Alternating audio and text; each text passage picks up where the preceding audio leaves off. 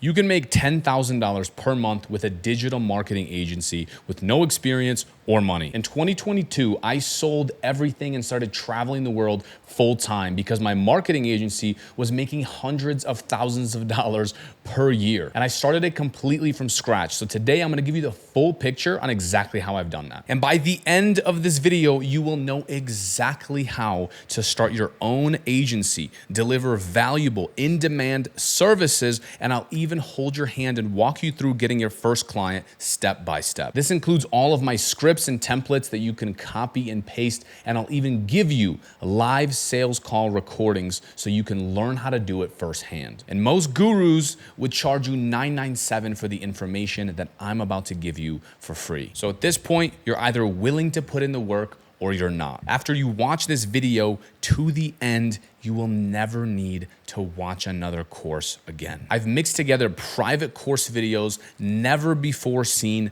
publicly, along with a series of my best YouTube videos so you can just follow along. So if you're ready to start making some serious money online, let's get into it. So my goal here is over the next few days or weeks is to show you and give you a roadmap to building a highly profitable SaaS agency to $10,000 per month. This is the best model that I have seen work for both the short term as well as, more importantly, the long term.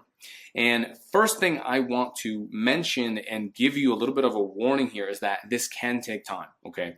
I started in the marketing space over 6 years ago now, and it does take hard work. This is not something you could press a few buttons and all of a sudden you have millions of dollars in your bank account, okay? At times, this can take 10 to 12 hours a day. And the thing is, everyone starts off at different points. You're already in the Facebook group. You can probably see some people are getting success early on. Some people might have landed a client in the first 2 days. Some people in the first 2 weeks. Some people in the first 2 months. Everyone starts at a different point and has their own personality, their own advantages as well as disadvantages, right? But going from the beginning, which is 0 clients to the first few clients, is really the hardest part. You have to level up in a lot of different ways. So expect that this is the hardest part, and then it only gets easier as you begin to snowball your skills and your business. But still, this is all so worth it. We're gonna dive in and I'm gonna show you how this all works, and you'll see why it works so well and how we're going to develop a no-brainer offer for your business and also for your clients. So one thing I also wanted to add in here is think about how much time and money people invest in college or investment properties to see returns. Investment properties, something like 900 bucks a month, right? People invest 150 grand into that, or college, 100 grand, 50 grand, 150 grand, and they're happy to make $50,000 a year. So module 1, high level overview of your SaaS business. And then we're going to talk a bit about mindset. So what is GoHighLevel? So if you're not familiar with GoHighLevel, it is really the secret sauce behind software in SaaS, okay? And this is going to be the backbone of your agency. I've been using this software for over 2 years now. They are absolutely amazing. It's an awesome software because it's really a no-brainer, right? CRM, sales funnels, unlimited sales funnels for your agency, also for your clients. Website builders, you can host a website on here, surveys, forms, email marketing. You can send email blasts and everything through this, text message blast marketing, everything, right? Appointment booking, calendars, as well as automations, right? So we used to use Zapier for a lot of stuff, and we replaced Zapier with some of the automations they have in here. The course as well. So most of you probably won't be using this, but if you have any courses, you can also host them inside of GoHighLevel. Call tracking for your clients, reputation management, tracking and analytics. All of that adds up to being just under $6K per month. And with HighLevel, you can get pretty much all of that for $300 a month. So you can offer a lot of services to your clients and also host it in one place. And the clients get an amazing, nice dashboard with your agency logo at the top, and they can use everything that you see here. Right? I have some clients on a plan where they can just edit their own website. They go in, they manage everything. And so it's off hands. You're white labeling this software, meaning you're attaching your logo to it and you're just calling it your software. You get to give it a name. You get to do whatever you want to it. So let's go ahead and keep on moving here. So normal service providers we have reoccurring services, things like paid ads, Facebook, Google, YouTube, TikTok, and most people charge anywhere from $1,500 to $2,500, some $3,500 per month for these services. Then you have SEO, then you have social media management.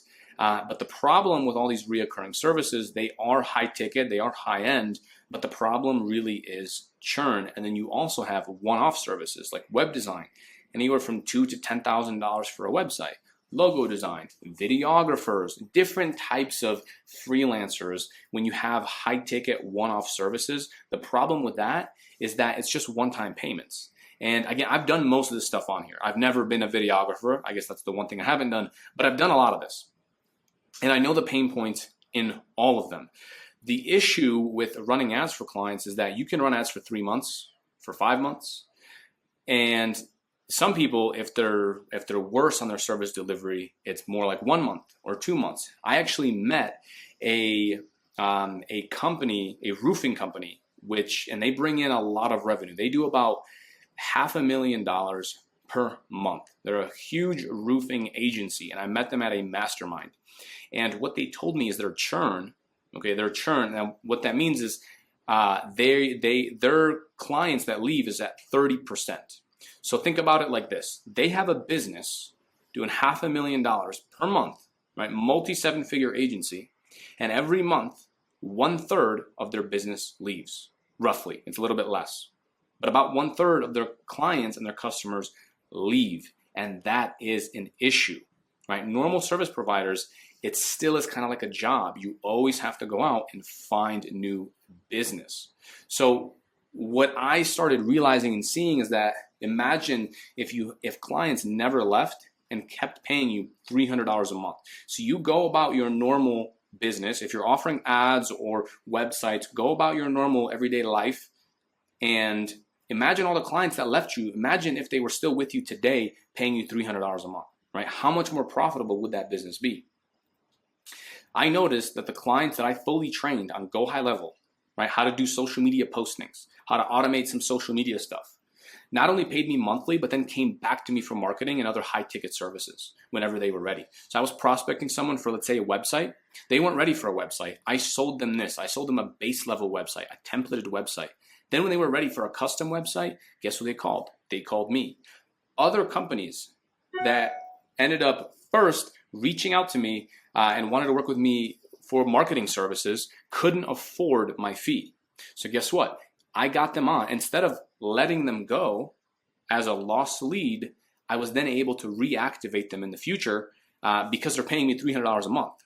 Okay, and so just because they're not ready at that time, you can still sign them up, and these little fees add up, right? 3 clients, that's already $900 a month, right? And so this works super, super well. If you want to be in a place, you want to be in a place where you have so many GoHighLevel clients that even if you stopped freelancing, you stopped doing ads, and you literally had to fire all of your employees, you'd still be making 6 or multi-6 figures off of your efforts that you're putting in today. So as your business goes like this, right? You get a client, lose a client, and your revenue goes up, your baseline revenue also goes up. So that way, you're never back down to zero.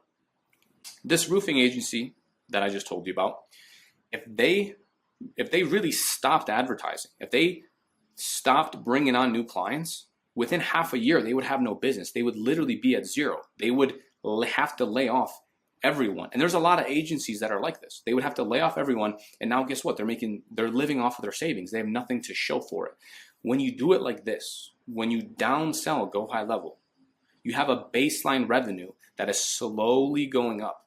So even after a couple years, if you just want to stop running ads and you're not interested maybe in the ads in the agency model, you still have your baseline revenue that pays for everything. And that's what makes this so beautiful. Now, if you compare this to most other business model, it blows them out of the water, okay? And you'll begin to realize this talking to your clients. So I don't know exactly who you work with, but local business owners have a lot of expenses. They pay for rent on an office. They pay for a truck. They pay for licenses. They pay so much money, okay? Not only to get started, right? Up front, they have to pay thousands and thousands and thousands of dollars. You're just paying for GoHighLevel, right? But if they stopped marketing, getting new clients, or getting work, they would literally go bankrupt or have to live off their savings. And so they have to keep working. They literally cannot stop working. And if they do, they're back at zero. They're back at ground zero. Even doctors, lawyers, if they stopped working, it's not like they're old. If somebody does brain surgery, it's not like that brain surgery continues paying them reoccurring for as long as that person's alive, right? It's not a reoccurring model. Sure, it's super high ticket. They make a lot of money, but if they stop, if they want to take 5 years in vacation or retire or whatever, their income goes down. And so the things you own end up owning you. This is exactly why everyone likes to invest in real estate, because they do not want to be on the grind forever. And so what you want to do is also think about this like digital real estate that keeps on paying you. So SaaS is software with a service. You provide a service on top of the software, but you always keep software as the baseline. So your income always gradually goes up. Now, of course, you want to keep signing on service clients. You can make a lot of money doing that, but have a strong baseline. So college is about $50,000, $100,000 investment. It's 4 years of your life, and most people are happy with $4,000 to $6,000 a month as their salary, and hope and pray they get a raise, they don't get fired, whatever. Even the higher end employees that make multiple six figures, that are engineers at huge companies like Facebook and Google, right? If they get fired, they don't make any more money. Plus, they have to work 40 hours a week, basically until they die. Investment property, $150,000 to $200,000, and most people are happy with $900 a month profit. You get 4 clients, and you're making that. And you didn't have to invest $150,000, right? You didn't have to do that. So sometimes all we need is a little bit of perspective to actually see how profitable this can be. So here are some SaaS numbers at $300 a month. This is what I recommend you sell it at. And so let's assume month 1 you get no clients. After about 1 year, 12 months, you're about $3,300 a month in reoccurring revenue. Okay, reoccurring revenue. Let's say you get 2 clients a month. First month you get no clients. After 1 year, you're at 22 clients, making $6,600 a month. This is where I would like you to be at, and I absolutely will also gear this towards signing on a bunch of clients. I'm going to show you how to move quickly. And what you can do is you can see here that if you're signing on 4 clients a month, which is definitely not impossible, and I know it sounds like a lot, but we're offering, we're not offering something that's a $10,000 package. It's just $300 a month.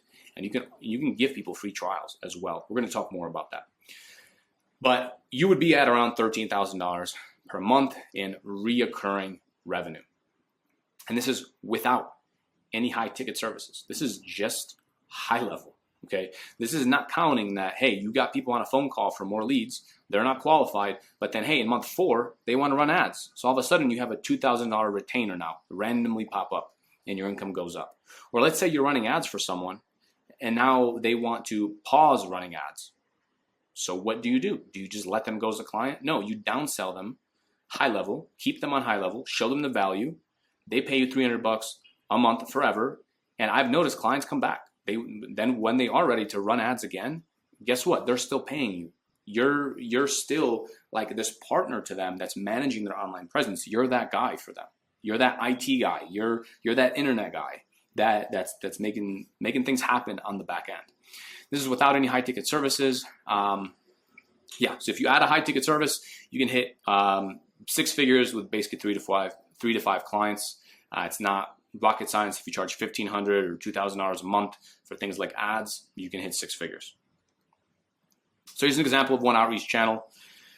This is a post that I made inside of a Facebook group. It's a niche Facebook group, and we're going to dive into so many other strategies and so many outreach channels. This is one of them. As you can see, we got 90 freaking comments on this, and people are saying, I'm interested, I'm interested, I'm interested. We booked a lot of free trials on this because that's what I was promoting here. I was just testing something. It was just for 7 days. Not to mention, not only are you getting people on the free trials, and then you could potentially auto bill them after the free trial, but you're showing them value, you're giving value in advance.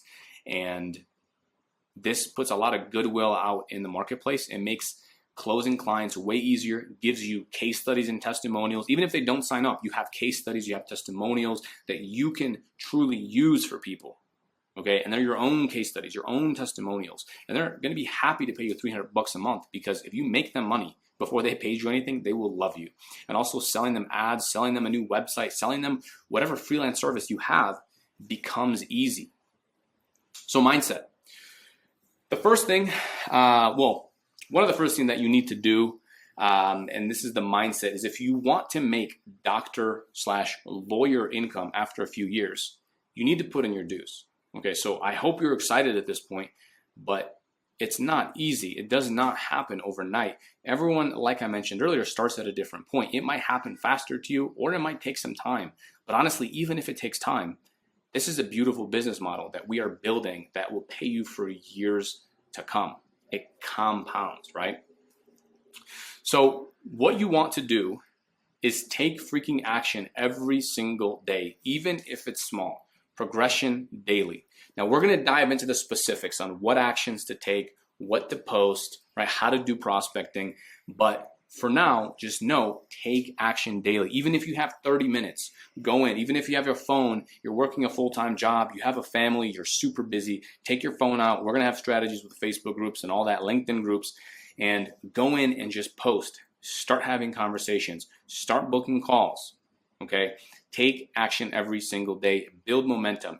It's better to build a habit of doing a little bit each day than doing a lot in one day. Build a habit.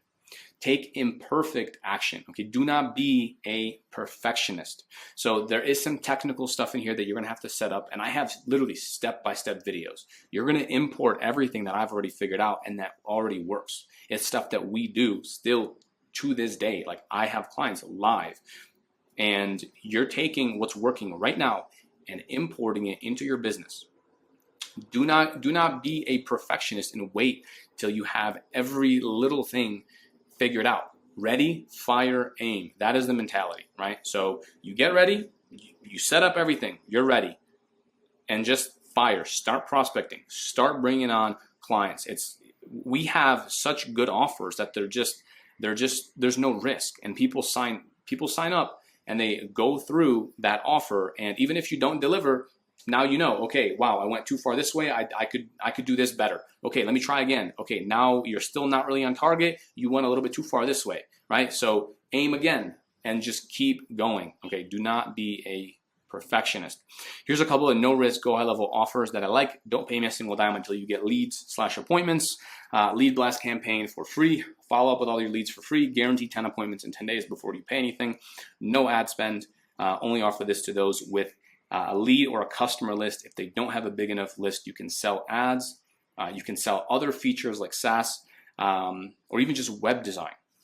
And you can use this offer to book more meetings. And even if they're not qualified, just again, book the meetings. You're still getting practice of how to do sales calls, how to conduct yourself. You're still building confidence. So not only are you building a business, but you're also building yourself. You're leveling up who you are as an individual and leveling up your skill sets. Okay, and this is freaking crucial. And I'm going to show you in this course, step by step, how to deliver on these services. These are all amazing campaigns that you can run for your clients. And I'm going to show you how you can deliver this to them step by step. Again, import my snapshots, my templates, and this will work. Okay, prospecting is king. Get more appointments at all costs. And then you want to close those appointments. Now, depending on where you are in your stage, we don't do any free trials. We don't do any of that. We run ads. So I run ads to my company, and that's how we do it. We don't do free trials. But in the beginning, you definitely can.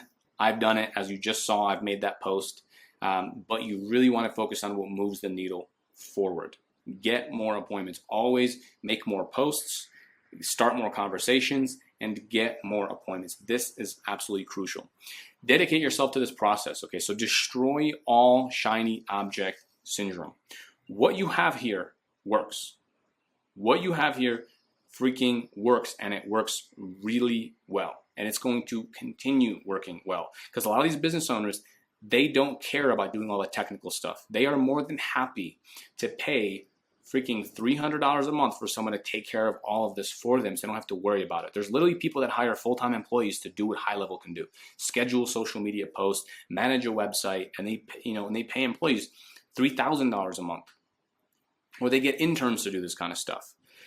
And so it definitely works. Make a minimum 6-month commitment that you are going to do this and really dedicate time and effort into this process and into this SaaS business model. Trust the process, even if you're getting some action, okay, but no one is signing up. Just trust the process. Keep on posting, keep on having conversations, keep on improving. And if you fail ASAP and get over that fear of failure. Okay, not everything is going to work out. You have everything you need to succeed here, plus a community that you can ask questions to. But failures are inevitable. And when it happens, just get up fast, get up quickly, and keep on setting appointments. Keep on talking to people. Learn from your failure, but keep on moving forward. If this is your first time doing sales calls and you don't have much experience, don't expect to be amazing, right? You're talking to a business owner that's doing $1 million a year, right? And if you have some sort of insecurity, they might be able to pick up on that, and that's okay. And that's okay, because again, you are evolving yourself and who you are as a person, and you're evolving your skills very quickly if you follow this course, but also into your next ventures, potentially, right? And this is absolutely crucial. So any pain, anxiety, imposter syndrome is good. Okay, you want to pretend that you are at the gym. So you don't go into a gym and just start benching 500 pounds. It's all reps and it's all sets. Start doing a little bit. You're going to fail. You're going to pick up some weights and you're going to realize it's too freaking heavy. Let me go down. Let me pick more weights, right? And it's the same thing, sales calls, outreach messages. Delivering these services as well. It's going to be a little bit clunky. It's maybe you sign on a client and it takes too long to onboard them. Maybe they send you a list and you tell them it's good, but then it's not good. Maybe you mess up on a campaign. That's fine. Ask questions in the group. Right? You have the group. Use that as a resource, but also just learn from it and move on. That's it. You always want to be on the brink of what you think you can do, and then just keep pushing, keep evolving. Keep becoming that next version of yourself, and do not overanalyze. Just simply take action, okay? You do not need every little piece figured out about this business. Oh, well, what is he going to do then? Oh, how do we automatically book appointments and we build funnels, and how are we going to do that? I don't know. Well, look, just take action, figure it out as you go. If you fail, just fail forward. Always learn from it and keep on taking action. Action cures anxiety. You don't need more information. Yes, you want to go through this course. You want to learn everything, but take a lot of action. Scientific method and the feedback loop is what you want to view all of this as. It's all just an experiment, okay? When you're doing a cold call, when you're sending a message, when you're thinking about a script, when you're running ads, when you're doing whatever, it's just a scientific method. You make an observation, okay, you ask a question, you make a hypothesis, okay, I think I'm gonna launch these ads, or I think I'm gonna make this post, I think I'm gonna approach this business owner in this way, and then you just do it. And then you come to a conclusion. Did this person respond well? Did they not respond well? Did this ad get results? Did it not get results? Did it get booked appointments? Did this DR campaign work? Did it not work? Analyze the results and then do it again. And then think to yourself, okay, what worked? What didn't work? What can I improve? What can I make better? And do it again. And it's just a cycle. And if you just keep doing this, how can you fail? Right? How can you fail? My mentality has always been like this. Even if it takes me 5 years, even if it takes 10 years to do this kind of stuff, right? We are trying to make doctor, lawyer type money and also work way less than these people, right? And even if it takes 5 years, so what? People go to college for 4 years and then they have nothing to show for it except a degree and maybe a child, right? So that's how you want to view this. You have a process and you always want to iterate on it. Okay. Next thing, one client illusion. So some people think I'm going to get one client and just focus all my effort on that client. This is incorrect. You do want to deliver the best possible quality of service for your clients, but never stop prospecting. I made this mistake. And a lot of this I know is because I've made the mistake. Okay. And that's why I'm sharing all this. Don't just get one client and then stop all your outreach, cancel your sales calls. I have a client. No, always keep doing your outreach. Build that habit, always keep doing it, always do more sales calls, always set more appointments, and just keep bringing on clients. Even if you don't know what you're doing for that first client, again, it's not that hard. We're doing DR campaigns, right? But bring on a second client. Keep on trying things. Keep on learning. Use that scientific method. Do not skip the foundations. So follow the process that we have laid out here. Make sure everything is properly set up. And again, I'm going to walk you through all that step by step. And also just practice good life habits, right? If you're not sleeping enough, you won't be able to concentrate properly. If your diet is completely terrible and you're eating fast food every day, it's just going to be hard for you to focus on this. It just is. So last thing I have here is the SWAS Kickstarter to-do list, and it is simplified here. This is super, super simplified, but really this is all that you need. Pick a niche, get a prospecting list of business owners in that niche, a list of people you can reach out to, create an irresistible offer. I showed you a couple, and I'm going to show you how to deliver on that as well. We have the DR campaign, we have guaranteed leads without ad spend, and then you have to set up one social media, Facebook and LinkedIn. You can do both, and also set up one direct outreach channel. It's cold email, cold call, as a prospecting channel to promote this offer, or just combine both into one. You can do that. And again, we are going to talk about this stuff later on, okay? Then you're going to take the prospects through a two-step sales process. You have the intro call, we have the demo call. In certain situations, one call will be fine, just a one call close. Then you're going to get them great results. DR campaign, website, SaaS, whatever it is, collect a testimonial from there, or a client interview, as we call them, because it sounds better. And then you're going to paste that on your website for other people to see and for other people to rave about you and rave about the ROI that you're getting them. Okay. And bonus, we can talk a little bit about free trials as well. So I hope this was useful. I hope this was helpful. It was a bit more on mindset, a bit more on the actual business model, more than anything tangible just yet. But I promise we're going to be diving into some really tangible stuff that you can take after this video. So I hope you have enjoyed this. Maybe it makes sense to watch this a couple times, right? We've covered a lot of material here. So check this out a few times if you need to. I hope this was helpful. I hope it inspired you, showed you the path that lies ahead, and I will see you on the next video. Making $10,000 per month in this day and age is just not that hard. And I'm not just going to share with you how I did it, but at this point, I've gone to a lot of these business networking events, masterminds. I have a lot of friends that are way beyond this point, and I'm going to share with you how they did it, how they got started. When I talk to my millionaire friends, this is how 90% of them have crossed $10,000 per month. And there's still a lot of people that really don't understand how simple this can be, and they just overcomplicate it. And I'm going to give you live examples. So make sure you watch to the end. Now, look, the reason for this video is because the other day at the gym, someone came up to me and they recognized me from my YouTube. I don't have a very big following, so this doesn't happen often. But they came up to me and they told me that they started traveling full time. And just a year ago, just a year ago, they were working a job that they didn't like. And now they're in Colombia, they're a digital nomad, and he's thinking about going to Argentina next.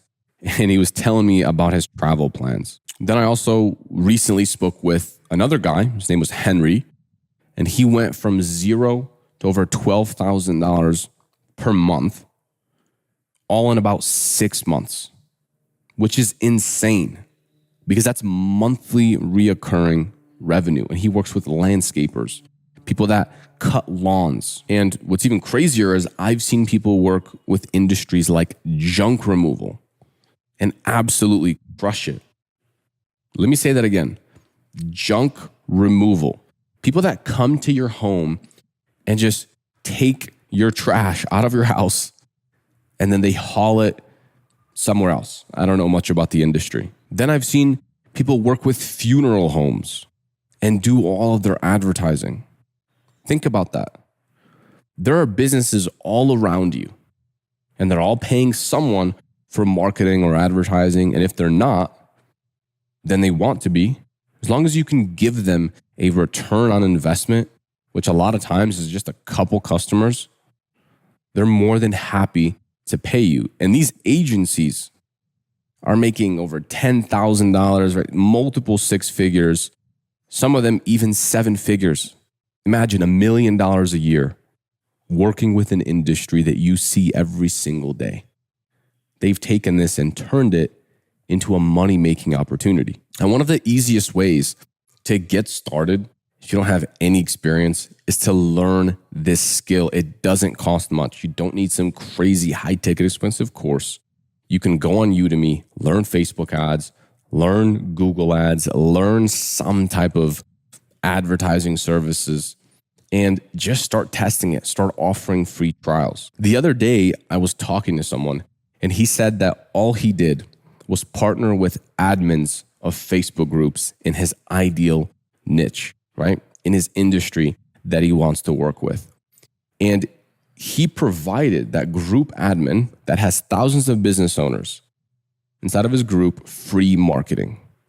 So he ran his Facebook ads for his business and made him more money. And in return, all he asked for was to be able to promote his services inside of that group. And now he can book meetings, he can book sales calls, he can work with people and get clients whenever he wants. All he has to do is make a few posts, the admin will approve it, and then just take inbound messages. Just start DMing people and see when they're free to chat. And he can pitch his services. Now, if you want to go one step further, I've also seen a dental marketing agency give a percentage of the sale, like a referral fee, to a leader within an industry. And what you can do there is give them 10%, give them 20%.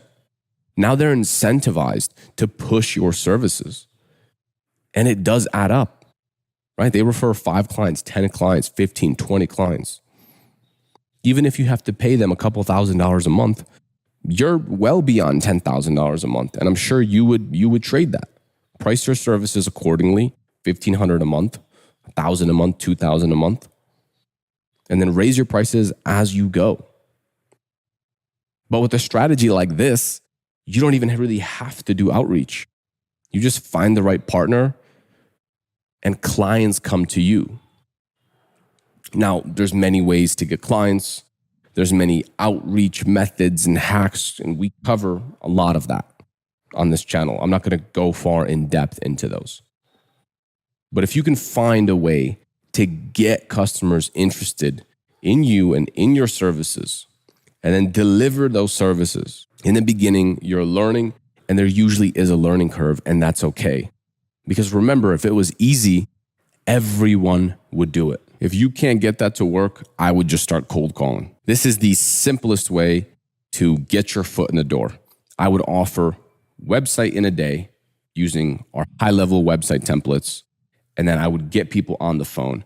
I would get them onto Zoom from there, and then I would analyze all their marketing. Hey, I know this is a conversation about your website, but I took a look at your online presence and I saw X, Y, Z. Here's what we can do. You probably need more customers, right? Boom. Now I'm upselling them marketing services. So with that approach, you don't sound like every other marketer that's cold calling them. You're giving value in advance. You're telling them you built them a free website. I have a live cold calling video on this channel of me doing just that. And you sound different, you stand out, and you're going to have an opportunity to pitch. And at the end of the day, how many clients do you really need? After 2, 3, 4 months of doing this, you'll be at a full-time income. If you do it properly and you keep improving, I just don't see how you can fail. It's a numbers game. It'll be hard mentally, but that's what you have to do. And I would do that till I'm making about 4 or 5 $6,000 per month till I'm making a full-time income. And from there, I would take the profit and I would reinvest it into paid advertising. I would run ads within that niche, within that industry on Facebook or on Instagram. And by running paid advertising, you can get appointments automatically booked on your calendar. Now, it's not that easy. You have to learn how to run paid ads. You have to test a bunch of creatives. But once you figure that out and you crack that code and you can book meetings on your calendar consistently, then it's just a numbers game. And by now, if you've done cold calls, if you've done sales calls, and if you're at a full-time income, you're more experienced now in sales. And you can comfortably say that you can close more deals. So the chances of it working are much higher. When we were running paid ads, I was spending $1,000 and I would make back $3,000 per month in reoccurring revenue. We'd spend $1,000 and get minimum 2 clients. We were charging $1,500 per month per client. That's our service fee. That does not include ad spend. So as you can see, that allows me to keep spending and keep reinvesting. So in a few months, you can be at $10,000 per month. It might take you 6 months to get to 10K per month. It might take you a year. It might take you 2 years. Who cares? You're making 6 figures. Even if it takes you longer than you expect, a couple of years, who cares? There's people that go to college for 4 years and will never make 6 figures. You can't dedicate a couple of years of investing in this business. It makes no sense. Those people that leave college also have debt. You won't have that. It's sweat equity that you have to put in. It'll be hard mentally, but your bank account and your lifestyle will thank you afterwards. But after you crack that code of doing it organically and making it a full-time income, literally 1 or 2 months later, you could be at 10K per month. That's how success goes. It takes you a year to get to full-time income, 6 months to get to a full-time income. And then in 2 months, you're at 10K a month. And then 2 months later, you're at 20K a month. That's how fast it can happen. The commonality between the agency owners that I know personally and that I have seen and that I have met in real life is in the beginning, it was hard. They didn't know about their niche or their services and they were learning a lot, but they pushed past it. They had some grit. They had some determination. Let's talk about creating a business name. So my initial beliefs about business name have evolved quite a bit. So let's dive into kind of like the philosophy behind it, and then we'll dive into a couple tools that you can use, a couple generators that can help you with creating a business name. So when I first started, I named my company Lit Media, and not much thought really went into it. I just wanted to start my company. I just wanted to start getting clients ASAP. And to be honest, I actually got my first client before I had a business name. I just got a client, I was doing outreach, and then I didn't have any business, and he was just paying me on PayPal. And that's basically how I got started. So it's not a huge deal, but in general, when you do pick a business name, I used to think that it's better to have your niche or your industry inside the names. For example, remodeling leads or something like that, like roofing leads, and that's cool. The thing is, you can always own that domain, right? So you can own like roofingleads.com or like medicalspaleads.com. You can buy that domain name way later if you choose to go into that industry. But in the case that you switch your niche, you don't want this to be kind of like the main overarching business, because then it won't make sense, right? So I've switched many different industries. But from the time I got started, I used to work with spas to different types of contractors. And so, thank God I didn't pick a business name that was too hyper specific. And that's what I recommend for you as well. So something like lead growth, I think, would be a good one. My suggestion is you go into these tools that I'm gonna list below this video and just type in a couple keywords that you like. So let's say like lead growth. You can just hit generate name. This is a tool on Shopify, and it'll give you a bunch of ideas. So again, this is kind of personal to you. And so there's not much that I can walk through because it's up to you, right? Rapid lead growth. Like maybe that's a good one. That could be a good domain name. You know, it has a benefit right in the name. Now you don't have to have it this way, but I would still recommend maybe having like lead or appointment or appointments or meetings or something like that, that it would be cool. But if you'd like to have something that is not really even relevant to like marketing or leads or anything, that's fine as well. My company name is Lit Media, and I've never struggled. I've never had clients ask about my company name. So not a huge deal. This is one tool right here, lead growth, that you can go in and just type in a couple ideas, just play around with it, right? Like lead growth, you could put revenue growth, you know, whatever you'd like to do. Next one is the Wix tool. Again, you can put in something here. You can put marketing agency and then just put in a couple keywords. So I keep using leads, but hopefully you guys will have more ideas than just leads, because there's way more than this, right? So let's keep on moving here. Archer leads, veggie lead, fun leads. Okay, so some of these are not going to be a good fit, but you kind of get the point. Just type in your main keywords right here. Type in stuff that you like, maybe stuff from your background, like iron, something like this. I know you're thinking, how is that relevant? But it's not. But I would just, Iru marketing. That's interesting. Horse marketing, iron sword. I like philosophy and I like this kind of stuff. And so I think if I had to redo a marketing name, I would either have something like ironleads.com or something like this, or I would just have a huge benefit inside of the name. So really get creative here. You could, you know, here's another one named Licks. And so this one's kind of cool because it can actually give you like images. And so let me show you what I mean. And so you can get like a visual understanding, right? Leadful, that's a pretty cool one. I don't know if that's available. And that goes into my next point, which is you want to go to Namecheap and just check that the business name is available, or the domain. If it's not available, then that's okay. You can put, for example, Lit Digital or Lit Media was not available, so I used Go Lit Digital, and then I used thelitmedia.com as an example. So let's say you want to pick, like some of these I'm pretty sure are not, like Prove is definitely not available, right? You're not going to buy that. Inked Ventures, Lead Ventures, that could be a cool one. Inky Lead. So Pivot Marketing. So this one's kind of cool because you can just get a couple name ideas. And Exopreneur. And so yeah, so just go through, take a look at some of this stuff. Also just put it in. If it's available, that would be amazing. Like Iron, let's say Iru Marketing. I don't know. Iron Marketing. So I like Namecheap. I think it's the best one. So you can just go in here and you can see if it's available. Okay, .market. We want the .com. And you can just experiment like this. Okay, so it is, but I'm not gonna pay $18,000. So you can go in here, go Iron Marketing. Okay, much better. So that could be a potential business name, right? Leadful. Leadful's probably taken. So that's kind of how you do it. Just take a look, play around with it, and I will see you on the next one.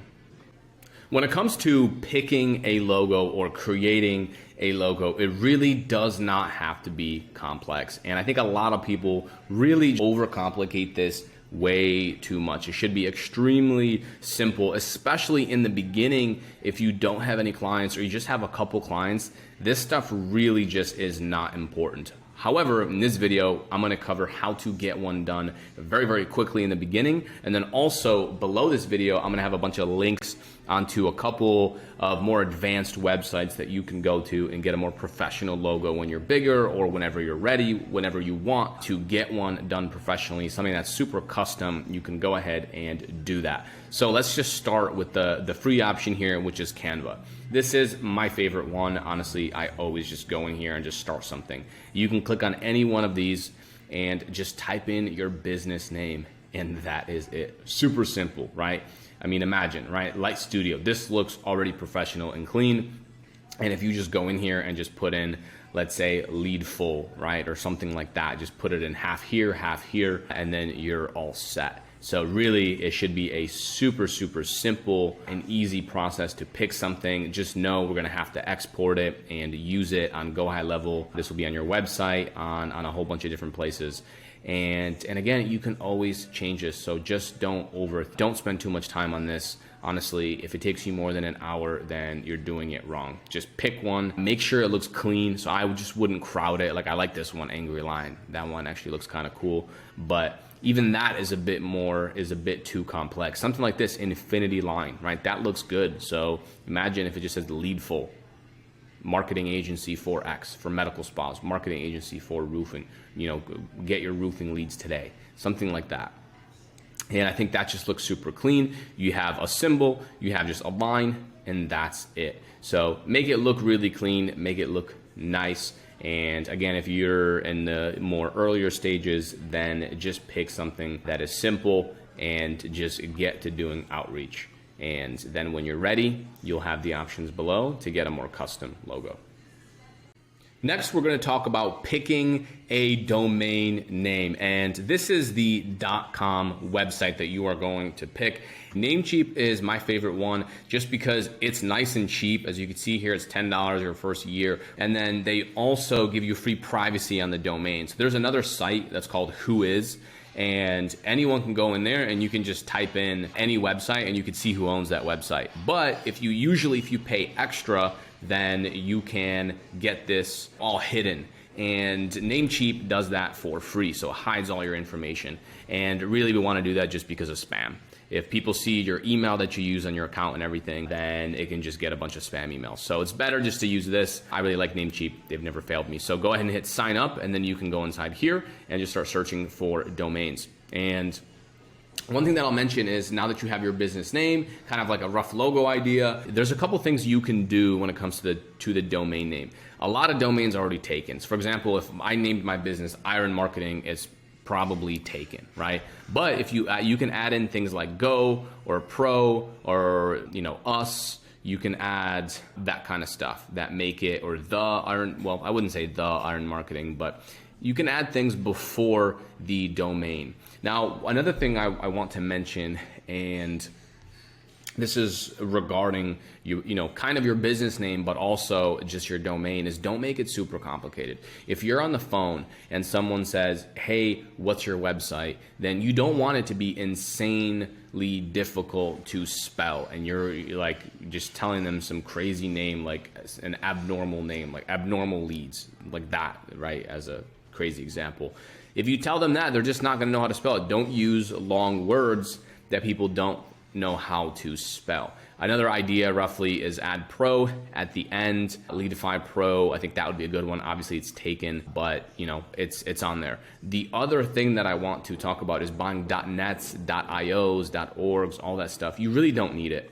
It's not a huge deal. I know some people like to use .net or .io. That's fine, but make sure that the .com is available, okay? And like, let's say this right here. Let's say I bought leadifypro.net, okay? Still a pretty good domain. However, if I tell someone on the phone, especially if you have an older demographic and you tell them, yeah, go to leadifypro.net, a lot of them will just forget and they'll go to .com. And if this is your competitor, or this is like another marketing agency or another lead agency, they're going to start submitting their information into this company. So my best advice is make sure the .com is always available. So even if, let's say, you wanted to use the .net, you can take the .com and forward it to the .net. So when someone goes to, let's say, leadifypro.com, it automatically sends them to leadifypro.net. And that's a huge one. Or even .io, right? That's a pretty cool one. Or .ai. So that's the big thing here. You can just add in something like today or, other kind of like filler words. And just make sure it's simple. Make sure you can spell it very easily, and you should be all good.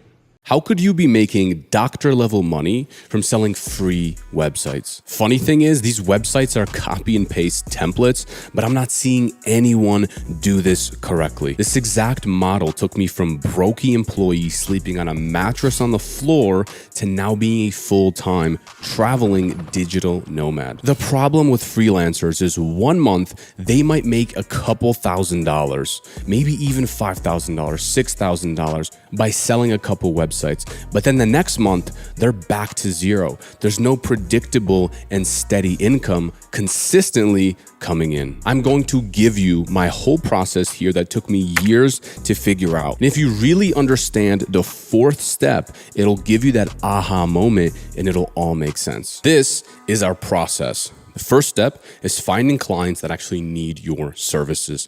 The next step is to find proven ways to reach out to those potential customers. Then I'm going to show you how to make sales easy. And after that, I will show you how to provide multiple services and monthly reoccurring income in which you can charge $150 a month, $300 a month, $1,000 to $2,000 per month, even $4,000. That's a slightly higher ticket service, and I'll tell you the order that you should do it in, as well as give you my biggest tip at the bottom here. So let's dive in. So the first thing you want to do before actually diving into this is pick a niche, pick an industry. I've provided a spreadsheet here that you can scroll through, and don't overthink this. I'm not going to spend too much time on it. Here are some common niches.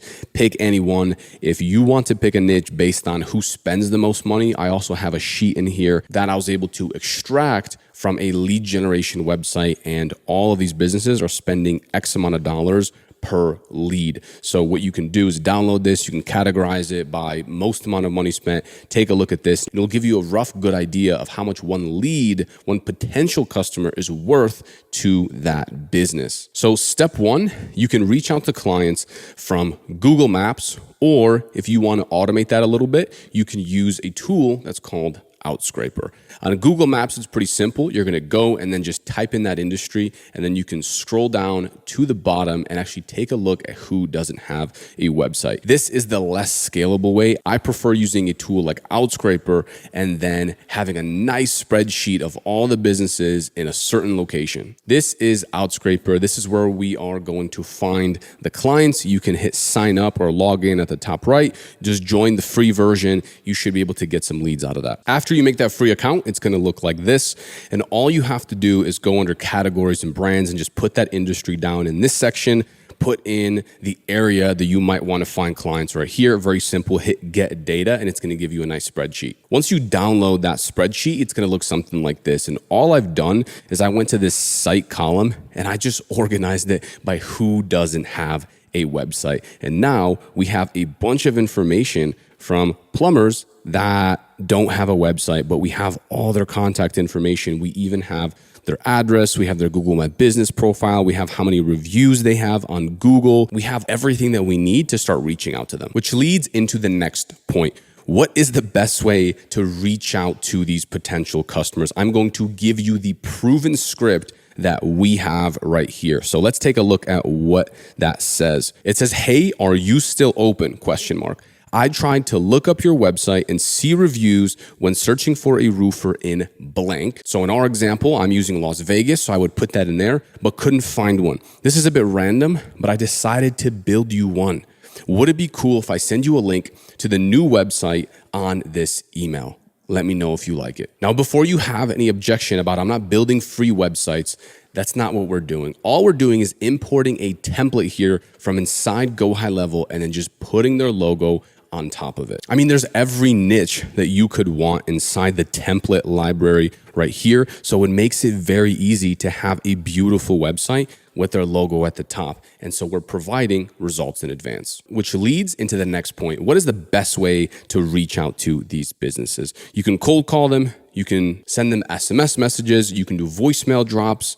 You could do emails, or you can send them a DM. I have tons of other videos covering these strategies on the channel. In fact, I have me live cold calling as well. You can check that out after this video. It doesn't really matter. The most important thing is you reach out to them and give them this offer that they cannot refuse. So after they reply back to your email, your DM, or your call, what we want to do is we want to create one sub account within GoHighLevel. And the way you're going to do that is by going inside of your GoHighLevel account. You can hit sub accounts, hit create new sub account here, and you want to fill out a blank snapshot. And in this one sub account, you want to call that website in a day. That's what I call this program. And every single person you reach out to that shows a little bit of interest, we're going to have all their websites listed nicely. You don't want to create a different account for each person yet because they're not a client, right? You might have 50 websites in this account. So it's going to get a little bit messy. Then once you have that set up, you can go over to the template section, type in that niche. I'm going to type in plumber here because that's the niche that I'm going after. As you can see, it's already a nice website. If you want, you can replace some of the text on here, but I would just leave it as is, put their logo on, and that's all you have to do. Next thing you want to do is import the one website template like we just covered.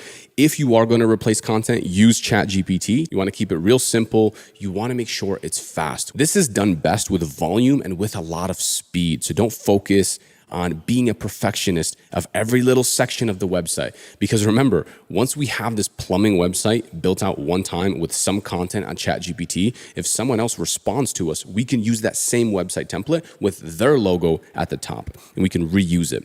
Next one is duplicate, add logo, top of website, and then you want to show them on Zoom. And the reason that I say to show them on Zoom versus just send them a link is because now you have an opportunity to diagnose their business and upsell them different services. Look into their reviews. Look into how fast they're responding to their potential customers. Look at their Google My Business. You have all this opportunity to sell them something. Plus, sales is always easier if you're just showing them something and they have a face, they have a voice to the name. So don't try to sell this strictly on email. Call them, jump on Zoom, which is where you're going to show them the website for the first time. Next, we have the monthly services section. So the most basic one is you just give them a website. You can charge anything for this, but I suggest to charge somewhere between $100 to $200 per month just to continue using this website. Now, if you want, you can also make this a free website for them for the first 30 days, meaning you integrate it with their domain. If they don't have a domain, you can help them purchase that, and then you start charging them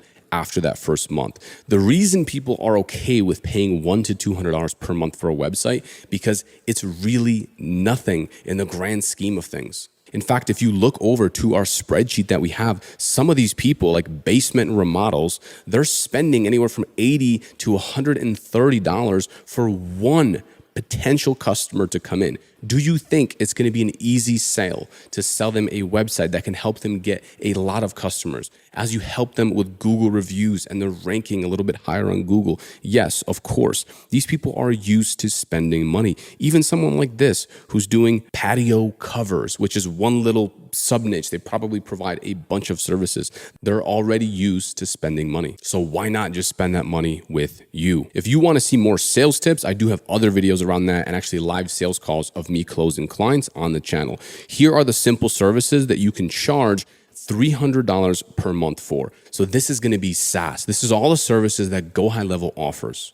I'm talking lead follow-up, chatbots, Google reviews, database reactivation, and even missed call text back. These are very easy to set up and very easy to sell them. Hey, Mr. Plumber, do you ever get calls that go to your voicemails? How long does it take you to respond to them? Oh, it takes you 10 hours. What if I can automatically text them immediately and save that lead from calling your competitor? Because if someone has a leak from their ceiling, they're not going to wait 10 hours for you to call them back. They're going to move on to the next guy. So let's text them. Let's give them an opportunity to stay within your company. And again, going back to our point, how much is one potential customer worth to you? Is it $20? Is it $30? Is it $100? Is it $200? This stuff is really valuable and it's easy to sell once you can see the return on investment for that business owner. Database reactivation, very easy. All you're going to do is get a list of their past customers and then send them an email, send them a text. If you work with massage therapists, hey, you can take all their past customers and just email them or text them, hey, get 10% off your next massage when you come back into our studio. Very easy. They're going to get a bunch of clients from that, and then they're going to love you, especially if you're offering that free trial. Google reviews, obviously, this is very important. It's their online reputation. Chatbots, which is a widget on their website that you can add, and you can even attach AI to it if you'd like. Next, let's talk about the advanced services. I'm talking SEO, Google My Business or Google Business Profile SEO, Google Ads, Facebook ads. marketing services as a whole. I started off my first couple clients, we charged a couple $100 for this because I didn't know what I was doing. Then we charged $500, and then after a couple more, we charged $1,000. And now for over 3 years, we've been charging $1,500 a month. And just this year, we increased it to $2,000 per month. And that does not include ad spend. That is just service fee, meaning coming to our company. Plus, they're spending an extra $50 per day on ads. These customers do exist and they're all around you. You'll be shocked as you get people on the phone and you speak with them. You'll see there's people spending $4, $5, $6, $10,000 on marketing, on TV ads, on radio ads. So this is a great upsell. It just takes more skill to actually sit down and learn these services. Next is a custom website. So if they want something that is much more custom than you are offering in your website in a day, they're going to have to pay for that. I've sold websites for $4,000 to $6,000 to local businesses. In fact, I have a live sales call of me closing a client for $4,000. You can absolutely do this. And this is where you can go in and make it all custom and put their text and you specifically write it for them. And you can customize the H1 tags and all that fancy stuff is going to be done on a $4,000 website. You can build this in another platform or keep it in GoHighLevel. That's completely up to you. And my biggest tip to you is find what they need and sell them that. So don't come into the call trying to sell them Google ads or missed call text back. If they're telling you they're responding to all their potential customers instantly, maybe missed call text back is not what they need. Sell them another feature. If you just focus on one, you can charge $300 a month just for that. For some reason, people think you need to sell every single feature that HighLevel offers to be successful, which is completely wrong. In fact, the amateur goes in and tries to sell all the automations and social media posting, auto missed call text back and Google reviews and text messages and all this other stuff. But the professional goes in and finds out exactly what the client needs. Maybe it's reviews. Maybe it's more leads. Maybe it's something very specific like website conversion optimization, something very tiny that really, really helps the client. I'm talking the 20% that's gonna make 80% of difference for your client. And they find that one thing, and from there, they ask good questions for the client and they show them how they can solve that one problem and really narrow in to that one thing. Look, if your client is confused with all the different features that you're trying to show them and you're trying to present to them, they're not gonna buy. They're not gonna see the value because they might feel overwhelmed. Someone that feels like you're gonna add more to their plate, why would they pay for that? They're already so busy. They need you to come in as an expert, show them how one little thing is going to help them, and then on the back end, once you have them onboarded and once you have them set up, you can show them all the other stuff and give all this extra value. Now, I know what you're thinking. Maybe there's many different things that are completely wrong for this client. But in the beginning, when you're just talking to the client, when you're presenting something, when you're speaking to them, find out what they feel like they need help in, right? If they have 7 reviews and all their competitors have 70, 80, 90 reviews, just pull up their Google page and say, hey, would you move forward with your business when all your competitors have 10 times the reviews that you do?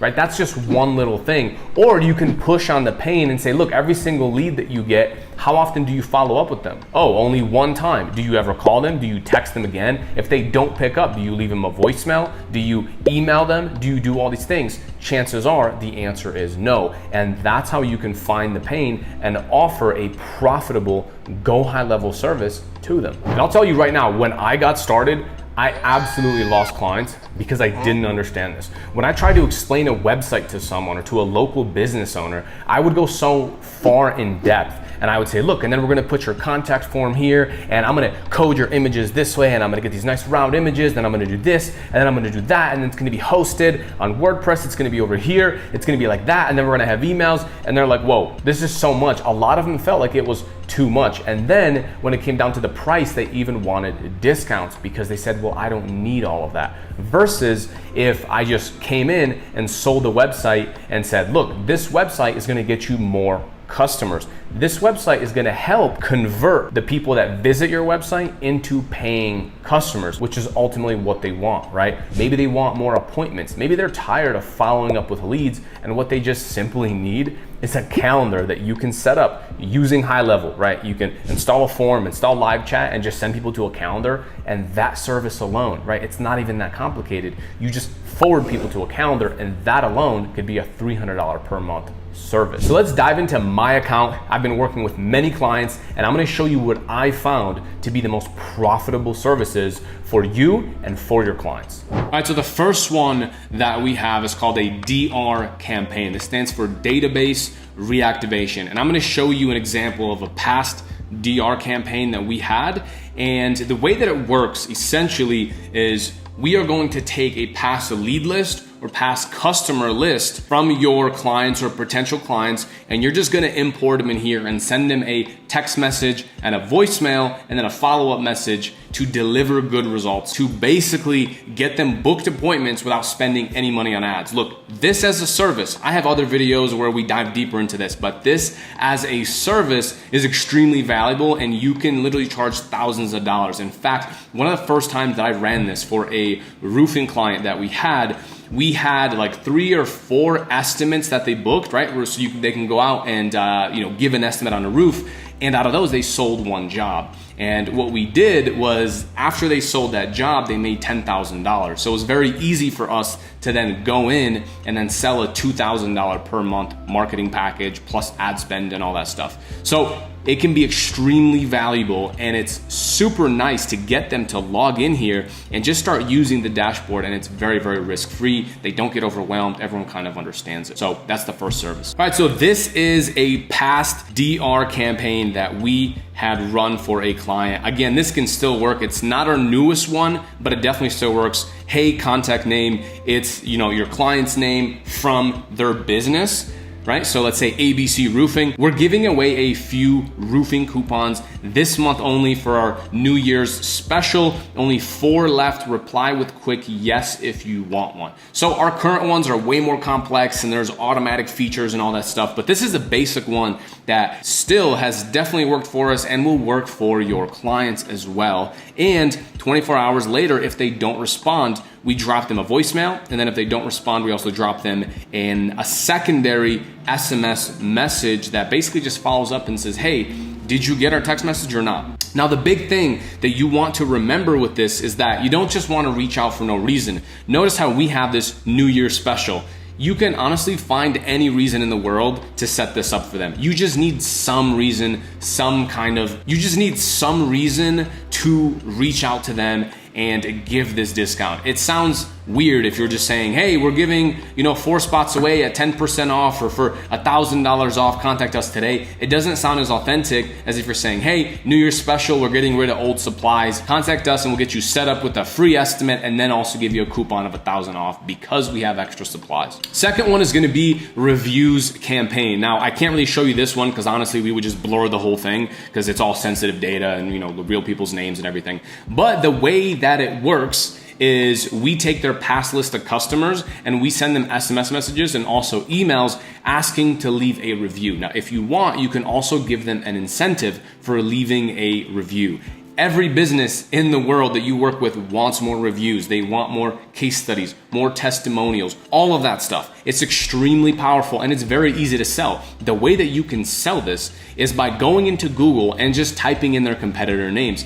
Ask them, who are your competitors? Or just go into their niche and into their city and just type that in, and you'll see their competitors, right? The top guys are probably gonna have 70 reviews, 80 reviews, 100 reviews. I mean, even if it's like 30 or 40 reviews, that's still a good amount. And if they only have 3 reviews, 4 reviews, it's an easy sell because it sells itself, right? You can go in and you can say, look, who would you move forward with? Who would you rather work with? Are you happy with the fact that you have less reviews even though you've been in business longer than all of your competitors, right? It's very easy to sell this as a service. Everyone wants more social proof, and they can use those reviews and follow-up emails on landing pages on their website, literally everywhere. It's very easy to tie reviews back into more revenue for the business owner. And the next thing is going to be the lead source report. Look, all of these local business owners, or really any business owner, is extremely busy, and they don't have time to sit there and to mark down where the lead came from and so forth. In fact, when we talk to clients, they usually say, oh, the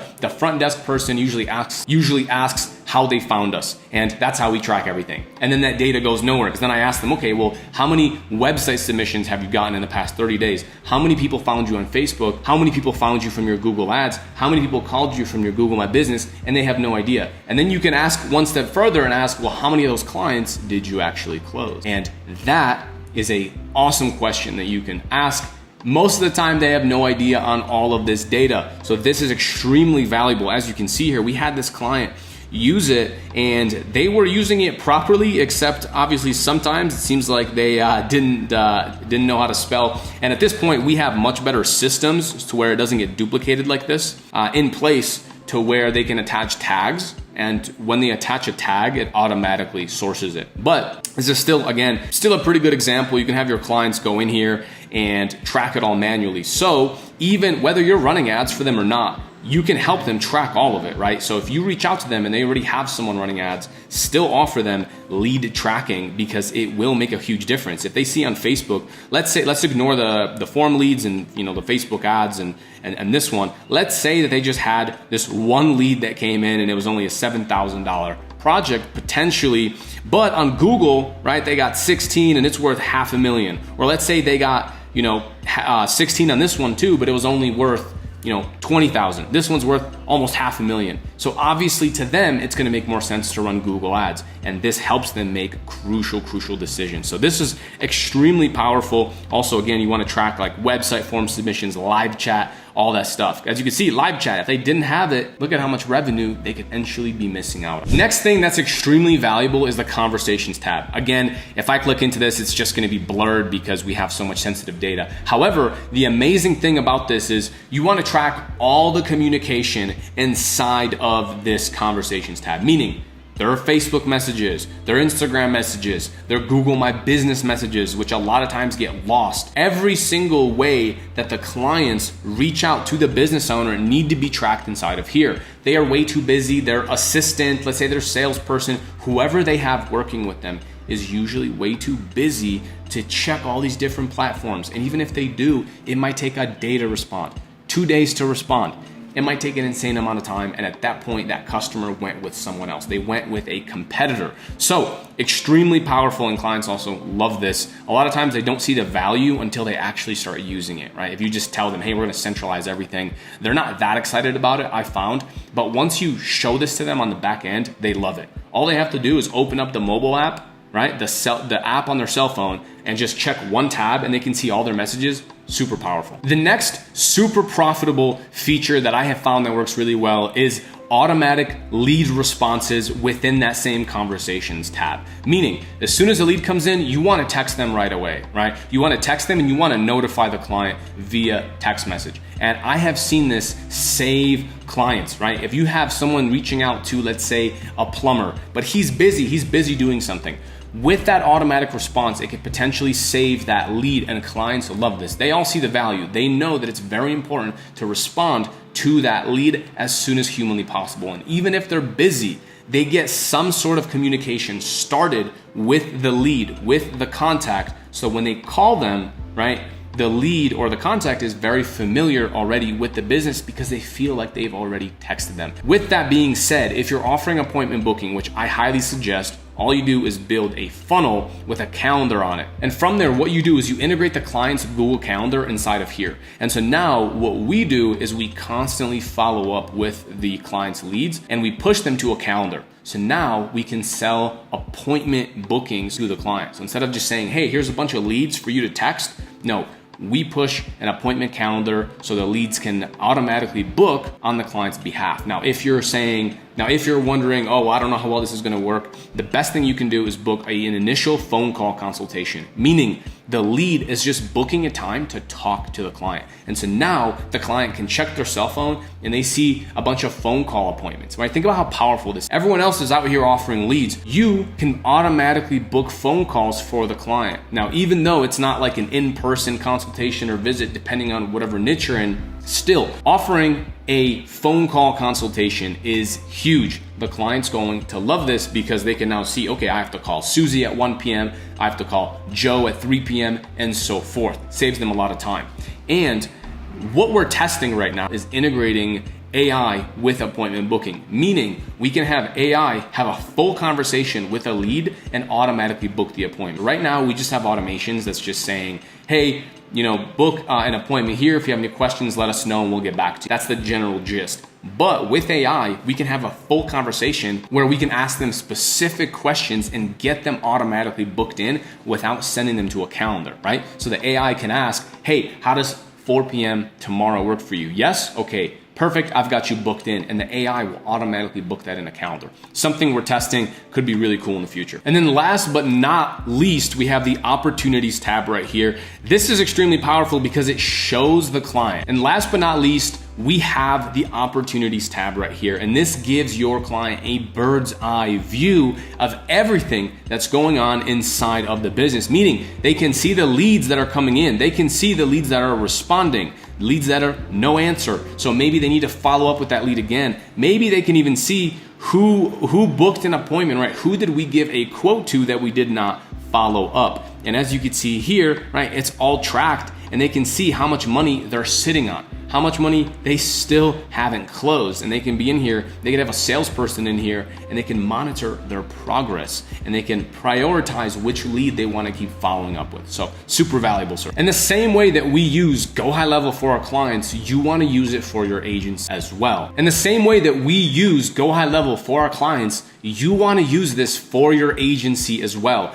All of our client communication happens inside of the conversations tab here. And one extremely powerful tool that I absolutely love using is the schedule option. In the same way that we use GoHighLevel for our clients, you want to use it for your agency. Meaning, every single new prospect and also client that we speak with inside of the conversation tab.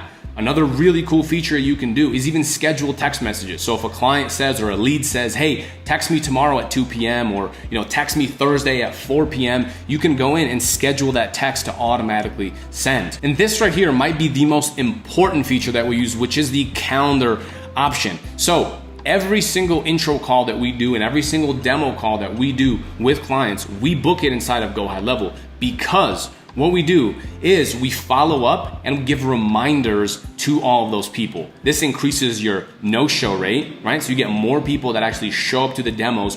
Plus, it gives us the opportunity to follow up with people that do no-show and with people that we don't close. Before we ever get on the meeting, we send them a ton of value. We send case studies, we send testimonials, we send other videos, other resources we automatically send out to clients that book a meeting with us. And this gets them pre-vetted. This gets them warmed up for the conversation. Now, I will be honest, not everyone sits there and watches all of our case studies, but even if they click on it and they scroll through your case studies page, your testimonial page, they still see that you're legit and they get slightly more pre-sold before you ever speak to them. And this is the insanely valuable part. Also, what it allows you to do is keep track of how many demo calls you've done, how many intro calls you've done under reporting here, and then you can check your statistics and you can see, are you not closing enough leads or are you just not even booking enough meetings? And from there, out of the ones that don't close, you can have automatic follow-up campaigns that follow up with them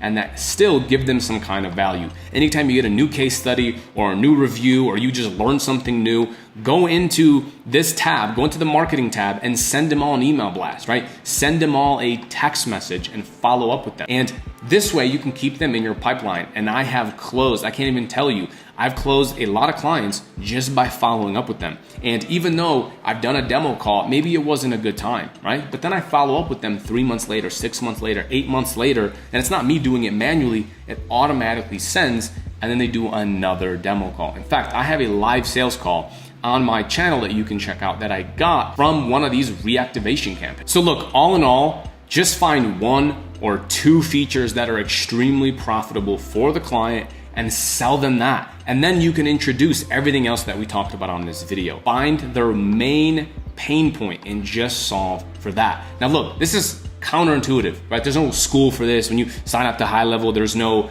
sales training that teaches you exactly how to sell it and so forth. And that's why this is so important, right? Maybe you've already been on sales calls and you just have a low conversion rate, and maybe you haven't gotten any clients. Maybe you already tried and you're struggling getting clients. Look, it's not your fault. You just haven't had any sort of training on exactly how to do this. Maybe you don't know how to find leads.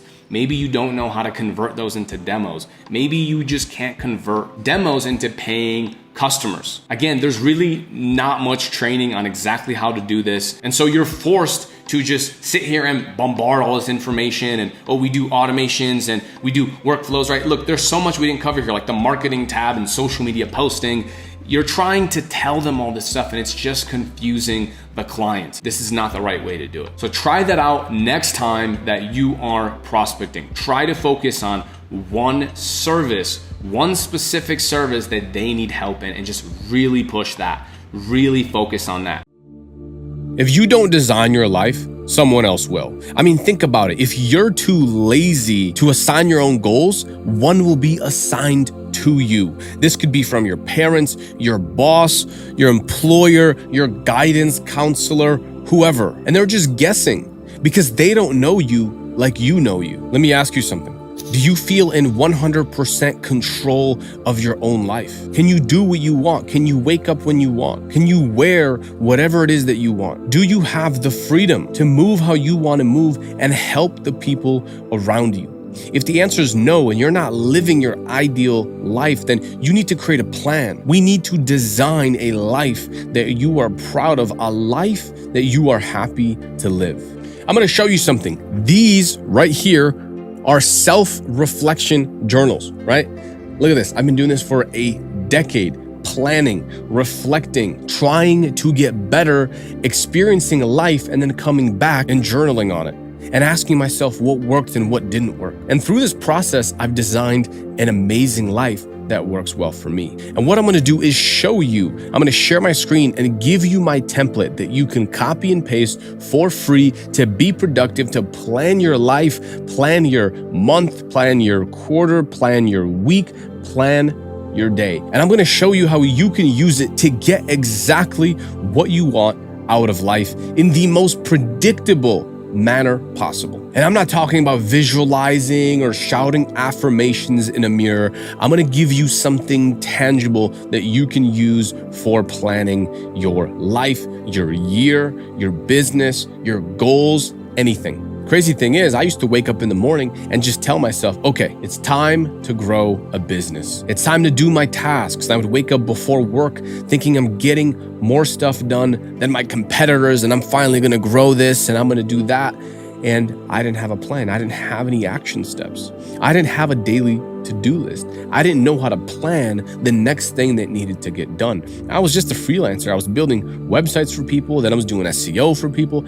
I didn't know what my main core tasks were in my business that really pushed the needle forward. I didn't really have a plan on how I was going to grow my business. And I listened to all this grind advice online of just grind and wake up before everyone, start working before your job, and then after you come home, keep grinding at night and then work your weekends. And I did all that, and it had its place, and I'm glad I did it. It taught me a strong work ethic, but I didn't have a plan. I spent years what could have been done in months had I just focused on the right things. And that's exactly what I'm going to be sharing here. This template works for virtually any business that you might have. I have been using it for years now, and it's been one of the main things that has helped me scale my company past $10,000 a month, past $20,000 a month, and now even way beyond that as well. Let me break it down for you, and you'll see why you can tangibly hit your goals very predictably. So the first thing you want to do is take a look at how we have the goals structured. So you have your annual goals right here. We narrowed it down to about 3, and then you have your theme, right? So monk mode year. In mine, I have creator year. So I'm diving more into YouTube, into making more content, but you can make your theme monk mode year, getting good at sales, psychology, persuasion if you want more clients and that's your interest. And that could be your main thing. Now at the top, you want to boil down the goals. I'm going to show you how we break it down to quarterly goals right here in a bit. But first, let's cover the personal goal. Maybe you want to move out of your apartment. Maybe you want to quit your job, do this online, right? Financial goal. Maybe you want to make $10,000 $10,000 per month, profit, all online, remotely. And then we have a mission section. So achieve financial time and location freedom. This could be taking care of your parents, maybe taking care of your mom. I have that inside of mine as well. And then below that, we have a clock. So this is just kind of easy to see. I look at this every single day, and I suggest that you do the same. Now, when you actually click into the goal, like we did right here, you'll see that it nicely breaks down good questions that you can ask yourself. Okay, what are your motivations behind this? What's next? How? What actions are required? And then it gives you a first quarter review, second, third, fourth quarter review. What actions are required? So it's asking you, what do you need to get done next to achieve this goal? And you can see that that's live for every single goal there. So let's go ahead and keep moving. So this is the weekly log. Inside of this log is where you're going to track your week, and you're going to track every single day. So I'm going to open up week 1 right here. And what you'll see is we have our weekly goals. And the cool thing is also about this is that you have your major task. So again, what is that task, the 20% task that makes up 80% of your results? If you're running an agency, some kind of freelancing business, then that's reaching out to clients. That's getting more clients. That's doing outreach. That's doing sales meetings so you can actually make more money. Now, learning. What are you learning that week? What is the priority? You want to focus on that main subject. If one day you're learning about sales and then the next day you're learning about copywriting and then you're learning about web design, you're all over the place. Dedicate 1 week to what it is that you want to learn. What can I improve? Look at your past week when you're planning this, which I suggest you do on Sunday. Look at your past week and give yourself something that you can improve, something you can do better. And then you're going to constantly evolve. Now, as you scroll down, any tasks that you have from the past week are going to automatically show up here. And I'm going to show you that in a second. I'll show you how it works. So right here, you're going to plan every single day. So on Sunday, you're going to sit down, put all this stuff in here, and then take your weekly task and divide it up per day. So in here, you want to set goals that are tangible. Take your major task of the week, which might be reach out to 500 business owners. And when you break that down, that means you have to reach out to 100 people per day, right? Or maybe it's 50 people per day. So 50 IG DMs, right? Or maybe it's 50 emails like I put right there. So that's completely up to you, whatever the task is. We all have different life tasks as well. Maybe you have to get your oil changed on your car, whatever it might be, school duties, whatever. You can put that in right here where it says life. So now you can divide up the 2 notes. This is any notes that happen throughout the day. Maybe you're reading a book and you want to take notes down, which I also do below this section right here. I take a lot of notes right here. If I'm reading, sometimes things just come up in the day, a client calls, maybe anything that might happen. I take my notes right here and then I divide it up later on in the weeks. This keeps me extremely organized. So let's go back here. And so as you continue filling this stuff out, let's say you open up week 2. So inside of week 2, what will happen is any tasks that you put inside of here, right? Outstanding tasks from week 2, it's going to appear in this section, tasks from last week. As you can see, outstanding tasks from week 1 is up here. And then every single month, you can just hit filter and you can change the range from month to month, and you'll always have a new week that you can work from. So now let's look at the quarterly goals. This is extremely important. This is one of my favorite parts of this tool is because it allows you to plan everything so nicely. And I've put together some of the best questions that I have found that have helped me grow my company that you can ask yourself on a quarterly basis. Now, every single year, at the beginning of the year, I make my one big goal and then I bring that down to quarterly goals and I just put that inside here. And right now it's January. So I put in my quarterly goals here and I filled out this top section here. What are the 20% needle mover activities? Meaning, what can you do that will actually push your business forward? I'll tell you what, it's not building a website. This is a side task that you should not be focusing on. Okay, things to learn, improve on. This could be sales skills. This could be persuasion. This could be anything of the sort. Experiments, things to test. I want to try email marketing. I want to try cold calling. I want to try AI video outreach, which we have on this channel, which is working very well. Then the not to-do list. This is also equally as important. What am I not going to do this quarter? I'm not going to waste time drinking with my friends on weekends. Instead, I'm going to work on my Saturdays and Sunday mornings. Maybe it's checking your phone. I'm not going to check my phone before noon. This is a very valuable task as well. Notes, anything else you want to add? And then here's the cool thing. At the end of that quarter, you're going to do an end of quarter review. What are the biggest achievements? What is the progress on my annual goals in all three portions? What worked? What didn't work? How can I improve this? What should I continue doing? What new things should I start? What should I change? These are all amazing questions that you want to ask yourself at the end of each quarter, at the end of each 3-month period. How can you fail if you're asking yourself questions, if you're always seeing something that's working, something that's not working, and you're always adjusting your plan? It's a living, breathing thing. Most people make this year-long goal and then they don't visit it again until it's December. And they're like, oh, well, I had a plan to lose 15 pounds. I lost none and I actually gained weight. There's nothing that they actually do to push their life forward. Here we also have another section called overall thoughts. So you can journal freely here about your past 3 months. Talk about what you did well, what you didn't do well, and just give your honest opinion on the quarter. This will be nice to look back on. And after you plan your quarter, you can go in and plan your monthly log right here.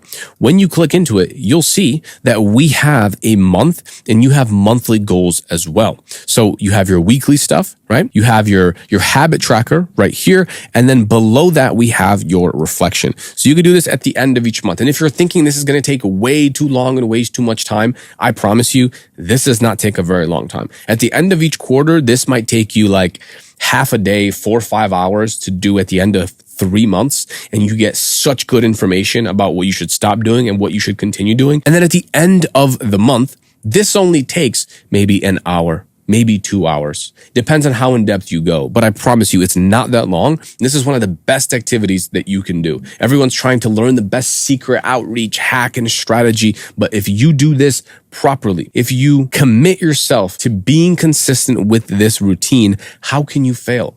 You're always reviewing. You're always trying something. You're always expanding. You're always moving forward. You're always learning. This is the closest thing that I have seen to guaranteeing success. So what worked this month? What didn't work? Learnings from this month, how to improve, hope for next month, and then journal. What are the main things I'm proud of? What are the frustrations? Who are the people that I'm grateful for? And so forth. And then under the free spaces, again, you can journal if you'd like on some of these things. And if you want to see all of the months, you can just hit monthly log up here, and then you have all the months and you can journal on that as well. Let's go back to the main template. So as we scroll down, I have a couple interesting sections. Here's again, the top 20% activities, because you're going to look at this every single day. When you get up in the morning, I want you to sit down and look at this template. Look at your goals, look at your quarterly goal, look at the time that it is, and then scroll down. Look at some of the stuff that you already completed this week. Look at what you have yet to complete. And also just remind yourself, what is the most important thing for me? Okay, this could be sending DMs, right? This could be trying out LinkedIn. This could be setting more appointments, closing appointments, getting better at sales, right? Following up with my leads. And then I have another section. So this is other important stuff, but not as important. So talk to clients. This could be build your website, try more offers, right? Create GoHighLevel systems, test different AI tools, and so forth. So this keeps you in line always. To the right of that, we have a life expectancy calendar. Now, for some people, this is a little bit morbid. I like it because it reminds me that I don't have unlimited time here on earth, and it motivates me to work harder, to push faster, and not just to work harder, but also to enjoy my life more. I know that I'm not going to live forever. So by having this here, it gives it a tangible number. How much time is left? Now, what I'd suggest you do is just choose the year that you turn 80. What you can do is scroll to the end right here and just pick the year that you're going to be 80 years old, and it'll adjust all the numbers automatically. And then you'll see how many months that is. You'll see how many weeks that is, how many days that is, how many years that is, right? How many hours that is. But when you look at the months, 526 months, that doesn't seem like that many months, does it? So make sure you hit your goals fast so you're not wasting your time by month. So this is the monthly log right here as well. We have the habit tracker right here. So this is access to my course. So if you want access to that course on how to hit your goals, 10K a month, whatever it might be faster, you can check out the course there. Habit tracker. So this is your habits. We have the day in here, we have the dates, and then we have all of these habits. So again, you could take these, you can adjust them. Also, cool thing is we have this little progress bar as well. And if you do want to access this, you can also see it inside of the monthly log. So I suggest if you do have habits, just do it from the monthly view. So that way you don't have a huge list. Okay, projects. What projects do you have right now in your life? This could be school, right? This could be work. And then what's active? Building a Go High Level side business. And there's nothing really inside here. You certainly could open this and then take notes on it, whatever you want, but it's more of a visual representation of what is your focus right now in your life. Then I have a section for health routine, meditate 7 times per week, maybe gym 3 times per week. And so now you have everything in one place. And also below this, you can write down anything else, any other ideas that you have on things that motivate you. Maybe if you're more of a material person, you can put pictures of cars or a house or whatever it is that you want. You can put that here as well, because the goal is to motivate yourself and get yourself out of bed and get excited every single day for what it is that you are doing. When you download this, I'm going to have a link inside of the description. You can also go to this website right here, bestagencytools.com. It's going to be inside of the spreadsheet.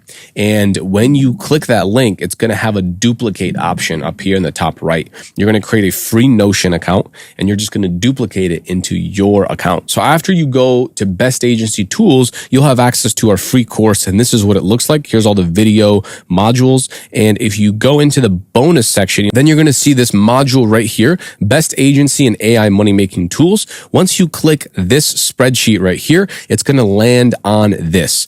And this is exactly how we scaled our business past $20,000 per month while traveling the world full time. And down here under Notion, you'll see the link right here. You can click that and then you can duplicate it right to your account. The way I see it is there are 2 ways to use the GoHighLevel CRM. The first one is if you are a marketing agency owner or you're maybe some kind of freelancer offering high ticket services. I'm talking you're charging thousands and thousands of dollars for your services. You can use HighLevel to assist those services and make it much more valuable. Plus, you can also have HighLevel as a downsell. So instead of, for example, you charging thousands of dollars per month for your ad services, you can also have a downsell, meaning the people that are not a good fit for ads, you can now still charge them $300 per month just to use your white labeled version of GoHighLevel. You slap your logo on it and you're good to go. You can charge anywhere from $150 to $300 per month just for that if you set it up properly. The next one is GoHighLevel SaaS and offering this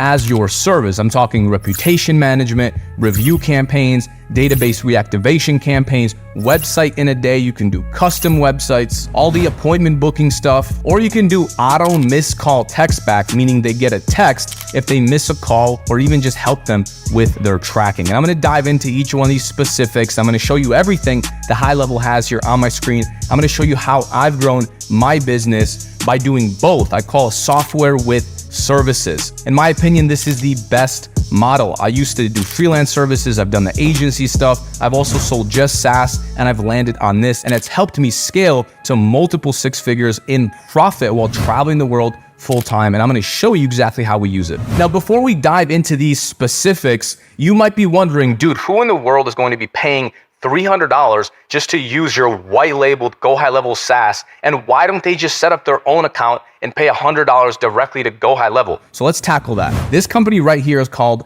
Podium, and Podium charges, as you can see right here, about $300 per month to do some contacts. They do online reviews, website chat, text marketing, payment processing. That's literally less than half of what we are going to offer them for $300 per month. You can look at the product, you can look at what else they do. They have multiple plans and they make hundreds of millions of dollars. You can Google their revenue if you're in disbelief. And here's another company that's called Bird Eye, and they're doing pretty much the exact same thing that we are offering. And once again, also charging $300 per month to do everything that we can do, except we can do it better because we work with the local businesses directly and we help them solve their exact problems. And once you set it up one time, they're going to keep using it. I have clients that I've worked with for many, many years, and I haven't spoken to them in over 6 months because once you set it up and their front desk, their office, they themselves use it, they don't have to speak with you. right? It's integrated into their business. Look at all the stuff that Bird Eye here is doing. We can do absolutely all of that, except go one step further and help our clients, help our customers integrate it directly into their business, specifically to their business. And once again, you can Google Bird Eye as well. Look at their revenue. Look at how much money they're bringing in if you're in disbelief. All right, so here's how you're going to use GoHighLevel for your agency or for your freelancer business or even for your SaaS company if that's a direction that you want to start. You're going to get appointments and continue with your prospecting as you do whatever strategies you have to get clients. And by the way, we have a ton. I just interviewed one of my friends that's using GoHighLevel specifically for prospecting, is doing SMS outreach, and he closes about 5 clients per week. These are high ticket clients, not $300 a month clients, but ones that pay thousands of dollars. The video is not live yet, but maybe by the time you're watching this, I'm gonna have that live and released. So definitely check that out. We go very far in depth into that. But if you are booking appointments in any way, Instagram, Facebook, LinkedIn, whatever method you are using to get clients, you wanna get them all in here. This replaces Calendly completely. So now all of your appointments are booking inside of GoHighLevel, and we automatically follow up with them on text message, on email, and you can follow up with them with certain dates, right? 3 days before the event, text them this. 1 day before, 5 minutes before, send them a Zoom link. If they don't click on the Zoom link, do this. And so that's part of the workflow features. And also you can tag your appointments as closed, not closed, follow up, whatever. And now a different segment, a different sequence goes out to your potential clients. Let's say you speak to someone, they don't close, they don't pay you. So now you move them to this column, you attach a certain tag, and now they're getting text messages 3 months from now, 6 months from now, and so on. Plus you're building your list. So if you get a case study, if you get a testimonial, if you get a new project that you complete, you can now send that to them in the future and get them back into your funnel and get more clients just by keeping everything in one place. And so as you can see here, you have your conversations tab. This is where you're going to have all your conversations with potential clients. Also, when you link up your Facebook, your Instagram, whatever, all the conversations go inside here.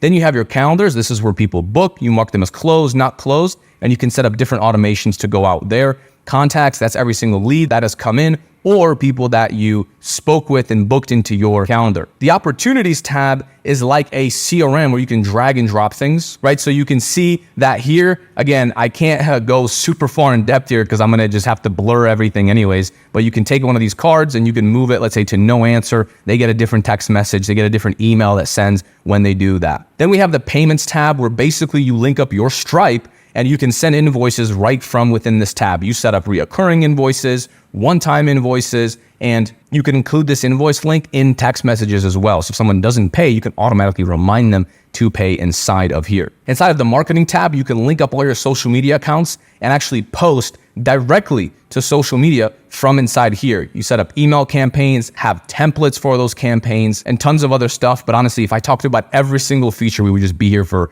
way too long. Big thing that we use it for also is funnels. Anytime you run any kind of campaign, we build all of our funnels inside here. Our websites are inside here. All the forms, the surveys, everything is very easy to see because it's all in one place. And then for most people, it's not going to be too relevant, but there's also a memberships tab where you can create courses, have videos, all that stuff inside here. And the other features are more so for your clients. Let's say you have the reputation tab. So if you're working with local clients, they care a lot about reviews. You can help them get reviews by having like review campaigns and reputation management campaigns. I have other videos around that, so I'm not going to cover that, but that's all inside here under that tab. Then you have the reporting tab, which allows you to show your clients all the reports of everything if they want to see it. How much website traffic they're getting, right? Their Facebook ad and their results, how many calls they're getting, how many appointments that they're getting.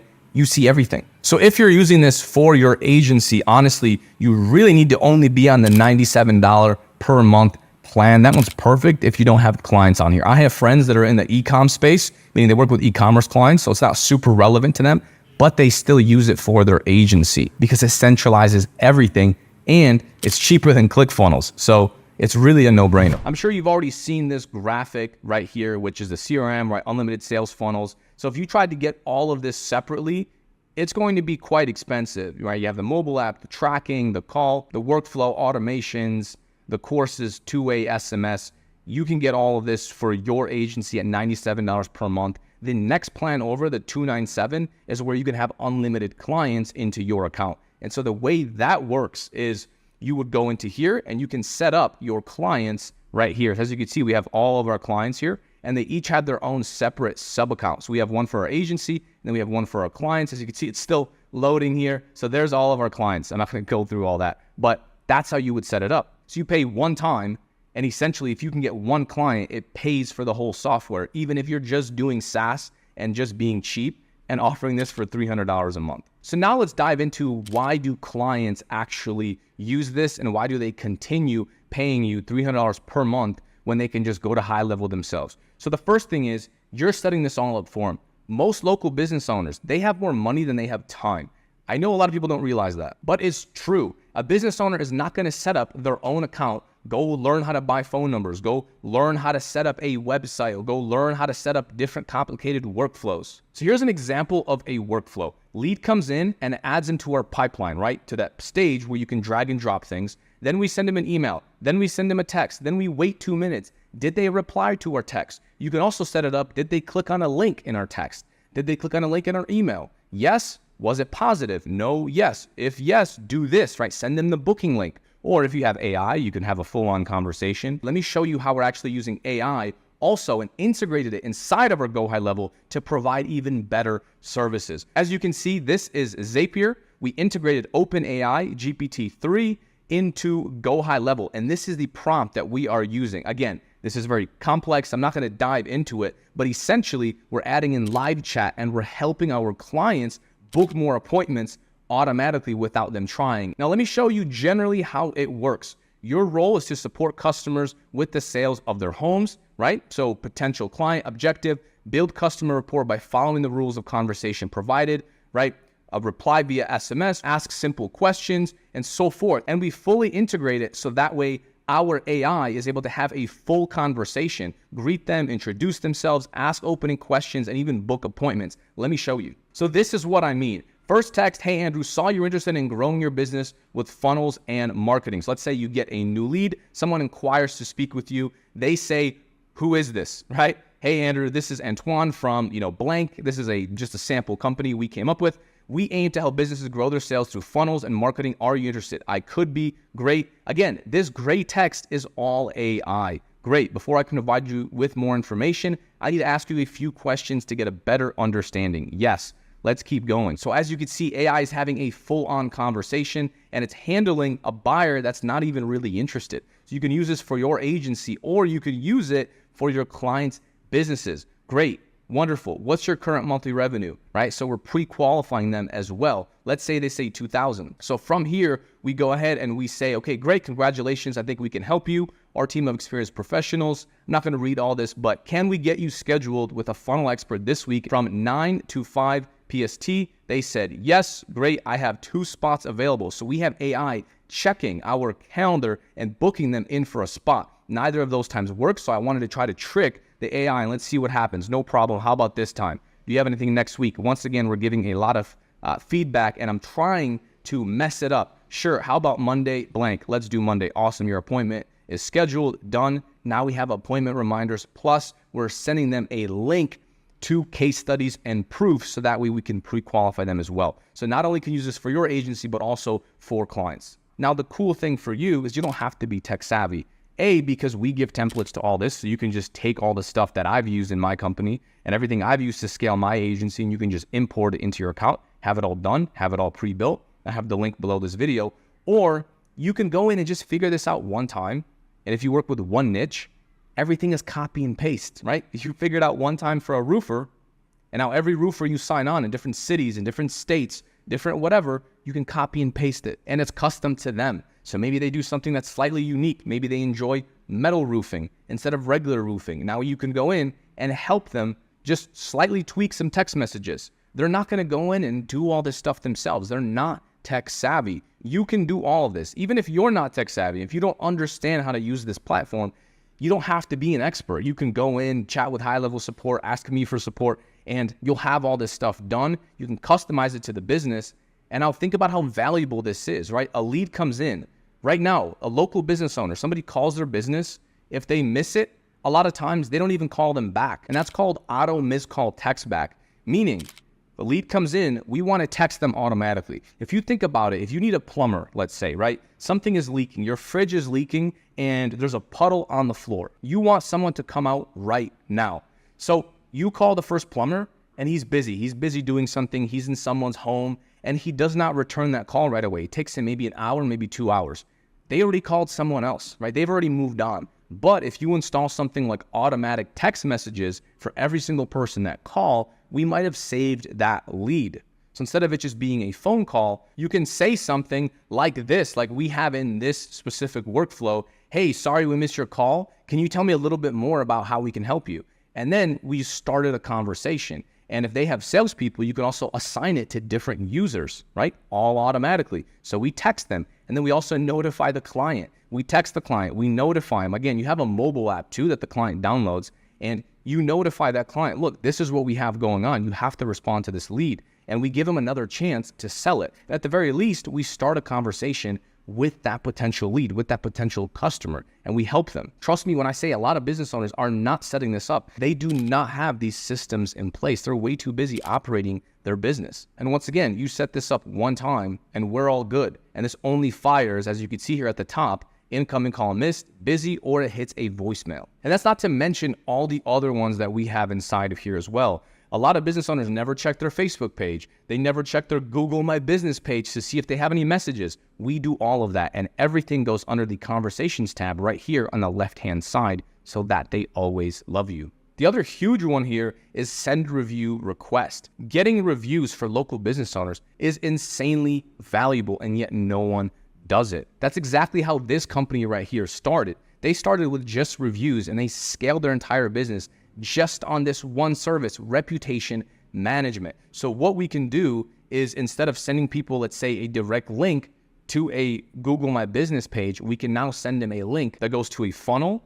We ask the customer about their experience, and then if it's positive, we can redirect it to Google My Business where they can leave that review, and local business owners love this. And before you think if that's legal, if it's not legal, look into Bird-Eye. They make hundreds of millions of dollars, and this is exactly what they do. We've taken a funnel similar to theirs, we rebuilt it, and that's exactly what we do for clients. So if you are providing high-ticket services for clients like ad management, you can also create different pipelines like this and help them track everything better. So no longer are you just delivering leads for clients, but you're also following up with their leads as well. And thus, you're helping them make more money, right? You're automatically responding. It's making you stand out. I will do a sales call with a potential client, and they said, oh, well, we've already spoken to a bunch of different agencies. They all run Facebook ads. And I say, okay, great. Facebook ads is maybe 1/3 of the equation. The other 2/3, as you know, is what happens after the lead comes in. How fast do you nurture them? What do you say, right? How do you say it? We already have all the winning templates. So if you move forward with us, not only do we run your ads, but we give you proven templates that just work. Plus, we help you build your online reputation, get more reviews, which will then turn to more customers. We're doing all this. So really, we're making a no-brainer to work with us. So is GoHighLevel necessary? I would say absolutely. Look, it's completely risk-free. They do a 30-day free trial. You can check out the link below if you want that 30-day free trial. And then best case scenario, this absolutely works really well for you, and you use it in your agency, but also for all your clients. Or if you have no clients yet, you can just downgrade to the $97 per month, and it'll help you prospect. It'll help you get clients. And then you can upgrade whenever you're ready, whenever you have clients paying for it, meaning you don't even pay for it out of pocket. Or if you already have clients, you can sign up for the $297 plan or the $497 plan. The biggest difference in the plans is if you are a standard agency, honestly, the $297 plan is going to be more than enough. You can have unlimited accounts, unlimited team members, users. You can still white label it, right? You can put your logo here at the top. And the other cool thing that we didn't even mention is you can track which leads actually came from what ads. Meaning, if we track right here, right, they got a bunch of sales from one source. So as we scroll down right here, you can see, okay, Facebook ads are bringing in $250,000. We can see exactly which ads brought in what sales, so we can do more of those ads instead of just doing lead campaigns and not tracking anything further than that. But if you want more capabilities and you want to take it one step further, you want to get the SaaS plan. What clients are able to do is automatically onboard themselves, meaning they can pick a payment plan and it'll automatically build this whole account for them and import your what they call snapshot. So it'll import everything that you built, right? Everything that we covered here today, you have it pre-built for your niche, your industry, automatically imports it into the new account. Plus, the other cool thing about it is you're allowed to A/B test your funnels, meaning you go under sites here, you check out the funnels, and you can A/B test, right? You can split test. So now if you have ads that are running, you can have it on one page, a second page, and see which one does better, which one gets more leads. And we use that for our clients as well. Now, the cooler thing also is you can rebill for phone numbers and for emails. Meaning if your client is sending 1,000 texts through your platform or 1,000 emails because they have automated follow-ups, then you can upcharge that. Meaning if it costs you, this isn't the price, but if it costs you a penny to send a text message, you can charge them 2 pennies. So you're making profit the more they use your platform. So it's truly a SaaS, and you can make that profit on top of your $300 per month that you are charging. If you are thinking about just offering this as a SaaS and that's it, my recommendation is you can definitely do that. Get some clients, right? Get your first couple $1,000s online. But also, while you're doing that, start to learn high ticket skills, okay? Like Facebook ad management, custom websites. So we charge anywhere from $4,000 to $6,000 for a website. You can learn copywriting, funnel design, anything. Because when you use our model of software with services, you can get the benefits of both worlds. You can scale very quickly to over $10,000 per month with extremely high profit margins. Plus, also always have something to sell. So even if someone's not qualified, you have a service that's repetitive that you can sell. So you're making reoccurring monthly income, and you're not tied to that hourly wage of copywriting or building websites where it's one and done, or even ad services, right? Because if a client wants to leave in 3-4 months, then you have to go out and get new clients. But with this, they stick on for longer. And we've had clients cancel their ad services, but then come back 4 months later, 5 months later, because they're still using this every single day. And then they say, hey, by the way, I want to restart for another 3 months or so. And that's something you can take advantage of. HighLevel is a massive company. They throw events every single year. They have an awesome Facebook group where they do Q&As. They have a live Zoom call that you can jump into if you ever need support, need help actually setting all this stuff up, which, by the way, it's very simple, very clear. And after you get a couple clients, honestly, you can just hire a GoHighLevel expert, meaning you don't do this stuff yourself. You just get clients, and then you have a performance marketer that manages the performance for all of your clients. If a client wants to change a text message or change something on their website or their funnel, you can have an employee that does all of that. You can have a virtual assistant overseas that you're paying maybe $500, $600, $700 per month, and they do everything for you. So all in all, HighLevel has helped me scale my agency very, very far. And honestly, all the agencies that I know that are doing multiple millions per year, when I go to networking events, when I meet other agency owners, they're all using HighLevel. And some of them don't even use all the features that we just named today. Honestly, just one of these features, you can charge $150, $200 per month for them to use. Because if you think about how valuable it is and how much time it's saving for the business owner, it's all worth it. Starting a GoHighLevel SaaS business is not what you think. But I still think it's one of the best ways to make money online while building real skills that will transfer into everything that you do. Look, last year, I literally sold everything. I moved out of my apartment, I sold everything. I have a suitcase and I have a backpack, and I started traveling the world. I'm in Medellin, Colombia right now, and I have been living out of Airbnbs now for over a year, and it has been absolutely amazing. I did this because of one business. It is this business. It is my GoHighLevel SaaS agency that has allowed me to travel and live the life of my dreams and hit all of my goals. And you can do the same if you set it up properly from the beginning and you have the right mindset going into this business. Now, look, I didn't have any other companies. I didn't have any other revenue streams. This was my main and only thing that I was focusing on. And this was the main thing that I was growing. And honestly, I could have started traveling way sooner than I did, but I wanted to make sure I was locked in. I wanted to make sure I was financially free before actually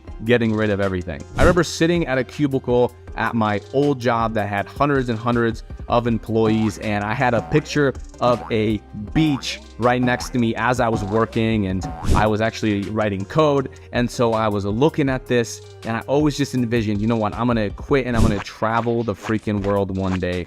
And I always would look at this photo. Every day I would come in. I was only there for about a year, a little bit less than a year, but this was always my goal. I always wanted to travel full time, and I always wanted to be a digital digital nomad and live that lifestyle. And trust me when I say I've tried a bunch of different business models, I've looked into a bunch of different stuff, everything from e-commerce, I've had websites, SEO, I've done all sorts of different freelancing, but this right here is what has actually allowed me to build the lifestyle that I actually wanted. Thing is, there's so much that's unsaid about this business model that I had to figure out on my own. And I'm gonna try to summarize all of that stuff and give it to you in this video, which might take me a couple of minutes here to explain. So by all means, if you have a cat video or you wanna scroll through TikTok and get that dopamine rush, then by all means, go do that. All right, so let's dive in. It has been my experience that if you want to grow and you want to grow very quickly and you want to get to a high revenue point, maybe it's 10K a month, maybe it's 20K a month, whatever your goal is, I think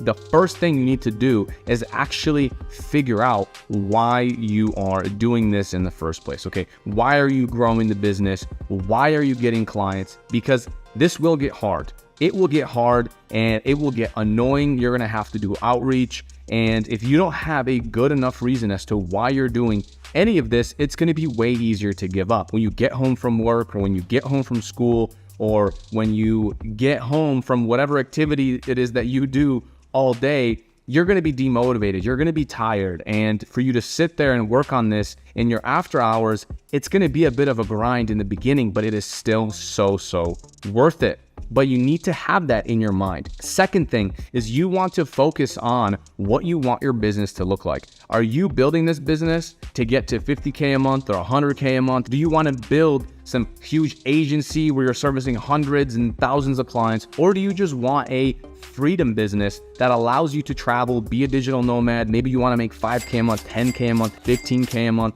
By the way, even if you make 5K a month, you can still travel to pretty much, well, almost any country and still live an amazing life just off that. If you have your number and if you have your goal and why you're even building this in your mind, it'll give you a good game plan of something that you're working towards, and you'll have a revenue goal as well that you want to hit. It has been my experience that if you want to get to whatever revenue goal that you have ASAP, you need to develop, you need to learn some kind of high ticket skill that you can also offer on the backbone of GoHighLevel. So you want to have your high level SaaS, right, as your baseline income that's always going up. So it's always going up slowly and steadily. But you want to have a high ticket skill as well that you can offer and not only service your clients better, but actually make more money. So here's an example. If you have 4 clients and you're charging them $300 per month, that's great, right? That's still a good amount of clients. That's a good revenue point that you're at. You're making $1,200 per month. And by the way, even that income, think about real estate. Think about what people actually put into the market to generate those returns. Someone might buy a house for 150K, 200K, 250K. And look, I'm not a real estate expert, but you can buy a house, and if you're getting that return of $1,000 a month, that's a good ROI, right? That's what people want. And so for you to be generating that income online, right, completely remote, is amazing. That's still a huge win. But if you take that and if you simply offer a high ticket skill, let's say you learn Facebook ads, maybe you learn Google ads, and you can do all this stuff on Udemy for $20, $40. There's nothing stopping you from learning high ticket skills. Take this, offer it to your clients, offer it to them. They will love you. Maybe not everyone will sign up, but just to keep this example simple, let's say all of them sign up for a $1,000 a month package, which is cheap. We charge minimum $1,500 per month, right? Let's say you want to be cheap, you charge $1,000 a month. That's $4,000 per month. So instead of you making $1,200, you're now making $4K per month, and you can give them the GoHighLevel stuff on the back end, like for free. So you can say 1,000 includes everything, and that is, trust me, that is cheap. There's tons of other agencies. Even here, I go to networking events, I go to masterminds. Everyone here is charging way more than that. 1,500, 2K, 2,500 is the standard. So when you can offer services like this, you can instantly 4x your income. So instead of just offering SaaS and constantly chasing new clients, learn more skills and offer something that's high ticket. Now, you don't want to go too far extreme and just do SMMA either, because a lot of these SMMA guys, what they do is they just do Facebook ads or just Google, whatever. And if they lose clients, let's say they sign 3-4 clients and they're making $8K a month, but in 3 months, if all their clients leave, they're back at zero. They literally have no income anymore, right? Because they're not onboarding their clients. They're not offering GoHighLevel SaaS. So you want to be in between. That's why I like to preach software with services. You have the software, you have additional services. So if your client wants services for 3 months and then they go back down to software, that's still great. As you get clients for this business, your baseline income always goes up and it's always improving. It's always growing. And if you are selling SaaS services, look, minimum $200 to $300 per month. If it's just like a simple website, maybe you can do $150 a month. But if you're doing anything SaaS, I recommend doing at least $300 a month. If you can't charge $300 a month, it means you're just not providing enough value. So the problem is not the SaaS, the problem is your sales skills. And that's what you need to level up. Which leads me to my next point. Everyone out here that is pitching GoHighLevel SaaS or these automations, they talk about everything all at once and they bombard the potential client with way too much information, way too much info, and they just confuse the heck out of this person that they're speaking to. Look, these are local business owners. They don't know as much as you. They might not even be tech savvy. You can't go in and say reviews and we're going to do a DR and you're going to have to send me a list. They're going to be so confused that they're never going to move forward with you. They're going to think that you are adding to their plate instead of automating things and taking things away from their plate, right? Any one of these services, I promise you, you can charge $200 to $300 per month for if you properly show the value. Lead follow-up, Google reviews, DR campaign, appointment booking, even reporting. Any one of these services every single business owner needs. If you show them the value and don't vomit information, they're going to love you. And sometimes clients don't even know what they need, which is why you have to find the pain point in their business. Meaning when you're speaking to them on Zoom and you do a proper demo call, which is what I recommend, you can diagnose their problems in their business and give them a solution. You can build them a solution. Now, when you work with one niche and one industry, you can really systematize everything because now you know what the problem is in that niche. And once you solve it one time, you can copy and paste it over and over and over and over again for many different business owners. So you want to get them in with what sounds attractive, and then you can show them all the other features. So I don't even show people, for example, the content poster, right? The social media planner on GoHighLevel until they're already a client, until we're already delivering services for them. And then I show them all the other stuff. Look, by the way, we're gonna automate your reviews. So every time you close a client, you can check off closed and it'll automatically send them to this review funnel, which will save bad reviews and have them never be published. Also, we're going to add this live chat. We're going to add these automations. We can automate appointment booking, and then they love you. When you sell them on one thing, but then you over deliver as soon as they're onboarded and you show them everything and you integrate everything and you just make sure that they're using it, right? That's the biggest key point. After you onboard clients and they are using all the different features in the first 30 days, in the first week, 2 weeks, and if you're always just following up with them, just making sure that they love you, then they are going to stick with you. That is the biggest sticking point. How much they use it in the first 2 weeks determines on whether they're a client with you for 1 month or 1 year or 10 years. Look, I've had clients where I onboarded them and talked to them a lot in the first month, and then I talked to them once a month, and now I haven't talked to them in over 6 months. And when I look at their account, they're using HighLevel every single day. So now I can sit back and even if I don't want to run ads, right? So we do run ads, but even if I paused all of our ads and we got no clients, I would still be making a very, very good income just off of clients that are using these automations and I don't talk to them, right? They are using it, they're seeing it every single day, and it can really be a passive business once you set it up this way. You really can't expect business owners to understand all this stuff, right? Think of your local roofer that's down the road. He's probably spending most of his day standing on a roof. If you try to send him a payment link and expect him to onboard himself and figure out all the features, he's never going to do that. Not only will he most likely never sign up because he feels like this is way over his head, he won't even see the value in it. But if you set it up for him, if you show him the kind of website that he needs, then he needs a phone number at the top and then a contact form here, and this is high converting. And if you show him that all he needs to do is download the mobile app and click one button and it's gonna send a review request and it's gonna help his business like crazy, then he's gonna stay with you. And he's not going to want to leave because you showed him something that he feels like he never would have even gotten there if it wasn't for you. And he's going to feel like you completely changed his business because you're introducing all this new stuff and you're just going to be that tech guy for him. That's how he's going to view you. Wow, that's my internet guy. He takes care of everything.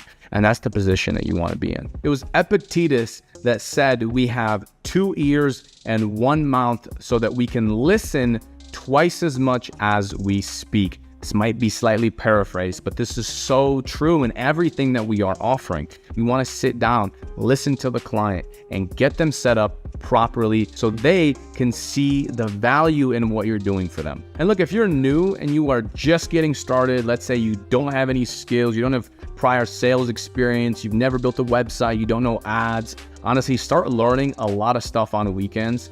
But what you want to do is just start offering free trials. Now, I have a video on how to offer free trials profitably. You don't want to be taken advantage of, but you start offering free trials and start collecting testimonials ASAP. So even if you do a DR campaign or a Google reviews campaign, or you just build someone a website, I have another video on how you can get clients by building them websites up front. I call it the foot in the door strategy. So by doing all these things, you can absolutely deliver services up front. If you don't have any prior experience, you can do things that others are not willing to do, right? I'm not going to go out and do a free DR campaign and Google review campaign, but you might, right? You might approach a client and you might even have a better offer than me because I'm not willing to do that. But when you go in and you genuinely spend all this time helping them on the phone, talking to clients, then they're going to trust you before they even pay you anything. And then after you deliver that service, whether you book them appointments or you get them a ton of reviews, get on a Zoom call with them and ask them for a Google review. Take those and spread those on your website. Most clients won't actually watch them, but they'll scroll through and they'll see how many reviews you have. Even if you have a quick win, if maybe you got a client 10 Google reviews, just jump on Zoom and ask them, so how is the system working for you? And let them tell you, let them rave about, yeah, this is so cool. We got 10 Google reviews in a week from previous customers. That's amazing.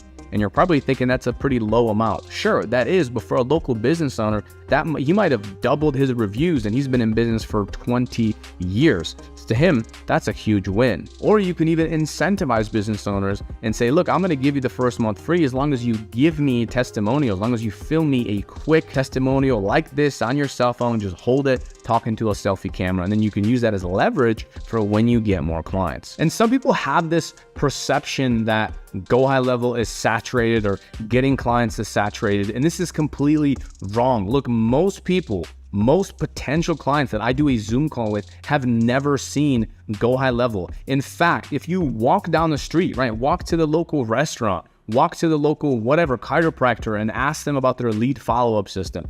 Ask them, look at their reviews, look at their website, look at what they're doing in their business and see if you can automate some of it. A lot of these business owners are not doing any of this. They have never seen GoHighLevel. GoHighLevel is still a blue ocean, and there's a lot of business here that's up for grabs. You just have to get creative with how you're getting clients and also build a personal connection with the client, and they're not going to want to leave. We need to remember that we are solving problems here for business owners, and there's no shortage of problems. That's all that we're doing. A lot of people are trying to fit all the automations and vomit them on everyone, but that's not the right way to do it. Find a problem, solve it for the business owner, and they will pay you. Now look, I have over 150 members in my private community now, and so I have my ear to the ground. I know what's happening. I know the struggles and the problems that beginners are facing, and we have some of the best strategies for sure inside of this community.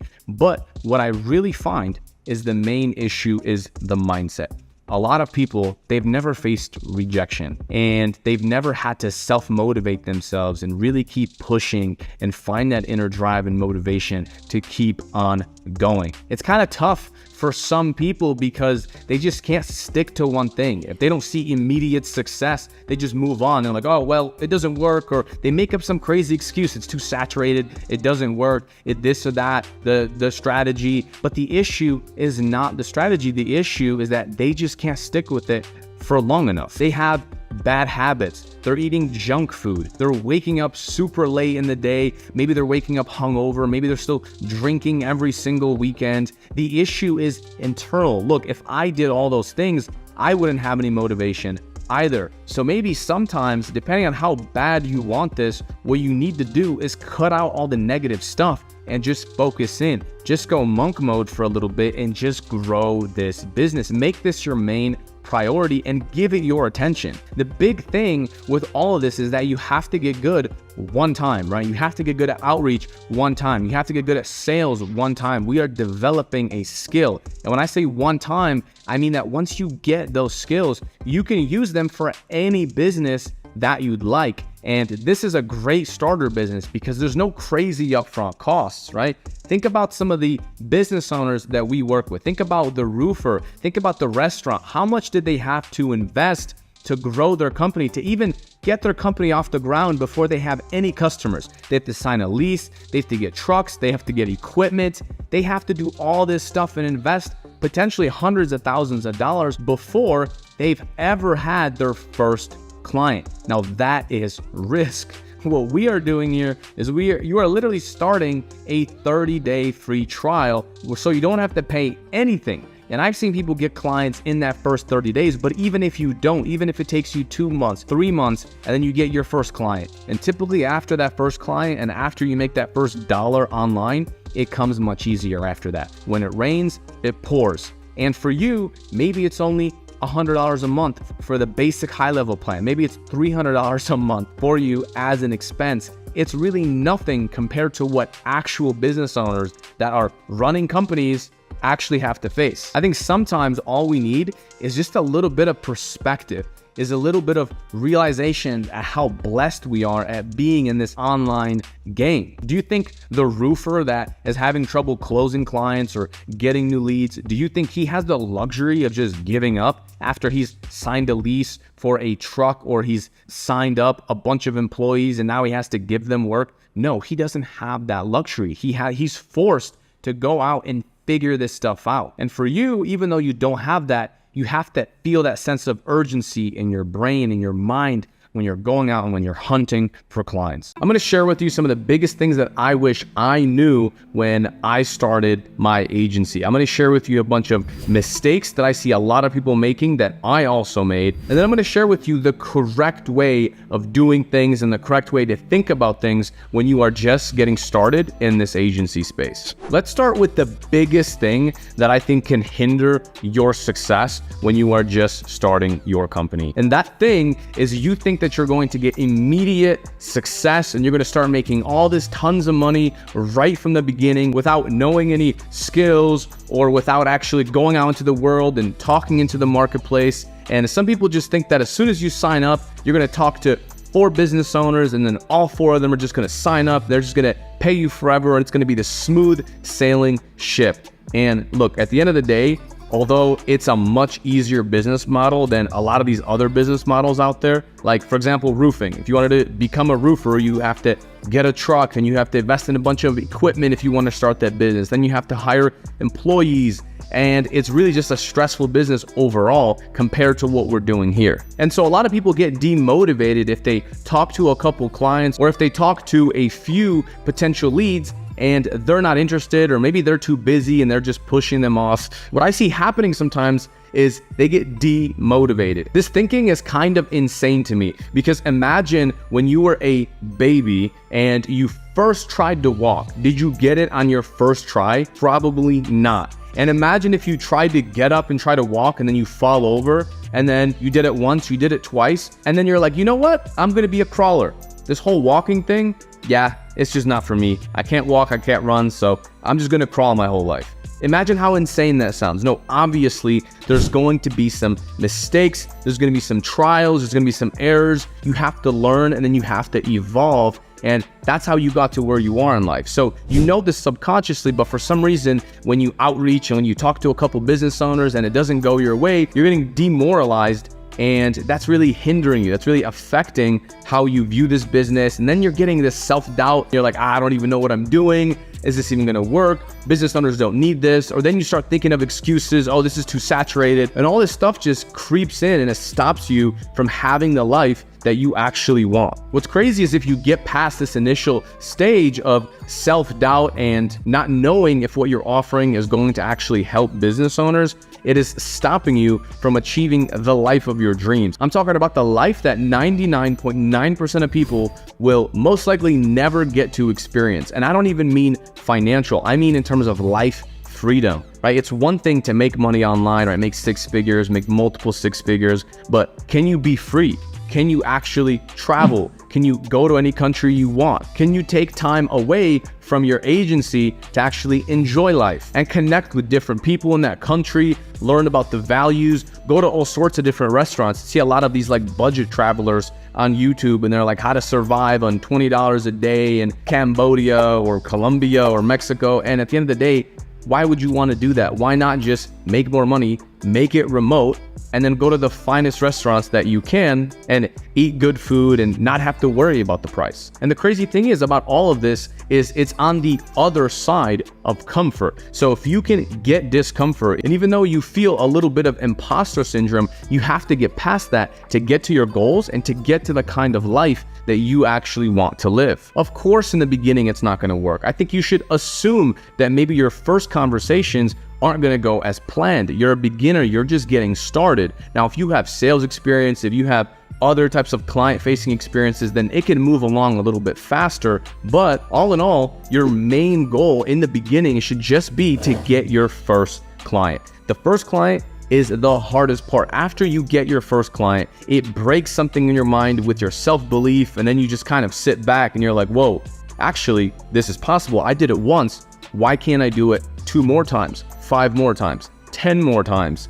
And then you can just scale it from there, right? In the beginning, you want to find something that works for you. You have to learn all these different features, these different things, how you want to pitch it. But I've seen that after the first client, you are way more likely to get success. So don't focus on, oh, this is so hard. I don't know if I can get 10 clients, 20 clients, and so forth. That stuff will come. Focus on your very first client and focus on getting that client and then delivering good results for that client. And then you have a system that you can scale, and you have an outreach method, a message, and so forth. I think a lot of people forget that having an agency that runs on GoHighLevel is a tool, but you as a person, you still have to level up, and you still have to have all these skill sets that you need in order to make this a success. In order to have a lot of success very, very quickly, what you need to do is learn the system first inside and out, and there's tons of courses out there and YouTube videos that you can binge watch. And once you learn exactly what it can do, once you find an industry that you want to go into, find the real benefit that they're going to have from your GoHighLevel services, and then ASAP go out into the market and start talking to these people. Start communicating with them and showing them everything that you have. Offer a free trial, get some results, get some case studies. And while you're doing all of that, you're going to pick up some income, right? A $300 a month client there, $500 a month client there. Maybe one is just like a website hosting, $150 per month client there. While you're doing that, you can also learn high ticket skills, because some of these business owners, I'll tell you right now, we are here to solve a problem. Some of them don't want automations. Some of these business owners would much rather pay you $1,500 per month for you to just run all their ads. They don't want to have to learn this stuff. They don't want to have to manage this stuff. They'd rather just pay you to handle it. And then if you're learning high ticket skills like Facebook ads, Google ads, high converting website skills, then you can go out to your clients and share with them these skills. And again, you can offer that for free in the beginning as you're cultivating that. Now you have a skill that's paying you $1,000 or $1,500 per month instead of that standard $300 per month. Plus, your clients will love you way more. They'll see a much higher return on investment, and they'll even stay with you longer because you're solving more problems. So that's the way I would handle it, is first learn the system and the automations inside and out. And as you start getting money, as you start getting profitable, you can reinvest that into buying different skills. And again, you can go on YouTube and learn Google ads and Facebook ads, but I recommend just go to a website like Udemy and you can buy a course for $20 on how to do any one of these things. The internet has completely opened up the world to anyone that wants to sit down and make money online. This is permissionless. Go out, learn these skills, offer them to the marketplace, and people will pay you. And I know this can be kind of complicated because there's so much stuff out there. You don't know exactly which services to offer, which automations to offer, landing pages, all this kind of stuff. And so one of the best things that can help you is by actually having a mentor, having someone that has already done what it is that you want to do. And again, this can be very expensive in the form of high ticket coaching, or this can be in terms of you signing up with an affiliate, using their link and just getting help. That's exactly what we do in our community. People will jump on our weekly live calls and they'll ask me questions. Hey, I sent 10 messages like this and I got this response. I sent 100 messages like this and this is the response that I got. What should I do next? What would you recommend? How should I tweak my messaging? Or I showed a client this and they weren't that interested. How should I tweak it? Right? So that kind of back and forth and that kind of network will help speed up your progress. Now, look, you could figure it out yourself, sure, but it's going to take much longer. The longer it takes, right, the more fees you have to pay. And also it can just discourage you. So you want to get success as fast as possible and get that first client paying you. Another huge mistake I see is people think they have to sell every single service. And they talk about these services so quickly and they just list off all these features and the business owner just gets overwhelmed. Look at Podium, look at Bird Eye. These companies make hundreds of millions of dollars and really they only offer a couple things. I know they've added features throughout the years, but it was mainly just review management and they were charging $300 per month. And one of the best tips that I have if you are undervaluing your services, which by the way can be extremely easy, because for you just import one of our reputation management snapshots, or you import like our website and you're like, wow, well there's no way I can just slap a logo on this, give it to a client for $150 or $200 or $300 or $400 per month. I can't do that because it's so easy for you. But at the end of the day, you cannot undervalue what you have to offer, because think about what it's doing and what it's providing for your clients. And this is how you have to sell it. One of the best ways that I have found to do that is at the end of your sentence, add the word "so that." Let me give you a brief example of how I would use this. The average agency owner might say, okay, so we're gonna do your reputation management and we're gonna do a Google review campaign, plus we're gonna automatically follow up with your leads. And then they're just gonna leave it at that. And the business owner is gonna say, okay, Google reviews, leads, how is that gonna help me? Now, the correct way to say that would be, look, we're gonna run a Google review campaign so that you get more reviews and people actually trust your business way more. Do you think that's going to help you convert more leads, more website visitors into paying customers? Obvious answer is yes. Hey, we're going to install a lead follow-up system so that your leads can get an automatic text message, an automatic email, and they can get bombarded with proof and all your amazing reviews that we're going to help you get. Do you think if we responded to your leads faster that you would have a higher closing percentage? Do you think you'd be able to get more clients if leads are automatically attended to? The obvious answer is yes. And this is just a couple examples. So you can start doing that immediately. Just start saying "so that" and then insert a benefit that they're going to directly get from your service. Then lastly, what you want to do is make sure that after you get a couple clients, you start thinking about automating things. You start thinking about how to streamline your business. Now, maybe after a couple clients, after 2, 3, it doesn't quite make sense, but just start creating a system. Not only is it going to help you to deliver these services way faster, but also then when you hire, right? When you hire a GoHighLevel expert, when you hire a performance marketer or a media buyer, these people have your systems on how you like to operate and how you like to build things. And after about 5 clients, 6, 7, you should absolutely outsource your service delivery, okay? So in the beginning, you deliver the services and that's fine. But after about 5, 6, 7, 10 plus clients, you want someone else to handle that because you might be a little bit busy and now you want to focus on what actually matters. You're going to be taken back from doing all the outreach and from client getting stuff, and you want to make sure you spend as much as your time on outreach and sales as possible. And the best way to do that is to hire someone on the service delivery side of things. Everything GoHighLevel, you should have an expert. And by the way, you can pay them $500, $600, $700, $800 per month to get a full-time employee that manages all of this stuff for you. And now your business is pretty automated. You're focused on getting clients, you're focused on outreach, you're focused on talking to new prospects, building partnerships, building relationships, or after you get to a certain point, You can be focused on travel and other things. And now you have an automated business. From the beginning, make sure you're documenting certain things. Just make Loom videos, make checklists. And again, it'll help you. And then when you're ready to outsource and when you're ready to have a real business that runs on itself, you'll have all the systems in place. And even after you figure out the sales thing, you can also hire an assistant. And this is what I have, an assistant that helps you book actual appointments for your agency. So all you have to do is show up on Zoom, show the system, close clients, and then your other assistant, your GoHighLevel expert, will onboard them. And so now you're a small part of the actual business.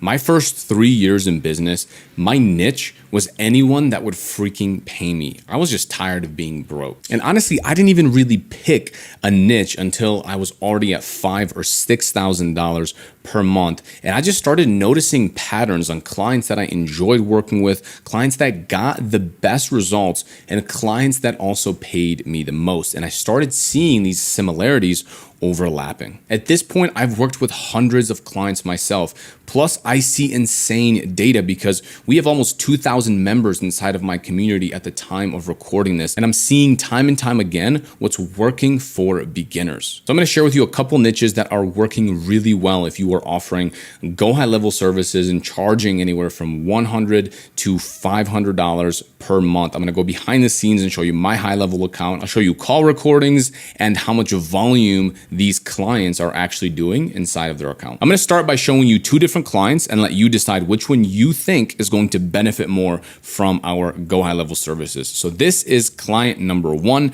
This is their Google My Business profile. This is just some of the data that we have in the last 30 days. So they've gotten over 100 website visits and they've gotten over 62 calls directly from the Google My Business page. Now, again, that's not even counting the people that called from their website. And that's also not counting people from our different landing pages and so forth. So this is client A and this would be client B. And what we did here was we sent a database reactivation campaign. This is a roofing client. And we sent about 612 messages.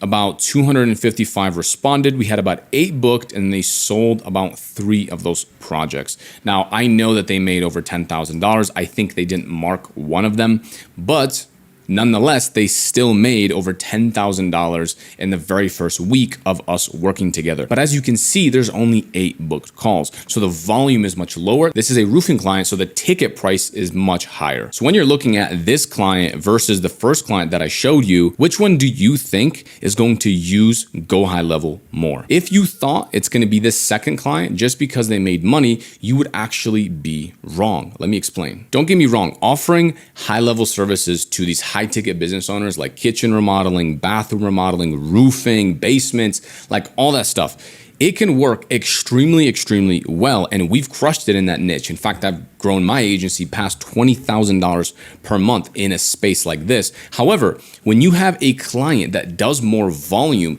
they just use more of the automations. So for example, if we have 62 calls, that's 62 potential auto missed call text back messages that we can send, right? That's 62 potential automations that we can bring people into based on if the client answers the call, if they don't answer. That's appointment follow-ups that we can be giving to this same client and getting them to come back. So even though remodeling projects that might cost $30,000, $40,000 per project are amazing, they might be doing 15, 20 appointments per month versus this client who might be doing 15, 20 appointments in 2 or 3 days. And so because they're doing so much volume, they're using all the confirmations, right? They have way more customers. So now they can get more Google reviews. You can send the Google review campaign and everything that we do, lead follow-up, it becomes more powerful because now there's just more impressions. There's more people that we can send these messages to. And here's another example. Let's look at massage therapists. I Googled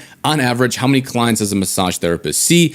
This article right here said that it was about 8 to 10 per day. And then for a lot of therapists, it's probably between 20 to 30 a week. So let's say hypothetically that there are 5 massage therapists in a studio. And let's say all 5 of them are not seeing 8 to 10 a day, but they're seeing 5 per day. That means they're doing 25 massages every single day in that studio. That's 25 customers that they have per day. When you reach out to them and when you do a database reactivation, you're not going to be sending that to 612 people. You're sending that to 6,000 people, to 16,000 people, because their database is so big. They service so many customers. Let's look at the next one. I Googled how many jobs can a plumber do per day. 3 to 4 would be a full day. So again, they have 3 to 4 customers every single day versus if you work with a roofer or a large scale company, they might only do 4 projects per month, 5 projects, 6 projects per month because they're just so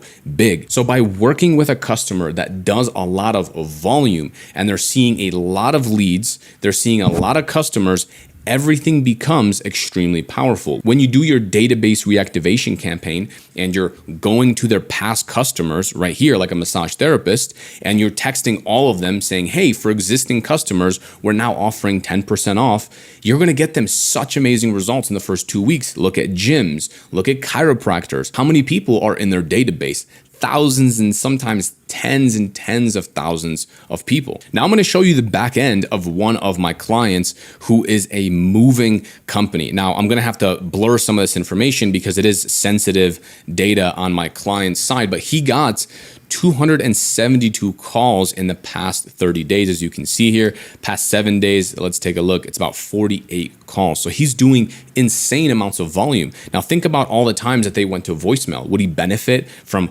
automatically sending them a voicemail and automatically texting each and individual customer? Yes, of course. And even when you use our tool here, I can link it up somewhere on this video, you'll see that the search volume is insane, meaning there's so many people that are looking for this service. I mean, literally 1,000 people a month on average are looking for movers in Cleveland, not to mention all the other keywords that are down here as well. Now compare that to a niche where people do a small amount of projects like custom home building, right? How many homes is someone going to build? Well, it's not going to be 4 a day. It might be 4 per year. And you can Google something like custom home builder in Cleveland. And again, you can see all the businesses. They have way less reviews because they're just not bringing on that many clients. And the data also shows that. If you type in custom home builder Cleveland, it only has about 10 per month. So yes, when you build a custom home, it's hundreds of thousands of dollars. It's a lot of money that you're making them. However, if you're just selling them GoHighLevel services, I would not go into a custom home builder. Hey, I'm going to help you get automatic reviews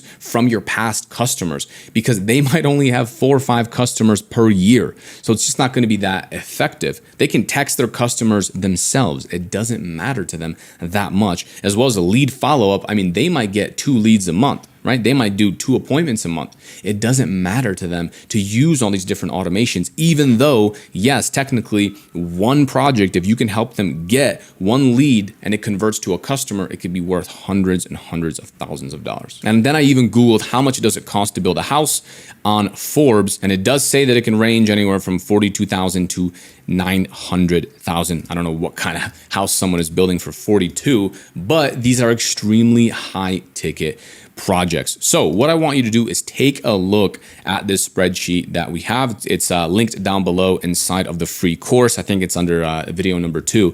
And you can see all the different Google My Business categories that we have. And we actually extracted all of them for you. So you can just go down and just think to yourself, okay, what industry services a lot of different customers and can really benefit from automatic missed call text back? Who can benefit from appointment confirmations? Like if someone does 25 appointments a day, they have a full-time assistant that's just managing those appointments. So if you can help them just follow up with appointments and say, hey, we're excited to see you in 30 minutes. By the way, here's our address. And you can automatically text them that before the appointment. You can automatically confirm appointments. That's going to be a huge help to that office and to that front desk person, like we talked about earlier under massage therapists. So as you can see here, I have some common niches like chiropractors, car dealerships, roofers, all that stuff, plumbers, med spas. But I want you to go down and just look at some of these niches. And honestly, don't overcomplicate this process so much.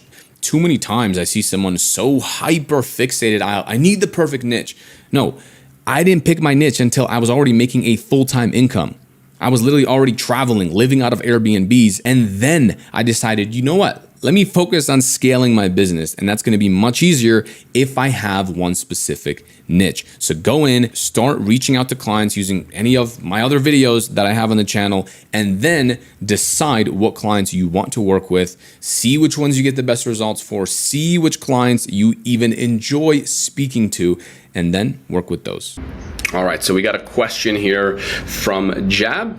Does anyone else occasionally get imposter syndrome? From time to time, I get imposter syndrome because I, similar to Pavel, worked in security and worked my butt off, studied hard to change my identity, carve my path, but every once in a while, before a major sales meeting, I question if I'm good enough. Does anyone else get this?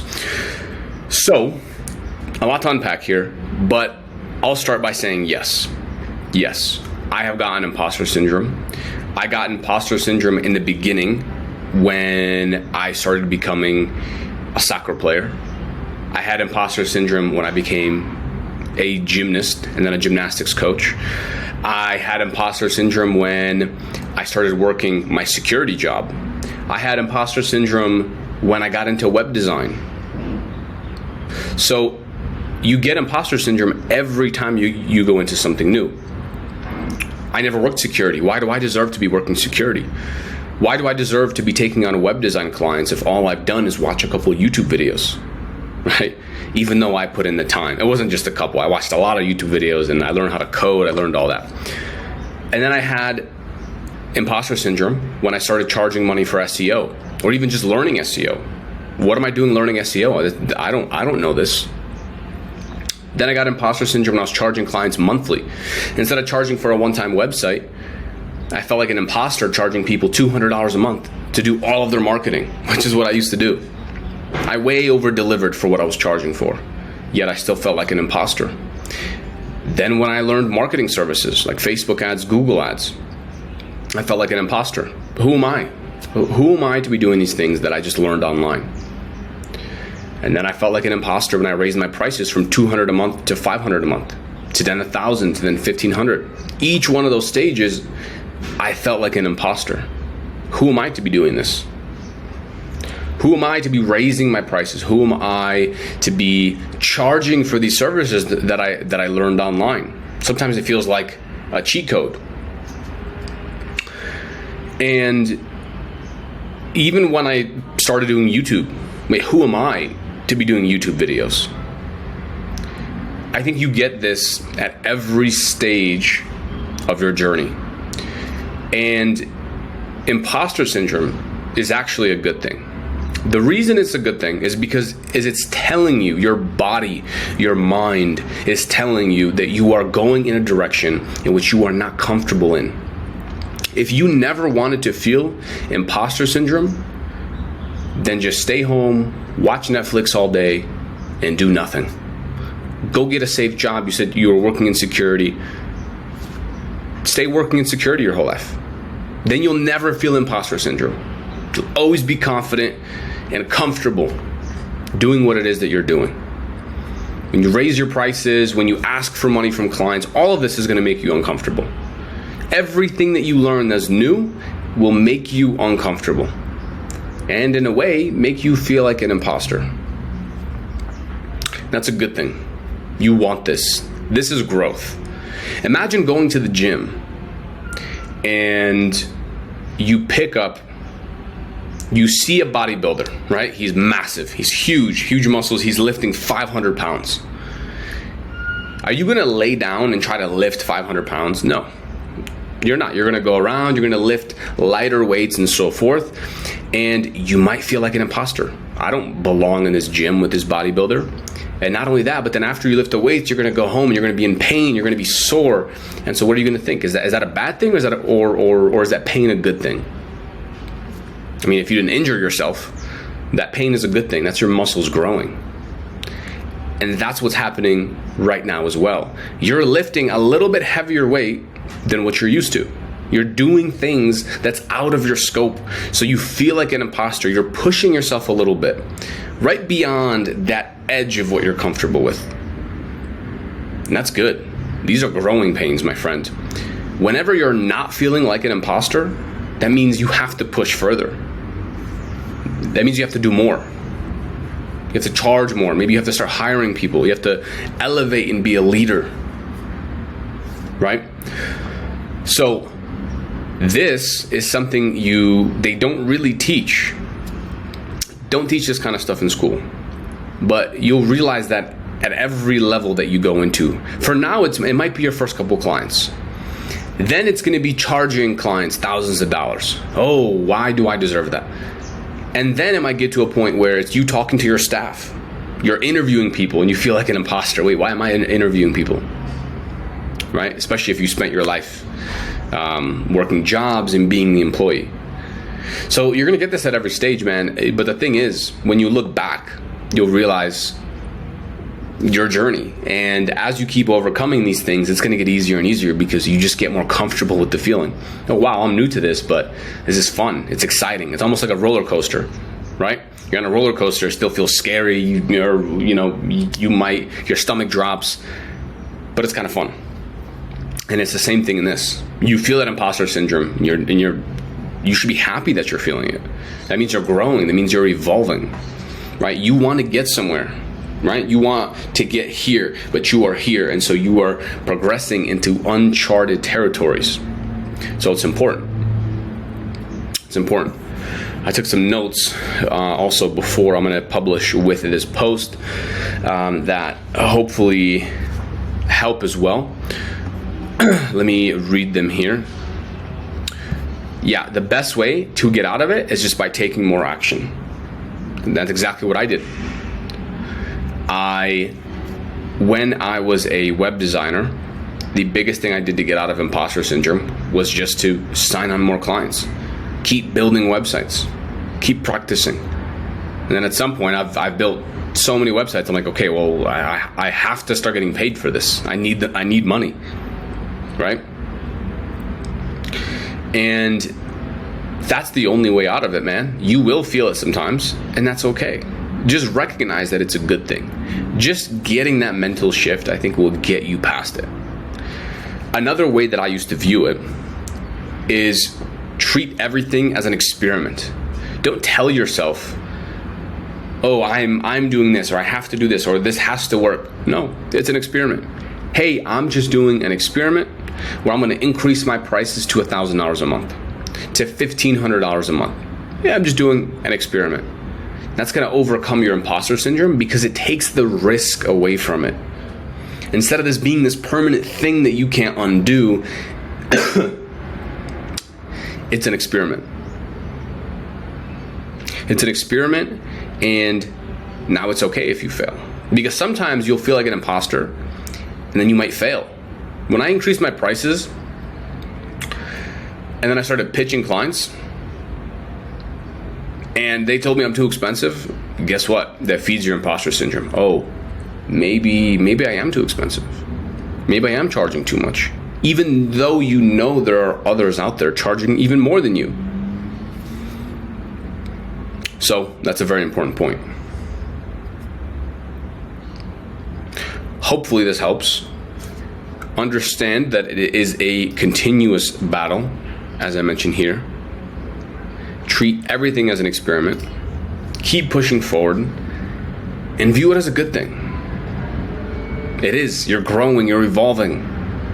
You're supposed to go through this phase. You're supposed to go through the growth pains in the beginning, and you're going to go through that in every single stage.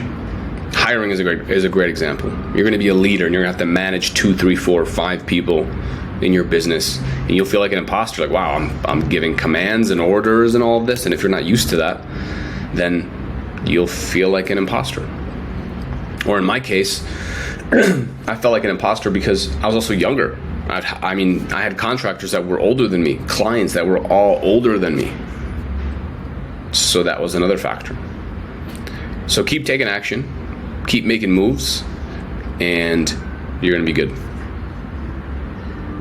So if you're thinking about offering SMMA to clients, but either you don't have experience or you don't have any case studies or testimonials or any results that you can show, it can be a little bit hard to land your first client. So in this video, we're going to break down, in fact, I'm going to give you an offer that I know is winning. I've tested it, and I'm going to give you the roadmap on how you can get your first few clients and even use this to get even more clients after you get your first couple. One of the first things you want to do with clients as you begin signing them and as you begin having sales conversations is giving them something that is completely risk-free, right? And that comes down to the offer and also putting as much risk on yourself and taking it off of them as possible. And I'm going to show you how you can do that without really having any experience and really without even running ads for your clients, and still meanwhile getting a bunch of sales experience and getting experience of booking sales meetings and booking sales calls, as well as collecting credit card information, as well as even getting case studies and testimonials from those clients.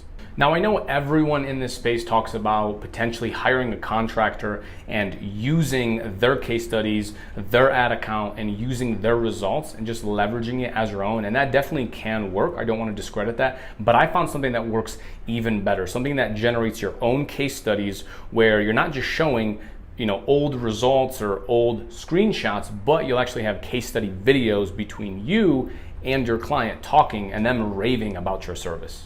So I'm going to post up a screenshot right here that you can see I made inside of a Facebook group, and you can also do this on LinkedIn. Okay, now in this screenshot, what you'll see is I'm offering leads to clients without spending any money on advertising. And this truly is a no-brainer offer, right? Who would want to say no to something like this? And as you can also see next to it, I got a bunch of really good responses to a post like this. And you can, now don't copy and paste it, okay? You're seeing this video, tons of other people are probably using something similar, but it's the concept and it's the mentality that you want to take from this post and implement it in your business. And the way that we are going to deliver these services is through something that's called a DR campaign, okay? And what that is it stands for database reactivation.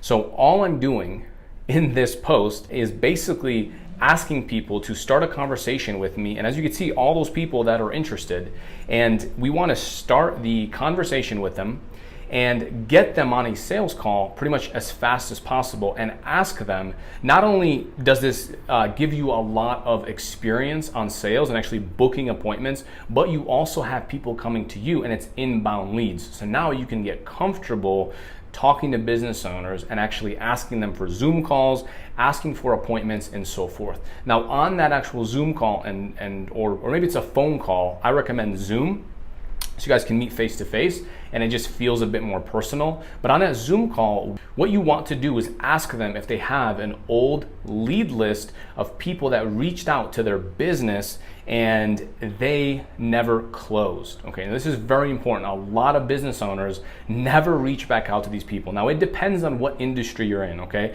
So for us, we're in home remodeling. So typically we don't do this type of campaign for existing customers, but old leads that they generated, whether it's from Google or from Facebook or any other lead source, a lot of them just try to call them a few times and they never call them again. So this is super powerful. If you're working with a business like a chiropractor or potentially with like a massage studio where the customers are reoccurring, or like a med spa, this works extremely well because you can just take their database of existing customers and you can send them text messages, you can send them emails, and essentially all you're doing on the Zoom call is you're going to come up with an offer for this industry. Now, of course, you want to choose your niche so that way you know their language and you know how to talk about their services as well as them, and just come up with an offer, help them put together an offer, take their old list and send an SMS and an email campaign to this list, and you'll be shocked at the results that you get. And we actually do this for our paid clients as well. So we don't offer this upfront really anymore because we do social media marketing, and so what we'll do is we can launch their campaigns, but every single time we launch a campaign, we do this in the very first week. And this does a few different things.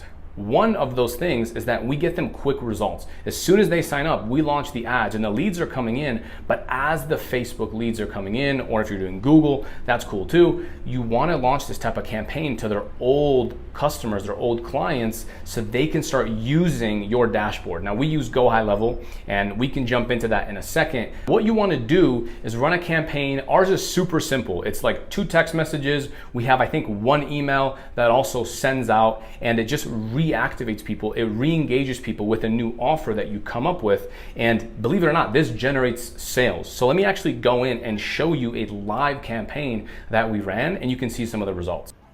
So this is an older client account that we are looking at. And as you can see in this funnel, we sent 406 text messages as well as emails. So their lead list was 406 people that they never closed. Now, this is for a roofing client. So this works, like I said, super well with massage therapists, chiropractors, reoccurring services, but it also works very, very well in my industry of home service. Now, I used to think, you know what, maybe with roofing clients, you know, it's so one and done. They probably got their roof done by someone else. It's not that powerful. And I was absolutely wrong. And the numbers show it right here. 406 sent, 159 responded. That's about a 39% response rate, which is very good.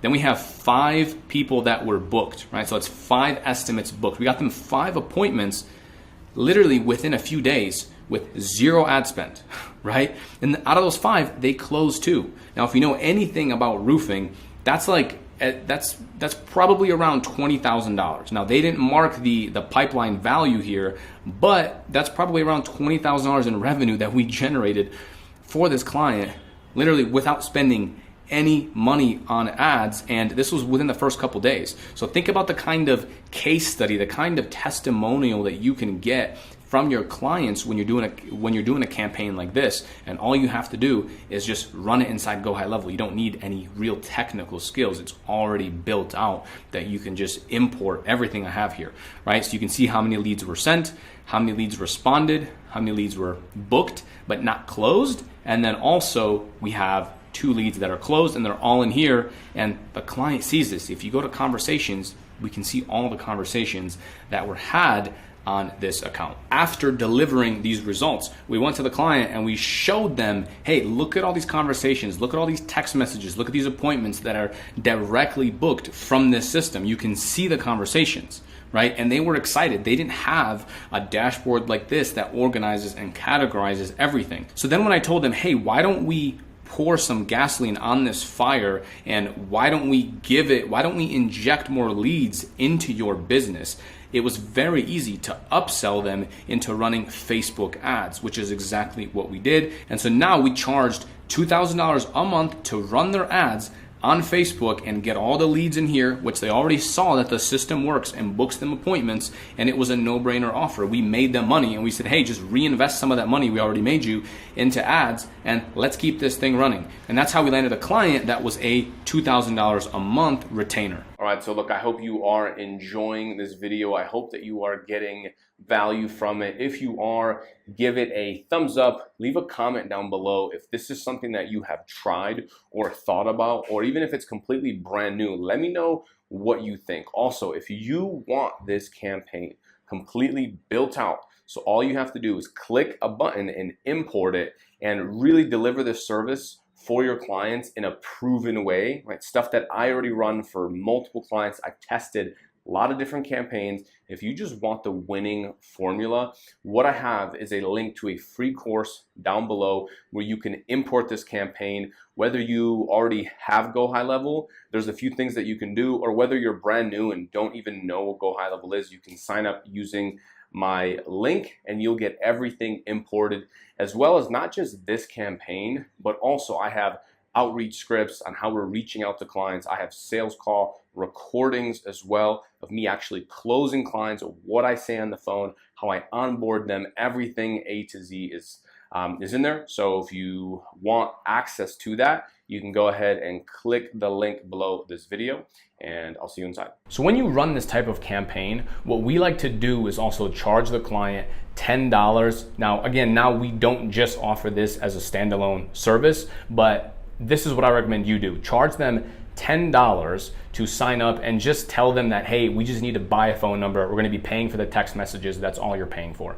And what you want to do is practice collecting the credit card information and also storing it, right? Because you are collecting the details and then you're running a database reactivation campaign for them. And let's say you do it for 7 days. Call it a 7-day free trial. Maybe it's 14-day free trial. Do whatever. Collect that $10. So now they're comfortable giving you money and paying, even though it's a small amount, psychologically, they're getting comfortable with paying you. You run this type of campaign and now they're seeing results. They're seeing some action. Even if they don't close anything, at the end of that 7 days or 14 days that you do, you can either auto bill them into a downsell, which is a high level package, which we offer like a templated website and that kind of stuff for $300 a month, right? So worst case scenario, they're not interested and you have nothing, and you just practiced having a sales call, you practiced onboarding a client, you get a lot of benefits from this. But more than likely, if they really like using this software, they can continue using it, and you can link it up with their website and all their online presence and charge them $300 a month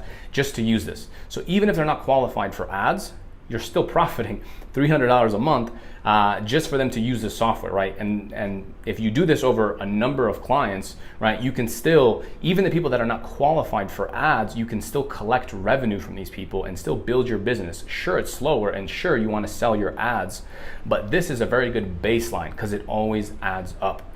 Now, when you're offering ads, right, so after those first 7 days or the 14 days, then you can get on the phone and you can say, awesome, that was your lead list. Now what we can do is actually offer you ads and bring in more leads. We have the same system. It's already set up. You saw that it works. What if we just ran ads for you, right? What if we ran a campaign for you to bring you more of these leads and automatically follow up with them?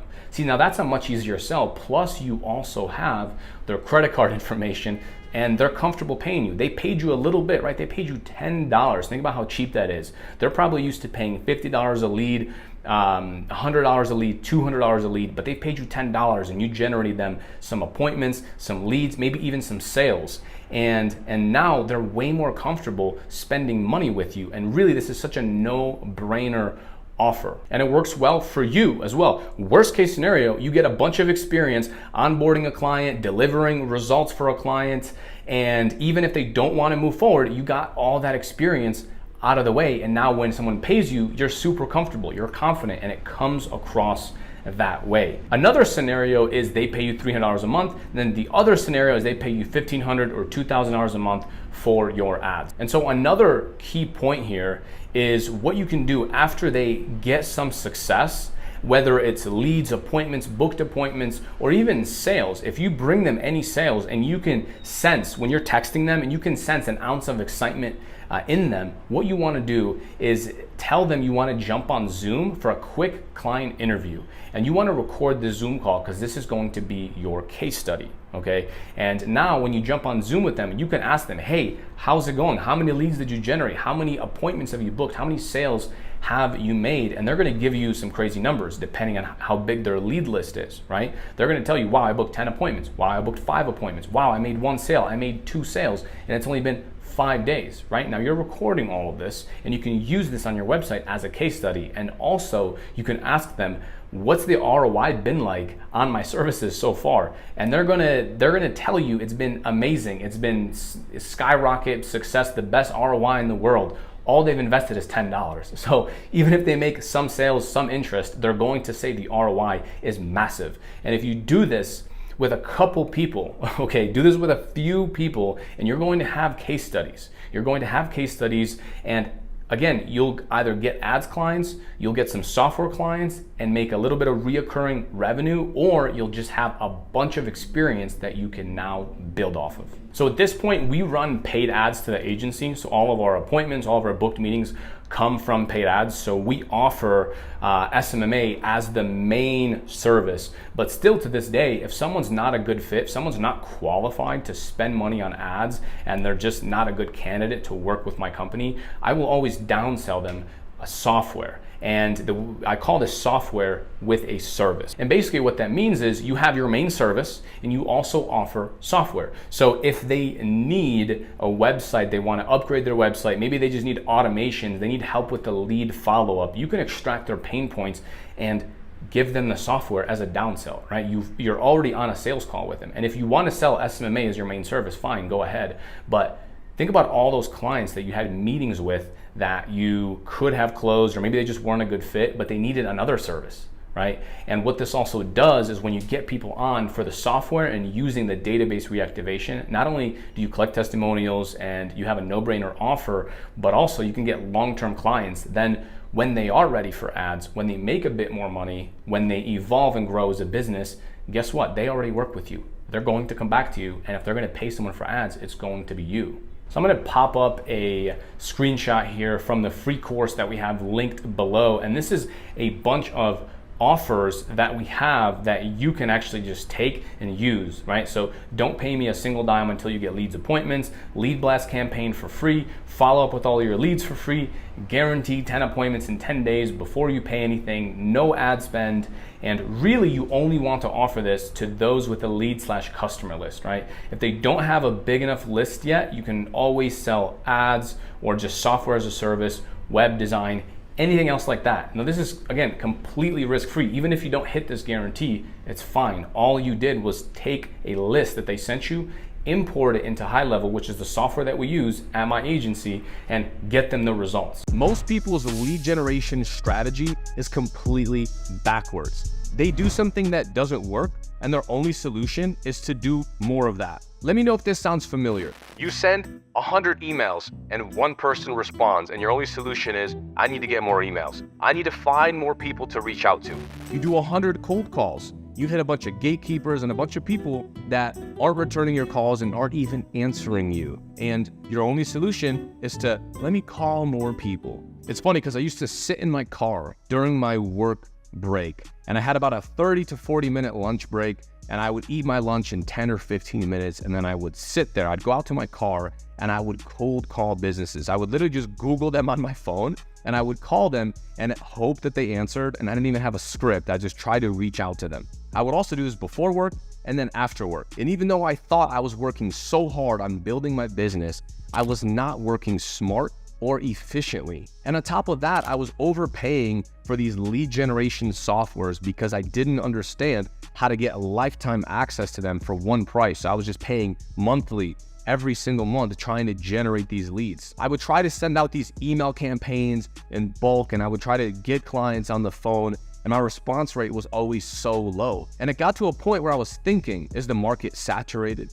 Are people just not even interested in what I'm offering? I was selling websites, I was selling SEO, and I knew that these people I could help. I'm looking at their reviews. They have 4 reviews and a 3-star rating on Google. Their website looks absolutely terrible. It doesn't even work on their phones. Their team is absolutely tiny, so I know they're not growing at the rate that they want to grow, and yet they're still paying for these expensive like magazine and phone book ads, even though that's not the most efficient way to advertise. And that's when you sit there and maybe a little bit of doubt starts to creep in. Maybe this business isn't right for me. Maybe I should switch niches because no one in this niche is a good fit. All the hundreds and thousands of people in this niche, no one wants to buy my service. I didn't know how to pre-qualify leads. In fact, I didn't even know what kind of leads would be good leads to even pitch my services to, and how I should alter my script based on the lead list that I have. I didn't understand how to get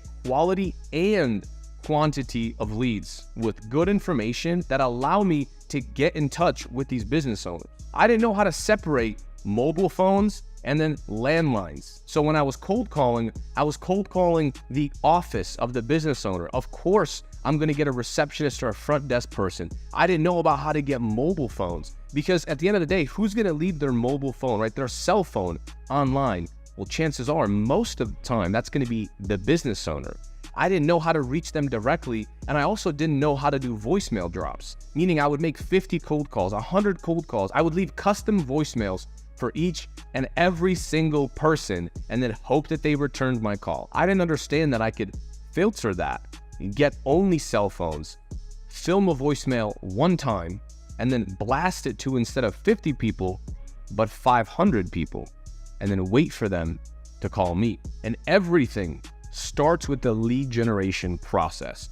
So let's actually dive into my computer and I'll show you how to find these quality leads. So this is how I used to do it. I would just go into Google and I would just type in my niche and my area. So let's just say roofing Las Vegas. That's what we'll do for this video as an example. I would then scroll down and I would look at the Google My Business map pack and I would cold call all of these people. And it definitely can work. If you open it up in a new tab, you'll see you get a bunch of these businesses. However, the problem with this is that you lose track with who you've already spoken with and who you've already contacted. So at the very least, if you're going to use this strategy, put these businesses into a spreadsheet so you can go down and actually take notes about what happened after you spoke with them or you didn't speak with them. Now, luckily for you, there are tools out there that allow you to automate this scraping. I found one here that I like to use, and we actually use it inside of our community as well. As you can see, there is a free version of this tool, and then there's also some different paid ones right here. I think the free one is good enough for you to get started and actually start scraping. That tool is called Google Maps Lead Extractor right here. Again, I'm going to link up this spreadsheet here. This is a list of all my tools down below, so you can check that out. And here's what it looks like when you generate a list. It gives you the name, the address, the street, and then also gives you the category, but more importantly, it gives you the phone right here in a nice spreadsheet format. And also it gives you the review count, it gives you the average rating. And again, this is very important. This is crucial if you're doing anything with reputation management or you're doing websites, right? You want to know their website. And if it's not linked on here, then you know they don't have a website. And that's also very important. And you can see that right here. Another thing you can watch out for is these business.site websites. This is like this pre-built website from Google, meaning they know they need a website, but they don't have one yet. So Google just built one directly for them. So you can reach out to them and offer them a higher quality website. Another really cool fact that you want is this right here, this claimed section, right? So I actually noticed on this report that this business right here had a Google My Business that's not claimed. It's called DNL Roofing. So let's actually take a look and see if that is true. All right, so let's go back into our Google search and you can see here DNL Roofing. So they have a ton of reviews.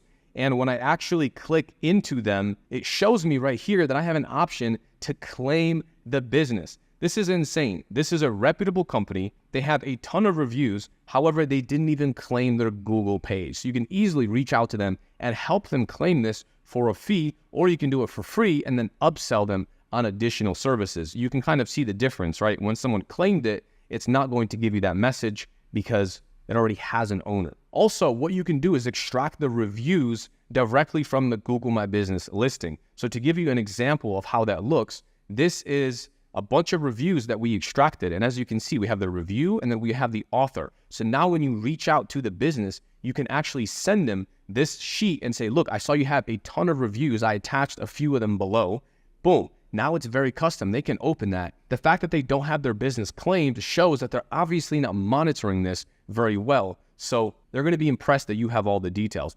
Also, this is going to work even better if they have bad reviews. So if you extract a review list and they have all terrible reviews, you can even send them a spreadsheet like this with name and what the review says and say, look at all these bad reviews that I found. We might be able to help you with reputation management. Is that something you might be interested in? The way to actually get this tool is you can go over to this link, you can hit get started, and it's just a simple Chrome extension. And so what you can do is click it, you just hit open Google Maps, you type in the niche in the city, and then you just hit start extracting, and it'll give you that spreadsheet that I just showed you. Now you're also probably wondering, well, I don't know which one of those are cell phones. Who can I actually cold call? Who can I actually speak to? Well, that is the point of this tool right here. It's called clearoutphone.io. Again, it's in that spreadsheet. And as you can see, you're gonna get 100 free credits. So if you mix this with this Google Maps tool, you'll be able to get a bunch of businesses and then see who has a mobile line versus a landline.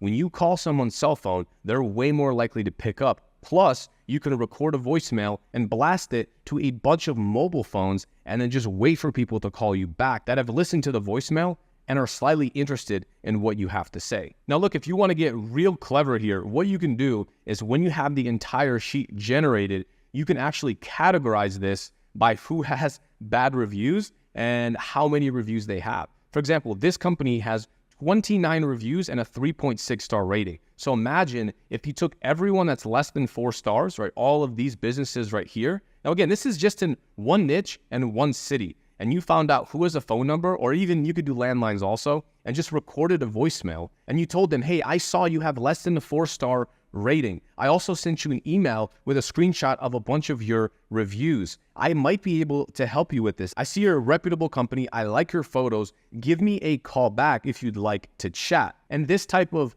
outreach and this type of campaign is going to be very targeted to them, and you're still able to do it in bulk. And you can do the same thing with a website as well, because all these people have websites. And if you scroll down, you'll see that all of these businesses do not have a website. So you can reach out to them, make it slightly custom, talk about their reviews, right? Include their phone number in your outreach message, and they're way more likely to respond, and craft some kind of customized outreach message specifically to people without websites. Even if you're providing lead generation services, this is very relevant for you, because this is another lead scraper that I like to use, and you actually get their Facebook, their Instagram, their Twitter, and you can include that in different outreach messages. And you can even see if they have a Facebook pixel, a Google pixel installed, or even Google Analytics on their website. And you can use that in your outreach, and you can mention different things like, hey, I see you have a Google pixel. If they have this installed, they might be running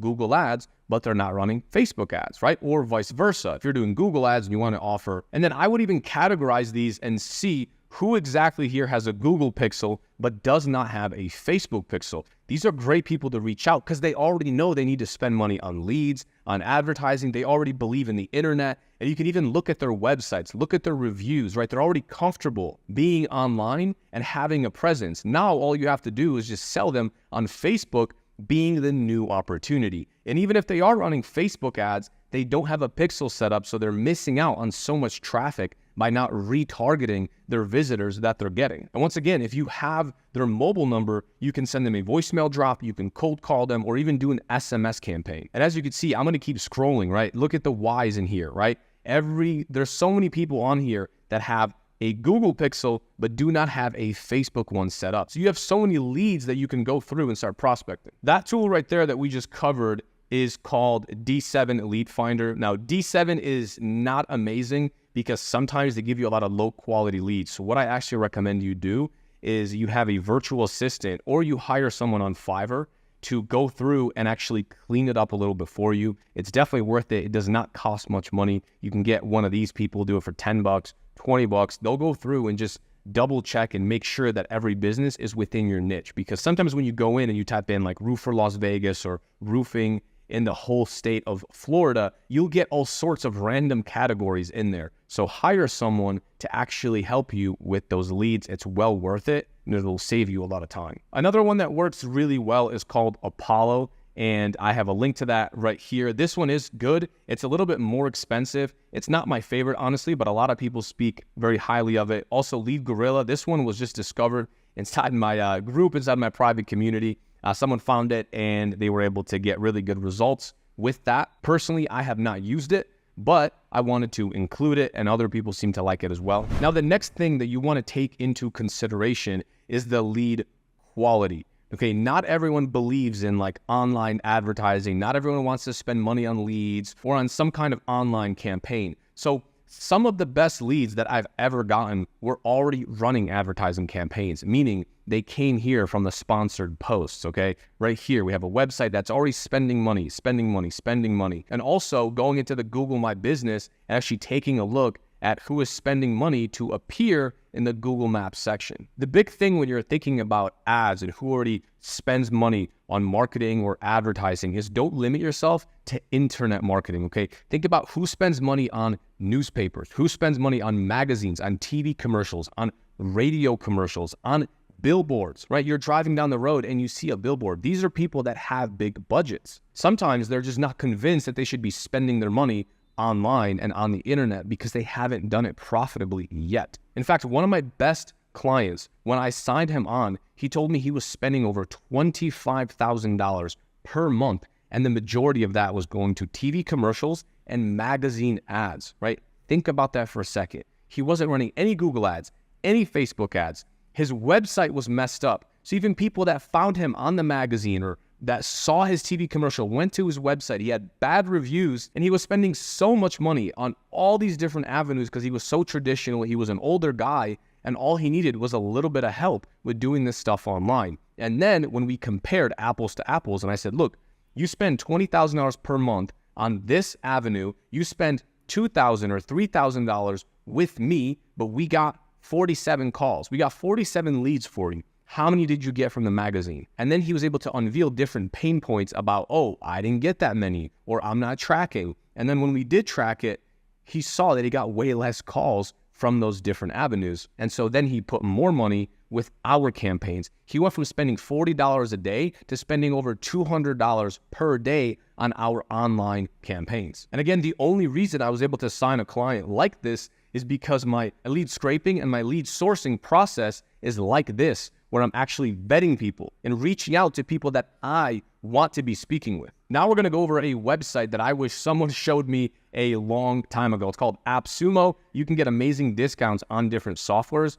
on this app. So I'm gonna type in the lead generation here just to see what's out right now. And what we'll do is take a look at some of the softwares. Now the cool thing about AppSumo is, as you can see, it gives you lifetime deals, meaning whatever software this is, you pay $59 one time and you get to use it your entire life. And you can find some amazing softwares that come on here before they get released to the public. So this is one that I've also used. It's called Outscraper. So I initially tested the one that I showed you earlier, but then when I was ready to get a ton of results and move into a paid plan, I used this one right here, and I purchased $99. I paid one time, and now I can use it forever. I can scrape unlimited Google searches and get leads from Google. And as you can see, there's another one right here. It's called Lead Scrape. Now, Lead Scrape, this one really doesn't seem like it's a good fit. It has a lot of ratings. However, it says B2B leads. I'm working with people in this example that are roofing, so I need leads that are working from roofing to homeowners. But as you can see, there's tons of softwares in here that are very interesting. And when you actually click into the software, you can learn all about how it works. The big thing that you want to take into account is the reviews that the software has. When it comes to local business, this one works really well because we can actually see everything, right? So it scrapes it to an Excel file, and when you read into it, it seems perfect. And the amazing thing is that it gives you a 60-day money-back guarantee. So you can try it, and if you don't like it, this website guarantees that they'll give you your money back. Now, something to take into account is how many searches you get, right? So we get 5,000 searches here per month, and it exports it in a nice CSV file. So if you combine a tool like this, you pay $100 one time, and then you use the phone number mobile landline checker, you can be in an amazing position on a budget. And when you look at the reviews, a lot of them are speaking highly of it. So this software is well worth it. And this is what I use to scrape Google My Business. If you want a direct link to that software right there that I have,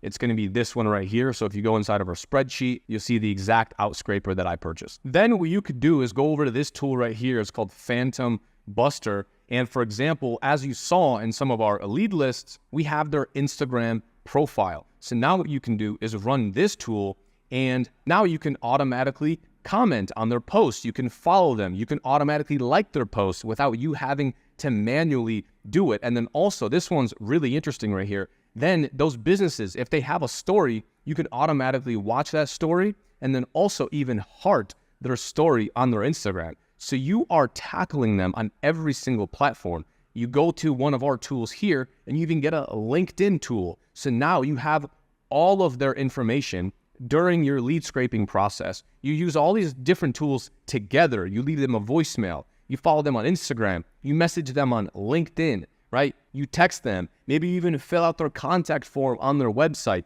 You have so many different touch points. Then you're doing email campaigns and you have that custom message as well, right? And my recommendation is that you also outsource some of the lead scraping process as soon as you can, meaning you can get a virtual assistant to go in and take a look at your lead list and craft some kind of custom message to them. Just say, hey, I saw your business was unverified. However, you have 102 reviews, but it's a 3.2 rating. And now what you can do when you do these campaigns is you can take that line that your virtual assistant wrote and input that at the beginning of each of your outreach messages. Or she can do something even more basic, like just take the very first person that left them a review, meaning the latest person. They probably know who this is. Let's say Susie left them a 5-star review, and you can even lead with that. You can say, hey, ABC Roofing, I just saw that Susie left you a 5-star review. That's amazing. How would you like to get more customers like that? Look, I noticed you have a 3.7 rating or a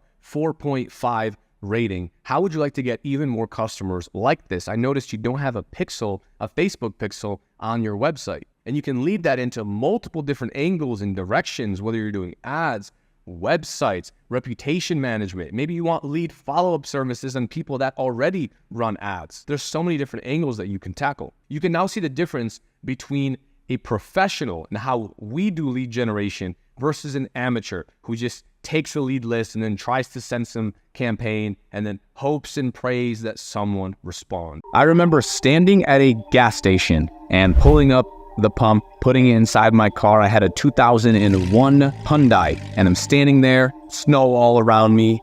I'm cold.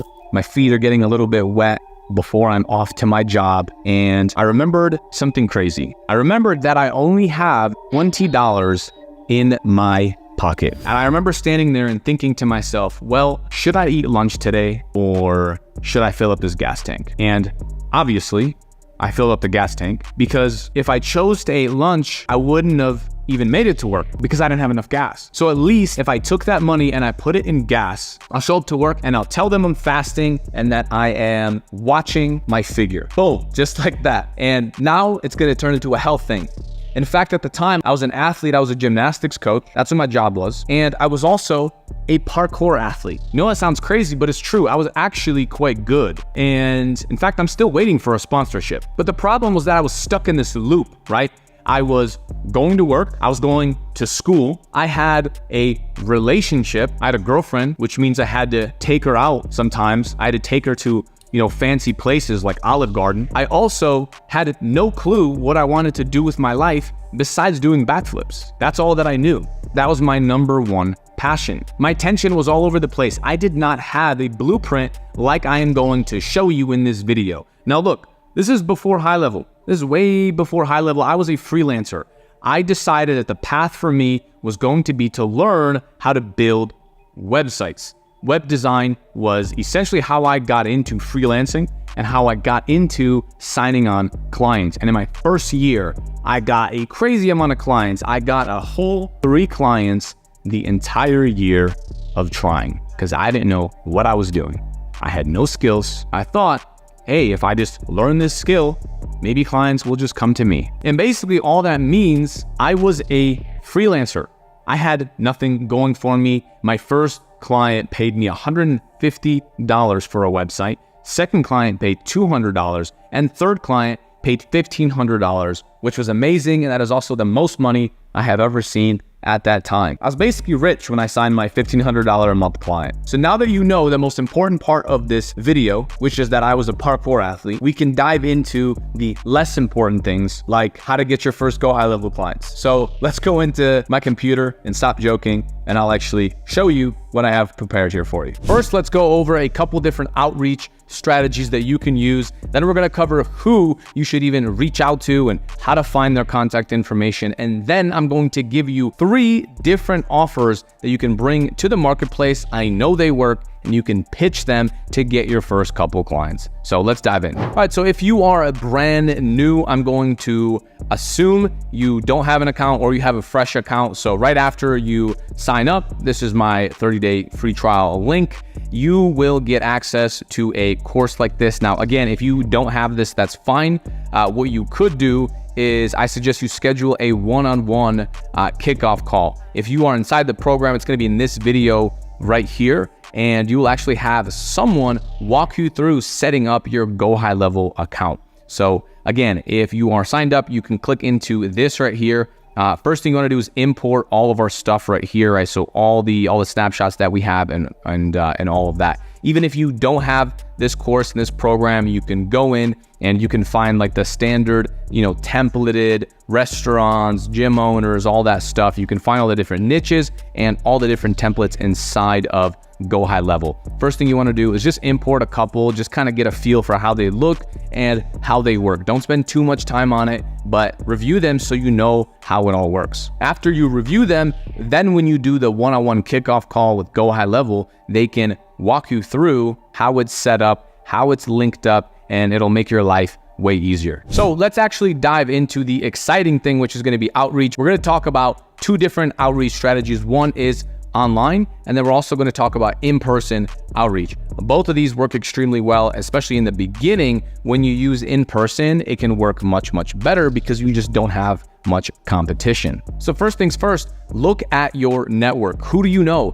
that's a business owner, right? Who do you know that has a parent that's a business owner? Who do you know that's maybe massage therapist and is really close with the owner? And you want to offer them your services for free. And you can do that by giving them some kind of trial, by giving them some kind of period where they can use your services. And also you get to practice. And even if they don't pay you anything, you can still get a testimonial out of it. And this is crucial, very, very important to do. And also it's not just about your close network. Think about where you go to the dentist. Maybe they need automations, right? You don't need that many clients. You can walk down the street and just think about who you spent money with. Maybe a couple months ago, you had your garage door replaced or repaired, or maybe your family got it replaced, or maybe your uncle got it replaced. You can call that same company and say, hey, this is XYZ, this is Bob, and we actually were a customer of yours a couple months ago, and I'm just curious if I can speak to the owner. I just want to tell him how great of a job you did. Also would love to leave a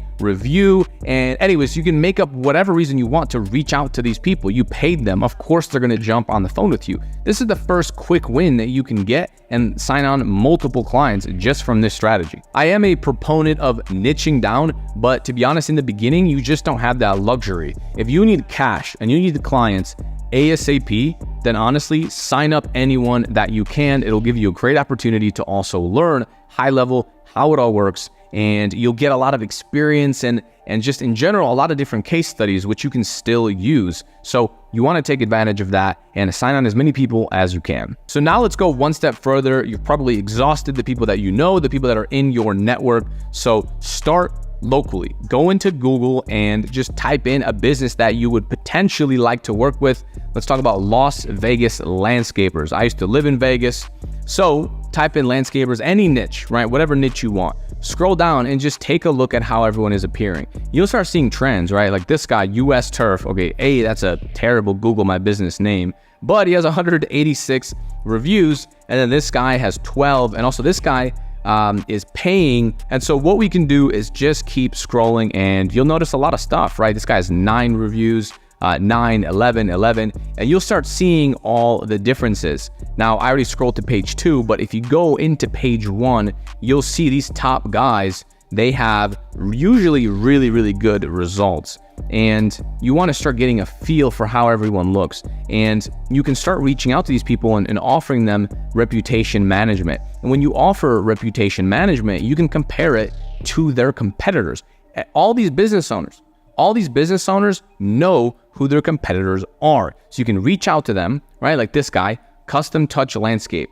Hey, what's going on? Custom Touch Landscape. I just saw your trucks on the road. I love saying that as well when you're doing local prospecting. If you are local, use that to your advantage. Start bringing up streets that you saw their trucks on, or maybe you saw their building, their office, maybe whatever. Say you drove by it. And you can start saying these things that already make you stand out way further than any other company that's reaching out, right? You're going to have a much bigger advantage than if I try to do outreach in your city. And ideally, what you can do is instead of trying to call them like this, you can use another tool. So I'm going to show you one right here that I like, which is Gmaps Extractor. So what this is going to do is you can have this search appear and you want to just extract it, because surely you can go down all these different business owners and you can try to copy their information, but it's going to be much nicer if you have it inside of a spreadsheet. This tool right here is free. So as you can see, it'll take what you see here and it will put it nicely on a spreadsheet so that you're able to nicely reach out, and also you're able to create a checkbox and then mark off who you've already reached out to. So it makes things way more organized, way more clean, and I think this tool is even free for the first, let's see, monthly leads extract 1,000. So you get 1,000 leads for free. Honestly, that is plenty. So start here. And also another way that you can do this is look up local Facebook groups. Okay, we're talking about Facebook groups as well as groups like this on meetup.com. So go in and type in business Las Vegas and you can start seeing where people are meeting and what they're talking about. Sometimes you'll see networking events, and this is a great place to start. Just start attending these. Now, I know you want to build a business and make money online, but again, we're just getting started here, right? If you want to make your first 1K, your first 2K, 3K, ASAP, these are all great strategies. And I'm going to show you some online ones as well, but let's just start here. I don't want to skip this. And honestly, just show up to any one of these. Speed networking for business. That's interesting. I don't really know what that is, but it could be worth looking into. So this is just a couple that I randomly found. Do the same thing on Facebook and see if you can find some local business meetups where people are networking and then just talk about some of the stuff you're working on. There's no reason why people won't say yes if you have a good offer and you're offering to give them a free trial for maybe a week or 14 days. And once you give them the offers that I'm going to cover here in a second, there's no reason why they won't say yes, especially if they meet you face to face. You can also join things like Chamber of Commerce as well as BNI. So oftentimes these are paid, but the cool thing about it is that when you join these networking groups, the way it works is you will be the only digital marketer in that room and you'll be filled with CEOs. So you'll be able to sit at a desk, you'll be able to network with a bunch of CEOs and business owners with no other competition specifically in that room, and you're that guy. And this is strategically how they build these networks. That way everyone does business with one another. And it's pretty cheap. I mean, it's like $100, $200 to join. It's not for everyone, but certainly it's a great place to start. I've gotten clients from groups like this. Now, if you are looking to get leads online, both in your city or maybe it's another city, then you can start using tools. This right here is a tool that I like. It is D7. Some of the information honestly is not perfectly accurate. You'll get random businesses in here sometimes, but for the most part, it works pretty well, especially if you're starting off. It's also pretty cheap. I can't remember the exact price because it always changes, but $12 or $15 a month, you can just buy it for 1 month and extract a bunch of lists and then just cancel your membership. So you just pay one time. And this has links to everything, right? We're talking Facebook, Messenger, Instagram, Twitter, Google, shows you how many reviews they have. And you can just scroll down and you can see all the different businesses that you could potentially reach out to. And I did a free search, by the way. So as you can see, I'm not even logged in. So I recommend you just go to this website. It's called D7 Lead Finder. And you just type in a niche, type in your city, and see how many businesses it spits out. Now, once you make an account and you pay that fee, you're able to export all these. And this is going to be a great place to start. Now, the way that you want to reach out to all these different business owners is you can do SMS, you can call them, you can send them an email, you can send them messages on all their social medias, right? All the LinkedIn, all the Instagram, all the Facebook, message them everywhere. Or what you can do is send them cold voicemail drops, meaning you record a voicemail one time, you take the spreadsheet, you import it to HighLevel, and you just hit send. So you drop your voicemail to everyone with a certain pitch in the voicemail. And now everyone that calls you back that listens to that voicemail is going to be a bit interested. And again, if you're doing this locally, make sure you mention that in the voicemail and when you're actually pitching. So now you're getting inbound leads, right? You're getting phone calls that are coming into your phone number and people that are calling you after they listened to your voicemail. Now let's talk about the different offers that you want to approach the business owners with. We have website in a day, we have reputation management, and we have the DR campaign. These three are killer. These three can absolutely crush it, and there's no reason why you shouldn't be able to get clients that pay $300 per month forever on all these lead services. Now, of course, once you onboard them, show them everything else. Show them the planner, show them the lead follow-up. But in the beginning, lead with these offers because they're just a very easy sell. Now, when you do website in a day, you literally go inside HighLevel right here, find a website template for that niche, and just use the AI content writer. I have another video about how we build websites in a day. You can watch that after this one, but do that. Just sit down for a day, make a full website, and just offer a website to people, right? Tell them, hey, I built you a website. I noticed a couple of things wrong on your website. I actually built you a new one. Is it okay if I send it over? And all you're going to do is take that pre-built website with your AI content, slap their logo on the top left, and send them that as a draft. Send them that homepage as a draft. Think about how much this makes you stand out from all your competitors, right? They're all asking. You're gonna sit down and you're gonna give them something. You're gonna give them a website, and then you're gonna jump on a demo call once they're already excited. And once they see that this website in a day that you built is better than their actual website, they're gonna value you, and they're gonna value your time and how much effort you put into actually reaching out to them. And on your end, it's super easy because all you're doing is copying and pasting a website and then putting their logo on top of it. And if they want to sign up, you can charge them $150 a month, you can charge them $300 a month, whatever it is that you want. So let's move on to the second service, which is going to be reputation management. You can approach a business, and as we saw inside of this sheet right here, right, some businesses have 12 reviews, and as you scroll down, some of them have a 2.5 star rating like this. You can reach out to whoever this person is, J&K Landscaping, and reach out to them and say, hey, J&K Landscaping, by the way, I saw that all of your competitors, let's talk about, and you want to bring up their names. I saw that Davey Tree Expert. I saw that Nevada Tree Service. I saw that Green America Tree, by the way, has 47 reviews and they're all 5 stars. In fact, they have a 4.7 rating. You have a 2-star rating, and you can ask them, do you think if I got you more reviews that you'd be able to grow your business? Or you can ask them, hey, do you need help with this? That's something I can potentially help you with. And if you really want to hit a pain point, you can also send them screenshots, okay? And this is super powerful. Send them a screenshot of their Google My Business with those bad reviews. Send it to them. And so that way they can see. Sometimes they don't even know that it's that public.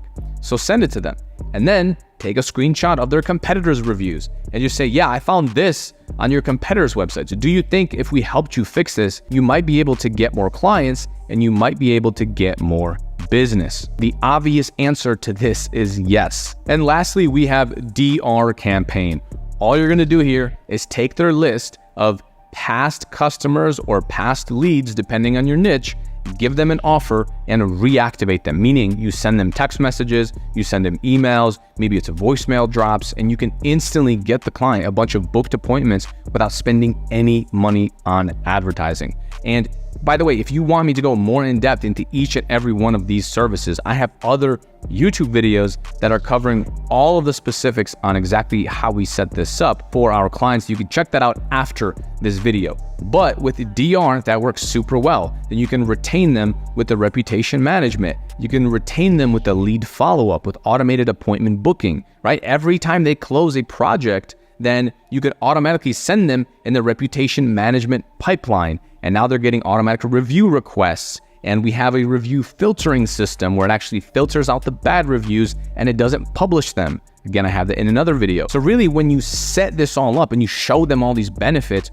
why wouldn't they move forward with you? And especially in the beginning, when you offer a free trial, they're gonna get so much value. There's no reason why they're not going to stay. Now, if you are doing free trials, one thing you want to watch out for is clients that are going to ghost you, meaning they'll say yes to you because it's very easy to say that and then they just ghost you and you've done all this work and all this effort for absolutely nothing. Now, if a client comes on, you deliver the services and they don't want to move forward, that's fine. However, you want to collect a $10 deposit. You want to take a $10 phone number fee. That's what I call it. We're paying for the phone number that's going to be sending out all the text messages.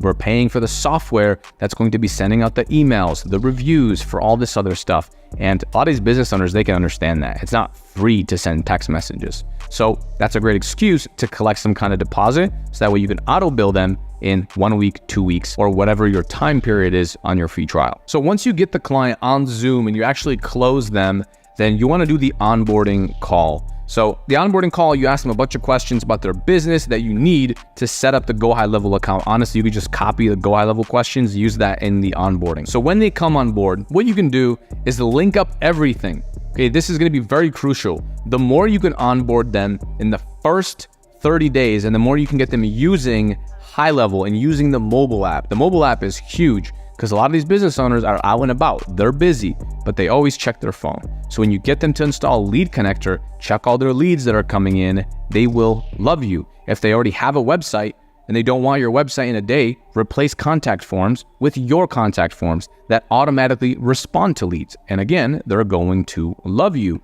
So link up to Google My Business, right? Get them to download this. Link up Facebook, install the web chat, install the live chat. I literally have accounts that I've shared where we have over $70,000 that have accumulated just in the live chat. And so it's absolutely crucial. Stripe, a lot of our clients don't really use Stripe on here through this because they do very large transactions.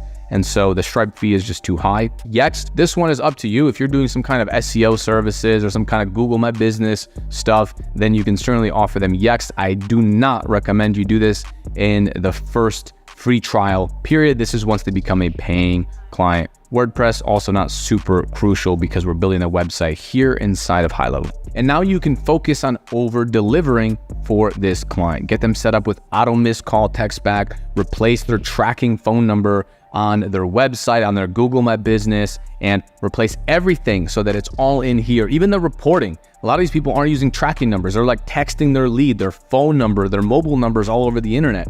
Get a tracking number on there and just say, look how cool this is. We can track everything. You have a live chat. We have this form and they love it because now we can also track who visits the website and they can see that. Look, I'm not gonna lie to you. I almost didn't make this video. The first time I ran an email campaign, I got almost no responses. I mean, think about it. You're paying for all these softwares. I paid someone to give me a lead list. I set everything up, linked my domains, spent so much time setting it all up and got nothing out of it. Literally no clients, no meetings, a couple responses. It went terribly. It seems like for most people that get started without knowing the tips that I have, that's the same thing. And all these templates you see online and on Google and in different courses, look, I've tried this stuff and it didn't work for me. It's almost if they expect a business owner to give them all this time and sit there and read some really long essay about why their company is so great and who they are and all this stuff that everyone wants to include, when in reality, the best emails should be extremely short and right to the point. You have 1 second to get the client's attention. And honestly, this is true in all of your marketing and all of your outreach. They should be able to take a glance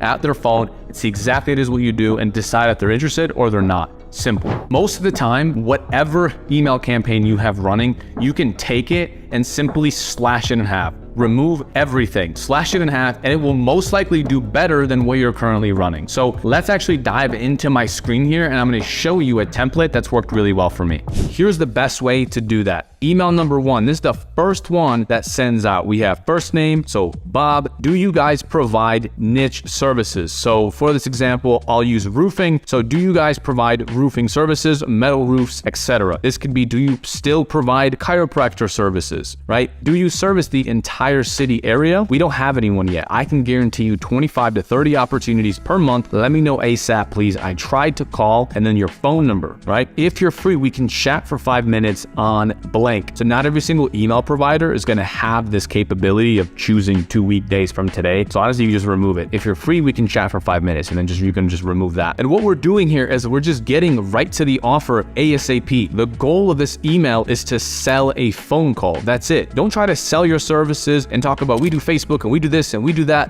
No, just sell the phone call. And then on the phone call, then you can tell them a little bit more about what it is that you do. And so this is a great way for it to feel like a very personalized email. And again, you can do it at scale, right? If you have a good lead list, you can import everything in here and just send it, and you can get a bunch of responses. So let's dive into email version 2. So we have hey first name, so hey Bob, and then you want to insert a first line. And this is going to be custom for every single lead that you submit this to, right? So I just saw Susie left you a 5-star review online. Awesome job. Would you be interested in getting more work like this? This is so powerful. I've never seen someone do it like this before. Let me show you how you can get those first lines. So if you hire a virtual assistant, you can give them the lead list just like this, right? We're talking business name, we have the email, and then you can also include the website and some social media channels. And you want to have the virtual assistant go in and just write a first line, meaning they're just going to take something and make it custom to that business owner. You can base it off reviews. You can base it off of something on their website. Hey, I saw your before and afters. They look amazing. amazing. Hey, I love this drone footage that you have. Just make it personal. And then what you're gonna do is that's gonna be a separate line on here, right? So when you import this list of contacts, check it out. It's gonna go in this first line. So it's gonna say, hey, John, I love your drone footage that you had on your website. It looks really cool. Would you be interested in getting more work like this, right? So if you reference a project or you reference some kind of work that they're doing, maybe you're working with dentists and you can say, hey, I love your office. I love the color scheme you have in your office, which I guess this template wouldn't work amazing with that, but you can say, hey, I love all your patient before and after photos. I love your aligners that you've set up with some of your customers. I love the testimonials that you have. I love the videos you have on your site. Would you be interested in getting more work like this? We helped. Then you can include some kind of proof or some kind of testimonial if you have it. If you don't, that's fine. You can follow the template from the first email. We just helped Rob from 5-Star Construction, a construction company like yours, but in a different area, close an extra 2 roofs in 11 days. Best part is we booked it all for him on his calendar. He showed up and closed. One worth over $34,000 and another for $15,000. Let me know if that's something you want to be a part of. See, these emails are very direct. They're right to the point. I'm not telling them, oh, we're going to do Facebook ads. We're doing Google ads. Go high level. We're doing SaaS and automations. No, we're not talking about any of that. We're just trying to get them on the phone. We just want to pique curiosity. That is the main job that you have on these emails. Pique their curiosity and then get on the phone and sell the demo. In marketing and in our process here, what you want to do is sell the next step. The email should sell the phone call, and then the phone call should sell the demo call, and then on the demo you're going to sell your service. Also, real quick, if you want our client getting scripts, our client getting strategies, our outreach, DMs, literally everything A to Z, then you can go ahead and check out the free course in the description. If you want all of our snapshots imported into your account, I'm providing all of that. It's completely free. If you don't have a high level account, then you can sign up for a free 30-day trial down below, and I will give you access to everything, sales call recordings, additional services that you can actually offer, how to sell those services and how to charge high ticket. Everything is in there. So let's dive back into the video. If they don't respond, then you want to have follow-up emails that go out. This is another thing I did wrong in the beginning. I just had one email send and that was it. Have 2, 3, 4, 5, 6 emails that send out. And here's a sample one also that I did. Bob, I just realized I never introduced myself. LOL. Keep it lighthearted. It kind of depends on your niche too, I will say. If you work with like doctors and very professional, maybe lawyers, something very professional, then maybe don't use things like LOL, or maybe it's worth a test. For my niche in construction, this works well. These guys are rough around the edges. They don't care. My name is Pavel, and in the last 30 days, we've done this for our clients. Tammy closed this much, Rob closed, boom, okay, Monty, Kevin. So again, some proof, and then I include maybe the next one will be for blank, right? Their company name. I have verified proof, by the way, of all these numbers and text messages. We still don't have anyone in city, right? So it pulls in where they're located. And if you have their address, you could just put in their address in here. And that was super personalized. They're seeing their own address in your email, right? I prefer to work with you because your online reviews I saw under boom company name is impressive versus the other guys. Plus, we guarantee our work. But if you're not interested though, I understand. Just let me know and I'll reach out to someone else. We'll send them more work and we'll contact you again. So again, you want to give them the opt out. If they're not interested, just say, hey, by the way, if you're not interested, just let me know, no worries. But also add in that last fact of, look, I'll just contact one of your competitors. It's all good. And I've even included things like we work with one company per area. If you're not interested, no worries. I'll just work with one of your competitors. And this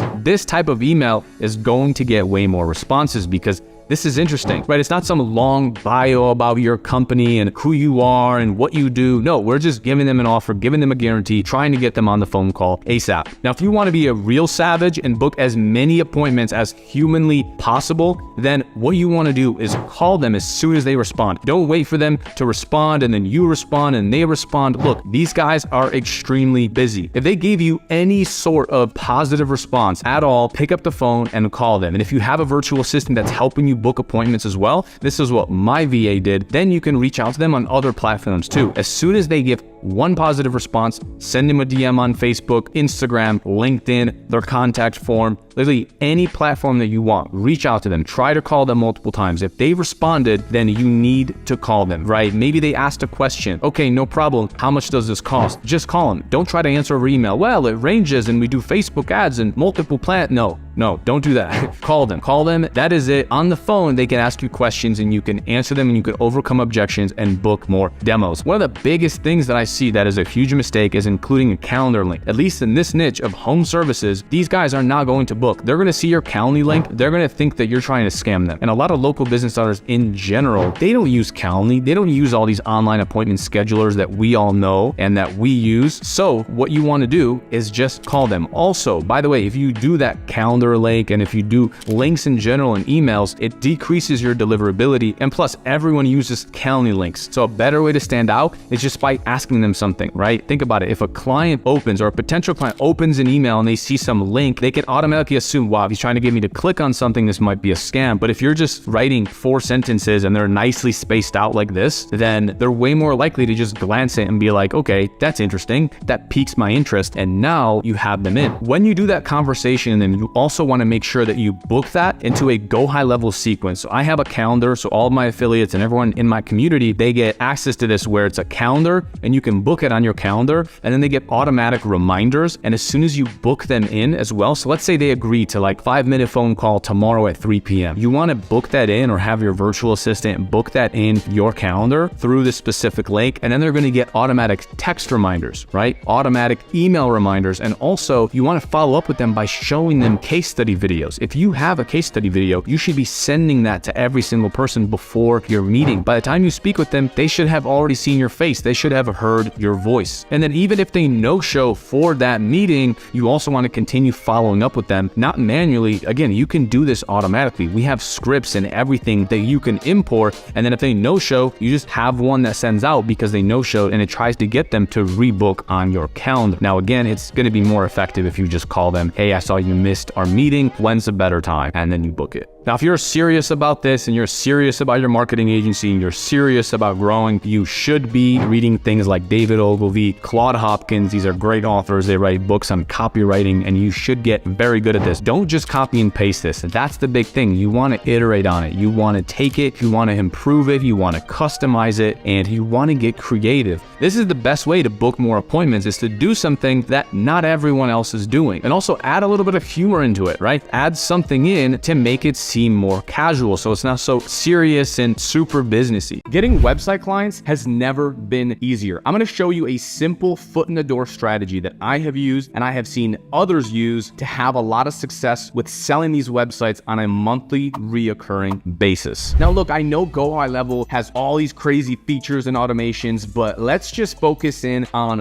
one that you can charge anywhere from $2, $3, $4, even $500 per month just for this one. And I'm going to even show you and teach you an outreach strategy that you can use to get clients for this particular service. We're going to craft an email here together that you can use for outreach. All right, so the first thing you're going to do is go into your GoHighLevel account right here and just pick a website template. We're going to work with one niche and I picked a couple, but I really like this one right here and it's called the Finance Consulting Services Snapshot. And what we're going to do is we're going to take this website and we're going to fully build it one time for a specific niche. So let's say that your niche is roofers. Let's say you select home service companies. What you're going to do is go inside of here and make every single service, every single paragraph about roofing, about metal roofs, about everything that you have done in your due diligence about this industry. And you're going to fill it out here. If you don't know how to make content very quickly with AI, I have another video on how we build websites in a day, but honestly, you can do this in a couple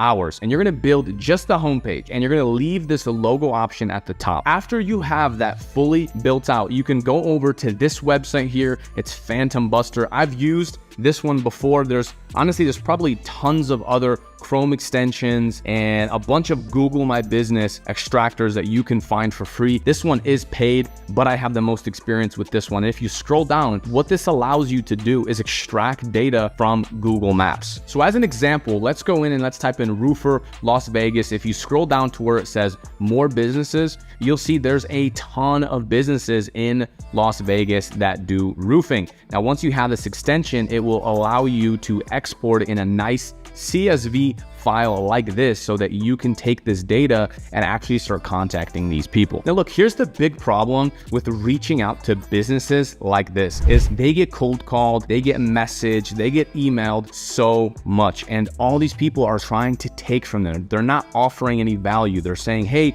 we'll get you more leads. Hey, we'll get you more appointments. Hey, do you need automations? And they're trying to sell all these different things, but they're not providing value. And what I found and what I have seen that works the best is by giving something upfront, giving them some kind of value, teaching them something, maybe showing them their competitors, right?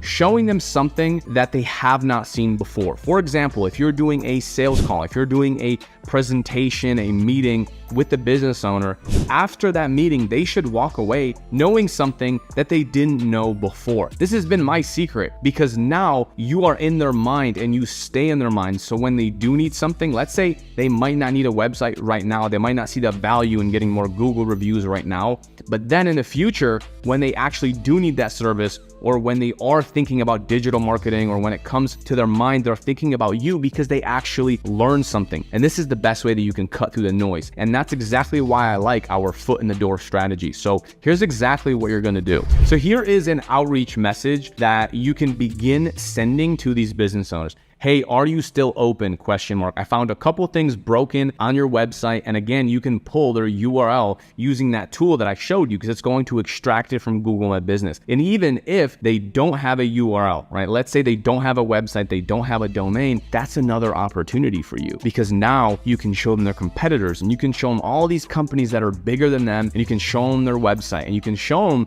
even what these websites have wrong with them. So now they trust you even more. When I was searching for a chiropractor in XYZ city, you're telling them that you found something broken. If they don't have a website, you'll want to use a different message. But now they're intrigued, right? It piqued their interest. You're starting with, hey, are you still open? Now you can say, I actually fixed it for you and rebuilt a couple things. Would it be cool if I send you a link to the new website on this email? Let me know if you like it. If you're sending them a message on Facebook, on Instagram, or if you're just calling them, you can slightly alter this to fit your needs. But this is the general message and general angle that you can tackle. And you're probably wondering, well, what am I going to show them? So if we go back over to the GoHighLevel website that I mentioned, once you have this built out, all you have to do is put in their logo and you can have it on a separate subdomain. So now you can send them a link to what you have on a subdomain. It doesn't take much work for you, right? Once they opt in and once they say yes, you go in here, you just put their logo at the top. If you want to be advanced, you can change some colors and now you can send them that link to just a homepage.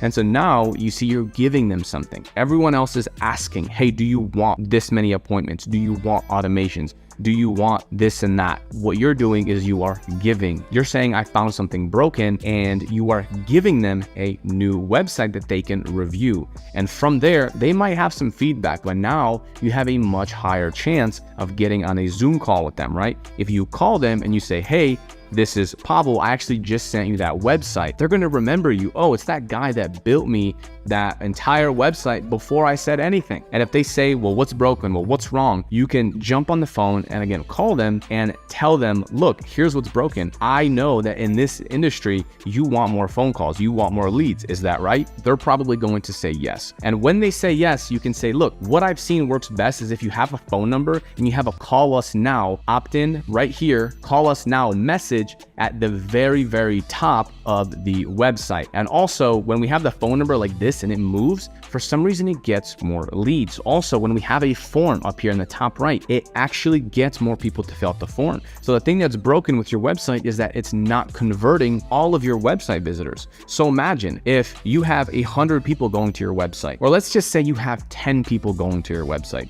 and I can even help you convert one more of those people into a lead. How much is that worth to you, right? How much is it worth to you to close an extra project? Maybe that lead is high quality. Maybe they want to reach out to you, but they're just having a hard time trying to find your phone number. And this is a common issue that I know exists in that industry.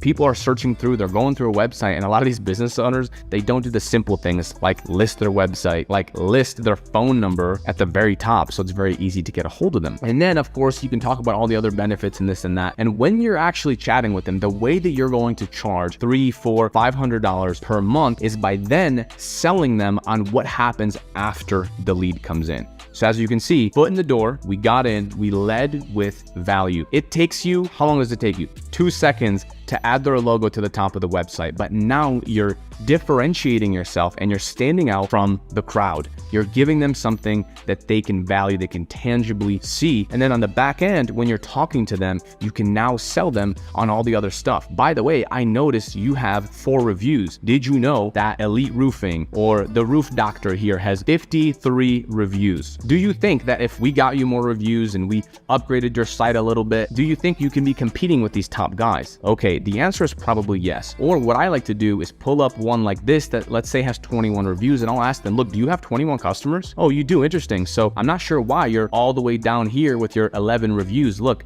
if we just got an extra 20, 30 reviews, do you think you can compete with some of these top guys? What does that look like for your revenue? And now, right, they're way more sold. And now you can actually sell them on the Google reviews. Plus, now we're gonna talk about the automations. Okay, well, what do you do, by the way, when a lead comes into your website? Okay, you call them, I understand. How fast do you call them? What's your lead response? Now you can sell them all the other stuff. Now it's very easy. By the way, just that website service alone, we used to do website hosting for $150 per month. That's it. They were just paying us to keep a website live. Do you think it's gonna be very difficult for them to pay $200, $300 per month for you to do an automation that you set up one time, right? Just text a lead as soon as they come in. No, it's not very difficult. The biggest issue that I see people having with GoHighLevel is they are just promoting all these different services. Just stick to one main one and just promote that. If this was your main focus, you could absolutely get tons of clients just by doing this one strategy. This is crazy. And sell everything on the back end. And then if you really want to be profitable, you can then offer lead generation services even further down the line. And now you can charge $1,000 a month, $1,500 a month, and so forth. So the first phase is lead gen. The second phase is pre-qualify and qualify the leads that we're generating. And then the third is closing them. So per week, we will scrape anywhere from 3,000 to 5,000 leads. We were booking an average around 12 to 15. 12 to 15 meetings per day. So that's like sales presentations. So how many SMS messages were you sending? Here's about 12,000. They don't have the money. We don't want to waste time. All right, you remove them out of the pipeline. So this is a whole flow automation. 3 months, 7,500 upfront. 12 months was 25,000 if they paid all upfront. Most people tend to bite for the 25,000. Here's why. How many deals were you getting per week? Per week, around 5. So you're getting 5 new clients per week at that either 75 or 25,000. This strategy is absolutely insane. My friend here is closing 5 clients per week. I don't mean 5 like cheap $300 a month or $100 a month clients. So these are high ticket clients. They're not running ads. They're not doing email campaigns. No, it is just from this one strategy. And I'm going to give you the entire thing. This video has been inside of my program and inside my community for a while now, but I figured I would share it with you because it is just too valuable and people are absolutely crushing it with this strategy. But before we dive into the actual recording that I have of me and my friend talking and him breaking down the whole thing A to Z, I'm talking how he finds the leads, how he reaches out to them, what he says to them, how he gets them on the phone, and then how he converts them from a phone call conversation to a Zoom call, to then how he closes and how he structures his different packages. You're gonna learn everything. But first, I have to mention a disclaimer. We have all the A2P laws and we have to register phone numbers and all that does exist, but you can work around all of that stuff. Now, before I even give you some solutions, which I'm going to do, but first, I want you to know that this is not legal advice. You need to assume I know nothing, assume that this doesn't work, assume you're gonna lose and no one's gonna respond. In fact, I'm just saying that some people do this or I've heard of people doing this. So hopefully that disclaimer was enough. So guys, Mitch is awesome. So he's run multiple agencies. We've been friends for a while. He actually used to be a personal trainer. I know you can't tell, but Mitch is massive. He's a bodybuilder also. He runs a couple agencies. The one that we're going to particularly focus on this call is most likely the roofing one, because that's where he was getting 8 appointments per day, and super awesome. So let's just dive in, man. We niched down to the past year. Last year was focusing on roofers. Our main agency focusing on e-commerce, but our other agency was focusing on roofers. So we start talking when I started running Facebook ads for the roofers, because we needed more leads. So the reason that we went with kind of niche down is that market, because it's something that for roofers, it's a high ticket. With high ticket offers, it makes it a little bit easier to be able to, for the price point, to be able to ask a little bit more. And a lot of time, especially for us as a agency, when you're selling like just websites or you're selling, everybody's doing that. So for the roofing, that made it a little bit easier for us to figure out what the specific problem they were dealing with, and then try to see how we can solve that for them, to be able to offer a lot higher value.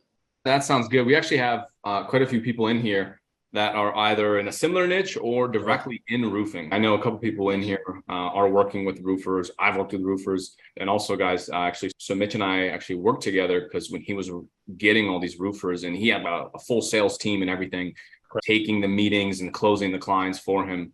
And when it comes to service delivery, he actually at one point white labeled our agency, and we were running the ads for the roof that he was signing on. And I'll be able to share my screen and kind of walk and showcase what that looks like, so that if people want to just copy that. And it's amazing, man. Yeah. So tell me about, let's talk about, this is probably what everyone is thinking, which is, all right, cool, man. Like, how are you booking so many appointments? So walk me through your kind of strategy on how you were booking the appointments, how are you getting the meetings, just bird's eye view, and then we can dive into the specifics after.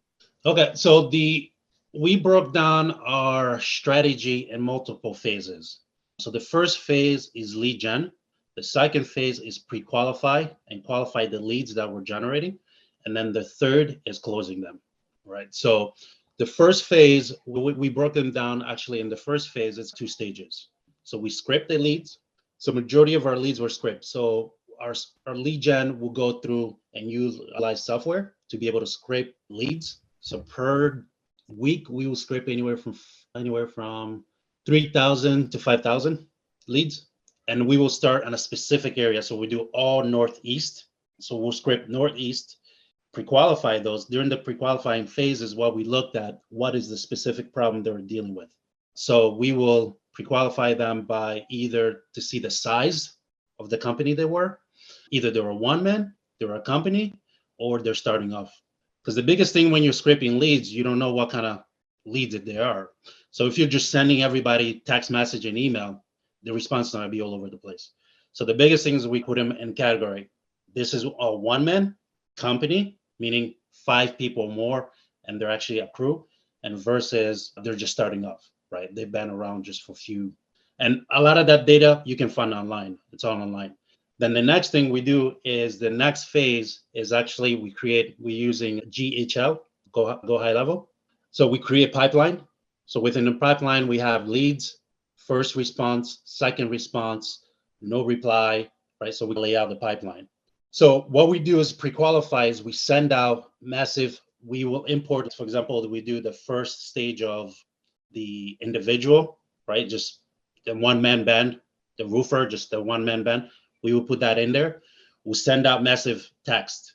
So the first text, the goal of that first text is to get a response. You can still send a lot of messages via iMessage. I'm talking iPhone iMessage, which is done through Wi-Fi, and WhatsApp. Those are 2 strategies that still work extremely well when it comes to sending SMS messages directly to prospects' phones. Second solution is you can still use toll-free numbers. You can purchase those inside of GoHighLevel, and this will absolutely work. Now, they have hinted that they're going to get stricter with the A2P requirements and registrations and all that kind of stuff in the future. Now, also, that being said, anyone that got in trouble with texting and SMS so far has mainly been business to person type of campaigns, meaning it's a business blasting text messages to random people, right? Individuals. What we're doing is B2B, meaning from one business to another business. So it's completely different. Third way is you can link up your personal SIM card. Now, I'm not saying take your SIM card and send text messages on your phone like this. No, you can buy another SIM card,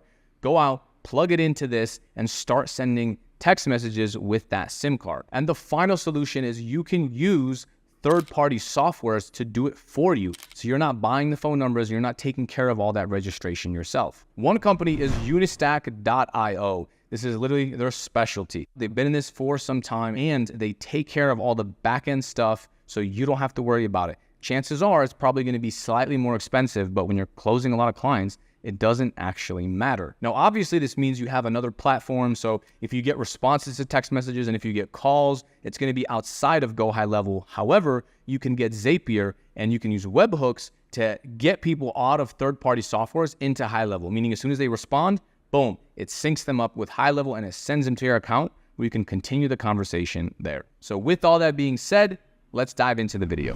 So that first text we say, hey, so this is, we'll insert a name. Are you still looking for more roofing jobs? So the first, either it will be that or the two that we were testing, we'll test that one. And the other one will be like, hey, so are you still in business? Is this roofing job? Is this John the roofer? Right? Or blah, blah. And they'll reply, yes, it is. Oh, perfect. Are you still looking for more roofing jobs? And then we'll reply that. But then obviously that's automatically all set up through automation, through text. So our team don't touch that until the third phase where they reply yes, or they don't reply at all. If they don't reply at all, we still call them. So if they reply yes, I'm looking for jobs, we jump right into, hey, are you free right now? And if they don't reply within a few minutes, we're calling them. That's when our team jumps in to pre-qualify them. And then from there, we take it through obviously trying to book them and through our script and everything else. On the middle one with the companies, a lot of time with the companies, they're either booked out for the season, right? So that's a little bit different approach. You still, hey, is this, so it's either will go to their inbound line or go through somebody's text message, right? A lot of time when it's going to a landline, it's not able to be delivered.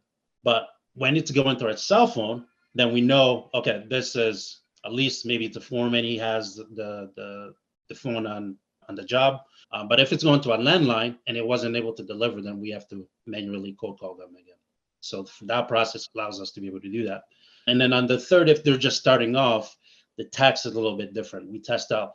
The reason that we categorize them that way allows us to be able to test the different text because the conversation is a little bit different from somebody that's just starting off compared to a large company. And then once our team goes through using our script and everything else, they're able to book them.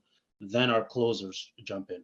So then they meet with our closers. So it's a multi-phase approach where in the middle is where we have to pre-qualify these leads. So I don't know if that. Yeah, definitely. That answers a lot of questions. So just to be clear, so you essentially get a lead list and you do it in bulk. So Correct. You were scraping about 3,000 leads per week. And then you Correct. were entering it, you were categorizing it and dividing them. Then you were importing it into HighLevel and then doing an SMS blast. Yeah. And anyone that responded. And go to HighLevel, you can create smart lists. So those smart lists allows you to be able to categorize them like that. So we can categorize them like New York, right? One man, right? And then we can say New York company, right? And then also, and during the smart list, we can also, for the numbers, actually, we verify the numbers. So we verify if it's a landline or we verify if it's a mobile. So that kind of allows us to be, because we do a majority of that bulk work in the front end. So that way in the back end, we're not like trying to figure it out. Yeah, exactly. And it saves some money on like the SMS text messages as well. Oh yeah, absolutely. What tool were you using to verify? I know someone's going to ask that. Actually, I have a whole list. we had a 4 or 5 list. So one is called, let me actually. Yeah, or actually, if you want to, maybe after you can just send me the list and I'll post it. Yeah, I'll send you the whole list. I'll send you the list of all the tools we used, literally the full tool for verifying the numbers and then verifying the emails and the pre-qualifying question, how we went about. Yeah, amazing. Yeah, so we'll have that as a resource then after this video. So yeah, we should be good. All right, awesome, man. That's a good process. And then to be clear, everyone that responded, whether it was yes or no or anything, you called them anyways, right? Correct. Because there's a response. So Exactly. even not responding, still a response. Because if they're not responding, there's a reason why they're not responding. Yep. Either they didn't find it valuable, or like we still call them, right? And if they responded yes, and then they didn't respond to the follow-up message, we still call them. Because the follow-up message will be like, hey, are you available to talk for a few minutes, right? Or something like that. Yeah. Amazing, man. Yeah, that's something I teach as well in the group, where, you know, like we'll get like screenshots. People say, oh, what should I say? What should I respond? My response is always pretty much the same. Call them. Like, that's it. If they're saying anything to you, just call them. And that's been my experience too, that I've tested these different outreach messages and templates and stuff. But best thing you could do is just call them 100%, which is cool, because, you know, you found essentially the same thing. So you would call them. And so to be clear, you had a kind of like an appointment setter, right? It wasn't a closer that was calling them. It was an appointment setter that was doing the initial call, which were in our terms, we call that an intro call, right? What types of questions do you ask initially on that call? What does that call look like? What does that call sound like? Because it's not a cold call, right? It's a warmer call, but it's still right. It's much warmer. Correct. It's much warmer because there's at least introduction, some sort of introduction. Because when we pick up is, hey, this is so-and-so, we were just texting. Right.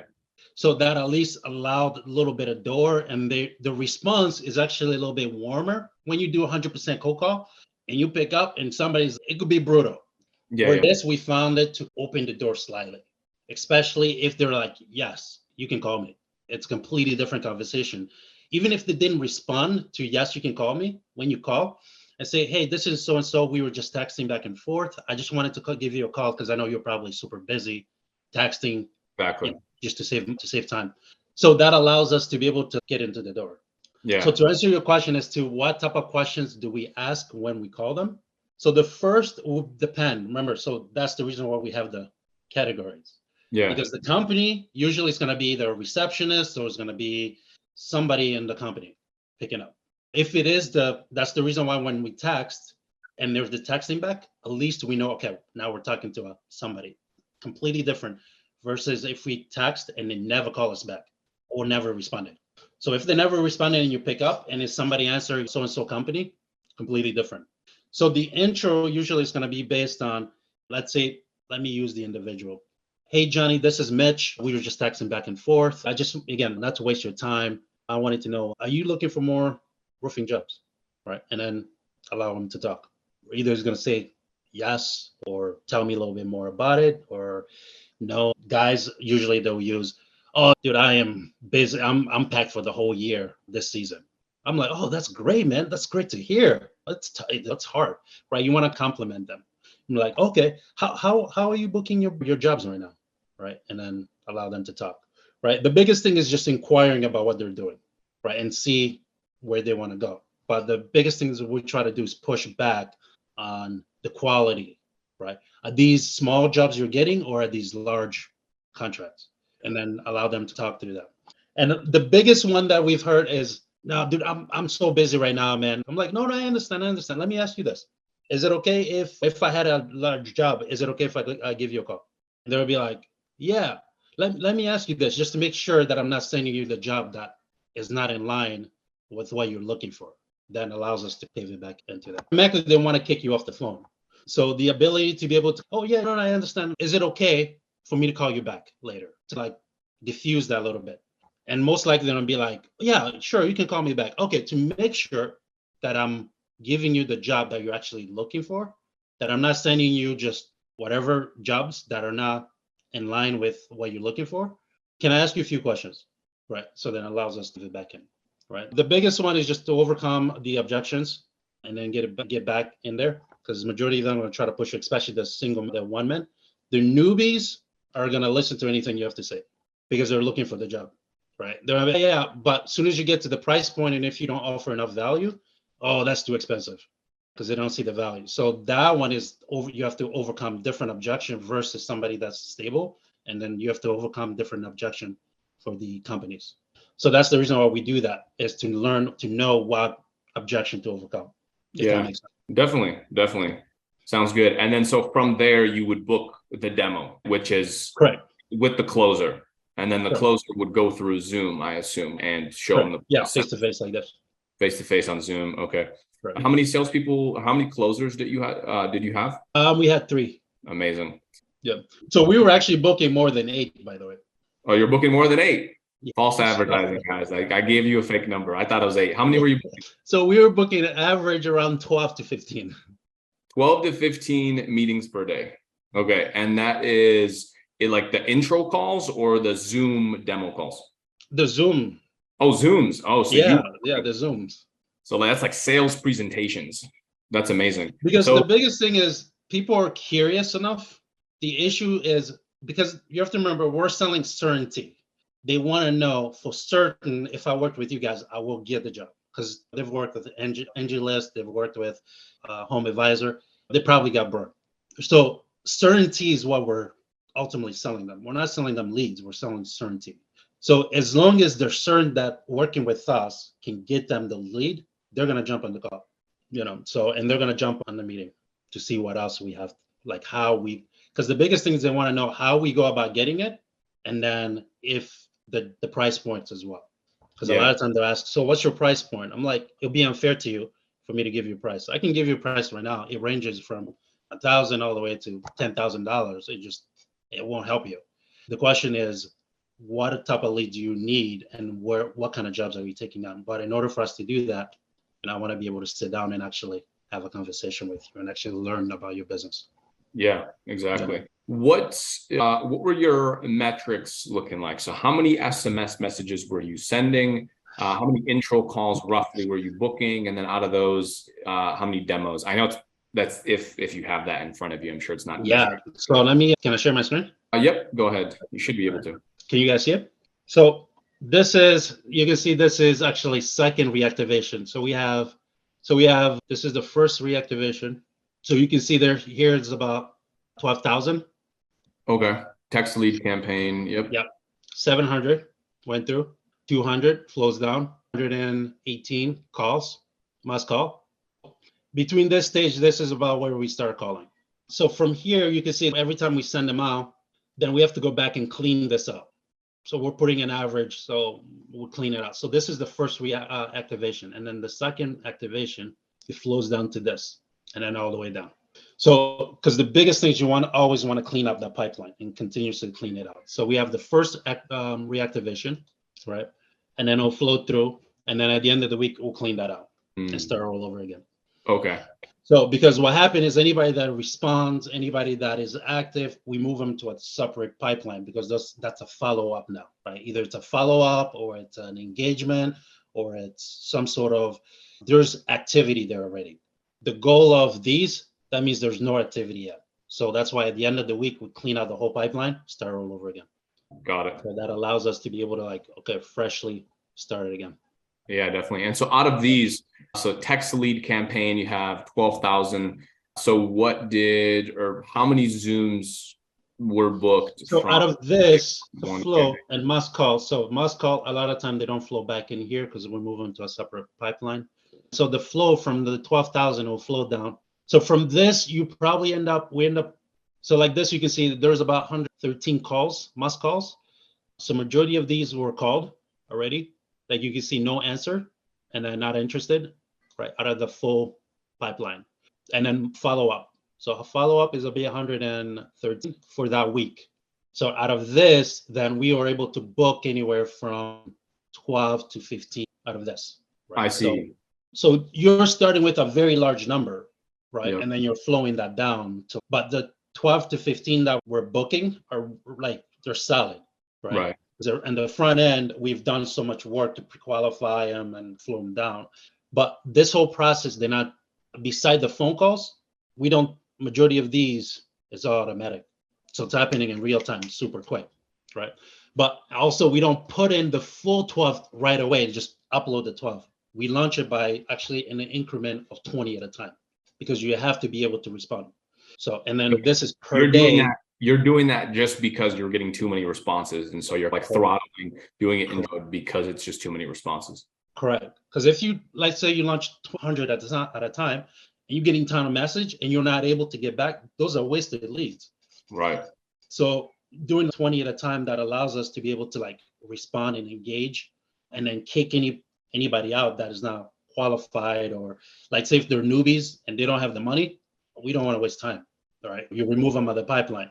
But if they're qualified, the objection is maybe uncertainty, they're not certain and stuff like that, we move them to must follow. So that way we're consistently moving. So the flow, and then the second reactivation, the goal of the second reactivation, it's if we didn't hear anything from if we didn't hear anything from the leads, they didn't respond, or they responded, but then we call them, they never picked up, then we'll put them in here to start that second phase again, to clean them out. I see. And then, so what are the follow-up messages? So the initial text is, hey, are you guys still, oh, hey, John, are you still at ABC company, or you're just confirming something? So if they don't respond to that, or maybe you try to call and it's a no answer, what is the second message after that? Because I know you have automations. And so how does that work? Like, how do you continue following up? So this is a whole flow automation. So you can see the flow. So what we do is contact, reply, yes, no, create opportunity. If they don't reply at all, nothing happens, right? And it's the initial. I see. Oh, I see. I get it. So if they don't respond at all, you don't follow up. So you just have one text message, and if they don't respond to that, there's follow up. No, so we do the initial one that carries over. So if they don't respond, the second automation takes over. Also, real quick, if you want our client getting scripts, our client getting strategies, our outreach, DMs, literally everything A to Z, then you can go ahead and check out the free course in the description. If you want all of our snapshots imported into your account, I'm providing all of that. It's completely free. If you don't have a high-level account, then you can sign up for a free 30-day trial down below, and I will give you access to everything, sales call recordings, additional services that you can actually offer, how to sell those services and how to charge high ticket. Everything is in there. So let's dive back into the video. Okay. So the second automation, we don't do that. That's all automatic. Right. That's all set up for automatic. So this, you can see, this is activation. So remove tag. So based on the tag, so creates a pipeline, moves them to the second automation. Then this first text is sent out. Hey, how quick are you able to get a customer an estimate, right? A question goes out and see how they respond. Majority of the time they do respond, and then wait for 7 days, right? So for this, the second automation kind of start cleaning them out. The first pipeline, we clean that out right away because it pushes them automatically if they don't respond within a certain period of time. Usually I think it's like 24 hours or 48 hours, it moves them to the second pipeline. So that way we can clean out the first pipeline, if that makes sense. Yeah. So that way on the second pipeline, you can keep moving them until it completely eject them out. After 7 days, yes, no, pipeline, it moves them down if they don't respond. So within a second text, and then it goes to another, moves them down. And then by the 30, and then eject them completely, they're out. They're cleaned out of the pipeline. Yeah. So because if somebody's not going to reply and we're calling and they're texting and there's no response, like, just let them go. We're not doing business with you. Right. Exactly. Right. So by that time, you might as well just eject them out of your pipeline. Yeah, definitely. Can we see the first activation workflow? Because this is the second one, right? So this is after they have engaged. Okay. So this is the first one. So 2 days. Okay. So within 2 days, reply and moves them. So what happens if they don't reply? So if they don't reply, they get moved to the second activation. Second one. Got it. So that way, then to see if we can reactivate them again. But if they don't reply after the so the goal is you want to move that prospect out of the initial pipeline because we're putting in new 20, and you don't want them just sitting there because that thing builds up really quick. So in order for them not just to sit in that initial pipeline where we're putting them in, is we have to be able to move them consistently through the pipeline.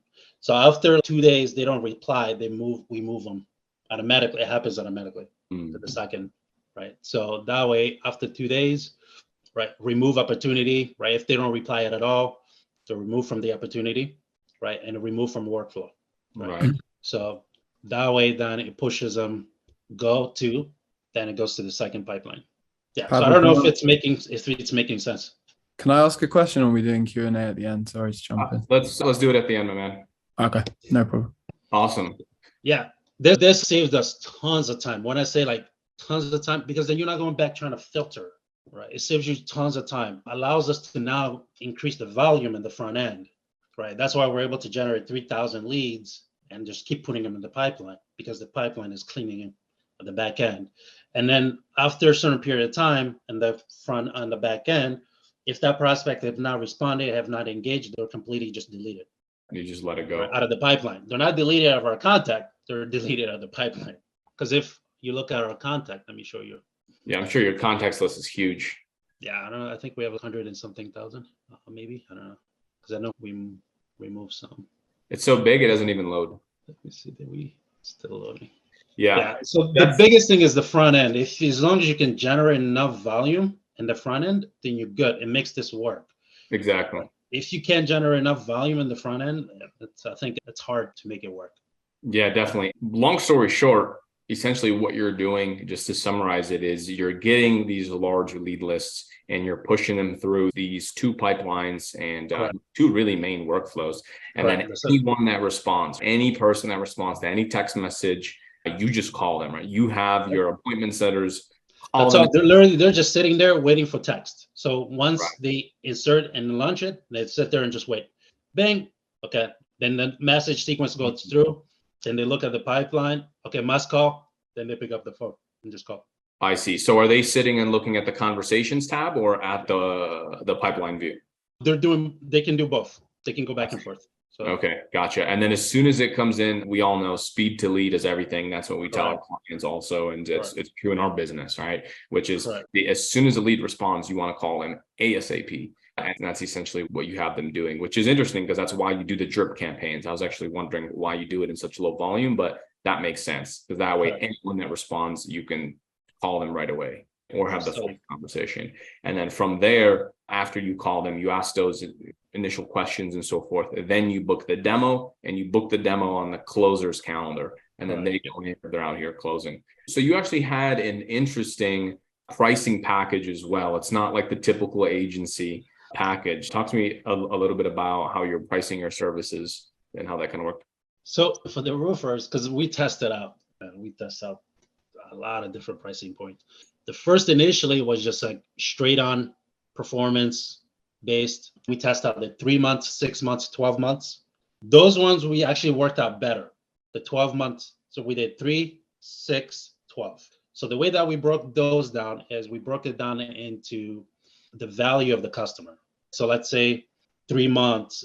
So that way, at least it gets them commit to 3 months. So they commit to 3 months, they commit to 6 months, or they commit to working with us for the year. For the 3 months, was 7,500, right? So it was 7,500. And they were paying 7,500 upfront, or did you break that down? Yeah. So either they can do 7,500 upfront, but the value of that, if we get them 2 jobs, they already got the money back. Of course, yeah. Sometimes one job can get the money back. Correct. At least, so that's the biggest thing is like when we're testing out performance based, that didn't work so well because we can control the sales process on their end. So we don't know if they're going to close or not. And if they're following up with the lead, half of the time, they're not even following up with the lead. Exactly. So that 3 months, 6 months worked out better because 7,500 up front, or they can do it in increments of 3, but they're committing to 3 months. So automatically it's being deducted every month. Of course. So at least they know we have 3 months. So then it was on us to deliver. So it's still like a performance based almost. Yeah. Because we only have them for 3 months to try to get them leads and trying to get them the jobs. The 6 months gives them kind of discount. So that was like 14. I think that was like the value was 14. But if they paid all up front, then we give them a discount. Right. So the discount on that will be like $1,000, right? So they paid 13 up front. And then the 12 months was 25. I think it was 25,000 if they paid all up front, right? So it's 30, but that's for the year if they paid up front. So you said it's 25,000 if they paid for the year up front. For the year up front. Okay. So they get a huge chunk discount up front. So that we seem to work better. Most people tend to bite for the 25,000. Here's why. The resistance will be up north because once we got down to Texas, Tennessee, they didn't give us the same resistance. So here's where the resistance come in is the certainty. The certainty is not there yet. They don't know if you can deliver or not. Because if you can deliver, they want to do the 25. So the resistance that they would give us, they were like, but I've worked with Home Advisor, they got burned. So they're like, all right, I want to do the 3 months first. If you guys can deliver on what you guys say, then I want to do the 25. Can I still do that? Oh, of course. But the 75 that they pay up front is a little bit higher, right? So in a lot of time, actually, we will charge them a little bit more than the 75 because they're paying it's a short period of time. Right. So we tested from 9,000 to 75. 75 seems to be like the sweet spot. The 9,000, we got a lot of resistance. 75, no resistance. I don't know why. And then the exact same thing with the 25,000, where they would want to do the 25 because once we can prove, we had a guy that was like, if you can prove the first month and you can deliver, can I just switch over to the 25? I'm like, yeah, absolutely. Yeah, sure. Because our model was initially we wanted to do performance based, and that's what we were doing. So it's pretty much performance based. They're just giving you the money up front because you still got to prove yourself. So most people automatically go for the 3 months until you prove yourself. Once you prove yourself, they want to go for the cheapest package. Yeah, definitely. Up north, the issue we were running into for the 12 months was because they only do jobs for 8 months because of the snow, right? They're probably 8 months, if that. So they're not doing the full 12 months. So they'll be like, since we're not doing the full 12 months, can you give me a discount? So we would say a couple of questions we ask them. Do you do any winterize stuff like snow removal of roof, right? Do you do that type of jobs? They'll be like, yes or no. If they do, we still sell them the 12 months. Yeah, definitely. I think what's really cool about your sales process and your model is that even the fact that if they don't take that $25,000 a year plan, it still price anchors them really high and it shows the value that you have, right? And the fact that it's like that test that they've done with wines, right? They went in and they gave people the exact same wine and they told them, here's a cheap wine, here's the middle wine, and here's the most expensive wine. And when people tasted it, they chose the most expensive wine just because of the price tag. And so essentially what you're giving them a discount, but you're also price anchoring yourself at, hey, normally like what everyone likes to do is just the 25,000 a year. But yeah, sure, if you want to try it out for 3 months, it's just 7,500. Exactly. So it actually helps you close more deals. We changed that. I actually changed that after I read Alex Amozi's book. Yeah. And I changed it over because we were doing the performance base, which he started doing performance, but that wasn't working because most roofers, we couldn't control that. Like where Alex at least was controlling the whole process when he started, right? Yeah, he was controlling the whole process. He was closing. Here we are trying to sell performance, but you're not controlling the actual sales process for the roofers. You're not going to win.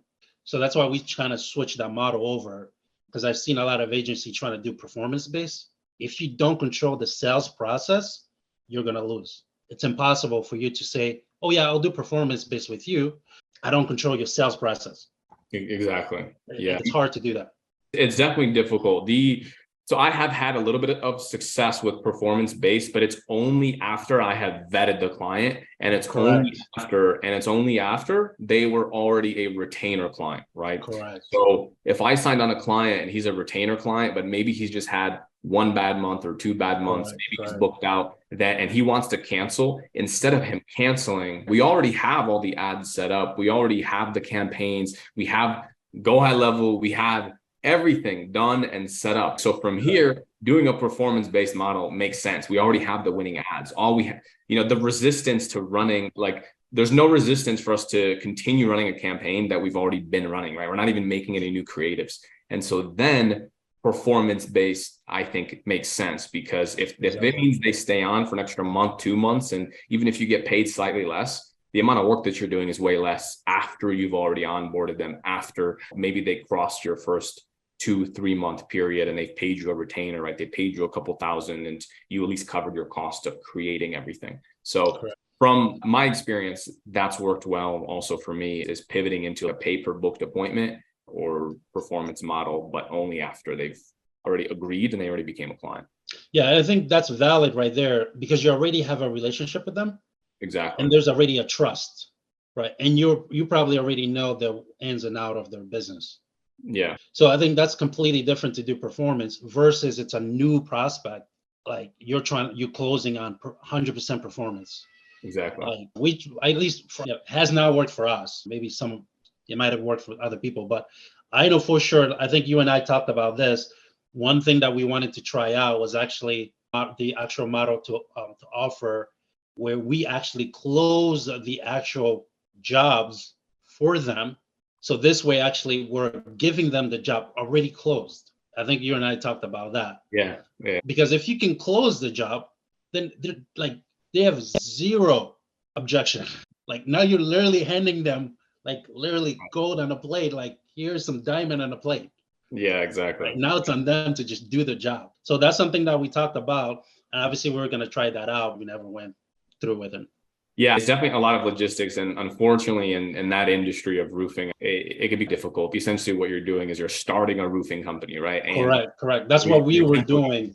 That's what subcontract. we were about to do. And then logistically just didn't make sense. Yeah, and that would make sense in one area, right? So if you live in one area, it would make the most sense. You would need to be on the ground. So one of my friends here, he actually flew back to the US because he was doing that exact model of what we're talking about right now. He actually started, so he's in the painting space and he started his own painting company, and he is right now, he's getting it off the ground, and he is closing the projects. He's closing the jobs remotely. Now he's there physically, but he's testing the model and he's closing jobs through, I don't know if he's using FaceTime or Zoom, but it's remote. He's closing the jobs remote, and then he's subcontracting and hiring painters to go in and actually deliver the service, and he's collecting the in-between revenue. Dude, there's so much opportunity in that industry. It's crazy to what you can do. Yeah, absolutely. It requires a lot of time though. Amazing. Yeah, it does. He had to go back and he's there for a couple months, but yeah. So cool. Let's dive into questions a little bit. Dude, such amazing information. Like, guys, drop a 1 in the chat. Let's do that. Drop a 1 in the chat if you found value and this has been extremely valuable. Let me see some fire in the chat here for Mitch for jumping on. He didn't have to jump on. I'm not paying him anything. Like, he's here just giving away all his secrets. There we go. All the numbers are rolling in. Amazing. Let's dive into some questions here. I know we had some in the chat, and then I can just ask away. All right, Matthew here. How are you pulling company size data? So is it one of the resources that you're gonna have after this video, where the export that you have just shows company data? Is it that simple? Correct. I'll give you the spreadsheet and everything else too. So the way that when you're scraping leads, the biggest part, obviously you can use LinkedIn, right? But you can use softwares. Let me see. Let me pull up a few that we're using. Like stuff like if you use like fund.lead, obviously that's specifically just email. Let me just pull it up really quick and then just share some of that. But when we're scraping leads, the biggest thing that we're doing is having all the required fields for our lead gen. Some of them have to be done manually because you have to like literally go through it, and it requires a lot of time. That's why a lot of time is invested in the front end. And some of it you can use automation, right? So you can use software to generate some of it. You can use LinkedIn, right? Sales Navigator to do some of it. So we might use 3, 4, 5 different software just to get everything that we need. So it's not all just you're using one software to get everything you need. So you might use multiple software. Some of it might need to come from labor. To speed it up, sometimes you might just want to focus on one specific vertical, individuals versus company. So that way, then it just speeds up that process versus where we were doing 3, right? Newbies, companies, and individual based. But if you just focus on, like, say, companies, then it's easier to generate that because some of these software will tell you the size of the company by the number. Right. We'll say company size 8 to. So that's how we're able to know the company size. But a lot of time you won't know until you actually call the company. Because a lot of time you might say individual, but that person is probably grown to maybe 4 or 5 people, but they're still not large enough where he's not operating a business, right? He's still the guy on the roof himself. Though our team might qualify that and put the numbers in, when we call, a lot of time that's when we really find out the size of the company. Amazing. Yeah, and I think also if you're looking to replicate Mitch's process here, he had multiple closers, tons of appointment setters. I think if you started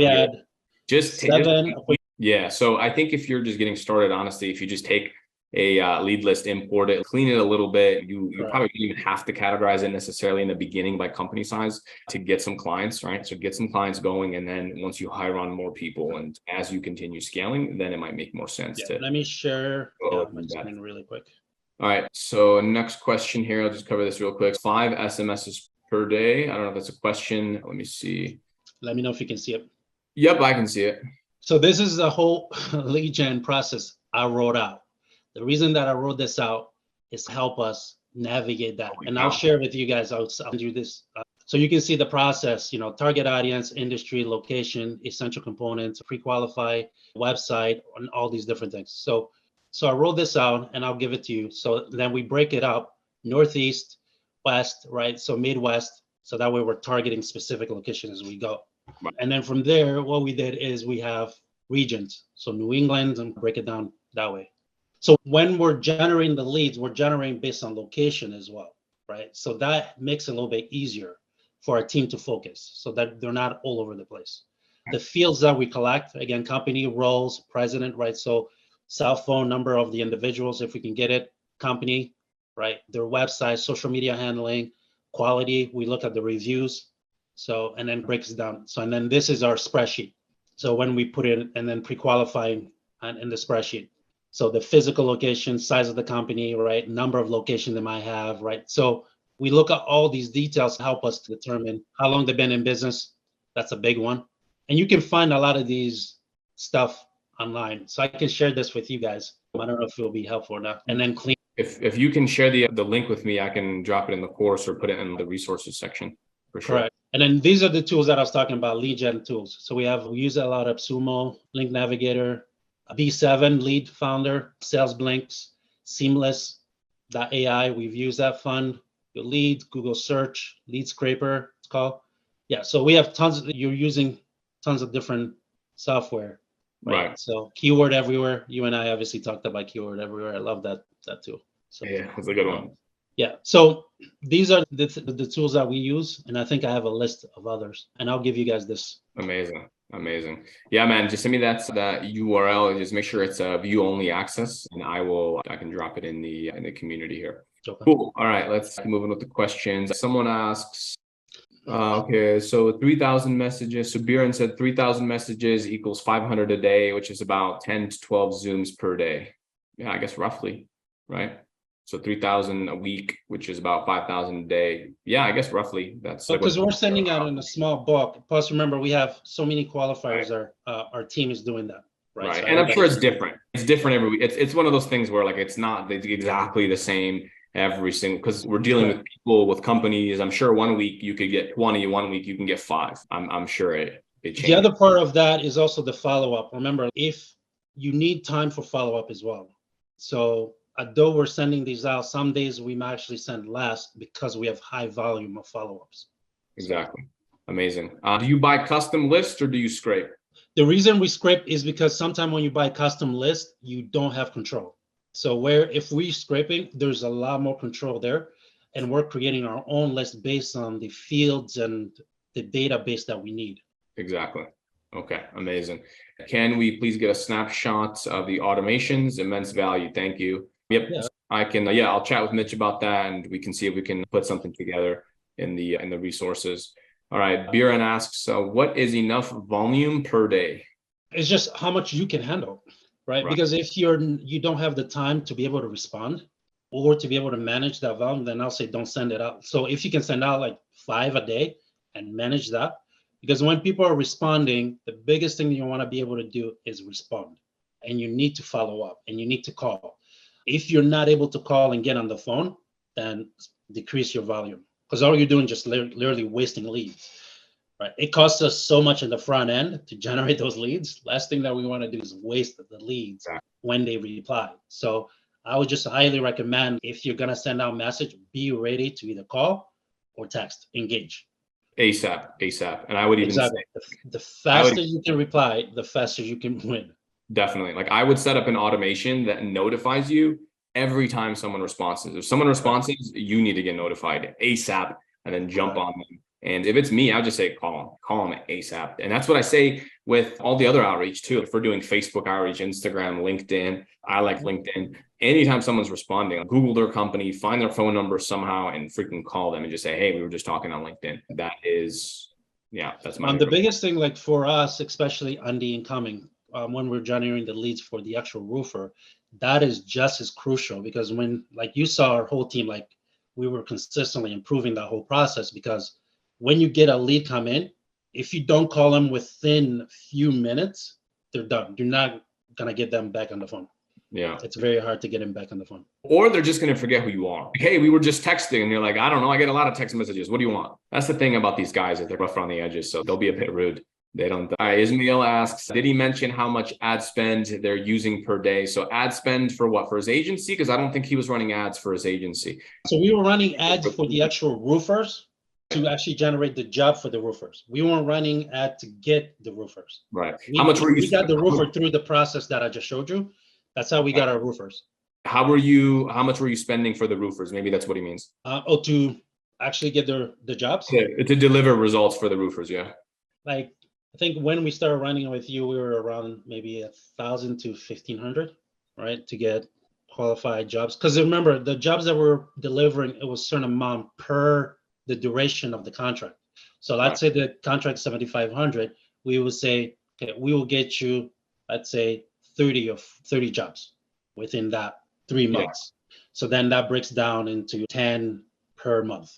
Exactly. And so essentially, to answer your question, Ismail, he would spend as much as necessary. So instead of having, so my model is different, where we're charging a service fee and ad spend. What Mitch is saying here is that they were doing it differently. They were charging 7,500, $8,000 for 3 months, and they were spending whatever they needed to spend to get 10 leads, essentially, or 10 booked appointments per month. And so if that took $1,000 a month, let's just say it took $1,000 a month. So after 3 months, that's 3,000. So then you would subtract 8,000 minus the 3,000 that he spent to deliver, and that was profit. So profit was based off of how cheap the leads were. So if his leads were super expensive, his profit shrunk.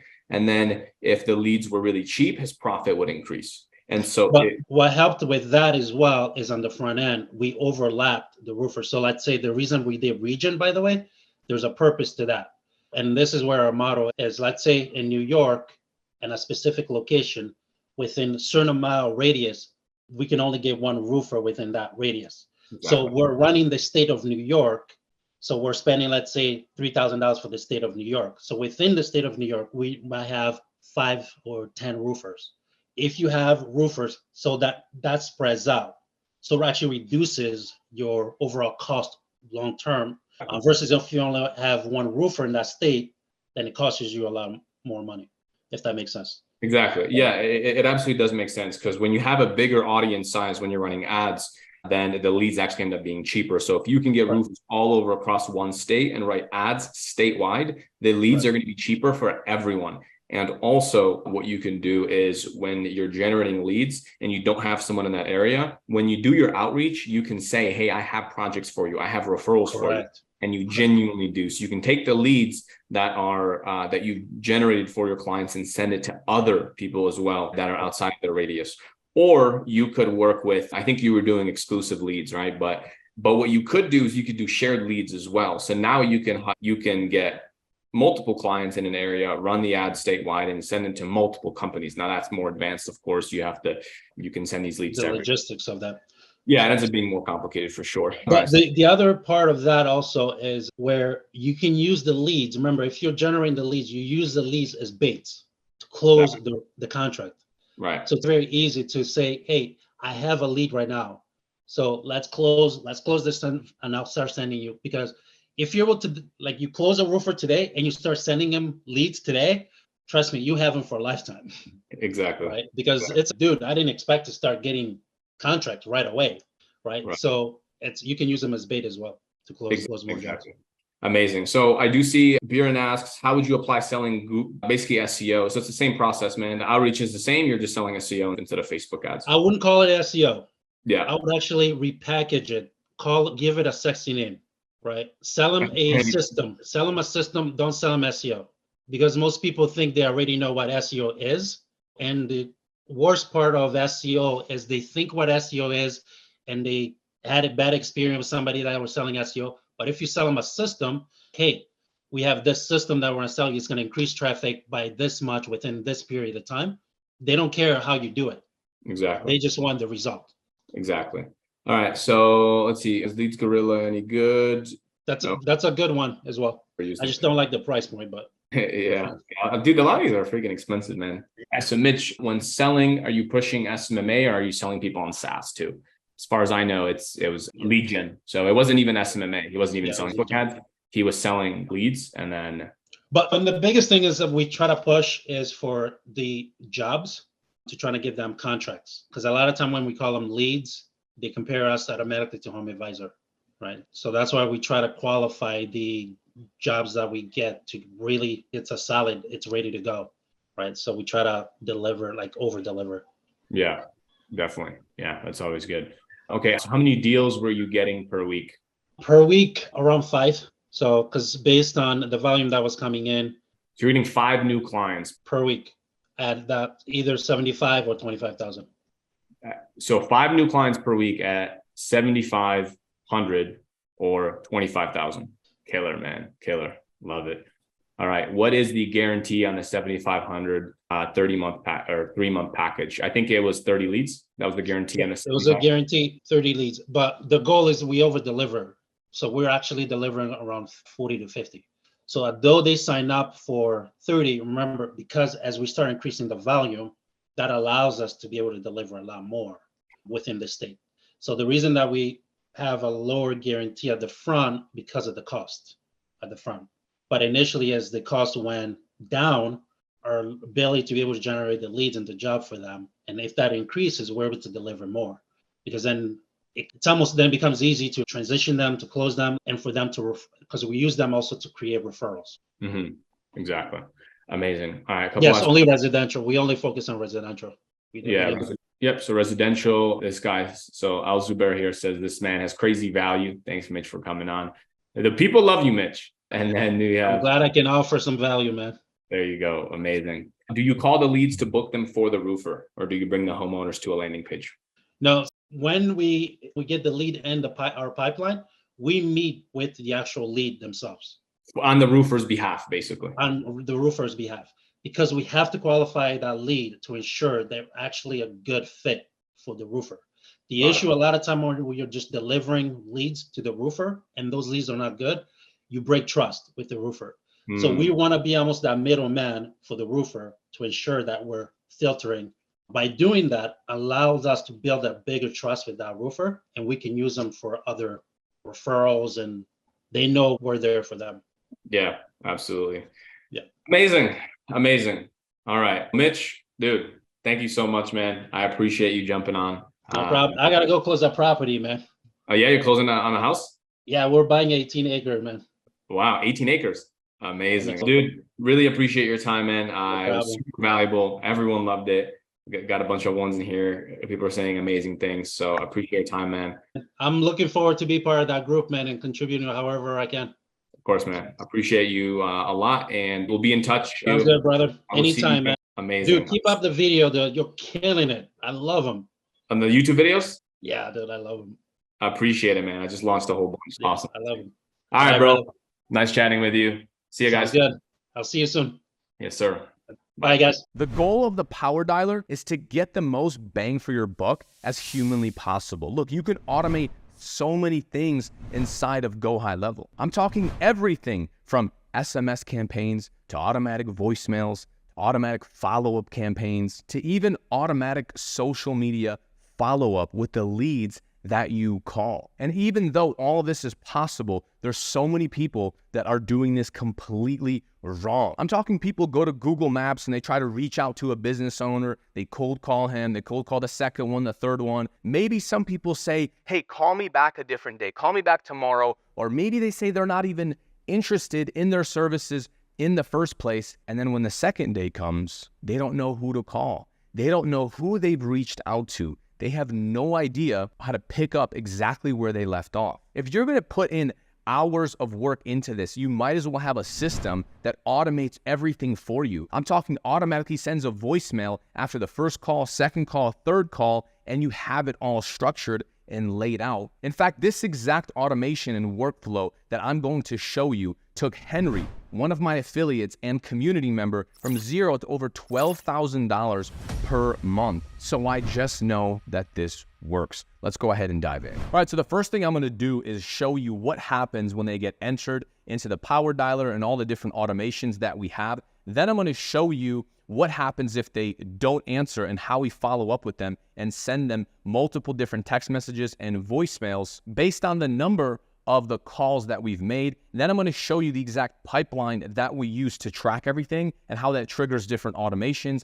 Then I'm going to show you how you can actually enter this into a spreadsheet so you know exactly how many calls you're doing and exactly how many calls you need to do to get clients. And then finally, I'm even going to show you how you can automatically follow up with them on different channels. It's called multi-channel approach. You can automatically comment on their Instagram, automatically follow them, like their stuff, and mention to them, hey, I just called you, give me a call back. And you can do this on multiple social media platforms. So let's dive into the power dialer first. The first thing we want to do is add them to the cold call campaign right here. This is the pipeline stage. And then what we do is we assign it to a user. If you have any salespeople, this is where you can assign it to that person. We also want to add the tag power dialer so we know that we called them. We also add in a notes section so that if someone answers you on the phone, you have quick questions that you can answer right in the notes section on that specific contact. So that way, when you do your sales call, you have things that you can go off of. Those are questions that we use in our industry, but of course,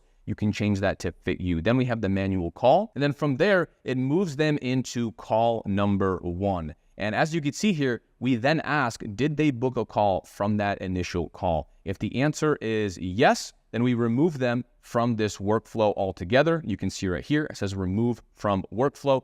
If the answer is no, then we move them into this campaign. And then it asks, what is the outcome? So you can mark this any way that you want. If you want to follow up, maybe they're busy, maybe whatever happens, they just can't talk to you. So we add a task to call them back later, and also you can update the opportunity and the stage. If it's a bad number, then it just simply adds that tag, not interested, and then interested, and moves them to different pipelines and different categories based on their interest level. And then still a day later, if nothing happens, we put them into the campaign once again. If they do book a call, we remove them from this workflow because we don't want to keep calling them since they already booked a sales call, they showed some interest. But from here, we do the same thing. We add them as a manual call, so that way we remember to call them again. We update the opportunities, meaning we update the pipeline, and then we update cold call number 2. And then from there, it's essentially the same workflow that we just reviewed, except we do it a couple times after the multiple calls that we do. What we've seen is that 3 calls should be enough. So we do this 3 times, and then we try to gauge the results off of that. And that's how this workflow functions. The next one that we want to look into is the no answer follow-up campaigns. So let's say you call someone, they don't answer. That doesn't mean that they're not interested. And most people never call these people back. But at the end of the day, you're talking to business owners. These people might be out on a project. They might be busy. They might have staff meetings. You have no idea what they have going on. So you want to make sure that you automatically call them again, right? Call number 1, this is what it is. If they don't answer, we wait a minute and we text them and we drop them a voicemail. Again, you record this 1 time and then you automatically send it to your prospects. Then we wait a day. Did they reply? Yes, no. And then if they do reply, what is the intent? Is it positive? Is it negative? Is there no intent? And then we can attach tags and tasks based off of how their reply was. And then we can move them in the pipeline according to that. This will give you an amazing bird's eye view of where everyone is and still automates a lot, right? Then we have cold call number 2. They still don't reply, but we call them a second time. Then we have a second voicemail. This voicemail is talking about their ROI. So maybe the first one is very generic. And we just say, hey, check your text messages, right? We text them and that's the voicemail we leave. This one, we talk about return on investment. So it's a little bit more of a pitch than the first one. And again, the same thing happens. Did they reply? What is the reply intent? From there, we go into call number 3. We wait 1 minute. We text them a 3rd time and leave them a 3rd voicemail. Did they reply? If they did, what did they say? Now, I know what you're thinking. You're probably thinking, this is so complicated. How in the world am I going to set all of this up? Look, honestly, it's not that bad. The thing is, all you have to do is set this up 1 time. If you're going to dedicate 1 hour, 2 hours of cold calling, of trying to get clients, you might as well get the maximum return on investment of your time. This is the definition of working smart and hard at the same time. Now, look, you don't need all these different workflows and automations if you don't want to. If you just want to build something simple like this, and again, I'm going to show you how to enter contacts into all of this in a second. But even if you just have it here, manual actions and then follow up, and if they don't answer, you just send them one voicemail, one text, then that's already ahead of 80 or 90% of people because they don't do that, right? Sometimes they don't leave any voicemails, or to each person, they sit there leaving a custom voicemail. This is not the smartest way to do it. And by the way, I also suggest that you do track everything down to the T so that you know exactly how many cold calls you're doing per week, but also you know exactly how many cold calls you are doing per day, and then how many of those you're actually pitching, how many intro calls you're doing, how many demo calls you're doing, how many calls you completed, how many closes you have, and how many cash you collected. The best way that I have seen to do this is to turn this into a game, is to make this fun. If you have an accountability partner, you have someone else that's doing this with you because it works. It's cool to jump on a call once a day or once a week with someone that is in the trenches with you and just share your experience. This will show you where you are lacking. Are you doing cold calls but you're not pitching anyone? That could mean your lead list is absolutely terrible. And I have another video about how to get proper leads you can check out after this one. Maybe you're doing enough calls, you're talking to people, but you are not booking enough demos, you're not booking enough intros. Then that means you have to improve your script. You have to improve what you say, your tonality, everything else. And maybe you're getting enough demos booked, but you're not closing anyone. So then you have a different issue.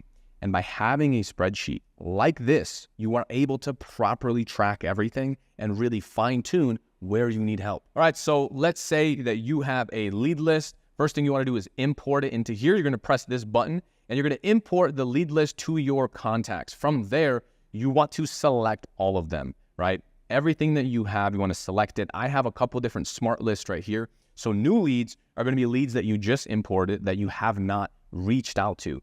Active leads are leads that you have talked to and they're already in your pipeline. They're already being nurtured. Then we have remove not interested. People that tell you they're not interested, don't call back, whatever, you want to add them into here. And then for today's leads, that's just for you to track how many you reached out to today. So it makes it a little bit easier for you to fill out that sheet. Once you have this in here, you are going to add it to a campaign to your workflow. So let's go ahead and do that. You would hit proceed, and then you would pick the exact workflow that you set up with the power dialer. So for me, it's going to be this one right here. From here, you can just press add all at once. For the action, I like to put in the date, the niche, or really any relevant details that's around this list that you just imported. So here's my example, August roofing import. From there, you're going to hit add to campaign workflow, and then it might take a second to import it. Then you're going to hit OK. After you do that, you're going to go over to conversations and click manual actions right here at the top. Now, as you can see, all of the contacts are in here and we have them in the correct workflow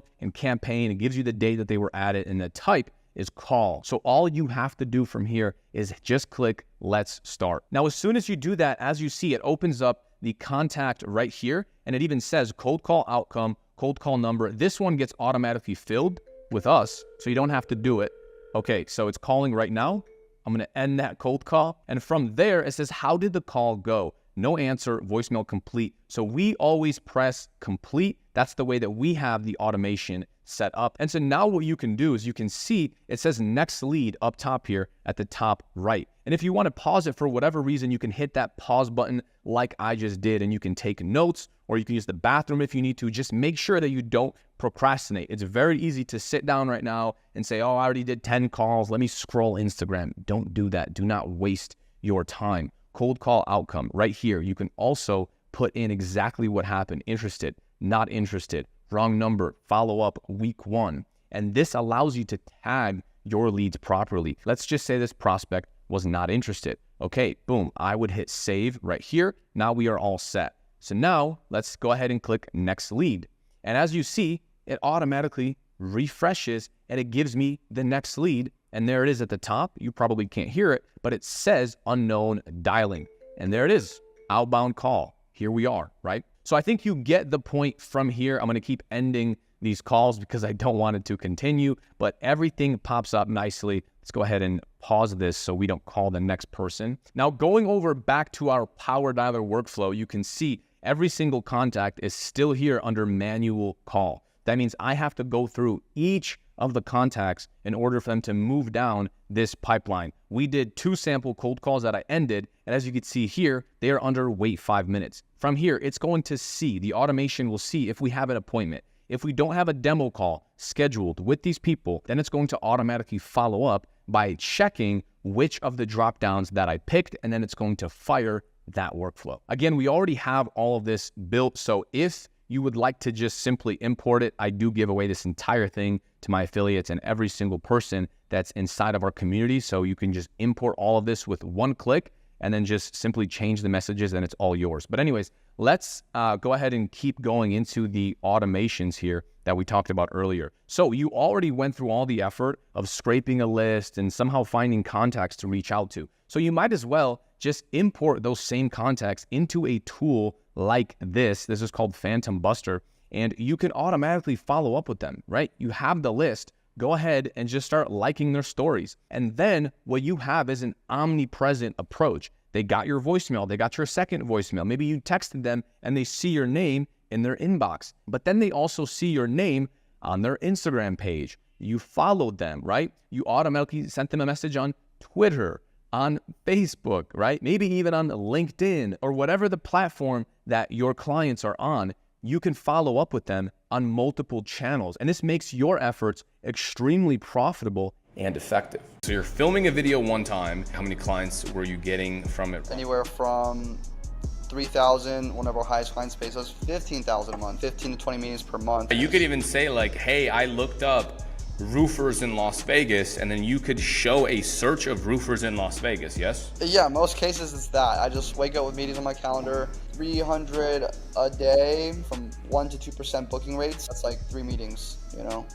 3 meetings a day. By the time they hop on our meeting, it's not about who I am.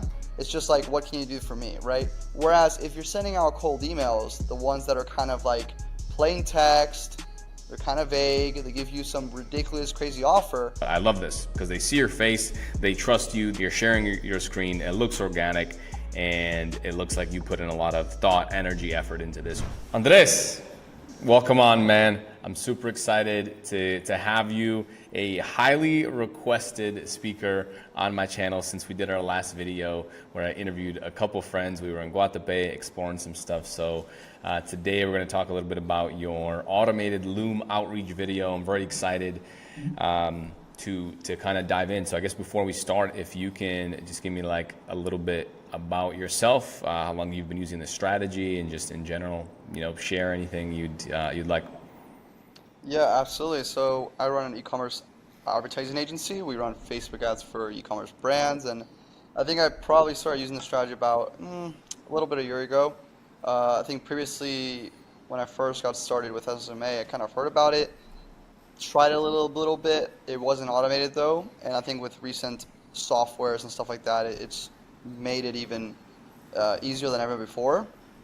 So that's a little bit of what we're going to dive into today. Absolutely. Amazing, man. So what's the general bird's eye view of this strategy? How does it work? I know you film a video one time and then what, you import it to a software, like how does it roughly work? Yeah, absolutely. So you create a video one time and you really try to make it like a short form VSL. So you want to have it be about less than 2 minutes. You can have 5 minutes or 6 minutes. I've heard from other people in the space and friends in the space that they've tested both, and shorter is always better, not like the 5 to 10 minute videos. So the shorter the better. The more you can present your service as a really unique opportunity in a short amount of time, the better. So you record it one time. It looks like you're going over their website, but you're actually not. And then you transition into your VSL, your unique selling points on how you can provide value for them. Okay, amazing. So you're filming a video one time, and then from what I understand, you are downloading a spreadsheet or a lead list, you're importing it, and then it's putting your video over, let's say, their website or their profile or something along those lines, right? So it's making it seem unique, like it's a unique Loom video. We're replicating Loom outreach here. Am I understanding that correctly? Exactly. You're doing Loom outreach at scale. You don't have to film it multiple times. Okay, amazing. And so you're doing this for ecom? Yes, correct. Amazing. And so on average, what were your results like? How many clients were you getting from it roughly?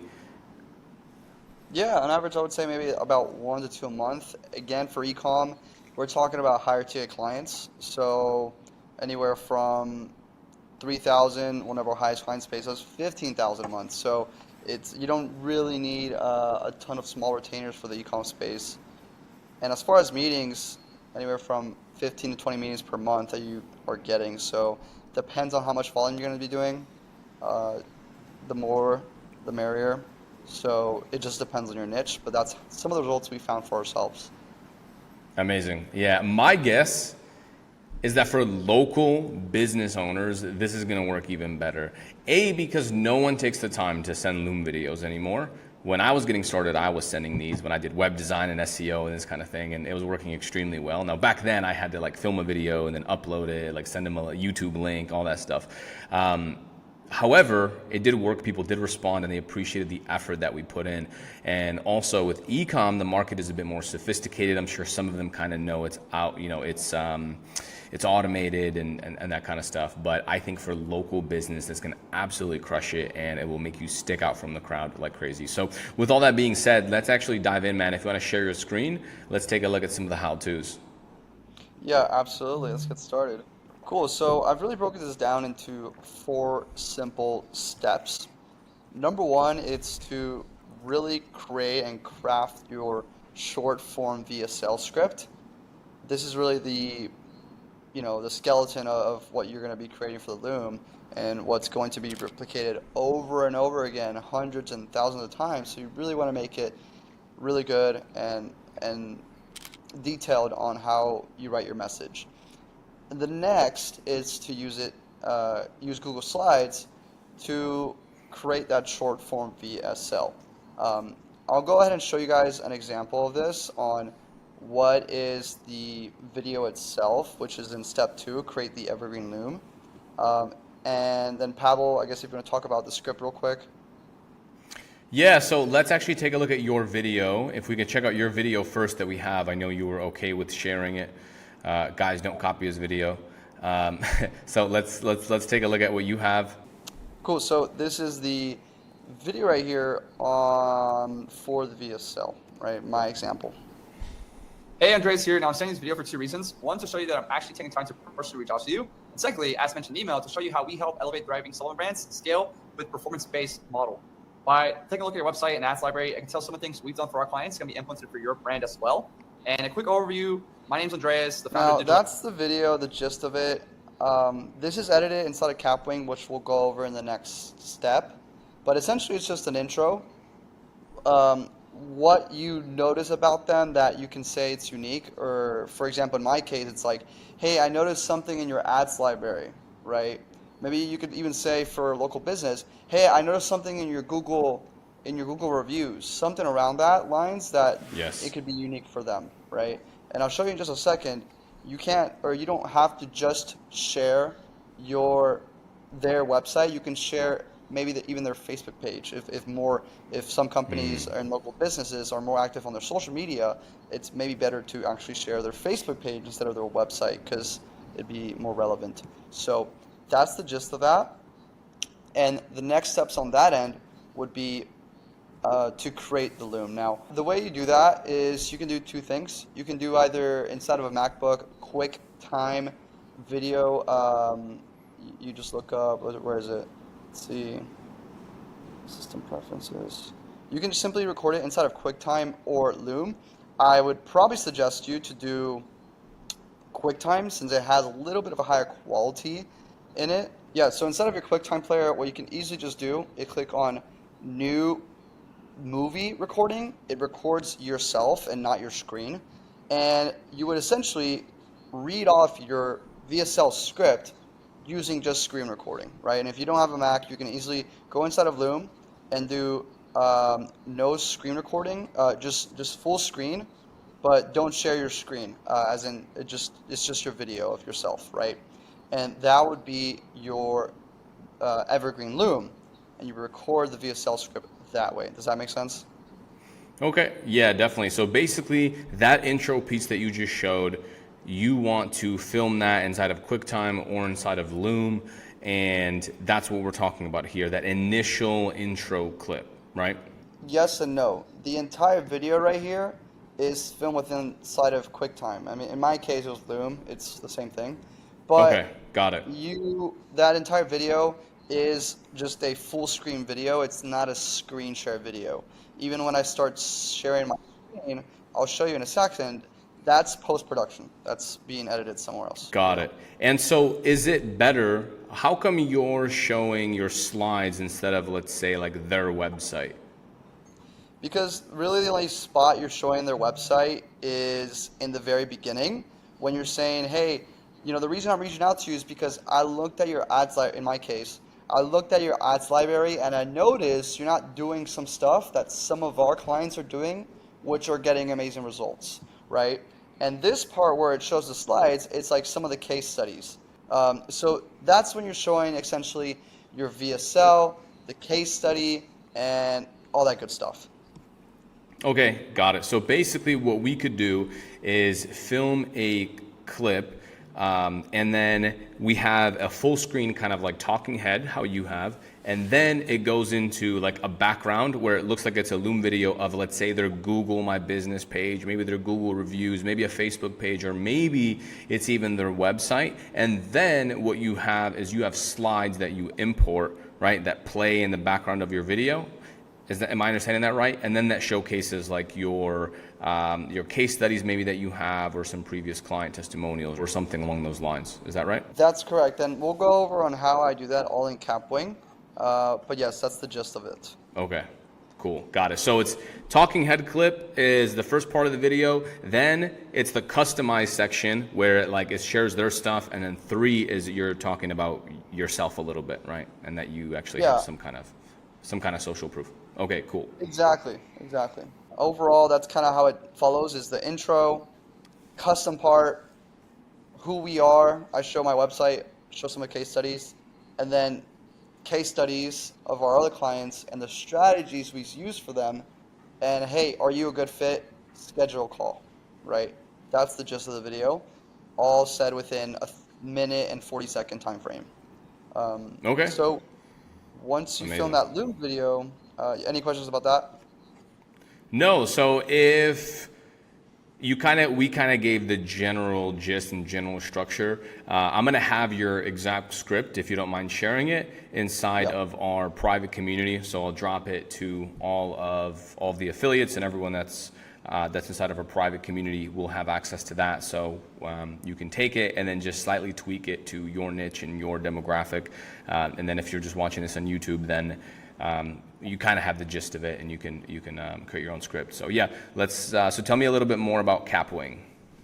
Okay, yes, so in Capwing you import your video, and this is how it looks like. It's just you talking the entire time.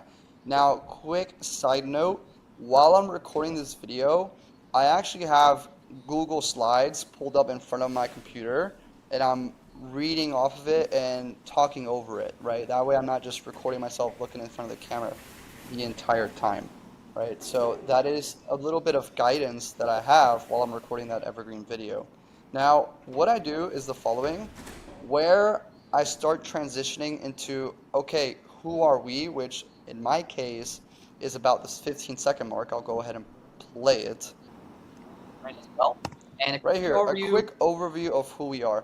That's where I go ahead and transition it over to a video of my website. So what I do is I go ahead and clip this.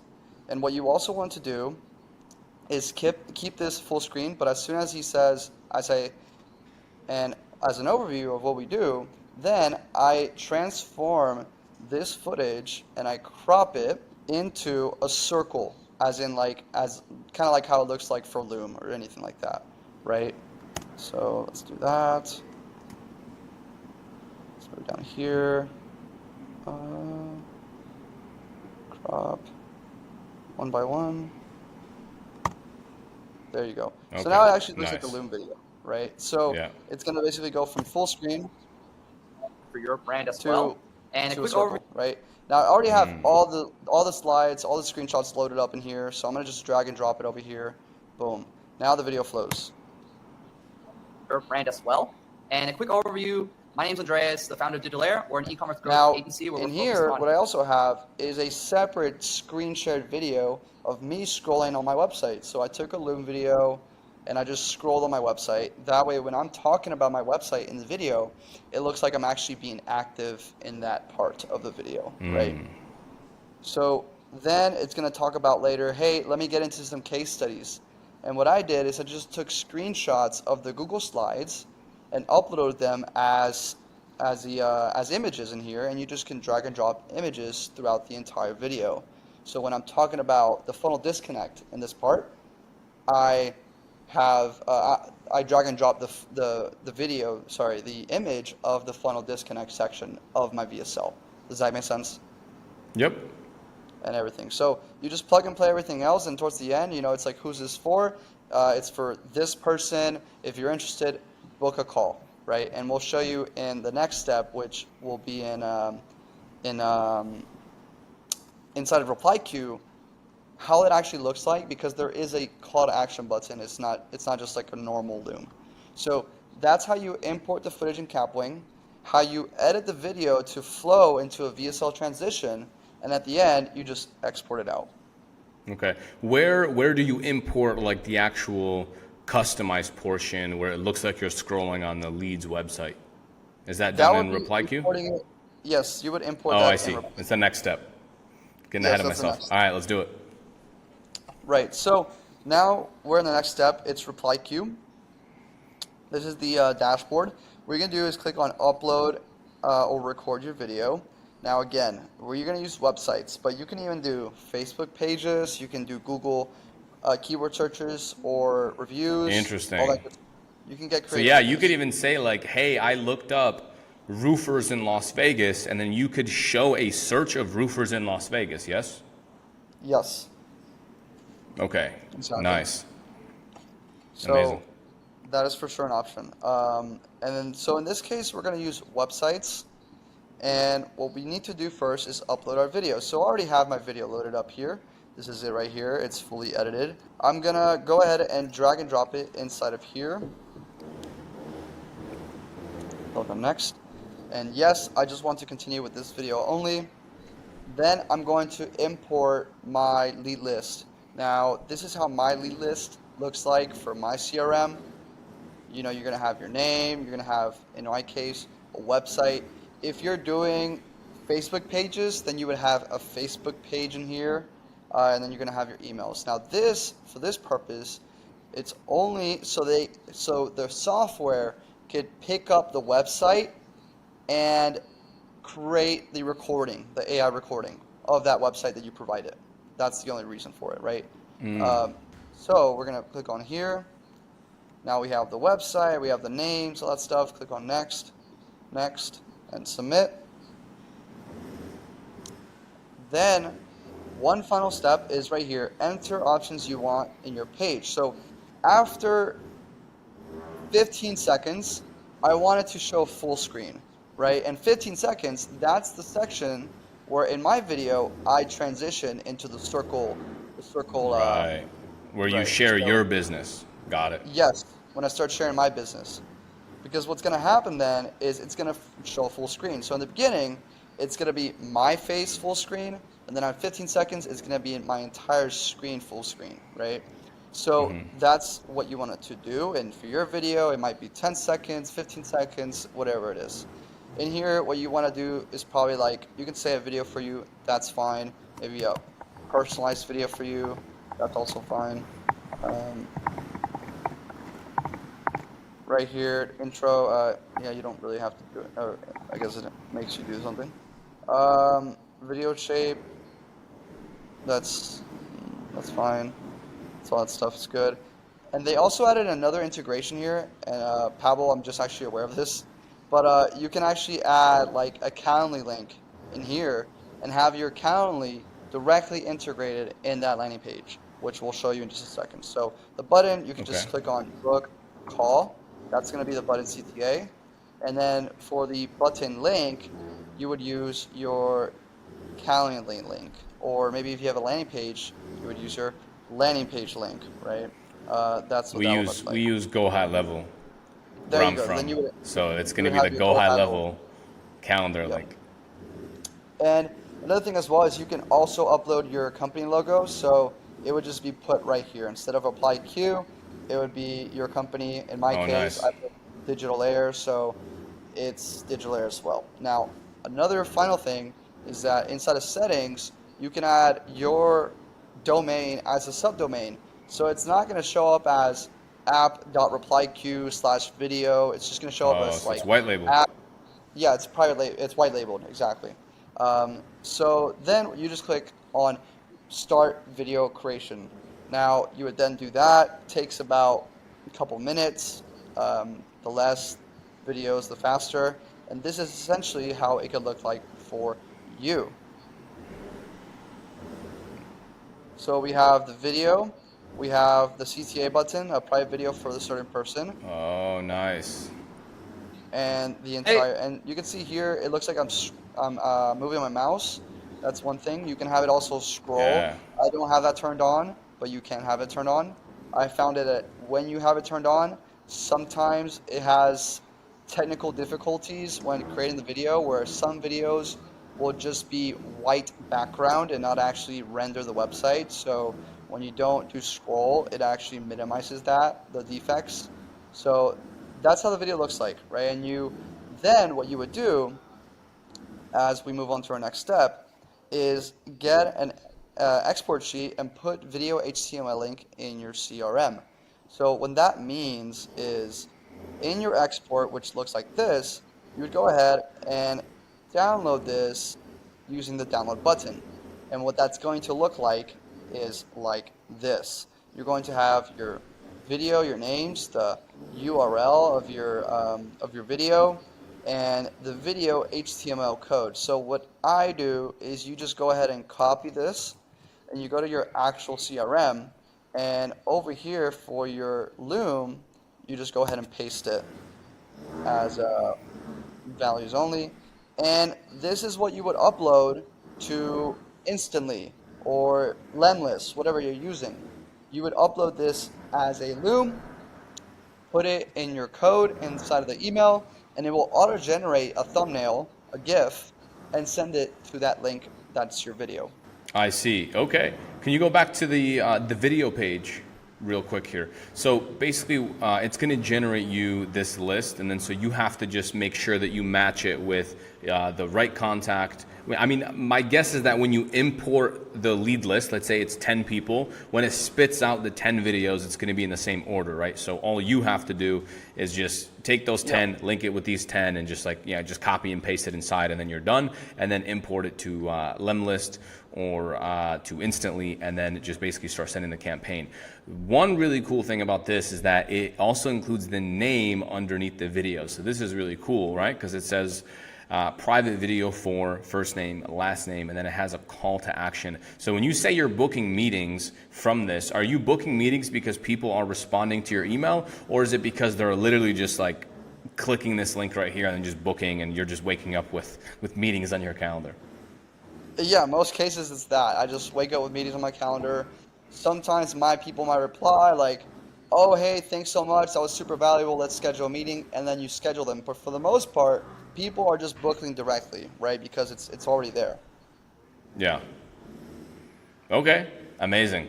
That's awesome, man. That's like as automated as it can get. It takes the best part about Loom, and I kind of saw a preview there of how it works. That's a good tip about the scrolling, because I would have thought that scrolling would be better. But if you're saying it glitches sometimes, then that makes sense. I like the fact that it moves the mouse too. It seems extremely organic, which is awesome. Cool. Any last tips or tidbits about trying this, or is it just about how many do you recommend people send per day or per week or per month? It really depends. I think you could easily start. You can get to 300 a day to 500. From my experience, you can get anywhere from 1% to 2% booking rates on this. So yeah, if That's you're saying good. 300, that's like 3 meetings, you know. 3 meetings a It day. definitely depends Yeah. between niches. Are these full on like Zoom sales calls, or are these intro calls that you're booking from this strategy? These are Zoom sales calls. Okay, so this is like the full like 40, 50, 60-minute Zoom sales call. Yeah, exactly. And you know, the more you do this method, the more you're going to optimize it. I'll get you an example. For my end, when we were sending out, we were initially just sending it to the Calendly link, but then we started doing it, sending to this landing page with even more client testimonials. So it even sells them a little bit more on like who we are, this and that, because by the time they hop on our meeting, it's not about who I am. It's just like, what can you do for me, right? Whereas if you're sending out cold emails, the ones that are kind of like plain text, they're kind of vague, they give you some ridiculous, crazy offer, they hop in this meeting, they're like, wait, who are you? What, you know, they don't understand because the context isn't there. But they've already seen your face in the video, they've seen your client testimonials, they know who you are, they probably have already searched you up on LinkedIn because that's kind of, in my case, what would happen. So they already know who I am by the time I hop on, and they're just interested in really seeing what I have to do for them, right? Yeah, amazing. Yeah, definitely. That makes a lot of sense. I mean, a lot of times it can feel like you're cold calling if you're doing email campaigns. I've run email campaigns and we've gotten clients from them, specifically on instantly. It was like, hey, reply if you're interested. And then if they are, we would call them and so forth, and then book the demo call, you know, on the secondary meeting, and then that would be essentially the sales call. And these leads definitely were a bit cold, so it took some sales skills. But I love this because they see your face, they trust you, they see case studies, you're sharing your screen, it looks organic, and it looks like you put in a lot of thought, energy, effort into this, when really it's all about testing. And that's the other thing that's really cool as well. You can test your script, and if it's not working, then it doesn't mean the strategy doesn't work. It doesn't even mean the lead list is bad. It could just mean that your script sucks, right? Yeah. So there's so many variables, but there's stuff that you can change, and it's all within your control, which is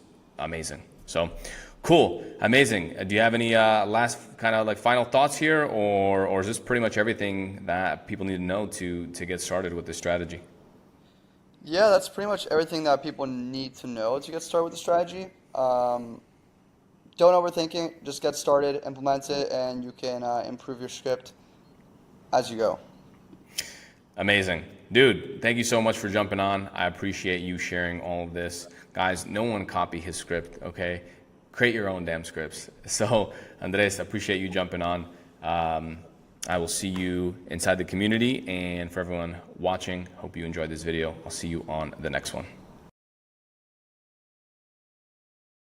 If you understand the concepts in this video, you will turn this little Upwork side hustle business into a full-time income that will allow you to travel, work remotely from anywhere in the world that you'd like. And I'm currently traveling full-time, and hopefully that motivates you and it shows you that this life is absolutely possible. Most people that struggle on Upwork have one of two problems. One is they either have no skills or nothing that they feel like they can offer, which I'm going to solve that for you again on this video. Or two, they don't want to list their services for a price that they're gonna get people to buy. And I'm gonna break that down for you as well and show you how to overcome that. People are still viewing Upwork as like some side hustle, make money on the weekends and trade your hours for dollars, which I don't like. Or they think that it's all about that initial transaction and they are just slaving away their time and not building a real long-term business. Just what if you viewed your Upwork profile, this Upwork platform, as a lead generation tool? What if you viewed it as something that you can use to get new potential clients interested in who you are and then upsold them on monthly reoccurring packages. For example, what if you gave someone Facebook ads advice or consulting, or maybe you helped someone just install a pixel, which you could learn for free how to do on YouTube, or maybe you helped optimize their landing page. What if you used that as an opportunity and gave them value and then tried to correct another part of their funnel or of their process, or then advise them on another ad creative that they can test, and then they wanted to continue working with you. And then maybe you showed them something else that they can fix. And now what you've done is got on the phone or on Zoom with someone that could potentially be paying you thousands and thousands of dollars every single month. In fact, what if you viewed the whole platform as a sales call generator? The whole goal was not necessarily to make money on Upwork, but it was to get people interested in some slight service that you can offer and that you can help them with, whether it's reviews to Facebook to something on Google, and then you over delivered on those services. Now, I'm not saying don't provide something of value. No, install their pixel, maybe optimize a couple images, give them some Facebook ad creatives, optimize their funnel or their landing page using some of the strategies that we have on this channel. But also, after you did that, you gave them even more value and you showed them something else that they didn't even ask you to look at. Hey, by the way, you told me to install this pixel. I did, but I noticed your ad creatives could use a little bit of help right here. What if we tested this? Is it okay if I created you this and then you can let me know how well that works? Hey, I saw your landing page. I know you wanted me to install this, but have you tried adding a calendar automation so people are actually booking on your calendar?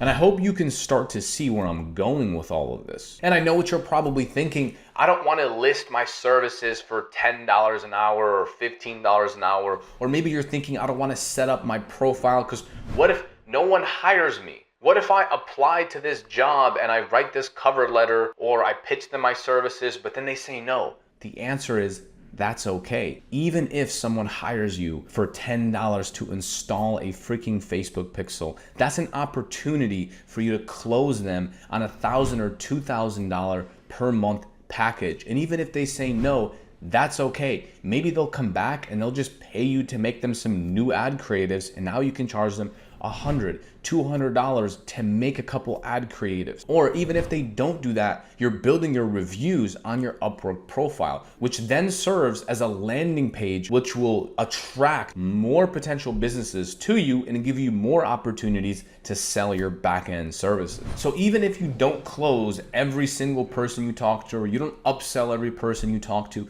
that's fine. Look, even if you do this 10 times and only one person is interested and they take you up on that, maybe you're making an extra $1,000 a month. And that's, by the way, what we charge for these types of services. Is that worth it? Absolutely. Imagine you do that every single month. Literally, in that first year of you doing this, you'll be making more than $10,000 per month working from your laptop. And I'm gonna show you how you can find these here on my laptop in a second. But let me back up a little bit. One of my first high ticket websites that I signed, it was $6,000 I got from using this same strategy. Now, I didn't do it on Upwork. I did it on a different website, and I actually don't think it's as good as Upwork. I did it on a job posting website on Indeed. So I went into a bunch of companies that were looking for a web designer or a web developer. I went in and I applied for that company, and I went in on the interview. And on that same interview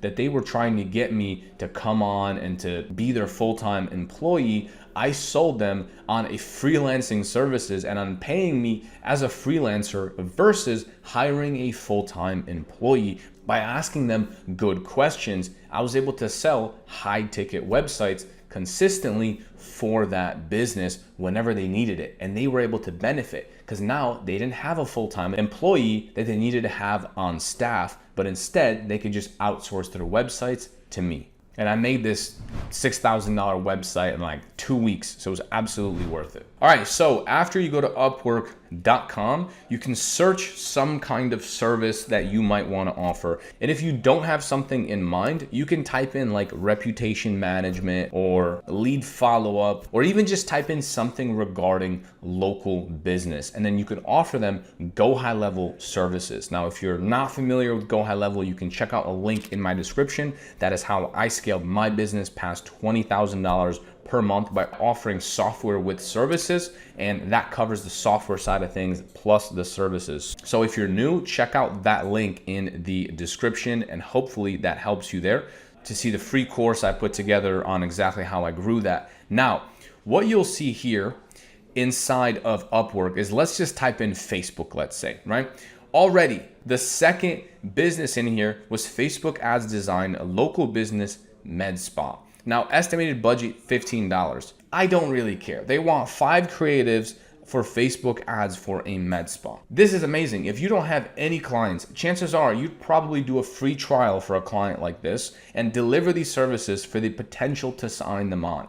I would look at a listing like this on Upwork. I would create these 5 different creatives, and then I would even ask them, tell me the results that you got. What's your cost per lead right now? Are you running to a landing page? Are you running them through a survey? Are you automatically booking them? What kind of creatives have you tested? Have you tried? And then I would go in here and I would upsell them on other services and really get them to understand that there's way more to fixing their local business ads versus just 5 creatives, and help them on this other stuff as well. And then you will become that trusted advisor. And then at some point, they'll just say, look, how much for you to run it? And then you can charge them $1,000 a month. So let's keep scrolling. That's the very first example. Next one, Facebook ads media buyer. Okay, so they're willing to pay $15 to $60 per hour. This is not amazing, but it's also not cheap. And maybe this could be worth it if you just sign them up for $1,000 a month retainer, right?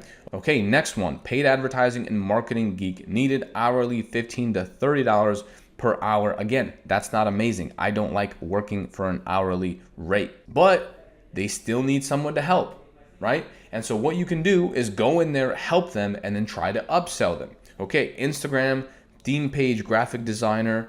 All right, that is probably not too good of a fit for ads, but Facebook marketing for Black Friday. Right there, estimated budget, $10. I don't care what the budget is. We're using this as an opportunity to get on a Zoom call and pitch them your services after you deliver whatever it is that they want for $10, which most of the time you can do for either extremely cheap or do it in less than an hour. So let's go to page 2. Now we're on here, okay, Facebook ads specialist. Again, estimated budget, $500. Maybe for you, it's worth it to pay someone $500. And again, if you don't have any past experience, offer to do it for them for free and say, hey, I know you have a budget for this, but what if I just ran it for you for free for a week? And then if you want to pay me the $500, that's great, you can pay me. And so I hope you have those creative juices now flowing, because you can go in here and type in Google ads. You can type in local business.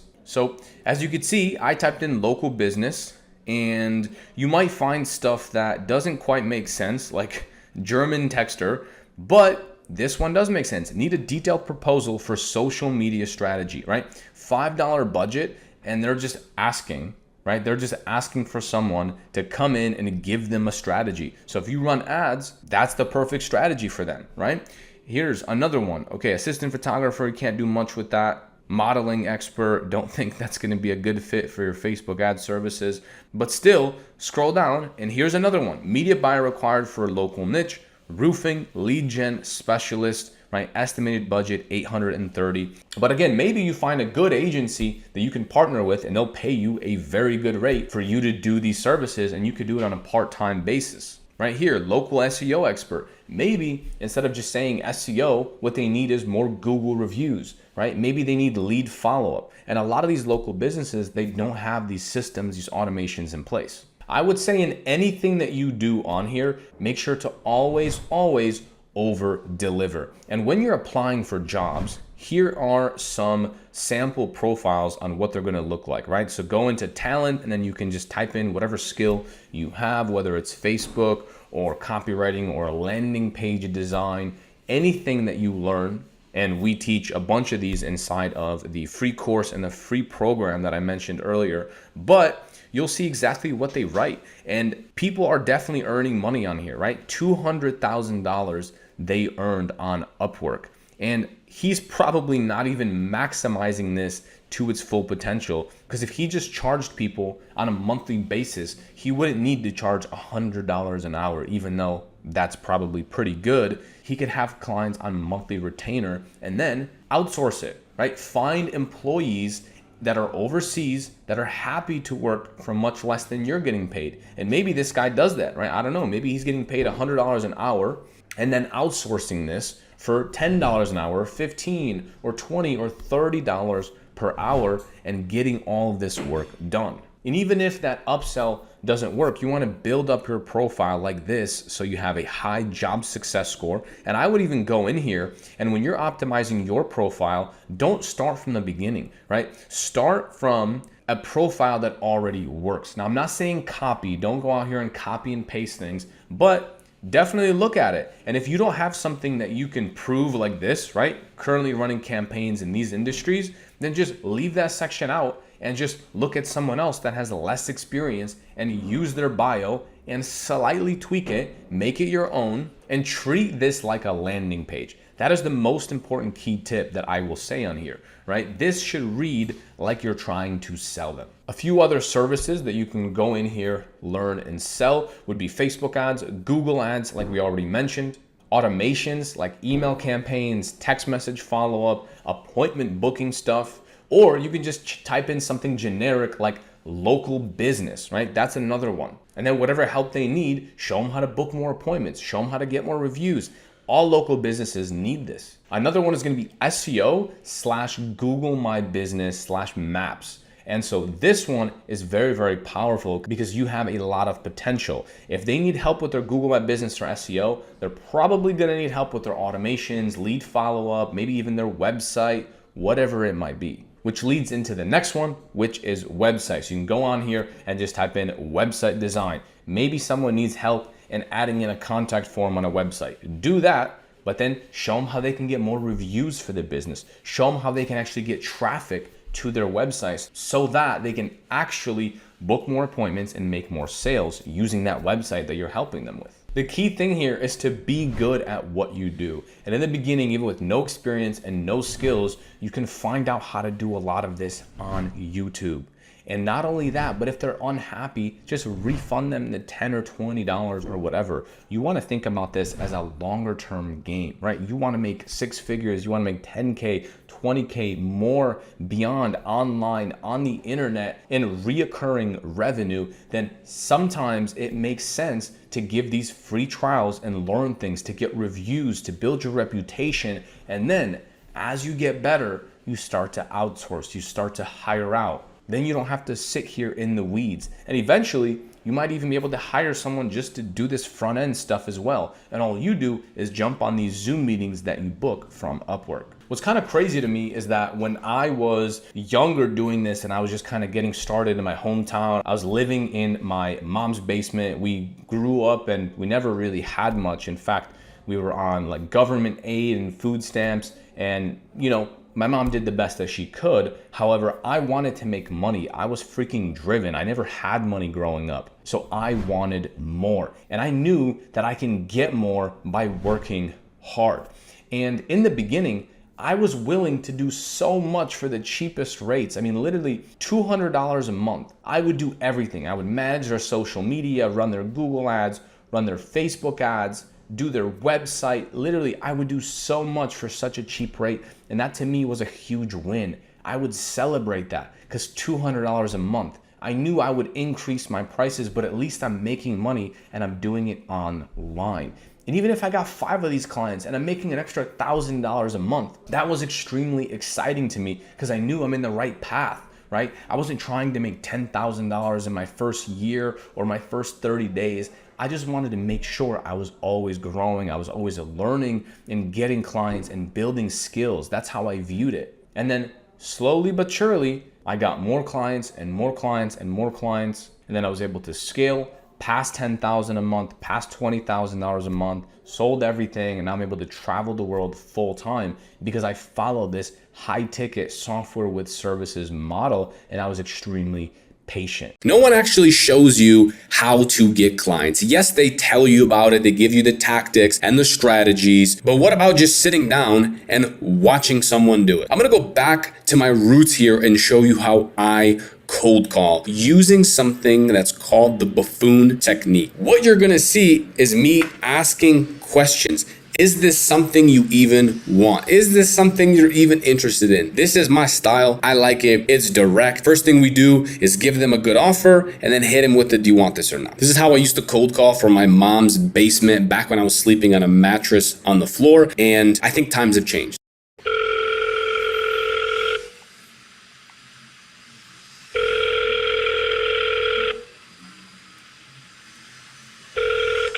B&B coming in. Hey, sorry, you broke up there for a second. Did you say this is B&B? Yes, sir. This is B&B. Okay, cool. Yeah, I wasn't sure if you guys were open. It said closed for some reason. I didn't see a website or anything. You guys are still like open and doing service calls, right? Yes, sir. B&B. The company did change about 3 years ago, like during COVID. So I know we did close down for a brief time, but yes, sir, we are. It's under new ownership. Okay, amazing. Well, sounds good. I actually built you guys a beautiful website, if I do say so myself. If you like it, you can keep it. Is that something you would even want to look at? Possibly. You already have it built? Yes, sir. I have the homepage built.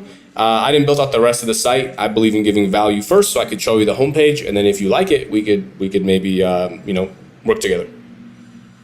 Okay, that sounds like something we can do, but it's going to have to be a little bit later. I'm currently on a pretty massive mini excavator and in the middle of a project. But we can definitely take a look. Can you give me a call around like 3 o'clock? Yeah, for sure, man. I was going to say it'd be better if we just book it in. We could jump on Zoom and I'll just show you, because it's not live, obviously. I could just show you when we're on the Zoom call. No, that's something we can definitely do. Let's shoot for around, give me a call around 3:30, and then we'll sit down. Let me get my business partner on the horn, talk to him, and then we'll meet. But it's definitely something we'd be interested in. Cool. You guys don't have any website right now, right?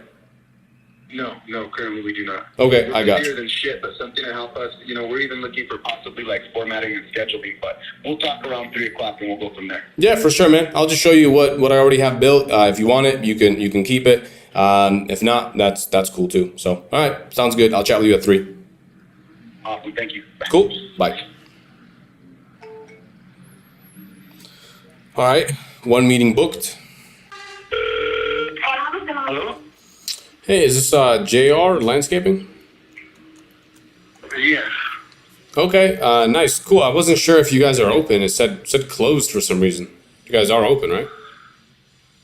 I have to activate my account. Something happened though. Oh, okay. That's interesting. I actually built you guys a beautiful site. If you like it, you can keep it. Is that something you want to look at? Yeah. I'm sorry, I didn't hear you well. Can you repeat that again? Sure, yeah. I just said that I built you a beautiful website. If you want it, you can keep it. Do you want to look at it? Can you send it to me by email? Well, it's not live. Like it's not online. I have it here on my computer. So if you want, I could just share my screen and show you on Zoom. I could do sometime later today if that works. Yeah. Can you send it to me? Well, it's a Zoom link. So let's schedule and then we could jump on Zoom. Have you used Zoom before? Oh, so yeah. Yeah. Okay. What did you say was down for you? Like, why does it say that you're closed? I actually started the website on online. Yeah. I got so busy though. I never finished it up. Like the last few things to post my website. Yeah. But if you can send me that first, so I can probably finish it up, that'd be nice. Yeah, for sure, man. I could help. I mean, if it says, I could also probably help you with the closed thing that you have going on. So let's do this. Are you free today at like 3 p.m.? We could jump. Or 3:30. I could jump on Zoom. Sounds good. Just send me the link on a text message, right? The Zoom link? Yeah, I could text it to you. Yeah, I could send you the text. I could send you the Zoom link at 3:30 over text. Yeah, just jump on. I'll share my screen with you, and then I'll just show you the full website, and then we'll just take a look at what you have going on. Sounds good. Sweet. All right, I'll see you later. All right. Bye. Perfect. All right, bye. Boom. So if you are wondering how we're actually making these calls, I'm using this app that's called GoHighLevel. And the reason I'm doing this is because I'm outside the US. So I purchased a phone number in whatever state that I want to call in, and then I can call it from a local number. You can call inside your browser like this by putting in the number and then dialing, or what I like to do is use the mobile app right here, and you just simply type that in like this, and then it will start dialing. There's much fancier ways to do this, as you've seen on my channel. Like we can automate calling one business, second, third, fourth, fifth, until someone picks up, then it stops. However, I want to keep this video very simple and show you the way that I used to do it back in the day, before any softwares, before anything. I would just use my native phone and just call people number after number, and I would just type it in. So you could do it if you're starting from zero, you have no budget, just use your phone and call people. Now, if you want to be super efficient, this is the best way to do it. It looks very complicated, but I promise you it's not. All it's saying is, hey, trigger this. If someone's busy, you hit voicemail, or there's no answer, then just do this. And all it is we're going to wait 1 minute. We're going to automatically text them. We're going to automatically leave them a voicemail. And then we have more fancier replies, right? Did they reply? Yes, no, and so forth. Then we respond back again, SMS 2, voicemail 2, a day later, and so forth. So we have this fancier stuff you can do. Don't need it, but it certainly does help. If you do want to use any of this, GoHighLevel for calling, or you want this fancy automations, there's a free 30-day trial that you can get and just start calling people and start getting clients before your 30-day trial is over. There's a link in the description. You can download all of this. Thing is, we do have an automatic dialer, so you can import a spreadsheet and then just automatically call everyone, but I want to make this realistic since this is how I used to do it when I was working out of my mom's basement, typing in each number individually. Hey, sorry, you broke up there. Is this Delfino? Yes. Okay, amazing, man. Cool. Yeah, I actually wasn't sure if you guys are open or not. It said closed. I didn't see a website or anything. You guys are still open and working, right? Yeah, no, we're closed right now because we don't open till 8:30. Oh, okay, man. We're already here in the office. Oh, I see. I was gonna say, hopefully I didn't wake you up here, did I? No. I'm in the office at 7, but we don't. Oh, I see. We don't open doors till 8:30. Okay, got it, man. Yeah, so I actually built you a beautiful site, and if I do say so myself, if you like it, you can keep it. Is that something you would even want to look at? Yeah, I'm already working with someone else right now. They're going to be presenting that later to me. They're local.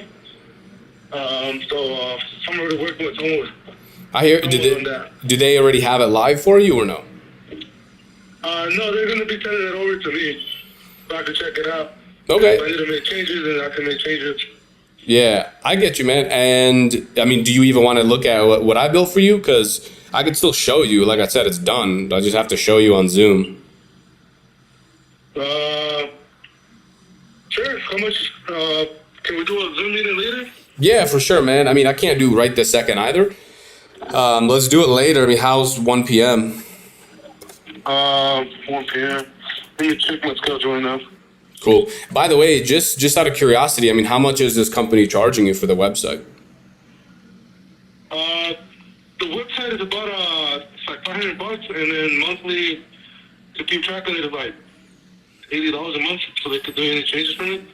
Okay, I see. I gotcha. Yeah, that's not bad. Ours is actually quite a bit cheaper. Ours is $150, and it's done in a day. So I don't know how long have you been waiting for it? Just yesterday. Oh, I see. Cool. They're gonna present it to me today as well. Okay, amazing. All right, man. Well, sounds good. I mean, like I said, ours is cheaper. It's $150. Pretty much all done. You can check out the homepage, and then you can just choose whichever one you like best. You can just go with that one. Does that sound fair? Yeah. Let's do. Can we do about 2:30? Let's do it, man. 2:30 it is. Perfect. I'll wait for your call. Amazing. All right, man. Sounds good. It's nice to meet you. My name is Paul, by the way. Hey, nice to meet you, Paul. Sweet. See you later. Bye. All right. Bye. Probably not the best lead in the world since he is a price shopper and he already has someone building a website, but still could be worth it. I already spent the time calling him. Might as well just do a Zoom meeting and show him one of our templates. Maybe he'll like it more. And I mean, It is cheaper. And not only that, but if he's not interested in the website, I'm going to try to sell him the automations, lead follow-up, everything else. So let's keep going. If you're wondering why I never leave voicemails, it's because at the end, we're going to have an automation that sends everyone voicemails and text messages and emails to follow up with them. And this is all automatic.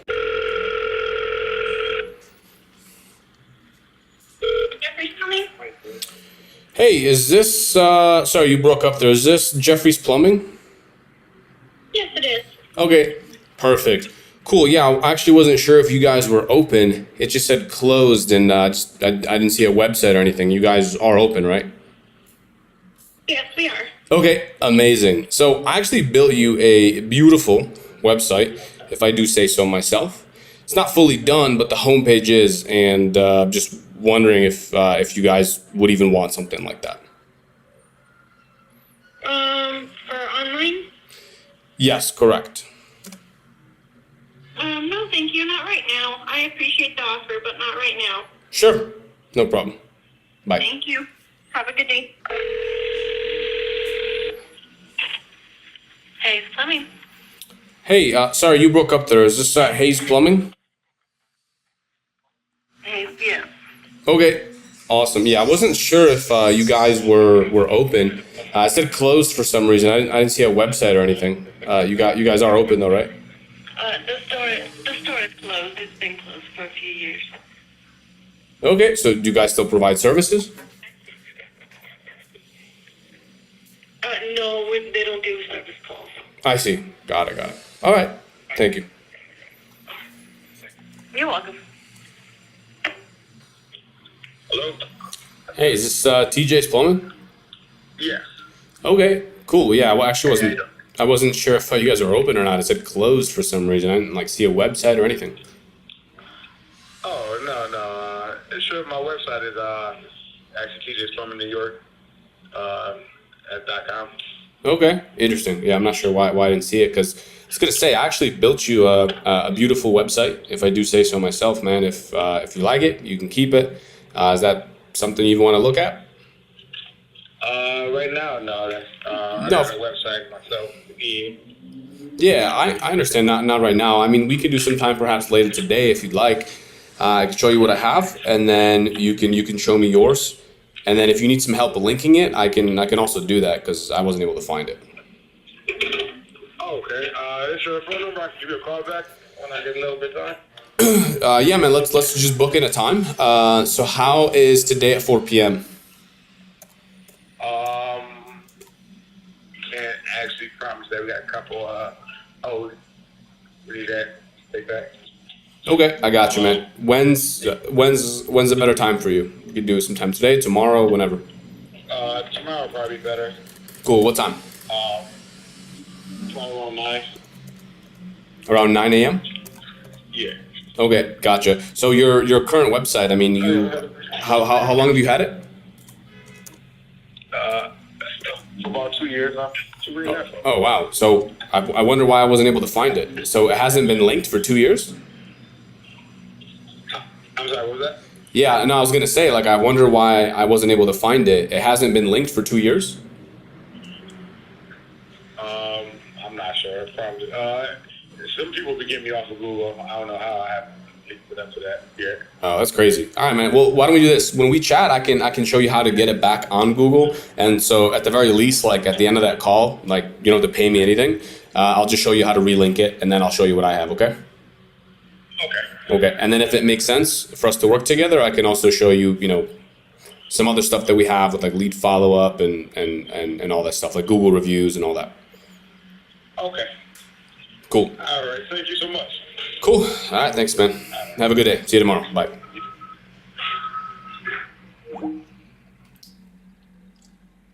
So we have 4 meetings that were booked.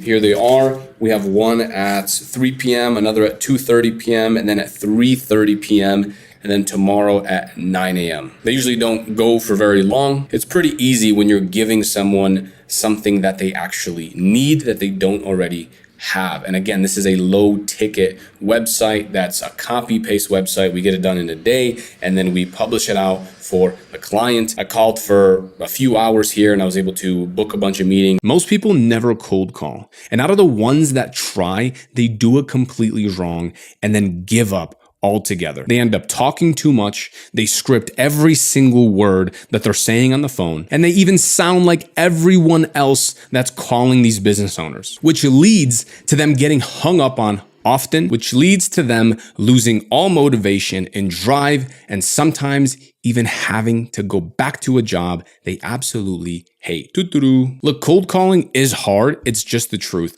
but it is the quickest way to make more money ASAP. In fact, I know this is true, not just for me, because I see that time and time again. Look at this guy that sent me a DM on Instagram. I have no idea who he is, but he got a bunch of clients in one day using these principles that I'm going to share with you. And maybe you're even thinking, oh, I just get nervous. I get these butterflies in my stomach. Of course you do. Who in their right mind wakes up in the morning and decides they're going to call random people and get rejected most of the time just for fun? Of course it's going to be painful, but once you figure it out, not only will you be able to get unlimited clients, but you'll actually be able to get so good at sales that once you actually get presentations or sales calls with prospects, you will get so many more clients. I used to cold call people from a phone book from my mom's basement back when I was broke and we were living on government aid and food stamps. And this laid a foundation for the rest of my life. The first thing you want to do is make sure that you provide some kind of value when you're cold calling. Now, in my live cold calling video, the value that I provided was I told them that I already built them a website and I was simply asking them, do they want to see it? Now, look, realistically, I didn't build them anything. I've never seen them. I've never talked to them. I haven't even seen their website. All I did was I just had a list of people and I was cold calling the ones that didn't have a website, or at least that field on my list was empty.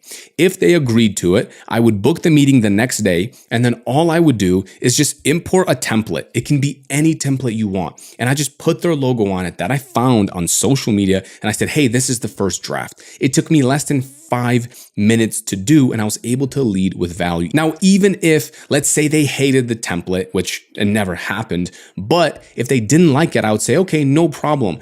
Tell me out of all these templates or all these samples, which one you like most, and I'll get it recreated. But at least you get your foot in the door and now you're talking to them, which also leads into the next point. You want to have a list of business owners that you can just go down and call these people. Don't sit on Google and then just go down this maps listing. No, you want to have a spreadsheet of people like this, and then you can mark down who answered, who didn't answer, and so forth. And all you're seeing is the phone number, so you can just go down that list and that's it. And most of these lead generator tools will give you their social media profiles, will give you the exact amount of reviews that they have on their Google page or maybe even on their Yelp page, and you can see all that data right on that spreadsheet. And when you do call, you want to mention that. You want to make it seem as custom as possible. You should not have this copy paste script so you sound like a robot when you're calling every single person. You can mention the number of reviews they have. You can mention their rating on Google. You can mention whether it says that they're closed,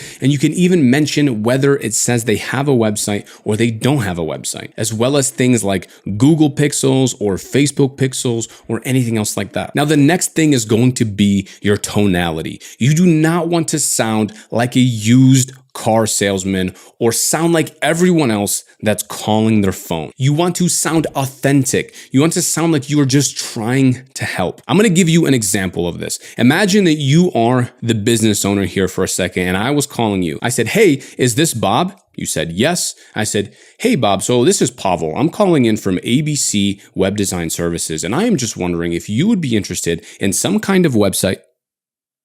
Click. That's it. He's going to hang up on you. You're speaking in one tone. You're saying some copy paste message. You're reading off a script. They can feel that. They can feel that energy. Or if they pick up and you say, hey, good afternoon. How are you doing today? And he says, hey, I'm doing great. Awesome. That's great to hear. So I was just calling because I noticed your website was just a little bit outdated and your mobile indexing was set up incorrectly. Click. they're all going to hang up on you. You cannot sound like this. Now, on the other hand of that, if you want these people to actually respond to you, you could check out my other live cold calling video after this video if you haven't seen it already. But my tone is almost like I'm asking questions.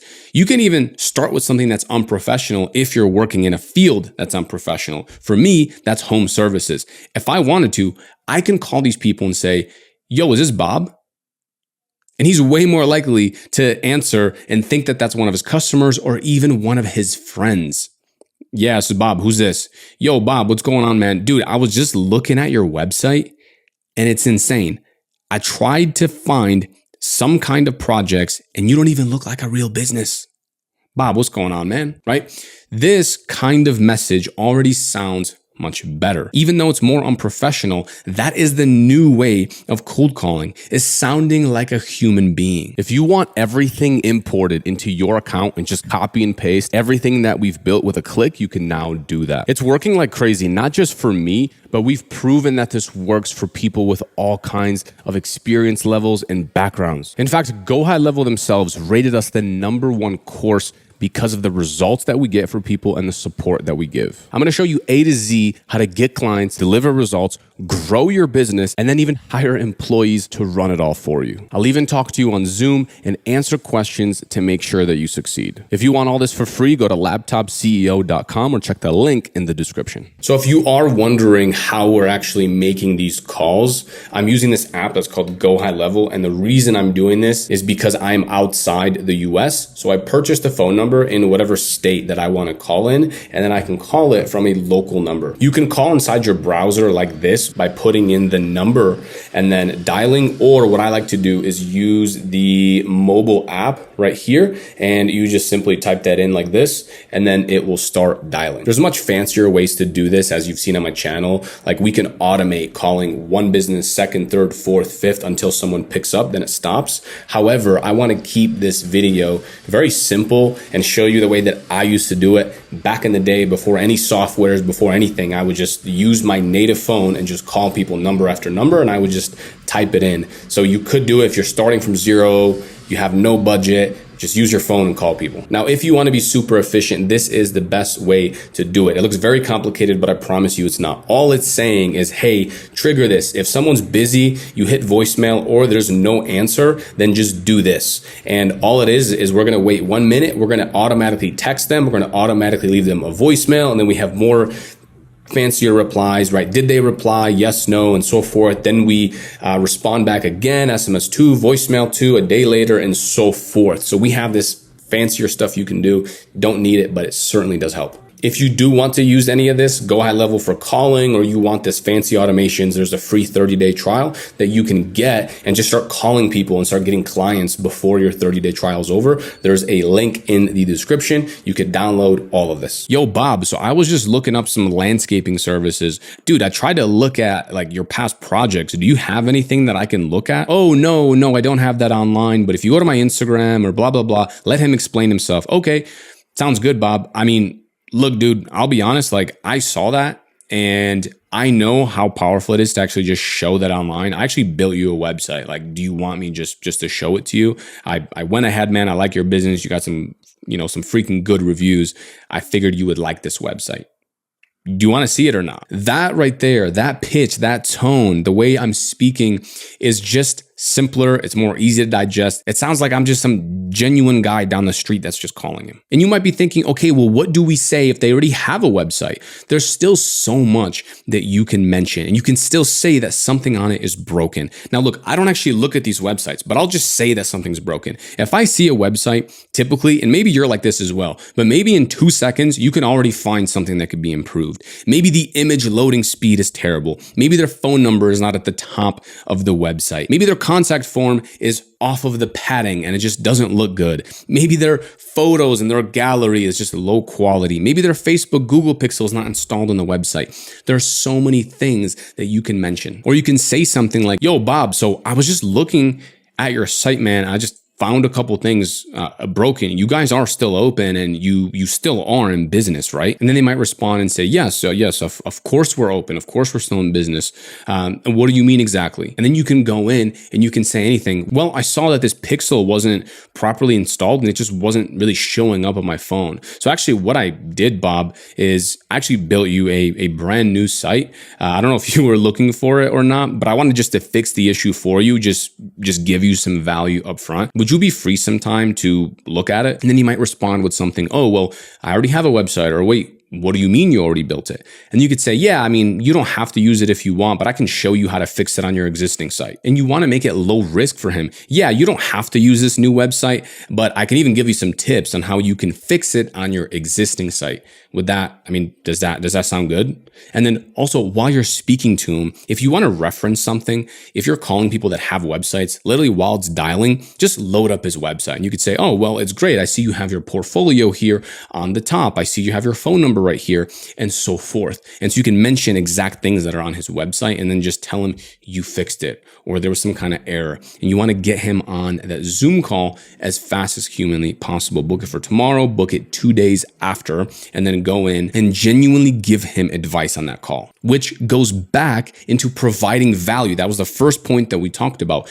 Give him a reason to show up on this demo call, right? This Zoom call, this sales call. It shouldn't just be you pitching your services, but it's you giving something. Hey, Bob, so I'm going to do actually a full audit of your website on this meeting, man. I'll take a look at everything you're doing. There's a couple of errors. I'm going to see if I can even get them fixed for you. And by the way, also just to go above and beyond, I'm going to look at all of your competitors' websites and I'm going to just show you them on the call as well. I'll look at all their Google reviews, all of your Google reviews, and I'll even just show you what they're doing, like some of the behind the scenes stuff. Are they advertising on Yelp? Are they advertising on Google or Facebook? And I'll just show you all of that on the call. Does that sound good, Bob? The answer is obviously yes. And I know you're a web designer. You might not want to get into advertising and all of that, and that's fine, but still over deliver. This call that you are booking, this sales meeting, should be so valuable that this business owner is going to sit down and pay full attention. Like, you need to envision that this guy just paid you $50 or $100 just for this one call.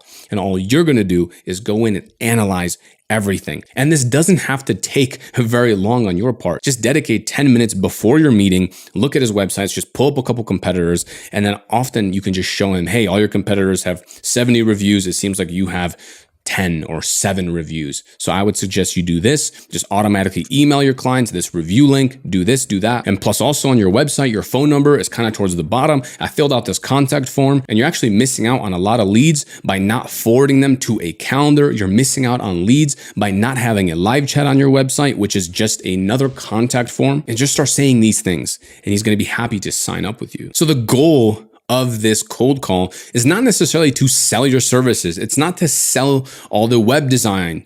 It's not to sell your templates, your high ticket packages. It's more so to sell this demo call, which is where you are going to pitch your services. Make this super valuable for him. And he should feel like you offering this for free is a steal. Then once you're on the demo and you're talking about your services and your websites and your different packages, then you can pitch him your price and he can become your client. Free courses, paid courses. I've gone through everything to try to hunt down the best slides that I can actually show to a potential customer that will give me the highest likelihood of turning someone that's cold, meaning they don't know who I am, they don't know anything about me, into a paying customer, someone that is taking out their credit card and paying for my services on the spot.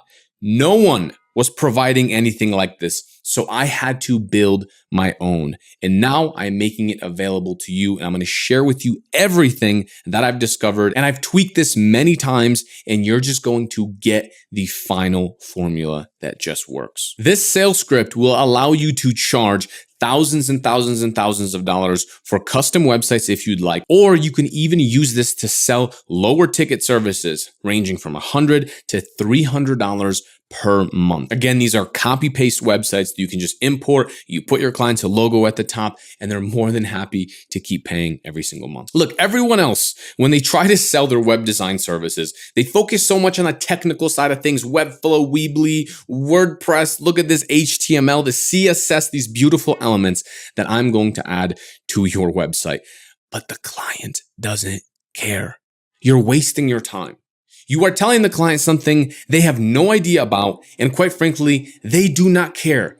How will it make them more money, and how will it actually portray their brand and their business online? Being good at sales is actually pretty hard. You have to learn what questions to ask. You have to read a bunch of books, go through a bunch of courses, and in general, this is a real skill that you have to master and hone in, unless you have slides that you can just go down and it'll steer your client in the right direction. If you follow these slides, you will hit all of the client's pain points and you will bring them into a buying stage. Of course, you can tweak this a little bit if you'd like, but what I'm going to be giving you out of the box will be high converting. And if you say the words how I tell you to say, you will get more clients. And I know what you're thinking. You're probably thinking, I'm not a salesperson. I don't want to read these sales courses and books and study psychology and take years to master this skill. And that's exactly why this was put together. Say the words the way that I teach you to say, and you will increase your chances of closing as many clients that are closable as possible. This is one of the modules inside our course. I hope you enjoy. So without further ado, let's dive into the sales script template here. So I want you to treat this script as the foundation, okay? Not something that you're going to follow word for word. You want to familiarize yourself with it and then also adapt it to who you are in your style, and then just personalize it, right? The aim is to use this as a supportive tool during the calls, not something that's super, super strict. Now, when you're doing this, we have a preparation for the video call. So you want to log in on Zoom or Google Meets a couple minutes early. Make sure you're ready. You want to make sure you have the slides open that we're going to outline here. Have your GoHighLevel sample account ready. So this is, even if you have no clients, like just have an empty account open like this that you can at least reference, right? Where you have your funnels, you have your websites, or maybe this is a client that you did a homepage for. And so you want to make sure you have that open inside of a sub account. You want to make sure everything's working, your microphone, webcam, right? Have a notepad. You can also take these online using some kind of notepad tool or anything else like that. And then just relax. Okay. Make sure you breathe and then start the call off very friendly. Hey, John, how's it going, man? How's your day? You know, make some kind of joke about where he's from or where you calling in from, and then just resonate with him a little bit. Be a human being. Don't sound so robotic. Sometimes inside of our community, when people ask me to review their live sales calls and we actually go in and take a look on Zoom, I see that they're so robotic. They play it and I'm watching the recording and I'm thinking, dude, would you even buy from yourself? Like, you don't even sound like a normal human being. So anyways, setting the agenda, cool. And then just ask him, hey, is it cool if we just jump right in? People will always say yes, and then just go ahead and get started. These are good questions that you can ask yourself. I'll let you review this document yourself. I'm not going to read every single one, but these are pain-driven questions. So what's your process for qualifying leads, right? How do you handle follow-ups with potential leads? And so, yes, I know it's not necessarily with web design, but you can even ask questions that are related to web design. Like, hey, if you saw your competitor's website and yours, who would you hire? Who would you move forward with? Ask them obvious questions like this that are pain-driven. A lot of times they don't have a follow-up process, or they don't have a process for qualifying the leads and so forth. Or when you ask them what sets you apart from your competitors, they don't really know. And that's a great thing because it allows you to find the pain and then sell for that. And then here we have some closing notes.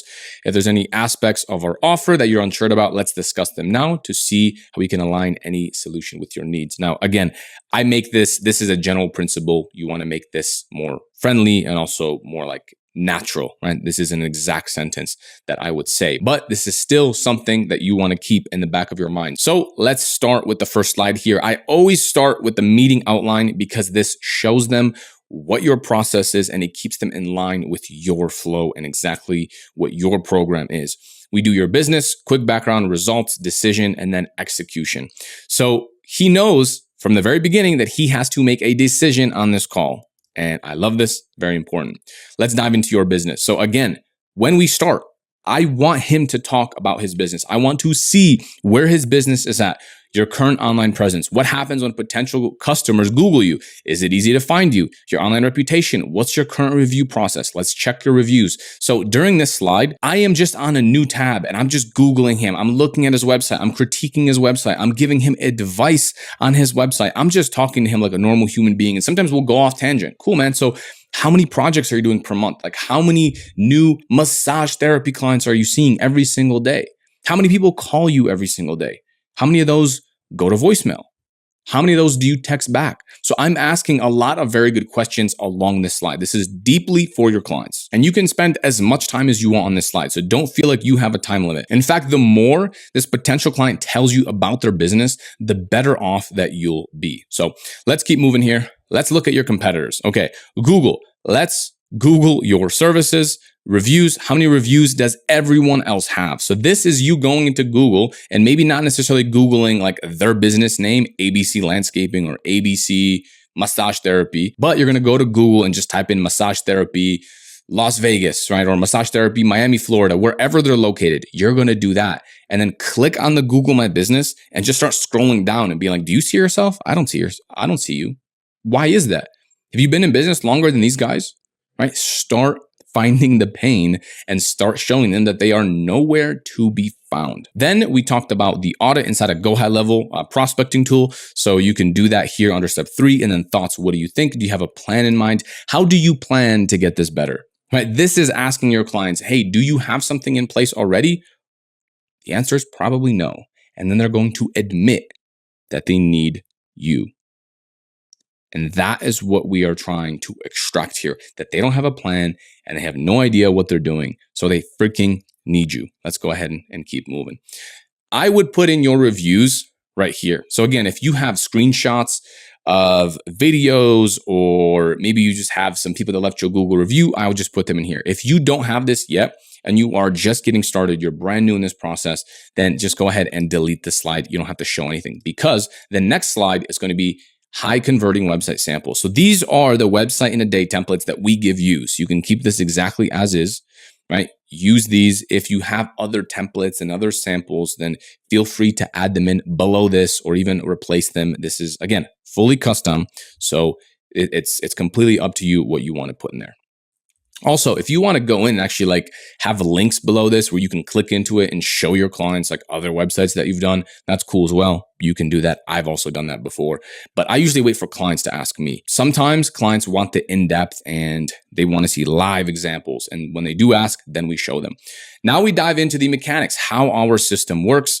We have the estimate collection blast, build your conversion machine website, prove credibility over main competitors, and then capture and communicate with potential client requests in one place. Now, I know they signed up for like a website in a day or even a custom website, but I've renamed all of this. For example, this is a database reactivation campaign.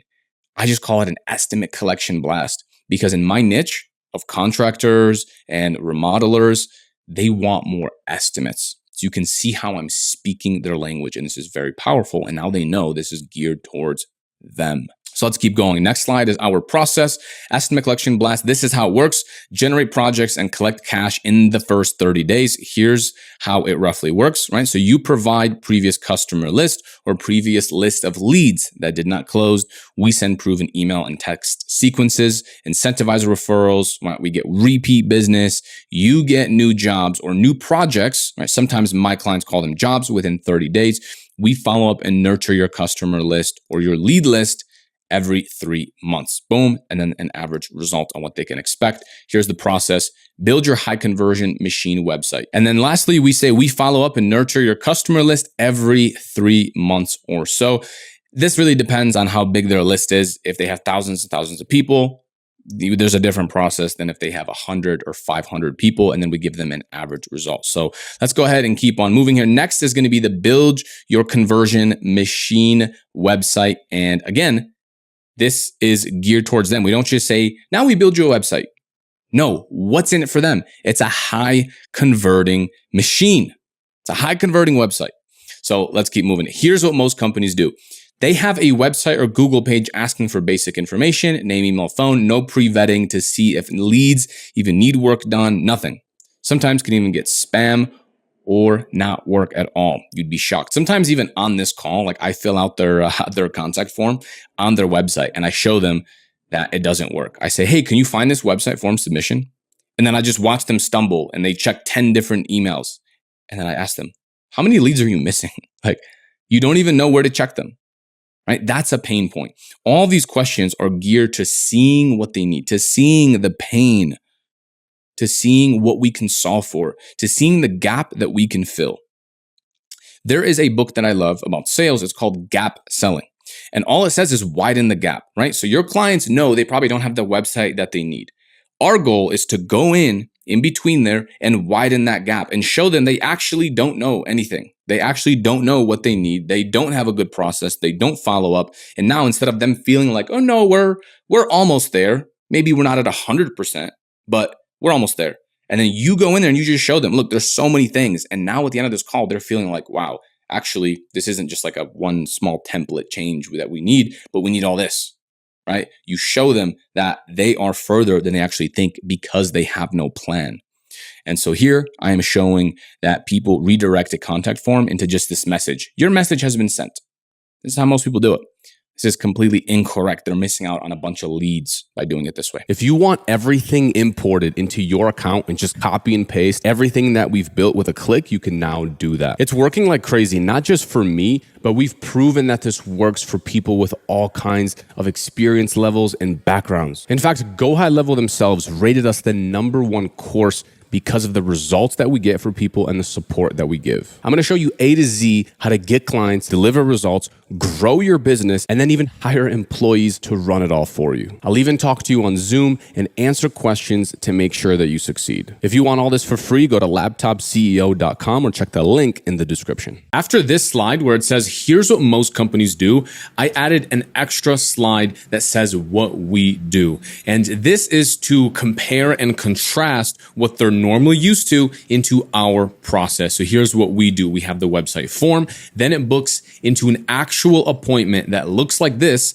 and then it goes into a thank you page where we show them testimonials, we show them potential photos of what their project could even look like. And what this does is it really shows them on how our process differentiates from what they're actually used to and how every other web designer runs their business. And it also pre-sells all their leads, all their potential customers on them. So by the time they reach out to the potential client, the lead, they already know everything about them. Another thing that you can do is have a form that looks like this, right? Get an instant quote on your upcoming project. So for example, if they are tired of just getting website form submissions or they're getting too many, or maybe they're just really low quality, what we can do is install a quote form that looks like this, where your client's website visitors could select exactly what service they want. They could put in the number of trees they want. This is just a landscaping example. And this is a pop-up. So now we can redirect and give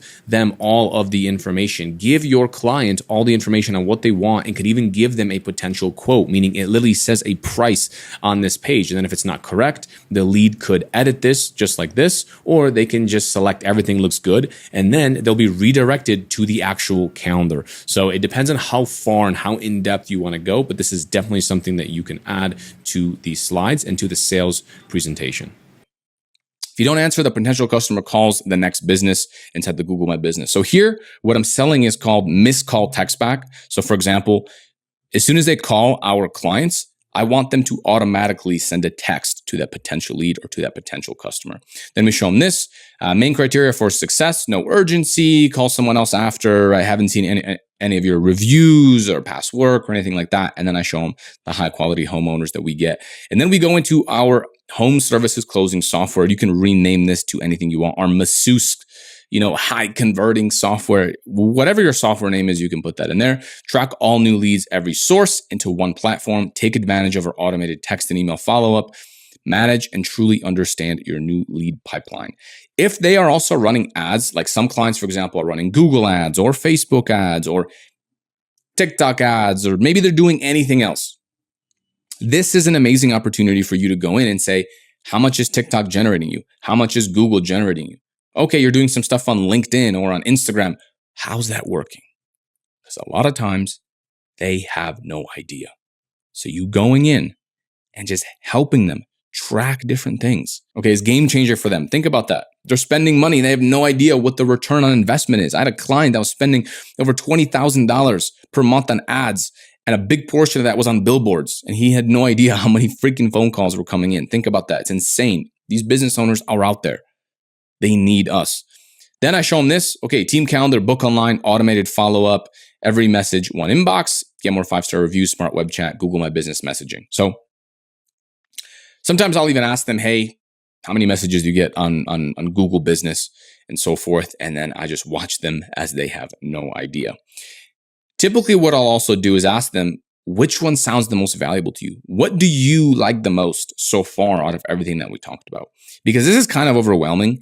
And so by asking that question, they are giving me fuel and they're telling me what they like. So that way, when I go to close, that's what I'm focused on. The big problem with all these different features and this and that is people spend an insane amount of time on every little detail. And okay, look, inside high level, what we could do is this and these websites and automations. That's not how you sell any of this. You find what they like. You find the gap in their business. They don't have enough reviews. Just focus on reviews. You could charge them $300, $500 a month just for the reviews. You don't need all these things. So make sure you do that. Also, big key point, and I already mentioned this, but you should not be talking 80, 90% of this call and just going down the slides. Like these slides are to help you and to steer you in the right direction, but they should still feel like a conversation between you and the client, or the potential client rather, so that you can turn them into a paying client. And it's too often that all people do is sit down, go through each slide, they read every slide, and it's just this one-sided, like you're just presenting to a wall and you're just reading. 90% of customers read reviews, blah, blah, blah. As soon as you're done, you move on to the next one, and that's not how you do it. Make this a conversation. 90% of customers read reviews, look at pictures of jobs. Less than 5% of people who view Google business listings actually convert. More than ever, customers want to be able to text with someone. How often do you check your Google business messages? Again, we're finding the pain. How many lead opportunities are you losing every month by not using the website chat? This will lead to immediate new leads. Now, if you already have a GoHighLevel account and you have clients that are onboarded that are using the website chat, using the live chat, then around this part, I would actually start going into your GoHighLevel account and factor on this. If they tell me the most important thing is their 5-star reviews, I will actually go into my high level, go into a live client account that I know that we did the review campaign for, and I will show them a live review campaign from an existing client. This is going to be extremely powerful. And what this will allow you to do is to sell them without selling, because you can't argue with results. Now, even if you don't have any clients, you don't have any results just yet, that's okay. That's okay. You could just go through these slides and it'll be fine. But I promise it will help. Once you get your first client and you do your first reactivation campaign, you install the website chat and you have live leads from a client that is getting freaking results. And you go in there and you go into the dashboard and you go into the conversations and they see the tag from live chat and they see that they're actually getting results. Or even better, if they have closed projects from the live chat, you can show them that right here inside dashboard. And we have clients that have closed like 50, 60,000 from the live chat. And I show them that. So again, it sells itself once you can actually show all of that. This is a live screenshot from our account. This is actually a real client. So from here, we say track everything in one place, no more guesswork. So if they tell me that they are running ads for anything, or they're doing any sort of marketing or advertising, even if they're putting up yard signs, I tell them, cool, here's what we can do. We'll use different phone numbers on your yard sign, a different phone number for your billboard, for your magazine, for your pamphlet, for anything else that you do. And we'll track it like this. You can see here, it says Facebook lead form, right? So this client specifically, we were running ads. So we can track exactly which ad it came from. But nonetheless, if they're doing Google ads and Facebook ads already, go in there and just integrate everything inside here. So very easy. This is an automated text message, right? An appointment reminder, and this is someone that is responding. And then next, we have the high converting website in a day package. You get a full website that's geared towards sales and helping you convert website visitors into booked appointments. Maximize your leads, create a strong online presence, right? Always updated, showcasing your best work, promoting your services 24/7. Don't just say website. Tell them what they're going to get within this website. Why do they need a website? Now, from here, This is where I recommend that you actually show them the website in a day custom homepage that you built for them. And basically, when I say custom homepage, I mean you just add their logo to it and that's it, right? So now you again go in here, you go to the websites tab, you take the template that you have inside of your like website in a day sub account here in HighLevel, right? Again, you do this before the call. You just go in here, you just hit clone, you put their logo on top, and that's it. So you're going to show them that homepage and start getting their data. Maybe even compare it to their competitors. Maybe compare it even to their existing website side by side. Which one would you hire? Which website looks nicer to you? Who would you trust more if you were moving forward with this service, right? Ask them these good questions, and then they'll be way more likely to close. Even if you're doing a custom website, I would then talk about the custom website here. And also, this slide is usually where I find out whether they want a custom website or they want the website in a day package. Because again, even if they're doing a custom website, they're still getting all these other features that we have. Now, really, the way we sell the custom website will be towards the end, and you'll see how we do that here in a sec. Okay. Build your conversion machine website, maximize your website, and get qualified prospects reaching out. Build an online brand people actually trust. Prove credibility over main competitors. Let's dive into that. So here's the accelerated 5-star review machine that we have. Again, look at the different names. We're not just saying, oh, we do a review campaign. Oh, we just send some review emails. No, this is an accelerated 5-star review machine. Powerful, right? Make this sound good. Make this sound exciting. Generate 20 to 35 new Google reviews in the first 4 weeks. We can actually do it in the first 2 weeks. Honestly, I just tell them 4 weeks. And then again, I like to over deliver. And then we do that in the first 2 weeks. And now they love us. Now they're extremely impressed. Okay, how does it work? You provide a previous customer list. We send proven mail and text message sequences. You get positive reviews coming in immediately. We set up simple systems for submitting future customers as well. So I want to show them that yes, we're going to collect reviews from your existing customers. However, in the future, we're going to make it very easy for you to collect reviews. You go into our dashboard, you just attach a tag that says customer sold or customer project complete or any tag. You can name it anything you want. You attach that tag to that customer and we'll automatically send a review request. And also what we do from here is we can even filter the reviews. So if they choose anything less than 4 stars or 5 stars, it gets redirected to a form that the potential lead just fills out and it goes to your client's email. Okay. And this is just done via a funnel. So this is how it looks like right here. This is the funnel. The client has their logo up top. If they choose 5 stars, it redirects them to Google or to Facebook, anywhere you want to actually leave a review. If they choose, let's say 2 stars, guess what? Sorry to hear you're not satisfied. Name, email, feedback, boom, just sends directly to the client, which saves them from getting bad reviews. And this is what we do. If you don't want to use something like this, that's also okay. You can just redirect them to Google Business. I know some people I've seen have issues with this. We've never had any problems with this. I've never even heard of someone that has any issues with this. So completely up to you how you want to do that. Redirect it to Google directly or to our funnel that we use. Okay, our process. Now we capture and communicate with all job requests in one place. Again, my niche calls it job requests. You could be project requests or all massage requests or all landscaping requests. Up to you. Lead Connector Messenger app, how it works. So phone calls, text, right? Messenger, everything goes to your app, the Lead Connector Messenger app. So Lead Connector, it links up to HighLevel. This is what they use. And then they get everything on their cell phone. They complete a project, right? And we can even make multiple users. If they have staff or employees that are doing a lot of work, they get their own login. They mark it. Hey, this is done. Boom, automatic review request. All good. Very, very, very, very easy to do and to manage for your clients. Bonus, automated missed call text back. Of course, this is an amazing feature. We talked about that earlier, and this is where I typically talk more about that during the actual sales process. So here's our process, bringing it all together.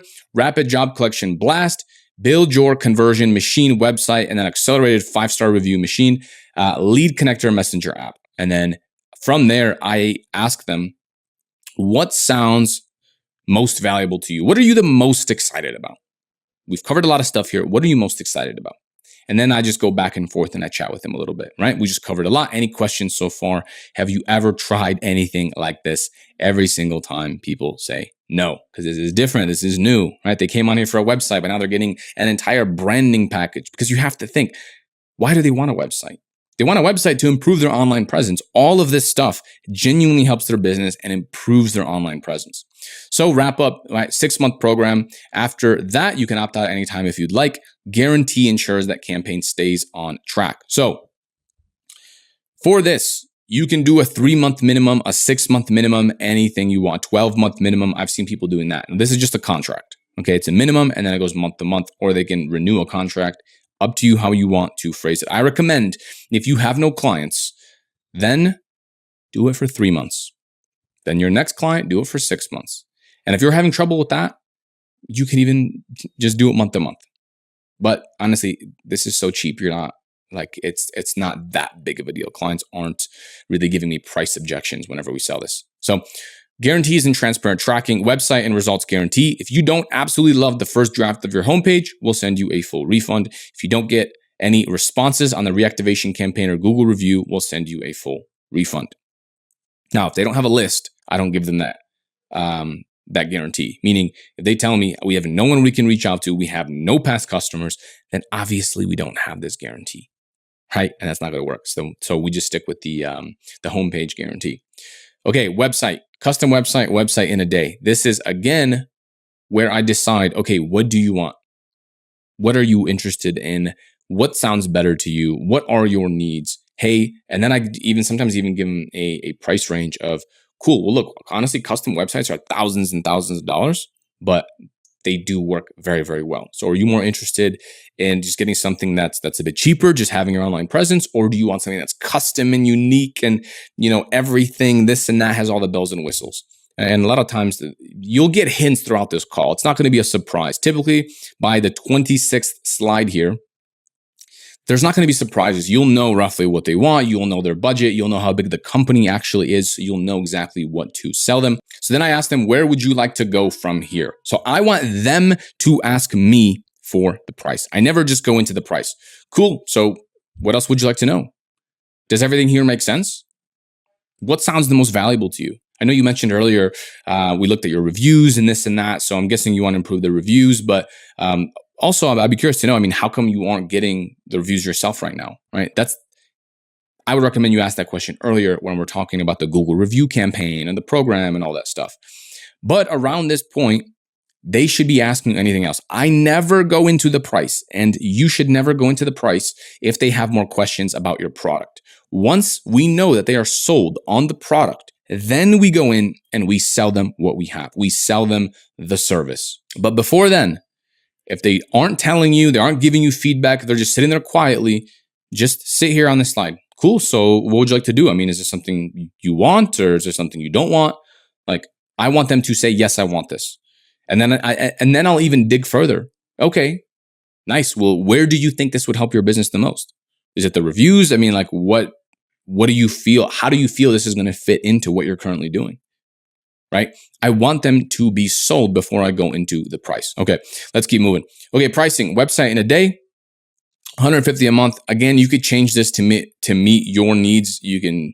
I wouldn't go less than $100 a month, honestly. And then $150 seems to be a good sweet spot. You're just copying and pasting a website template and just adding in like an about us image and some content there that you can take from ChatGPT. But then we have the custom software. $300 a month includes the website. So if they sign up for this custom software, and you can actually change this to say the custom software name. So this is your version of GoHighLevel, right? So mine is GoLit Digital. And so what we'll say is GoLit Digital Software. And if you want that software plus the website, it's just $300 a month. If they say they just want the software, and sometimes people are sneaky and they'll say, oh, I already have a website. Why don't I just do the software? Would that be $150 less? The answer is no. The software is $300. If you want the software, the website's free. That's how it works. It's $300 a month, no less than that.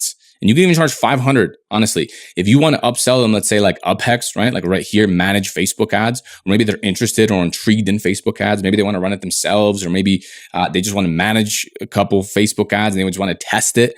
Then, you can include this for $500 a month. So up to you, play around with the pricing. What you can even do is have multiple pages on here. Like as you can see, I have two right here, right? 28 and 29. You'll see it once you actually download this template. But from here, if they want a custom website, I'll just skip over this one and I'll just click right on page 29 here. So we do have a discount available. So if you pay for the full 6 months upfront or whatever your contract is, if it's 3 months, if it's 6 months, or maybe it's 12 months, whatever it is, I like to give a discount if people pay upfront. Not that many people do it, but some do. And it's kind of nice. Then you just get a massive, check for thousands and thousands of dollars. And then you can even give that, that as a discount. So here's the custom website. So custom website, okay, 6,000 one time. And then we do the custom software at 300 a month, but the first month is free. Obviously you have to talk about hosting and, there's more complex things. If you're doing custom websites, then you already know this. Like you'll probably already have a server, you're hosting your website somewhere. Like I recommend HostGator, and you can craft this to be your price. Even if you charge less than 6,000, I would actually keep the 6,000 here. And I would say, look, I'll be honest, our custom websites are 6,000, but I see this or I see that, or maybe, you said you only need X pages. Typically our websites are 20 pages. You only said you need like 10. So I can actually decrease it quite a bit. And what we can do is we can get started for 4,000. Does that sound fair enough? And then you just wait for them to speak.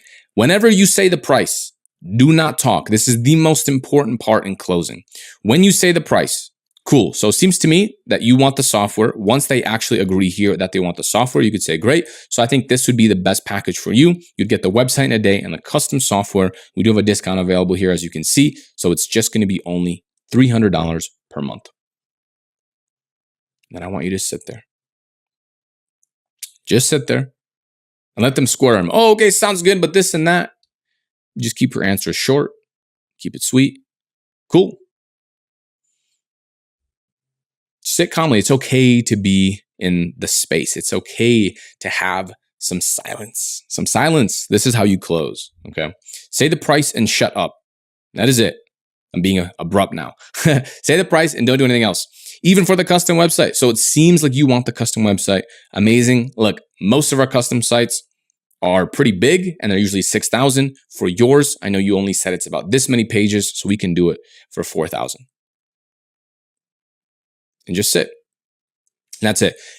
Everyone gets automatically enrolled into the software. Like I mentioned, at $300 a month, first month is going to be free. And this is after the website launches. So if it takes you a month to do the website, then you're not really going to do anything in high level. And then you would launch it alongside the website, right? And if you want to do some kind of discount, you can also do that. That is going to be personal preference. So as you can see, we pretty much have everything covered here in these slides. If you have anything custom though, then feel free to add it. Just do not go far into the weeds and make sure that your client is actually speaking to you and this isn't a one-side conversation. Now, again, if you want to download these slides and use everything, go inside of our course here. You can hit Classroom right here, go into the Web Designer course. And by the way, we also have way more down below this. You can go in and check those out once you're inside the community.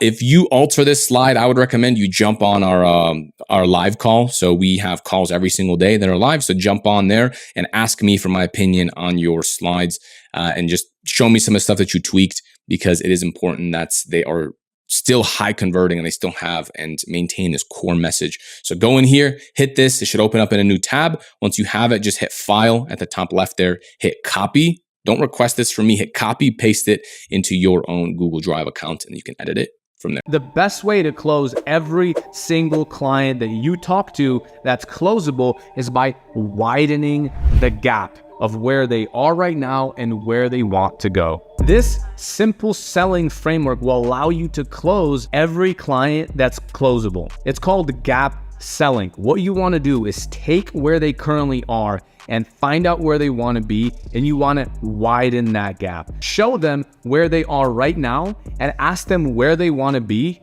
and then widen that gap.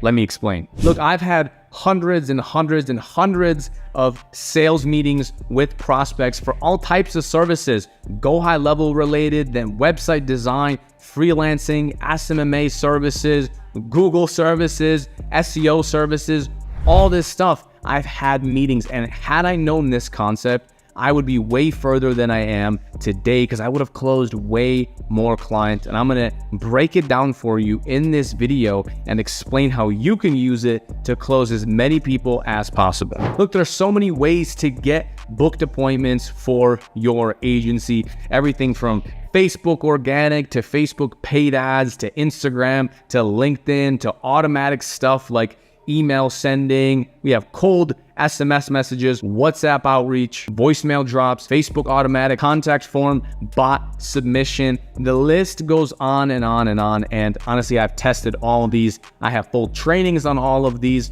but none of it will matter if you can't close clients. Look, you will never scale your agency, even if you start running ads. If you take all of my winning ads that we ran on Facebook that has allowed us to scale, and you did the same thing and you got all the same meetings, but if you don't have the right sales framework, none of it will work for you, and you'll end up spending and wasting a lot of time, energy, effort on all this stuff when really what you should be focused on is on growing your sales ability so all these channels work for you, and they all can work. Once you level up, it doesn't matter what outreach channel you use. It doesn't matter if you go to in-person events or you're messaging people on Facebook, you'll be able to close anyone. So here's the thing, certain avenues always will have more advantage than others. When I started, I did all of my prospecting locally, meaning I met with clients literally face to face like this inside of a coffee shop. I used to go down and drive down in my car down to a Tim Hortons. All my Canadian people will know I'm from Buffalo, so we actually have Tim Hortons as well.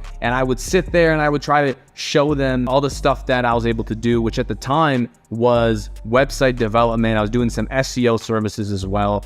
And I would show them firsthand, look, this is what we're going to do. Then I'm going to go out and I'm going to build it like this and so forth. And this actually, ironically, even though my sales skills were bad, my closing rate was actually pretty good because there's no real competition, right? They're not meeting up with 10 different business owners, but they do have 10 people cold calling them. A lot of these business owners, they value that traditional face-to-face handshake relationship. So honestly, if you want to get clients real quick, my first couple $1,000s per month online was from my local market. It's not very hard. You can join some kind of local business networking group. In fact, you can even host these events and you can sign many clients that way. You can get a full-time income just by using this, and you don't even have to be that good at sales. Just because you're shaking their hand, they're going to want to do business with you because that's how they do business. So again, some strategies you'll have a big advantage in, but no matter what strategy you use, if you want to travel the world, you want to be remote, be a digital nomad, live in amazing places like Medellin, which is where I'm at right now, you'll still need to cultivate these sales skills. The very first tip that I have for you is to listen more than you speak. So if you record your sales calls, which you absolutely should, every single one should be recorded, you need to listen more than you speak. When you hear those audio bars and lines, when you play back that recording, you should hear them talking way more than you. You need to ask them good questions, get them to talk about themselves, get them to talk about their story, get them to talk about why they started this company, what their goals are, and ask them good questions. Genuinely develop an interest in their business. Wow, what made you start the company? Oh, you started it with your brother. That's so cool. Have you guys always been close? Questions like this will show them that you care, and also you can recite it later on in the call and show them that you were actually listening to what you were saying, and this is going to get them to like you very much. Also, when you're listening, you're gathering data, you're seeing where the pain is in their business, and then you're solving for that pain. You're not going to ask them, hey, where's your biggest pain? Just ask them, okay, well, what's stopping you from growing to the goal that you told me about? What's stopping you from achieving X amount of leads or X amount of revenue or X amount of booked appointments? What do you think is that biggest bottleneck for you? Maybe their issue is time. Maybe their issue is budget. Whatever that is, you'll know exactly what to sell them. If they don't have a lot of budget, but they're always so busy and running around and their head's all over the place, they're taking 10 hours to respond to a lead, then you might now know what they need is lead follow-up services, right? What they need is they need to respond to people quicker. Maybe they need missed call text back. Maybe when you look at their online reviews, they just forget to collect reviews, and so that's hurting their business. Maybe their website doesn't even work properly. And maybe they don't have their phone number at the top. The form is not properly formatted and asking the right questions. So some stuff you can gather just by looking at their resources, like their website, their Google My Business. But sometimes you have to just listen. You have to see what they need, what they feel their biggest pain point is. So you're going to take where they are right now, and you're going to take where they want to be. And you're going to try to find out those two spots. Okay, so you're here, you want to get to here, and then ask them good questions in between. So what's your plan? How do you feel you're going to get to this goal that you told me about? Do you think it's going to happen? When do you think you'll be able to achieve this goal? Do you think with your current strategy, you'll be able to hit this goal that you are telling me about, right? You're taking this and you're making them understand, you're making them realize that if they don't have a plan to hit it, guess what? It's not going to happen. And now the gap widens. This is called gap selling. I learned this from a book. Very good book. You can check that out. But long story short, the summarized version is to ask them questions to get them to realize, oh, wait a minute, I actually don't have a plan, right? They don't know how they're going to get to their goal. And so now they're not as close. They might think, oh yeah, I just need to double my business. Yeah, I just need to get a couple more leads. Okay, well, how are you going to get those leads? What's your plan? And if they tell you they're going to do advertising on TV or newspaper, you can ask them, if these are your goals, why don't you just do that, right? Or if they're saying they're already spending money on Facebook, on Google, why don't you just tell them, okay, well, we jumped on this call. So if this is working so well for you, why don't you just double your budget? Why not just spend more money? Will you double your business? Will you hit that goal that you told me about? And then by asking good questions like this, you can see what the actual issue is. If you're doing SaaS, and you are seeing what their pain point is in their business, and maybe they're so busy, you can ask them, well, look, you've obviously tried to automate a couple of these things, right? You've tried to have your employee handle this for you. You've tried to have your employee do appointment booking, and you've told your front desk to text the lead as soon as they come in. Why haven't they done that yet? I mean, do you think if you tell them another 3 times, they'll listen? Or do you just think they're going to be more frustrated? Do you think if you had a tool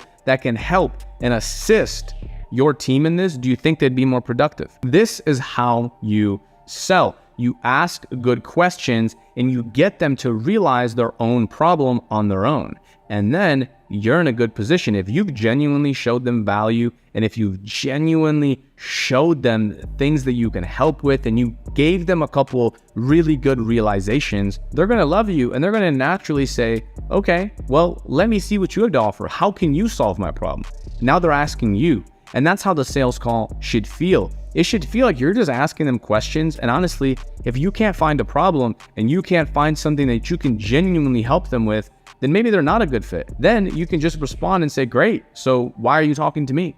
And you want to develop this positioning in your calls to where they're coming to you for help, right? They are speaking to you because they need something from you, and you're just simply here giving that to them, right? You don't go to a doctor and then a doctor looks at you and then vomits all these different medications. No, a doctor sits there and he listens. So what symptoms are you having? What is the issue? If you just come in and you tell me you have a headache and he just tells you, oh, you have a brain tumor. Yep, you have a brain tumor. You need chemo. You might die. You have a brain tumor. You're going to think that's a terrible doctor. He's just prescribing something random to you. But instead, you go to their office. You tell them the symptoms you're having. You tell them when you started having it. You tell them how you feel. You give them as much information as possible. And then they do a diagnosis and they give you what you need. You as the business owner, you as the high-level SaaS owner here, or SMMA owner, or agency, or maybe you just do web design, whatever kind of business you run and whatever your core service is, that's how you need to treat your clients. Talk to them as if they are a patient and you're just seeing what they need help with.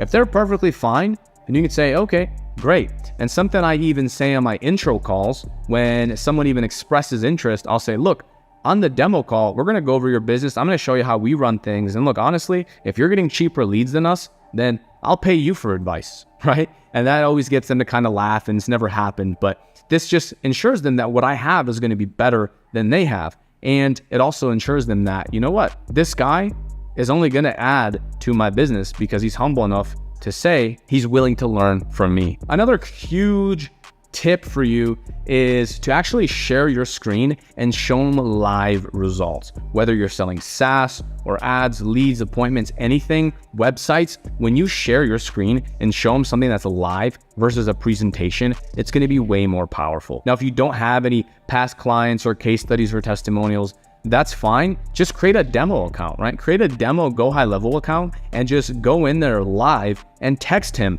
from the conversations tab and show him how fast it works, right? Send him a landing page and say, hey, can you just fill this out real quick, right? Right on Zoom, have him fill out and have it text his phone number so you can see how fast that responds. And that right there is tangible. Now, instead of you having a slideshow in your PowerPoint that says automatic responses, he just filled out a form and he got a text and he's holding it. So we're bringing something that's not really tangible, right? Which is like a website, automations, it's online, and we're bringing it to the business owner's hands. And now he's looking at it and he's thinking, wow, this could be my business. And this is super valuable. And this is what a lot of people don't do. I try to make it custom for every single person. I recommend slides if you're just starting off because it gives you a nice framework that you can go down. After you do those slides, you also want to go off script a little bit, right? Say, hey, look, let me show you a sample live account of what this looks like in action. And then you want to just pull up a live account or pull up a demo account and show them, look, you can take a lead, drag it in here, drop it in here. Does that make sense? Do you think this would help you?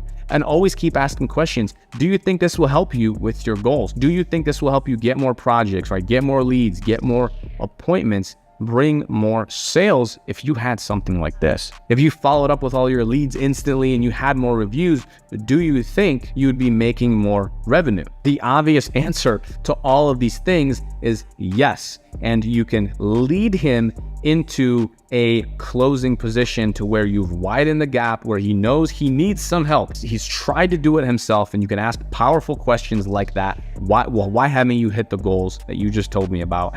And then lead him through the conversation, right? Him or her, lead them through the conversation, and then go in for the close when you feel like they actually need your help. And if the client's telling you their main pain point is they don't have enough leads, then learn another high ticket service like Facebook ads or Google ads. Go on Udemy. You can literally buy a freaking course for $20 or $40. Learn this service. He's literally telling you, I want to pay you $1,000 a month, and you're refusing to learn how to run ads and get him more leads. That is just insane to me, right? Learn a high ticket service and make more money because you're able to deliver a better service for your clients. All right, so in this video, what we're going to do is talk about how to offer free trials profitably for your SMMA. Now, I've heard about other people offering free trials. I'm going to share with you my experience of how I have offered free trials in the past profitably, and also what I've done to fail and completely onboarded clients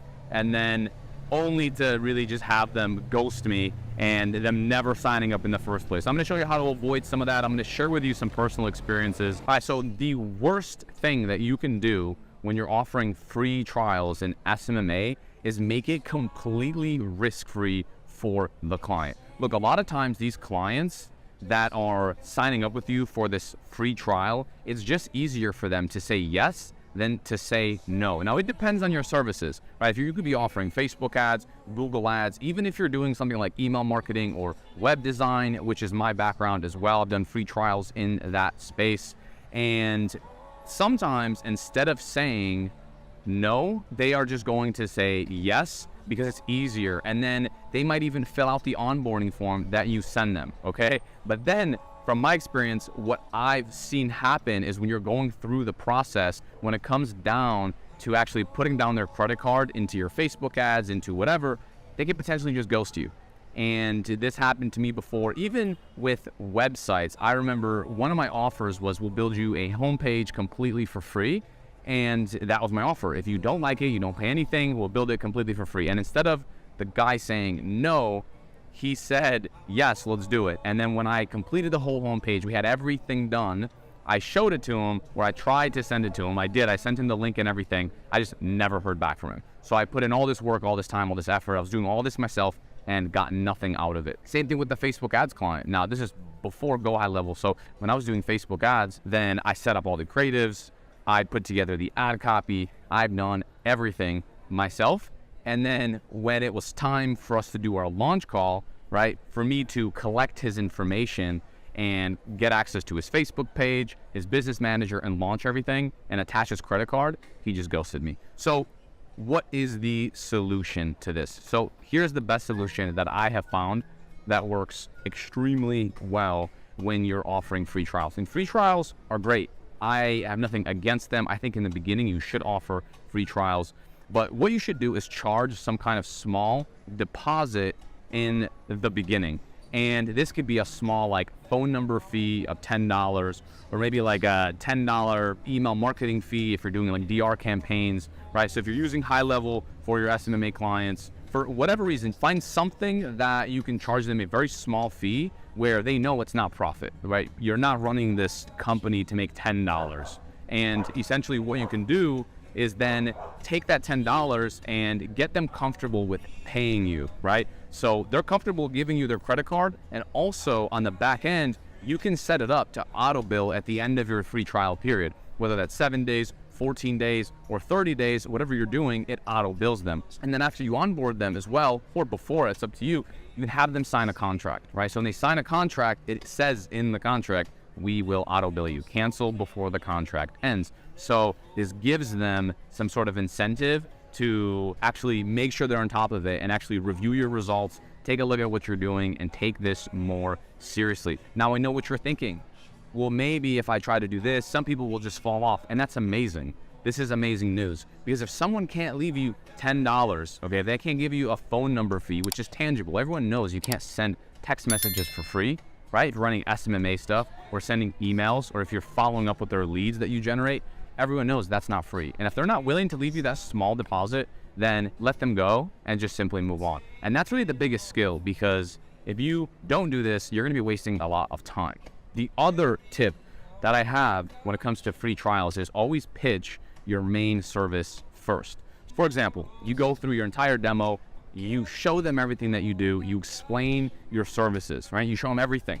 Then you get to the closing part. Present your offer and present your price normally, and try to go through each objection that they have against your services. And if you're closing and their biggest objection is on price, or maybe about how you have no proof, how you have no credibility, then you can offer the free trial. You could say, okay, Bob, Dan, Mr. Business Owner, what if I can give you 14 days for free? Would that interest you? And one of the main ways that you can do this is by passing all the objections first, and then say, okay, so I just want to double check. I just want to confirm. The main reason, the main thing that's stopping us from moving forward today is just the price, right? You love everything else about the system. You think it's going to work for you. You like all the automations we have. The only problem is just that you're not so comfortable with the price. Is that right? Yes. Okay. Once you get their confirmation, then you can enroll them and say, well, look, we'll do this for free for you. We just need a $10 phone number fee so we can pay for all the text messages we're going to send. We'll build everything for you for free. And then let's chat again, 14 days, 30 days, whatever. And so that is the biggest tip. That's the biggest thing that I found that works really well, is collect some kind of small fee, also get them to sign a contract, and then you'll be way more successful during your free trials. And also, if you're offering something like HighLevel, get them integrated fully on HighLevel. Embed their website forms, get them using live chat, get them posting, show them every single feature, and get them using it regularly. Follow up with them and say, hey, how are you liking this? How are you liking that? How's it all going for you? And once they're in that flow, you're way more likely to convert them into a paying customer. You're already spending so much time, effort, energy on getting booked appointments for your agency. Not optimizing those appointments and getting them pre-qualified and maximizing the show rate is insane. In fact, it's probably some of the lowest hanging fruit that you have in your agency. Because even if you increased it by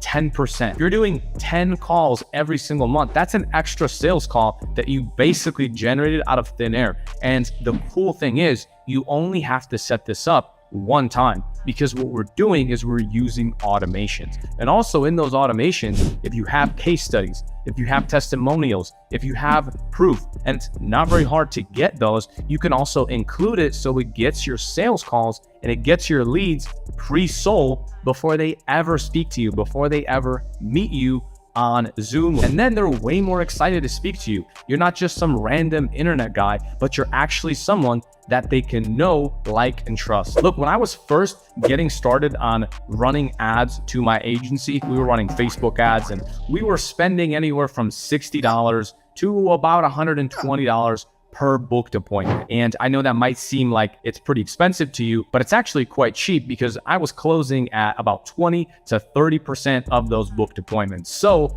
if we had, let's say, roughly $1,000 budget, I was still making 2 to 3 sales, and our minimum price is $1,500 per month. And what that means is that I could spend $1,000 per month on ads and then get back $3,000 per month on the very first month. Now we had a 3-month minimum, so then obviously people would stay on for 3+ months and keep paying. But one of the issues that I had in the beginning was my show-up rates. Now in my niche and in my industry of construction, look, sometimes these guys are on a roof. Sometimes they have a hammer in their hand and they're on the floor of a bathroom, right, nailing something in. Sometimes they're in a truck and they're driving. Sometimes they're just doing 10 million different things. These guys are kind of all over the place. Getting them to show up and sit down and give me their undivided attention on Zoom so I can actually pitch them was a bit of a challenge. And by doing some of the stuff that I'm going to share with you in this video, I was able to increase our show rate and also increase our conversions. So we were able to make more money and more sales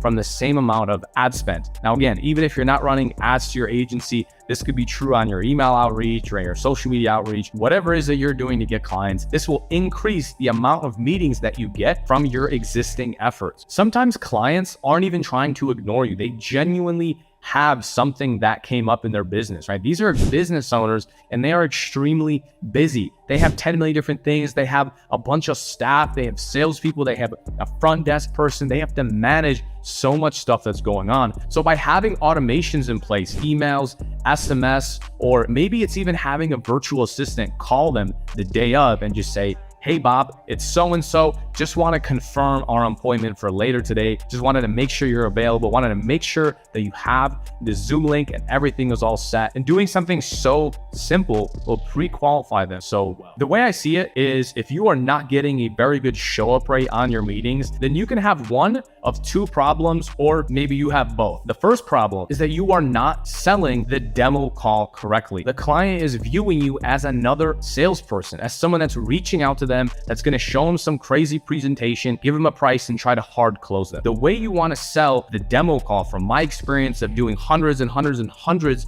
of sales calls, is you want to sell it as almost like a consultation call. You want to sell it as being extremely valuable for them as the business owner. And they genuinely should walk away knowing something that they didn't know before. Meaning, you pull up their Google reviews, you pull up their competitors' Google reviews, and you just simply show them the contrast, right? It's called gap selling. So you widen the gap. They have 7 reviews, their competitors have 77 reviews. You show them where they're lacking. Maybe you pull up their website and you show them their website form is completely broken. Maybe you show them the phone number is outdated. Maybe you show them that it doesn't look good on mobile, right? You pull it up on your cell phone and it doesn't look good. All of this is very valuable for the business owner, right? Regardless of you, this is good information for them to know. Plus, it will also help you close more sales because they're selling themselves. They know they have to get this fixed, and they're probably going to be a little bit upset that someone from their team or their current agency didn't notice this before.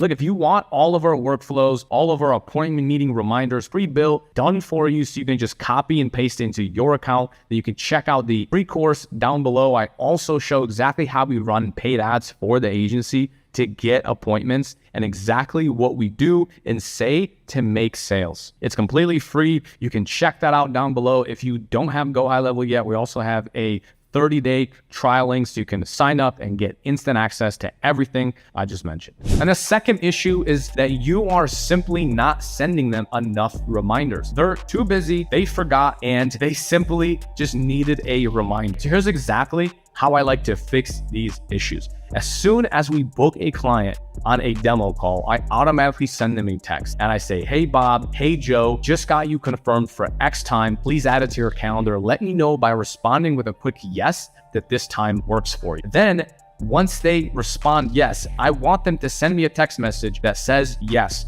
Once they respond yes, I say, okay, great, thank you. And what this does is it double verifies that they have your phone number, one, right? They got your text message. And two, it verifies that they know and they understand that you have that meeting. The next notification that I like to set, now depending on how far away it's booked, you can do a notification 2 days before and then one for 24 hours before. I say, hey, John, super excited for a call in a day. I'm putting everything together. I have some crazy stuff that I'd love to share with you on this call that I found about your competitors, right? This is super powerful. Again, we are selling the call. Then what I like to do is notify them the same day. So first thing in the morning, I want the client to wake up and to start going to work and see my text. Hey, John, super excited for our meeting today at 4 p.m. And I'm very excited to show you what I found. You want to give them something to look forward to. You want to show them that you actually put in some effort and this isn't just some cookie cutter sales presentation that you're showing to everyone in town. You want to make it hyper specific to them. Then you also want to text them 4 hours before. And then I like to text them 10 minutes before. And I'll say, hey, John, looking forward to our meeting in 10 minutes. I'm loading up Zoom right now. Do you have the Zoom link? And by the way, you also want to email them the Zoom link a second time. Now, if this seems like it's a lot of work, it's truly not. You just have to set up the automations within GoHighLevel and it can automate all of this for you. And then also in the meantime, when it comes to emails, you can keep sending them proof, case studies, testimonials. I love videos. Send them video links. Show them how you've gotten results and what other clients have said about you. Having testimonials and case studies and reviews, everyone knows that's important, but most people just put them on their website and leave it there. No, you want to follow up with that call with all of that proof. Think about it. Would you have an easier or a harder time closing sales if a client watched a bunch of your case studies, watched your testimonials, right? Looked at your reviews? Well, it would be much easier. And I actually noticed that on all of my sales calls, that if someone said that they watched my case study, and I even asked them, hey, did you see this case study? Did you see that case study? What did you think about it? And what I've noticed is the people that actually sat down to watch a case study, maybe it's on their phone, maybe they watched 10 seconds of it, maybe 30 seconds of it, the fact that they clicked on it and saw me talking to someone else and that client was sharing their screen, or maybe they were just telling me about the sales that they made. This showed me this lead was much higher quality. They were much more likely to close, and they always did. And this had me really excited, and I knew this was going to be a high quality sales call. And the cool thing is you can also do this to clients even if you don't close them, right? You can have follow-up campaigns that send them case studies, new case studies, old testimonials, whatever it is that you have, you can drip sequence it out into the future. So that way you're always top of mind, because maybe it is true they have other things going on in that moment and they're just not ready to move forward. It doesn't mean that they're not interested. So you want to keep following up via email. So look, I know a lot of people struggle with getting clients. So by the end of this video, I'm going to give you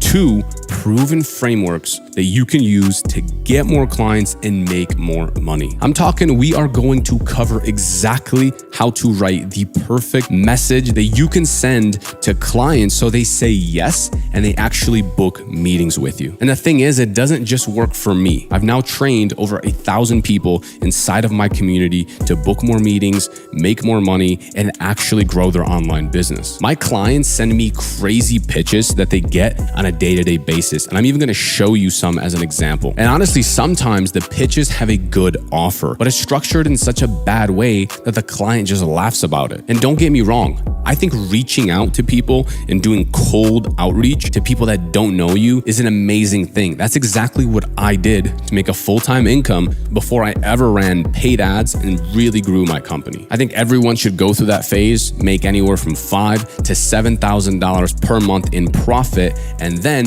they can run paid ads to get people interested in their business, get inbound leads of people that want what they have to sell. This way you have something that's working, and then you can scale to $10,000, $15,000, $20,000 per month in profit smoothly, because it's like pouring gasoline on the fire that you already started. And all you need is just more appointments. I believe in this so much that I actually hired one of my best students that grew from $0 to $12,000 per month in 6 months. And I hired him to teach people exactly how he did it and his tactics. And it's all from organic alone. Whatever channels you send messages on, Instagram, Facebook, LinkedIn, SMS, voicemail drops, email campaigns, even in-person networking, you're going to need these frameworks. The first framework is to give value. So what does that actually mean? Within half a second of looking at any message that you send, your client is thinking, what's in it for me? How is this different than what I've already seen? You need to have something interesting to say that maybe they haven't seen or heard before. And it's okay to be short and even unconventional sometimes. Part of my follow-up DMs or emails used to be crazy. I would say things like, you're making me feel like a crazy ex reaching back out to you like this. Anyways, let me know if we should break up. And this got responses because people laughed and they said, LOL, I'm not interested, but thanks for sending me that message. So here's a couple good offers. You can offer 5 appointments in 5 days completely for free without ad spend. And this is very easy to do because all you have to do is import a list of past customers or past leads that they never closed into GoHighLevel. Everything's already pre-built. You can hit run and it's going to send them text messages and emails and reactivate them, meaning it's going to send them these messages and get them booked on a calendar with your client.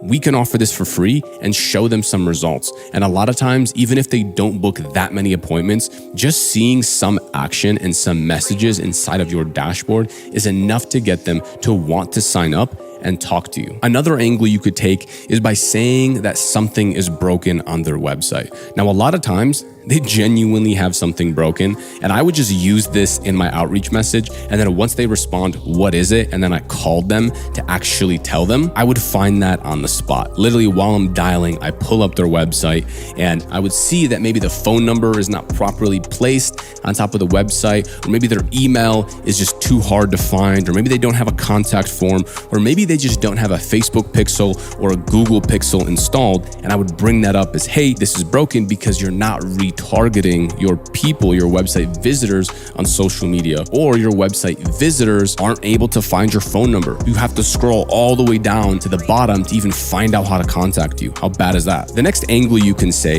is something along the lines of your Google reviews aren't showing properly. So if you use a tool like Outscraper, you can get a list of businesses and categorize it by people that have high reviews, low reviews, by people that have a Google pixel installed, a Facebook pixel installed, and you can even pull that data. So you could even say, hi, business name, I saw that you have X amount of reviews. By the way, I clicked on this link and found some bad ones as well. And you could even insert a link to their Google My Business. Now it's a bit intriguing. And maybe you only send that message to people that don't have that many reviews and you just bring it to their attention. Another one that you can say is, hey, business owner, are you open? ?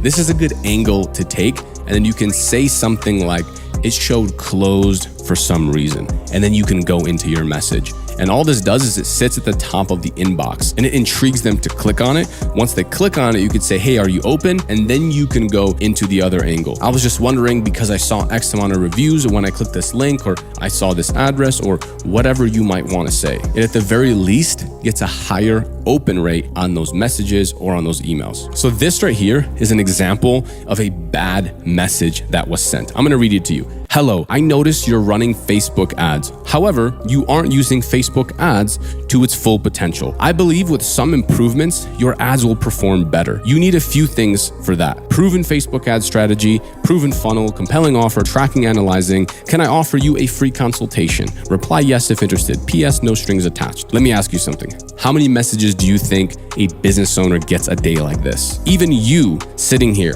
what do you think about this message? Would you respond to this? What is the value? What have they shown? By looking at this, how is this going to help me? Hey, your Facebook ads are not doing that well. I made some improvements. Let me know if you're interested in those improvements, right? He didn't say what are the improvements? What could be better? There's no reason that a business owner would respond to something like this. And most importantly, this is a copy and paste message. It's very clear. These get the worst responses. So now let me contrast it with a different message, and you tell me which one you think is better. Hey name, love the Facebook ads, but I found something broken. Should I share a screenshot here? I mean, look at that. Night and day difference. Now they are intrigued. It's different, it's unique, it feels custom, even though you can send this in bulk. And yes, I understand we're not fully selling Facebook ads in this one. However, the goal is just to get them to reply, because once they reply once, they're way more likely to reply a second time, and you are infusing value. And if you're wondering what do you actually send them once they respond, you can actually go to the ads manager of their business, send them a screenshot and make one correction, right? Make a button correction and say, oh, well, from testing, we noticed that this button actually did better, or I noticed you don't include reviews in your ad copy. Or you could take a screenshot of their website not having the Facebook pixel and say, you're not even tracking properly because you don't have the pixel installed. There's endless things that you can say, which leads into the second framework, which is to customize. You want to make the business owner feel as if you personally sat down, looked at their whole business, all their social media, and now you're sending them a message that is specific to them. So let's go over another message. Hey name, are you still open? Question mark. It said closed for some reason and even shows this address. I'm also seeing some crazy reviews here. Then you're going to input the reviews link, and then in parentheses, right, let me know if I should send a screenshot of your 5 reviews. Again, you can pull this from the data in Outscraper. It's going to tell you how many reviews they have, and you could just insert it there. Anyways, let me know if you need someone to fix it. Happy to do it for free and even send you 5 appointments in 5 days without any ad spend, just to show you I'm serious. So as you can see, this is way better, and it gives the illusion that it's fully customized, but we can still send it in bulk. And not only that, but you can generate a huge list of businesses and categorize it by people that have low reviews or by people that don't have the pixel installed, and just send it to them. And if you don't even want to offer the 5 appointments in 5 days, you can just pitch your Facebook ad services, pitch your pay per performance model, whether it's pay per lead, pay per booked appointment, or even if you just have a retainer, say you'll analyze their existing ads for free and then book in that meeting. So look, I know you might feel stuck. You're looking for the newest and best ways to get clients. You're setting big goals for yourself, but maybe you just don't know how to accomplish them, or maybe where to even start. Now, if that's you, I need you to listen very closely to the rest of this video, because I'm going to show you how I've seen countless others achieve this goal. This right here is Jose, who got his very first client in his first day inside of our private community. He said he started the program yesterday and he already signed a client using just one of our outreach strategies and our Google Maps strategy. This is Sydney, who closed a $7,000 deal, and it's her second client shortly after she signed up. And this is Jordy, who started his free trial to GoHighLevel and already signed his first client using some of the strategies that we're going to be showing you here today. So I know these strategies don't just work for me, but they work for brand new beginners that don't have any experience, or they're just looking to make their first dollar online. And it wasn't that long ago that I had no experience in marketing. I had no case studies. I had no past results that I can show to get clients. And the crazy thing is, I've seen others get started roughly around the same time as me, except I watched them get disencouraged and give up and have to go back to a job that they didn't like, sitting in traffic, clocking in and day out, jumping from side hustle to side hustle without ever making any real life-changing money from their business. So I've seen both ends of the coin. Now, real quick, let me tell you why you probably haven't signed your first client. You might be waiting for the perfect time to get started. You're waiting till you have that perfect website. Maybe you're waiting till you have that perfect niche or that perfect offer or anything external, and you just haven't actually put in the time, effort, and energy. You haven't actually tried your best. Or maybe you have tried something, sent some messages, some emails. As soon as you got your first rejection, you stop trusting in yourself. Here's a few things that I noticed about our successful members in our community and what they have in common. The first thing is they follow the ready, fire, aim philosophy. They take action quickly and then they ask questions as they go. What this philosophy states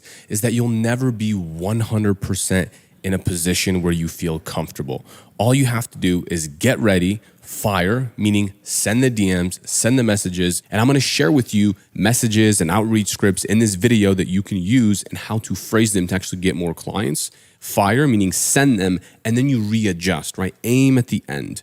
Because most people, they just spend all their time aiming. Oh, what's the perfect niche? Perfect offer, perfect this, perfect that. None of it's perfect. Just take action. You need to follow these 4 steps. Step 1 is craft your perfect offer. I'm gonna give you some that work. Step 2 is to find qualified business owners to actually reach out to. Step 3 is to send them a proven client getting message. And then step 4 is to analyze, readjust, and try again. We're gonna break down each of these steps with live examples inside this video so we can shorten your learning curve. You wanna think of yourself as a scientist. You do an experiment, you get back the results, you adjust, and then you try again. So before we reach out to anyone, we have to have something that they actually want, something that's a no-brainer offer and something that they're gonna say yes to. All you need to do is get your foot in the door. So here are a few good offers that you can use in your messaging. The first one is the easiest one. It's a free 14-day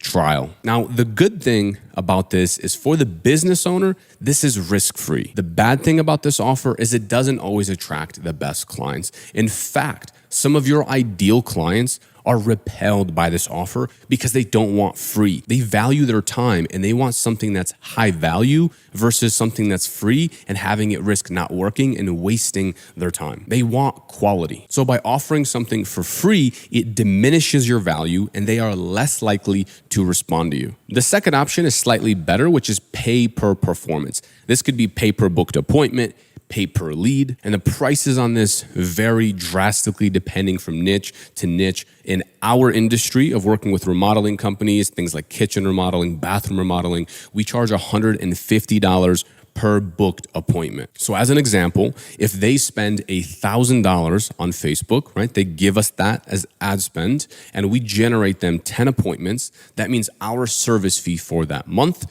would be $1,500. Now, the way we do it is per showed appointment, meaning if someone books an appointment, but they don't show up, we don't bill them for that because that's not fair. And you want to have good relationships with your clients. If you're in a more high volume niche, maybe you work with chiropractors or massage therapists, then you'll need to charge less per appointment, but you're going to get way more than 10 appointments per month. In fact, in some of these industries, you can get that many in a few days. The next one is pay a percentage of the sale, meaning if they make X amount of dollars, you are going to collect X percent of that sale. This one is a bit harder to track, but you can certainly do it within GoHighLevel. If you set up the right funnels and the right automations, you can know exactly which one came in from you, and then you'll have to rely on them to do the math and be honest with you and tell you which ones they closed. This one's not my favorite, but it could be a good entry point to get your foot in the door, to get your first couple clients, and to even start getting case studies and testimonials and then move away from this model. My favorite model still to this day is just a flat monthly service fee. We charge $2,000 per month as a service fee. And then if someone wants to cancel, then we go in and we bring in this pay per appointment deal because we already have everything built, right? All the ads, all the automations, everything. Now, the goal of all of these as you get started is just to start getting case studies. You could build a business around this, but my goal for you is to just start signing clients, get used to onboarding them, get used to actually making money. Even if it's not the amount you want, maybe you're not getting paid $1,000 or $2,000 per client. Even if you're making a couple $100 per month from your first couple clients, that's still a huge win. So here's an example of a great risk-free message that you can send. Hey, business owner name, are you still open? Just wondering if you can handle an extra 5 appointments in the next 5 days. Happy to send you these for free to show you I mean business.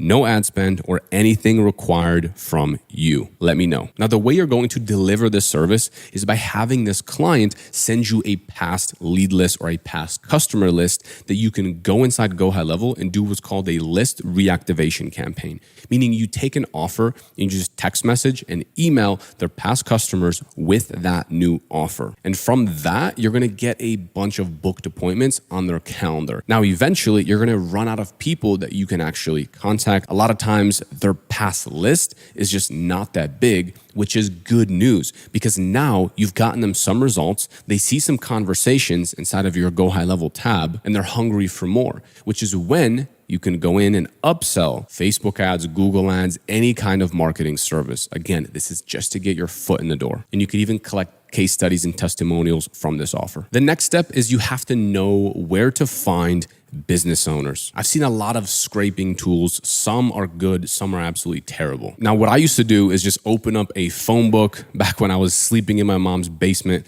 on a mattress, and I would just call people that had a full page ad because I knew if they have some money to dedicate towards marketing or advertising, all I had to do is take their attention or take their dollars and redirect it in a new direction, a new, more modern direction, which was online ads. Now, I think this is a waste of your time now, but the idea stands true. I learned that if you can take someone that already spends money on advertising and just show them a new vehicle that is genuinely better than their other one, they are way more likely to sign up and they are an easier client to close versus trying to convert someone that has never advertised and doesn't believe in advertising. And they also make for way worse long-term clients. Sometimes they've just had bad experience with past marketing agencies, or I've even had people that are so old school, they just don't think that it works. So here's how you can do this. If you are offering Facebook ads, you can find people that are running Google ads and sell them the new opportunity of being on Facebook. And if they've tried Facebook or they have that objection, you can tell them that each advertiser is completely different, right?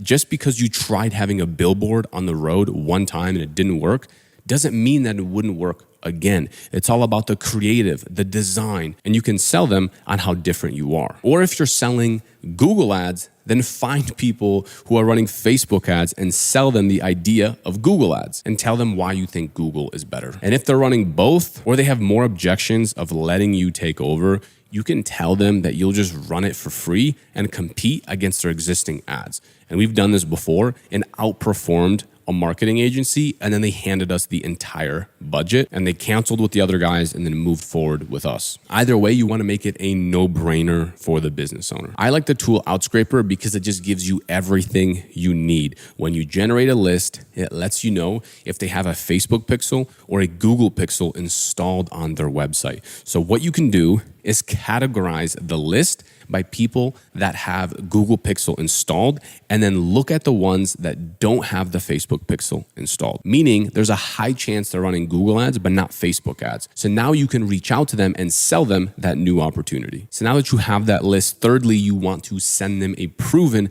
client getting message. So what does that look like? Now, when you're doing any kind of outreach, you want to follow the rule of 100. You send 100 messages per day for 100 days. But that's if you want long-term success. Now, if you want clients ASAP, the best way to do this, the cheapest way, the quickest way is also the most difficult. Everyone knows that it exists, and yet very few people actually do it. Can you guess what it is? It's cold calling. You can get instant feedback on what outreach message is better than the other. You can hear all the objections in real time, and it'll improve your sales skills like crazy. The problem is that it's difficult, it's demotivating, and you'll probably face a lot of rejection. So here's a few others. The first one is instantly. You can send emails in bulk. I'm talking send 50 emails per day to these qualified prospects. You can also do voicemail drops. Again, you want to send 50 per day. You record a voicemail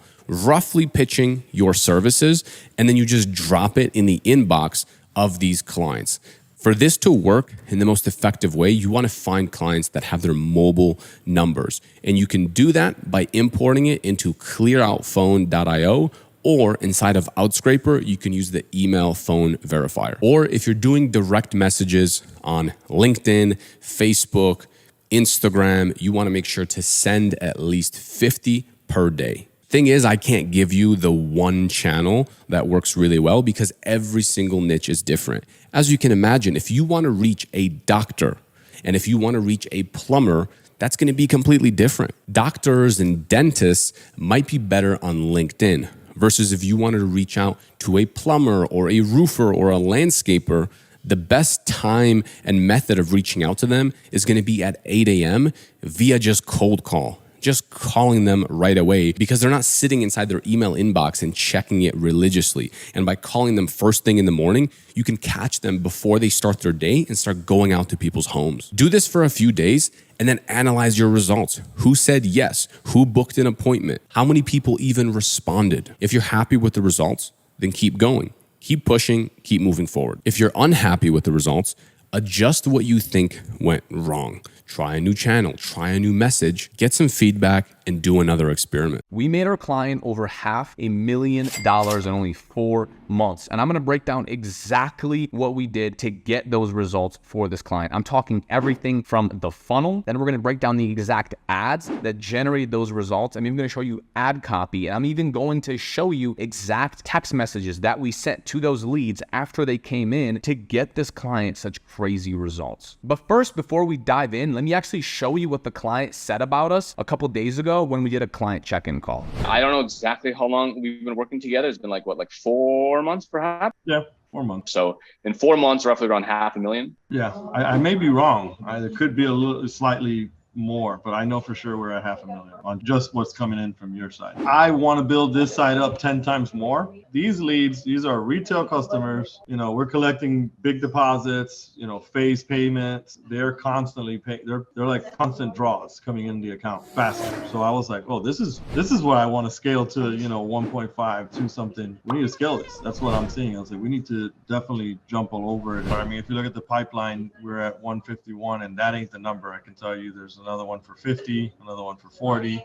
We're probably closer to $500,000.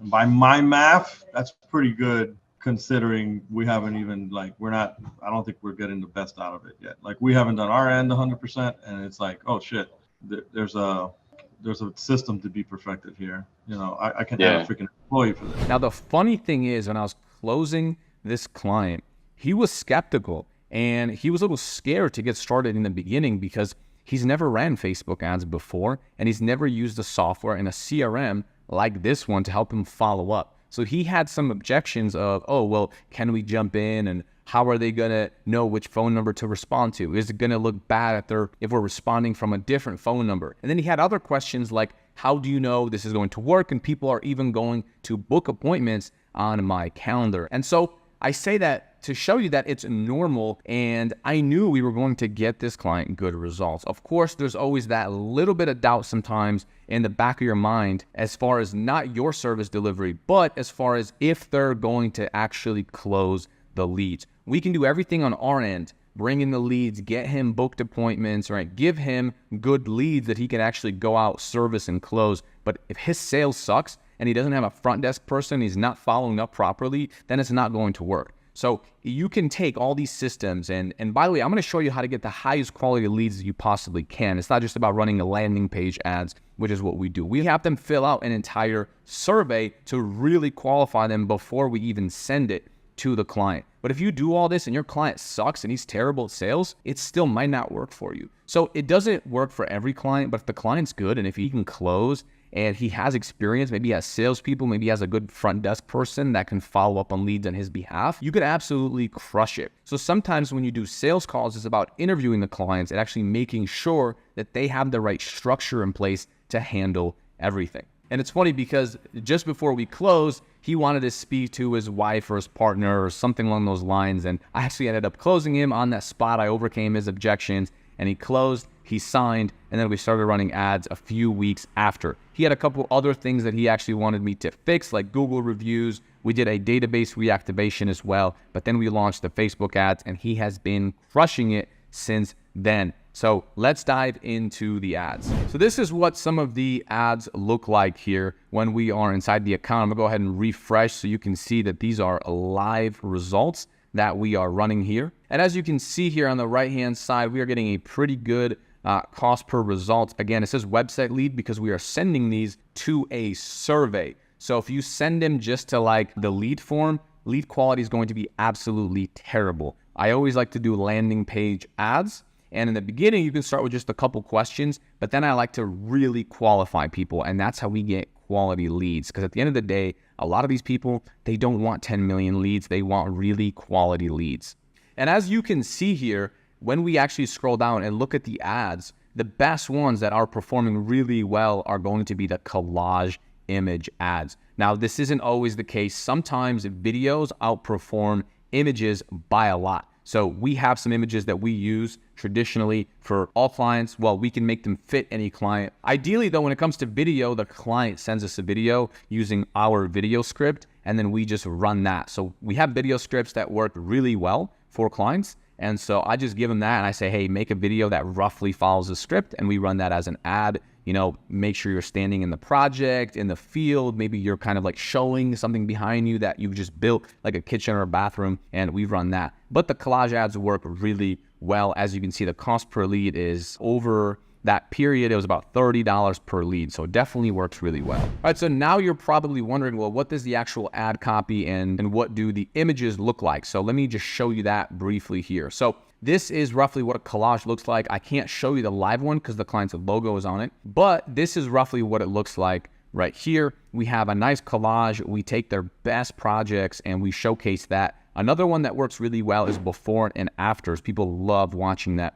Now for the ad copy, what I like to do is put in a review inside the ad copy. We test it. We split test everything. So we test putting the review copy at the very top, and we also test putting it below the ad copy as well. So for example, a lot of people think if something isn't working, they have to like redo the ad. But most of our ads are pretty much identical. A, because I just know it works, right? After running this for clients all over the US, I just know it works. But B, you don't have to do that. Most people, when they're scrolling on Facebook, don't actually click see more, right? Where you see that right here. So you don't have to redo the entire ad copy. Just take this and we'll do a brand new testimonial. We'll keep the same ad copy. And by the way, this is just like sample ad copy.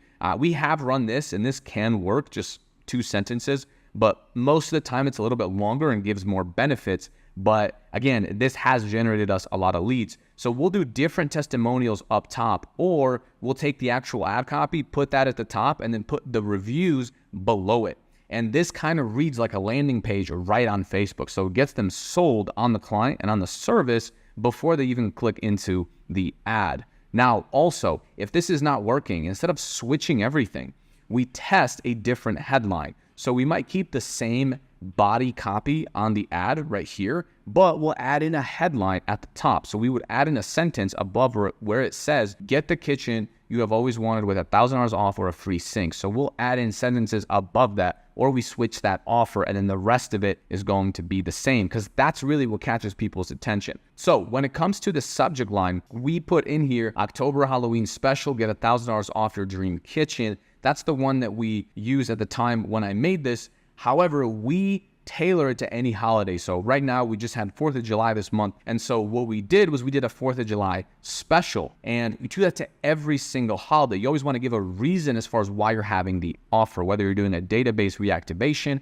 or you're doing ads. I like to have a reason rather than just saying, hey, get $1,000 off. It doesn't seem as believable. So that's kind of how we do it. Now, the true marketers in this situation are going to be the ones that win. You can take a winning headline and also winning ad copy. You could put it into ChatGPT and tell it to give you 4 or 5 different variations and test that. But at the end of the day, you need to be the one that's the expert that has ideas on what's going to work better and what's going to work worse. And you get that A, by experience, but also by reading books and actually leveling up as a marketer. You don't have to be an expert media buyer, but you do have to understand sales psychology and also some copywriting if you're serious about this business model and you actually want to get your clients results and your business result. Also, real quick, if you want our client getting scripts, our client getting strategies, our outreach, DMs, literally everything A to Z, then you can go ahead and check out the free course in the description. If you want all of our snapshots imported into your account, I'm providing all of that. It's completely free. If you don't have a high-level account, then you can sign up for a free 30-day trial down below, and I will give you access to everything, sales call recordings, additional services that you can actually offer, how to sell those services and how to charge high ticket. Everything is in there. So let's dive back into the video. If you're interested in actually getting better as a copywriter, check out this book here. As well as this book right here is called Scientific Advertising. I love this book. It completely changed my perspective on how we write copy and also create ads for clients. So check this out. Okay, so back into the funnels and how we actually generate the client, the result. So we ran a landing page survey that is very similar to this right here. You can see we have the headline, we have the client's logo, and we actually had a survey on here that asked a bunch of questions. It asked name, email, phone number. It has details about their project, and also it asked for their zip code. Now, in the beginning, this is how we run it. Later on, we'll even add address. So we're asking for the person's address in this funnel. In the beginning, we started with only a couple questions: name, email, and phone number. And the way you structure it is you ask details about the project. And the reason we do a survey is because it's easier to fill out one question than to see a whole form with 5, 6, 7 plus questions. So if they just see a little box that says, hey, tell us about your project, they type in one answer, and then it says, okay, great, what kind of timeline do you have on the project? And then they fill that out. Now they're way more likely to finish the whole survey than if we had 7 questions right there in front of them. So that's why we use surveys. And as you scroll down, we actually just put proof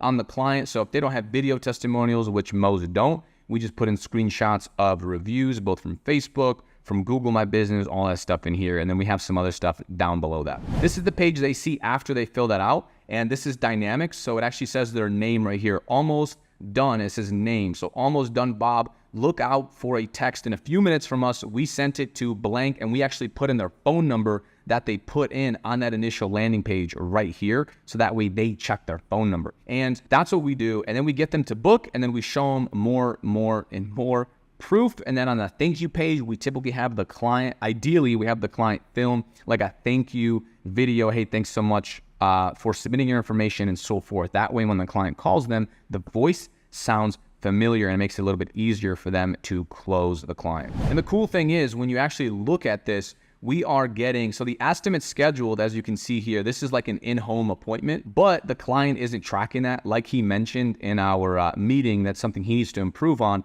But the intro call is what we are booking for him. So this no answer, this isn't tracking properly, but the intro call is 56%, meaning 56% of people that fill this out also book an initial consultation. This is amazing. Okay, this is going really, really well because they are essentially saying, yes, call me at this time. And this works way better. This is something no one really is doing in my industry. They are just simply delivering leads for clients and then saying, yeah, call them when you have a chance. But the biggest thing that we found is that clients, when you do that and you just deliver leads for them, they just forget to respond, or they call them or they text them one time and then that's it. When we did the client meeting with the client, we identified there was one huge project that they closed that was worth over $100,000. And this project, this lead responded to them, to our automated text messages 3 days after the campaign was running.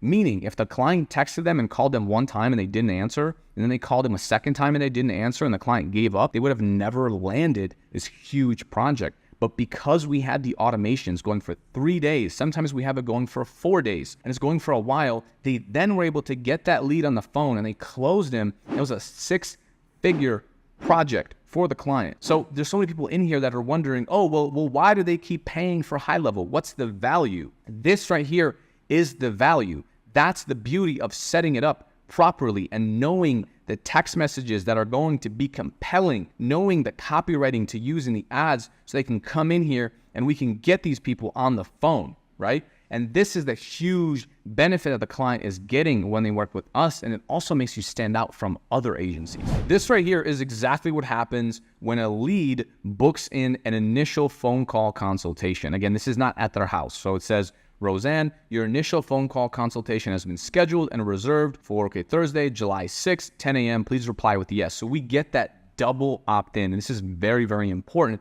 So that way we get a confirmation for the client that, hey, yes, I will show up. And again, all this is they're gonna get a phone call from the client. And then we also book it automatically in the client's calendar. And I help them during the onboarding sync this with their cell phone. This is huge. because a lot of times they forget. You can't just sync it on their GoHighLevel calendar. You want to sync it with their Google Calendar on their phone, and you set up notifications that tells them or their front desk people to actually respond and call these leads. And so let's actually scroll down and see what happened. By the way, you can check out the tags here, right? So we have a tag. This came in from Facebook landing page. We see that they scheduled, and also we see that they are responding. And so as you can see here, okay, they need to change the appointment. How do I do that? And then they jump in and they actually respond. Now they should just call it, but they texted them, hey, we can give you a call now. I'm free until 3 p.m. So the lead called my client, and then in here, they ended up sending a photo and what they want done. And this is an amazing lead already for the client. All I have to do is call them and schedule the estimate, schedule the in-home appointment. And so maybe they, on the phone call, the client might have even said, hey, text us a photo of exactly what you want done. That's exactly what happened. Now, in the case that the person does not book an appointment, this is the text message that they get. We say, hey, name, we've got your information. Did you get a chance to book an appointment on our calendar? Boom. We put in a link to the calendar so that way they can book it, and we re-engage people. Now, again, this is just with the first text message. We do have more text messages. We keep following up with them and get them to book that initial phone call consultation. And here's one sample message. Hey, we're still holding your spot. Just want to make sure we get your application, want to make sure we service you, and so forth. And so the goal is to get them to respond. At first, the goal is to get them to book an appointment, and then the goal is just to get them to respond. And this is how we get the client engaged with the leads. And also, if you take a look at this, we are getting tons of leads that are coming in, right? July 3rd, okay, June 30th, 28th, 27th, right? 27th, a ton of conversations, 23rd, 22nd. So they have action. They have leads coming in every single day, and it's going and it's going and it's going. So it's a beautiful thing. And also, when we spoke to the client, one of the things that we told them they need to improve on is actually tracking everything in here. So in here, it only says there's one project closed, and it doesn't show the whole $500,000 that they actually closed, because we actually do go in here and we check and we optimize the ads based around what works. So as an example, let's take a look at this contact here. Let's say they sold this project. I can see exactly which ad they came from. I can see that they booked. I can see which survey they came from, and then we can optimize the ads based around that. So far, what we're doing is we are taking a look at who booked this initial call, and we're optimizing it around that. So the cost per lead is great, as you saw in our previous screenshot, but more importantly, we are tracking what leads book appointments and then doing more of that so it works better. Once the client starts to actually track and mark which leads are getting closed, we're going to have even better ads. The lead price might go up a little bit, but they're going to be getting way more sales because we're really tracking and targeting the people that are similar to the ones that have closed sales before. And we'll be able to get a good idea of which ads are bringing in sales. Now, you take this, right? Take experience from a client like this times multiple clients all over the US, and you can't help but be an expert. And also, this client is going to want to grow and to continue using your services because it just makes sense. And even if, let's say, they get super booked out, this happens, they get booked out and they don't want to keep running ads because they're too busy, the projects are too big, they still keep using the software because we integrated it with their website, we have live chat, we have all the tracking in here. Why would they want to stop? Why would they want to stop paying you to access all these amazing features, the automatic responses? I just showed you one project that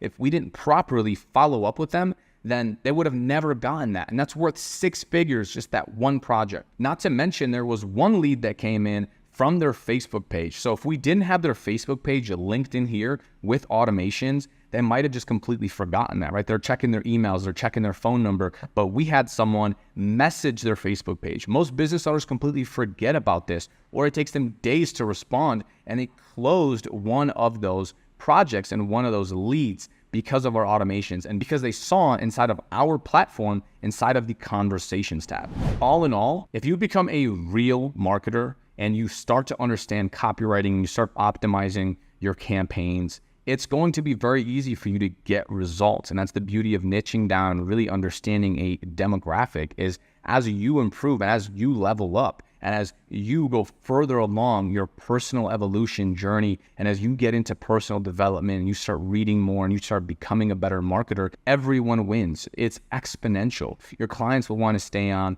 longer. You'll feel more comfortable. You'll feel more confident. and you'll be able to absolutely crush it. The big thing is you want to stay consistent, keep going. And it wasn't always like this for me. In the beginning, I didn't know what kind of ads worked. I didn't know what I was running. But that's also the benefit of working with people and actually getting feedback. Like in our community, we have people asking me, hey, what do you think about this? What do you think about that? And you can shorten your learning curve. Again, you want to think about becoming a real marketer and copywriter to get really good at this service and to really level up your skills. I'm going to show you different tools you can use, different pricing structures. I'm going to show you some of the websites that we've built. I'm going to show you how to import them so you can just copy ours. I'm going to show you how I sell to clients. Plus, I'll even show you how to structure your website deal from the beginning so your clients pay you monthly and it's not just a one-time deal. This is what most web designers do completely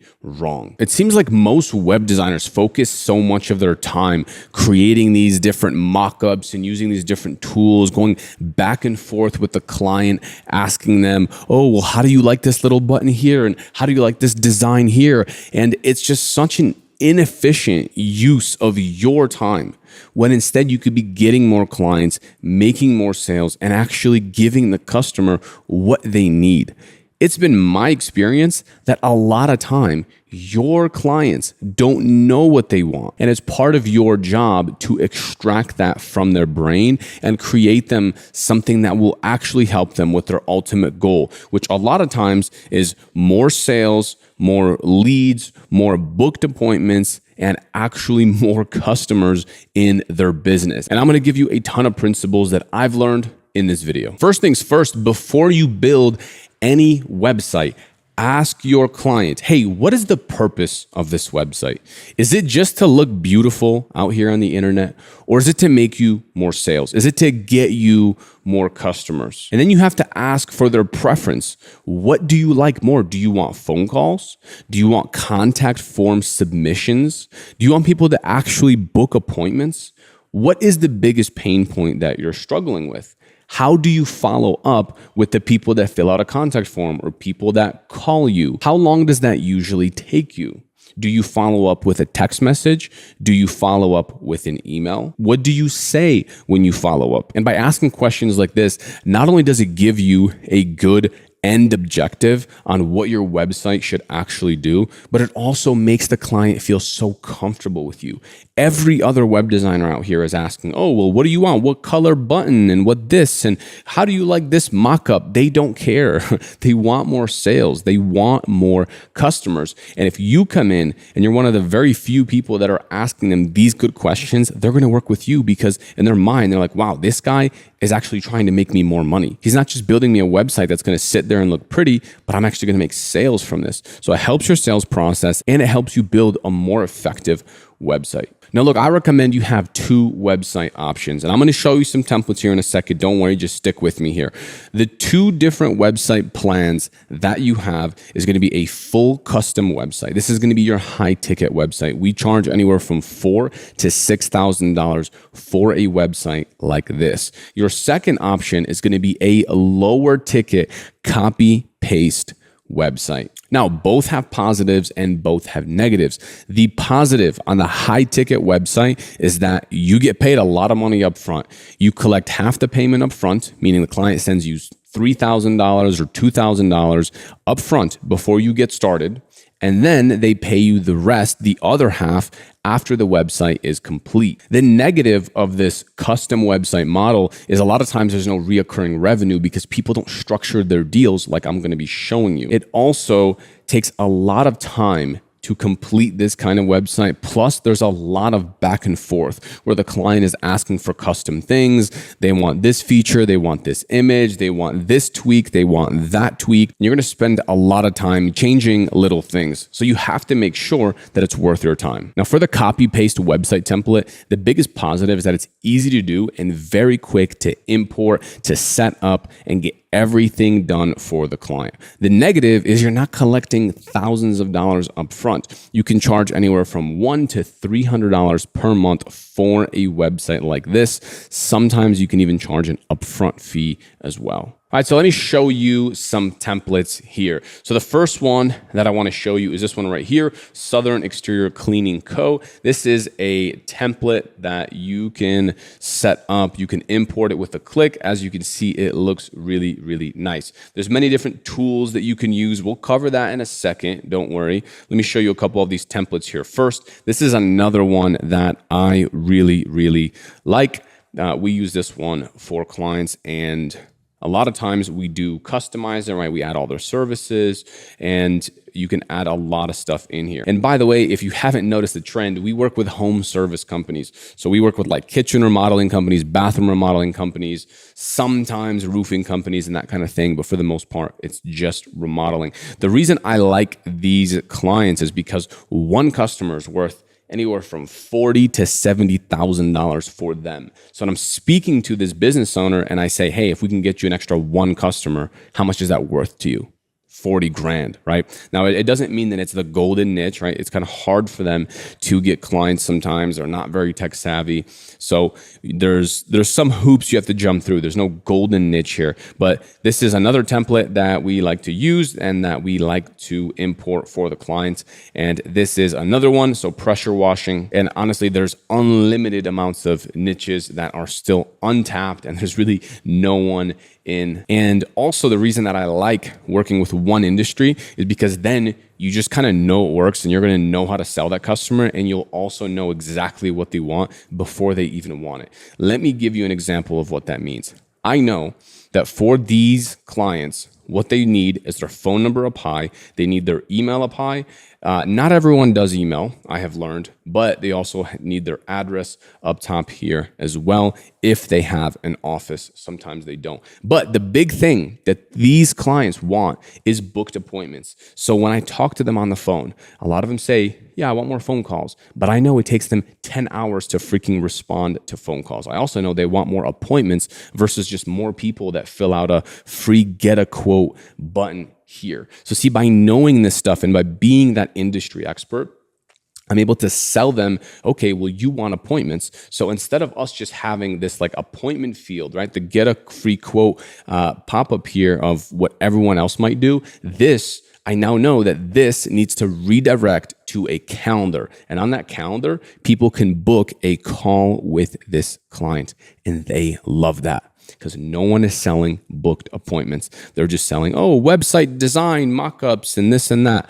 But no, I'm selling them more customers. And the vehicle to get more customers is through a website like this. And by the way, for all of these templates, if we are optimizing for SEO, we're going to have way more content on all the websites. We fit it in between the different sections. Here's what most web designers set up for their client, which ends up going to spam a lot of the time anyway. It's a contact form submission that emails the client with this subject line. We have name, email, phone, and then what can we help you with? And then the client has to sit there, sift through these form submissions on which one is spam, which one is not spam. Then they have to try to call the lead. They have to email this person that filled out a form. And then they're playing phone tag, going back and forth, trying to contact them. Our process works like this. As soon as they fill out that contact form, they get redirected to a page like this. We actually pull in their name as well. Almost done, Bob. Look out for a text in a few minutes from us. We just sent it to blank, and then it puts in their phone number right here to skip the waiting list and claim the coupon or offer, whatever it might be. They can book in a time right here. For our niche, for our industry, we do phone call design consultations for you. It might be some kind of appointment with your client, whatever. Then we have a calendar. They can choose a time right here. They can select the date and then answer a bunch of questions. We also like to put in testimonials below this calendar form as well, whether it's pictures or videos. If the client has those, that's great. Then they hit select date. They fill out this form. You can ask any questions you might need for your client. Then on the next page, it says success. Your application is complete. Your phone consultation is scheduled. This is what they see after they book. Now, again, this could also work if your client is getting their leads inside of a location, right? A chiropractor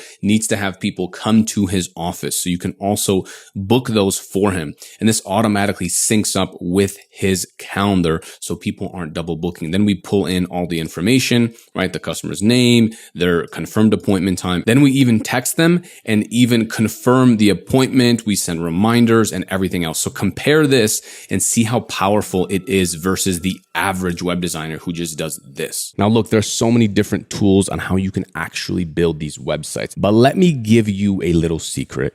Your clients don't care at all what tool you use, unless there's a client here and there where it matters to them. Most industries, they just don't care. They want results. They don't care if it's Weebly, if it's Wix, if it's GoHighLevel, if it's WordPress. They don't care. If it's Webflow, it does not matter. They want something that works and that helps them get more sales. I like WordPress. I like Webflow. They're very custom. You can build beautiful websites. But the problem is, the learning curve for those sites are much higher. So you're at risk of just spending all of your time learning about WordPress or Webflow instead of actually sitting down, delivering a good product to your clients and freaking making them money and also making yourself money. So our custom sites we do inside WordPress because it's my background. I used to be a full-time web designer. I was a senior web designer. I used to write code, HTML, CSS, JavaScript, PHP, all of it. I've hand-coded freaking WordPress websites. It was a good experience, but kind of a waste of time. For most of our websites nowadays, we do them inside of GoHighLevel. This is what it looks like. You're going to go over to the websites tab right here. You can hit on the different pages and you can see them all laid out nicely here. This is a relatively simple template. We have another one that has a full blog section and we have multiple pages for all the different services, but this is like the basic template. And when you hit edit, this is what it looks like. Now you might be thinking, why does it say custom values under call us or under email us or under address? You might be saying, why does it say this custom HTML, JavaScript? This might even look a little bit intimidating for you, but I promise you it's simpler than you think. Here's exactly what we've done. If you go over to GoHighLevel here, back on the website, and you go to settings and you go to where it says custom values, right here, what you'll see is that we have these custom values set up. So for every single client, all you have to do is import this website and then literally go inside here and just change all the links. And when you do that, it automatically changes on the entire website. So you don't have to go into every single page and update the phone numbers, the emails, the social media links, the this and that. You don't have to do any of that. You go in here, change all of this information, right? Even change the map and it'll automatically be custom to that client. Of course, you still have to log in and make changes, but this is the fastest way to do it. Now, a lot of our clients will get custom images. The About Us page, for example, is fully custom. You go in there, you add in their content, right? We do custom content for clients, depends on which package they purchase and so forth. Right? Sometimes we put in their photo right here, so it's not just a random guy. We change their services, but this is the best template. This is the best place to start.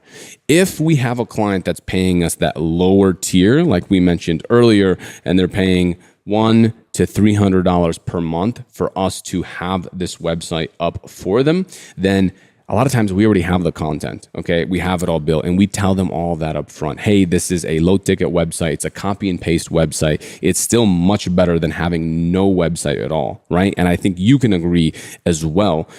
If a client doesn't even exist on Google, they don't even have a Google My Business page, then they're going to be way less trusted than if they do have a page like this. And plus, in their area, no one else has a similar website. If we have a client in Miami, Florida with this exact template, with the same content, and then if we have a client in Los Angeles with this same website, with the same content, then it just doesn't matter. Those customers are not going to see that website. The clients aren't going to see it. And even if they do, we are very upfront about that. And now you might be wondering, oh, well, what about the SEO? What about the Google ranking? We still rank on Google. If they pay for SEO, we do all custom content. We charge $1,000 a month for search engine optimization, and then we do everything custom when it comes to content. And by the way, this is how you can host unlimited websites inside of your account. Yes, you heard that correctly, as many websites as you want. So what you're going to do is go over to sites here, go under websites, and then hit new website. And this is how you can import so many templates. I mean, literally any industry that you want to work with is here under templates. Also, if you sign up with my link down below, you'll get all of mine plus all of these. And as you can see, we are scrolling and scrolling and scrolling. And that is exactly why we use GoHighLevel. On any plan you want to be on, you can have unlimited websites. And also, this logo at the top here, this is Lit Media. This is my logo. So when you sign up, you can actually put in yours and make this fully customized to your business. I mean, you can change all the colors up top here. You can change the color of this dashboard. Everything here can be customized so it looks like your platform, your dashboard that clients are logging into to manage all of their conversations, all of their potential customers. So it makes you look like a true professional. Now, if you are also going to use GoHighLevel, you can have your WordPress websites in here. A lot of our custom WordPress websites, we already set up on a hosting plan. I've been doing custom WordPress websites since I think it was like 2015, 2016. So that was before GoHighLevel. So I already have a hosting plan I've been paying for. So we do a lot of our sites on our own hosting plan, but you can have your WordPress sites inside of here. If you don't use HighLevel and you use Wix or Weebly or something like that, honestly, you're missing out on so many different automations. You're missing out on all of these tools right here. I'm going to pull up a live client right here. And now, sadly, I do have to blur a lot of this information because this is a real client. And as you can see, as a lead comes in or someone fills out the contact form on the client's website, we are managing all of that. We automatically text them, right? So this lead came in. Her name is Becky. So it says, Becky, what next? Hi, Becky. Thanks for your interest in blank. And then we say the client's name, and we have a pre-written script. So the client doesn't need to email all their people. We also text anyone that comes in through their website. So for example, Becky, it's Philly over at our client's name. Thanks for signing up for our Windows and Doors special. We've got your discounted spot reserved while it's still available. Can you tell me a little bit more about what you might be interested in? If you call quick, it might be a little bit easier to chat. So this is an automatic text that goes out to the customer, to the client. So let me ask you, does your potential client care more about you sending these design mock-ups and going back and forth with them, and they're already busy as it is? Or do you think they're going to care more to work with a company like this that does way more, that automatically texts their leads and gives them calendar features and all of this? Obviously, the person that cares about their sales. They responded looking to get a quote for 3 windows. It seems like my client did not respond in time. This was at 1:42. And then at 6 p.m., they texted again. Is that possible? Am I going to receive a response? So not the fastest response time from my client, but yes, let's set up a free quote. Boom. And then again, I have to blur this. This is the address. My address is blank. So very simple. If we didn't have this set up, who knows how long it would have taken our client to text or email or call this potential customer. And look, I'm scrolling here on the left-hand side, and we got leads and customers and customers and customers that are coming in. So this is extremely, extremely powerful. We even actually have Google reviews that we track inside this dashboard. So for example, if I click this, this is a 5-star review because we automatically send them review requests. Excellent customer service, very professional, happy with the final result. Yes, I will recommend it to friends and family. And you can really link up so many different things here. Here are the automations for your clients, like lead follow-up, Google My Business messaging. And so now, see, by asking those questions in the beginning, before you started building out the website and all this stuff, you ask the customer, hey, what do you do with your leads? What do you email them? Do you call them? Do you text them? What do you do? And because you already took care of that towards the beginning of the call, you know exactly what to set them up with. And my suggestion is if they paid you for a website, even if it's a custom website, you can still integrate all of this. You can still integrate GoHighLevel with Webflow, with WordPress, with everything. So even if it's a custom website or a copy-paste website, if you integrate this properly, your clients will be paying you anywhere from $300 to $500 per month just to use this automation software. So to be clear, we charge $100 to $300 just for the website. Then if they want to use this, you could charge from $300 to $500 to use all the automations, to do missed call text back. And the reason they're going to keep paying you every single month is because look at all the stuff that you're automating. Look at how much time you are saving for this customer. Look at how much new business you're going to bring them, right? Even if it's a plumber, if you can get him one more service call, you just made him hundreds of dollars.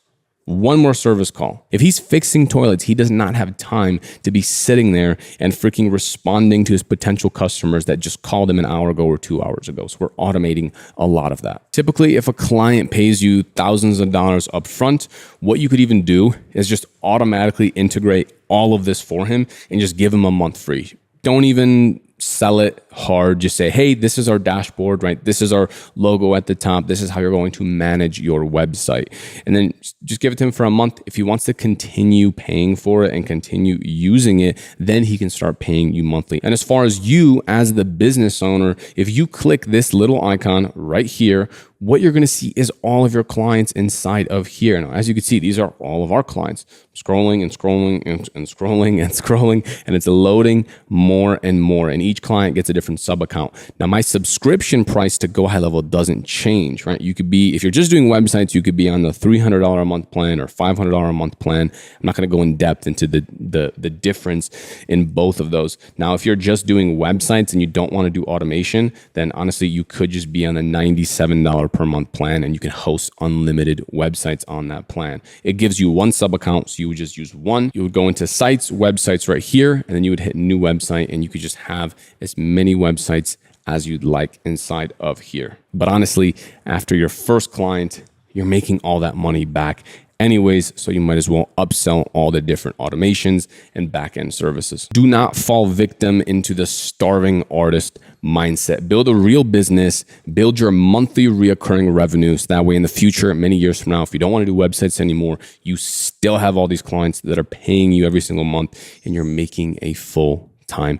income. If you love design, you love web design, great, keep doing that. But also build a long-term recurring business while you do your design stuff. This is a live client right here, and he's closed over $250,000 in sales, as you can see right here. And he has close to $4 million still in his pipeline because we integrated GoHighLevel with everything. And I'm going to share with you exactly how we integrated it. I mean, the technical steps on where we find the embed code, where we pasted it. Plus, I'll even show you the exact text messages and emails that we sent for this client. And I'll even break down the source of how he got those potential customers. As you can see here, we added a live chat widget to his website. Now, he didn't even ask for this, but we added it because I know how powerful this is for a client. So we added that, added about $77,000. And if you look at his website form, this resulted in over $500,000 in his pipeline. So instead of telling you whether you should or should not integrate GoHighLevel, I'm just going to show you my clients, all of our results, how we did it, and then you can gauge it for yourself. So the first question you probably have is, should you even add GoHighLevel? Is it worth your time? Well, when you have a nice dashboard like this and you show it to your client and they can see tangible numbers behind what you built, do you think they're going to want to stay on and pay you monthly? Do you think they're going to be happier with your services? The answer is yes. Now, when they sign up, this is the kind of automation that you want to run on their website. Now, I'm going to have to blur a lot of this information, but as you can see, we have one inbox for all of our leads and everyone who fills out that contact form on his website, anyone who fills out our form on our funnel, even everyone who calls his business. So he's able to absolutely track everything. And we're going to dive into the automation here in a second, but this is roughly what it says. So it brings in the lead. It shows him in here really nicely. It says name. It's Maria over at client's name. Thanks for signing up for a free design consultation. We've got your spot reserved while we still have availability. Can you tell me a little bit more about what you'd like done? You can also give me a quick call if that's easier. This person responded, good morning. Our master bathroom has a shower that has a leak. right? So already we have a potential customer that is a good quality lead. As soon as they respond, we automatically move them in our pipeline stage. It's not currently leaking. Drywall is damaged. And then from there, the client could text them. And then once they respond, they can also give them a call. And it's exactly what happened here. So this is a very simple automation. We automated just the beginning part, right? Automatic email, automatic text, but you can go very complex. This is a workflow that you can use on a website, right? So automatically email, automatically text. You can wait for replies. If they don't reply, you can even set up more advanced automations. Whether they book an appointment, say this, right? Confirm the appointment. If they don't book the appointment, then say this and get them back into the calendar link, into the appointment booking link. And we do that as well. So knowing all of that, do you think that your service becomes more valuable when you offer things like this?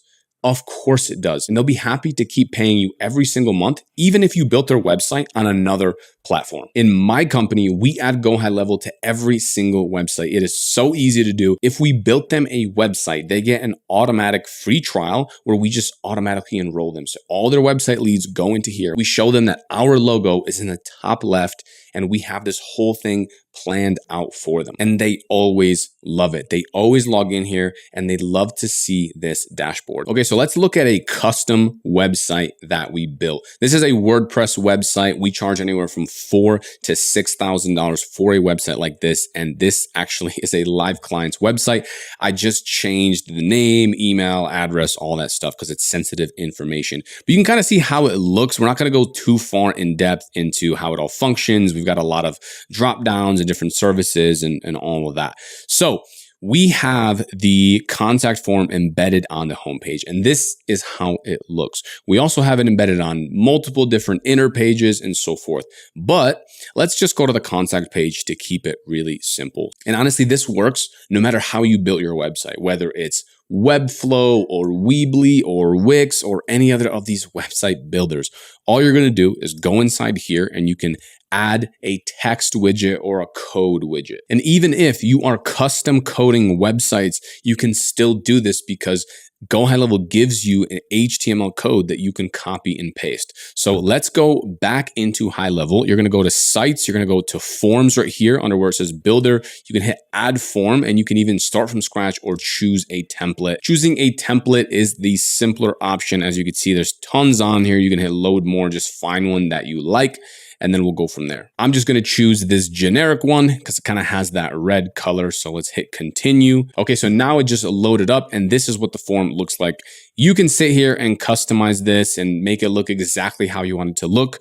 I'm not going to cover most of that. It's very easy to do. You could just select it. You select the colors and the spacing and the radius and all that stuff. But that's for you to decide how you want it to look. Let's go into copy embed code right here. All you're going to do is go back into your WordPress site.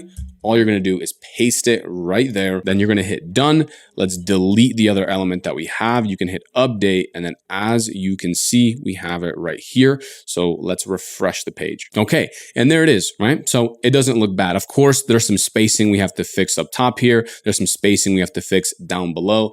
Very easy to do. You can go in and just change those settings. Now, another thing that I want to bring your attention to is we actually put this contact form on every single one of the service pages. So if we're doing SEO with a client, I want the contact form next to each service page. So if they select kitchen remodeling, bathroom remodeling, right, roofing, any service, I want the contact form very easily visible. Now, here is the second thing, this live chat widget. So what happens when you add this widget?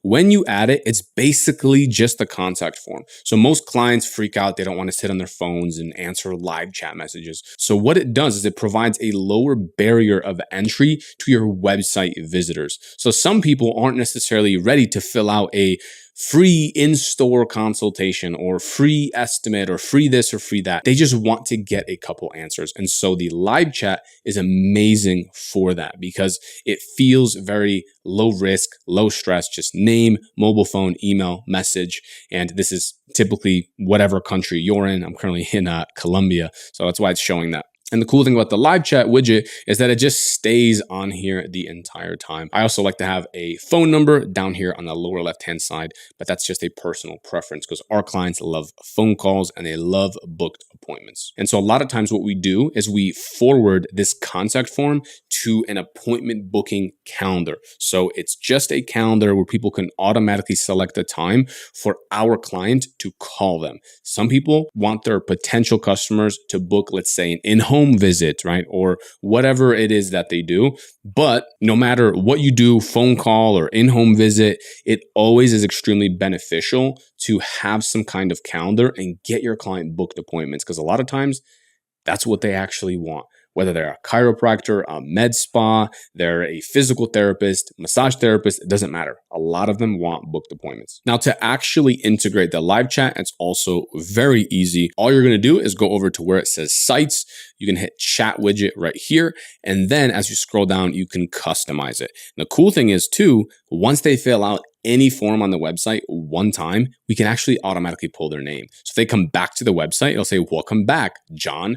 How can we help you today? So it also looks really good for the end user and the end customer. And if you want to customize it, you can go inside here. You can actually do a live chat, or you can do SMS. We just keep it on SMS, and then we just have an automatic text that goes out. Hey, John, thanks so much for filling out our contact form. Let us know what you'd like to learn more about.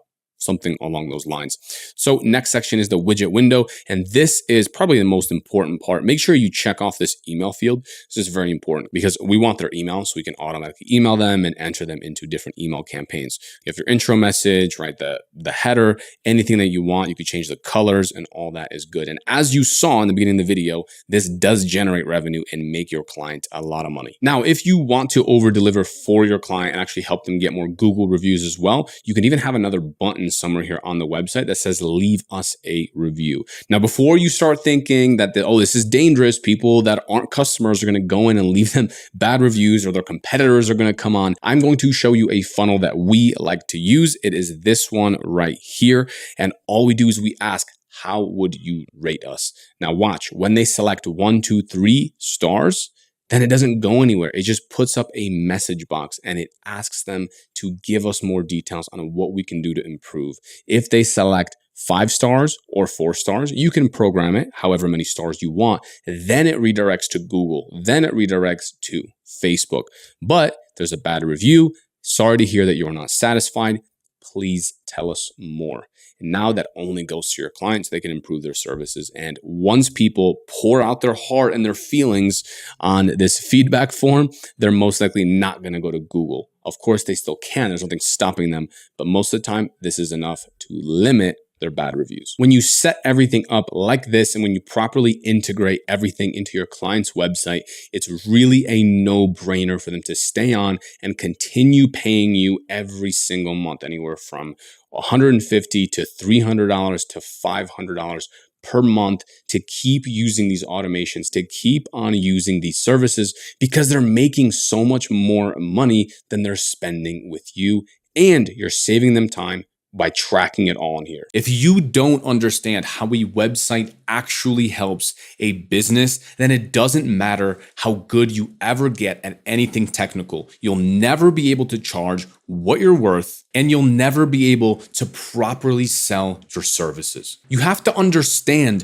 what's in it for them. Why should they pay you versus anyone else? And the crazy thing about this is most web designers never sit down and actually ask, why does a business need a website? Now, look, before we get started here, let me ask you, who would you trust more? I'm going to show you a few different businesses. This is the first website that I found. All I did was go to Google and just type in landscaping Las Vegas, clicked on a bunch of different websites, and I picked a few. Here's one that I found. This has their business name, has their phone number, and then as you scroll down, it just has their services listed with a form and then a freaking logo that looks like this. A one-page website, no about us, no projects, no before and afters.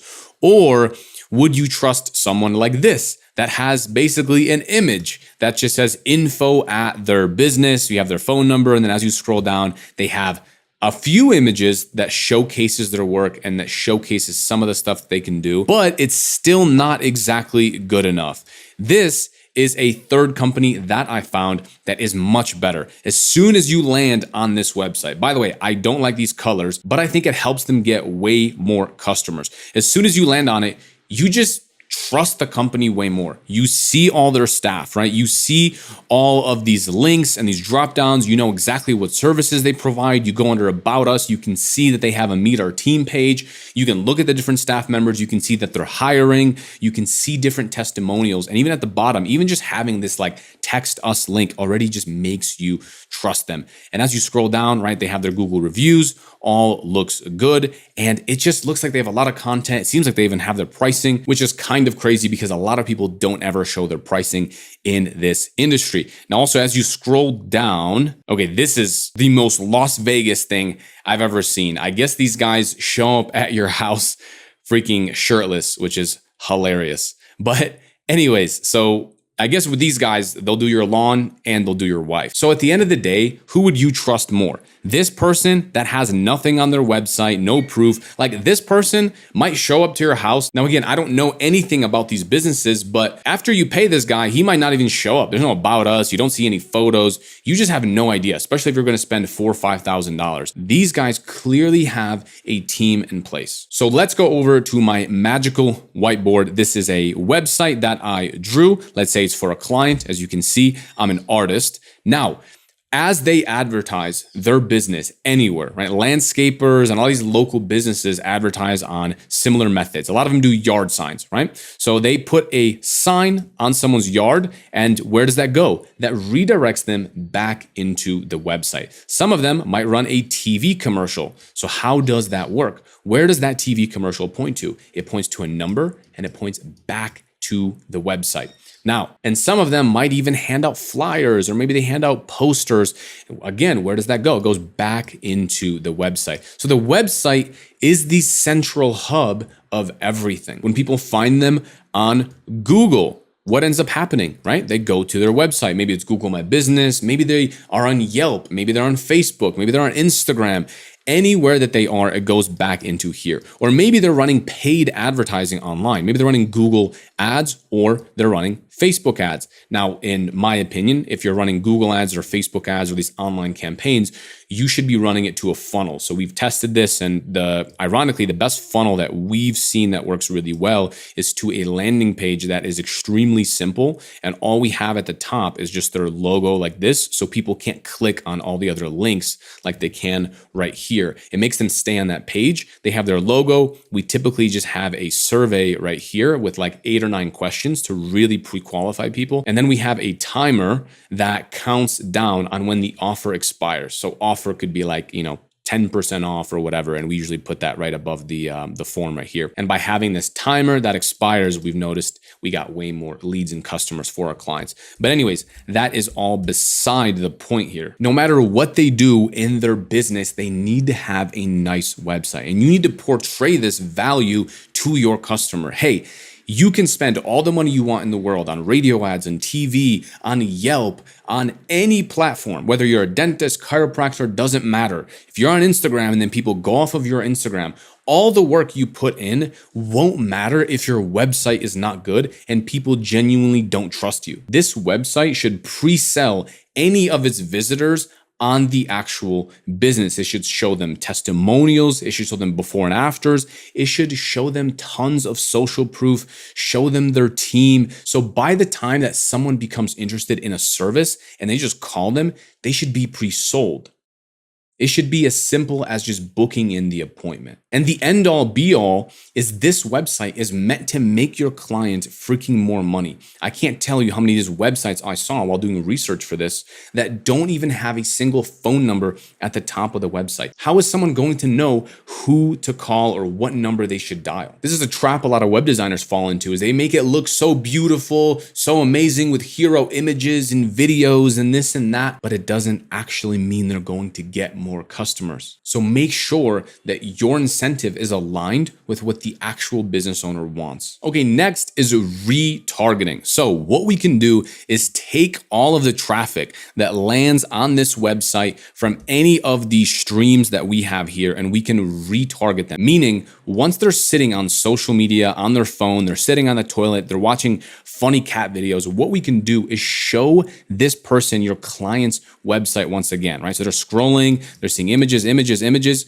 or text from their friends. And then what do they see? They see an ad from your client. And this is very, very cheap to do. You can have a cheap $5, $10 budget on your client's behalf and then forward that back into the website. So even if your client is not the biggest business in town, they can have this omnipresent approach in their company to where as soon as someone lands on their site, it tracks them and it shows them YouTube ads or Google ads or Facebook or Instagram ads. And now your client is appearing everywhere. So if someone is interested in this service because they came in from a yard sign or from a flyer, they're now going to see that business everywhere, all over social media. The next thing it can do is it can help your clients qualify its leads.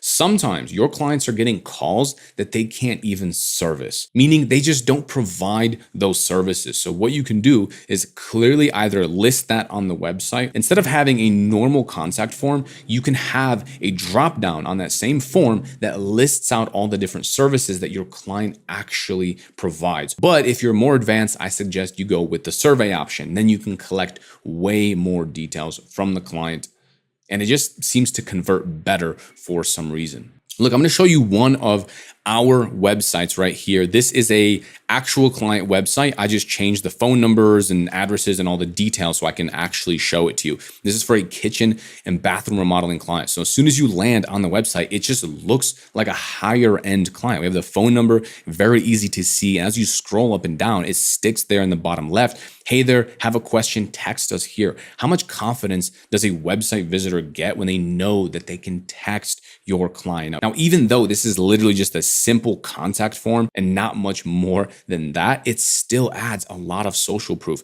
Then as you scroll down, we just have nice features that make it look high end.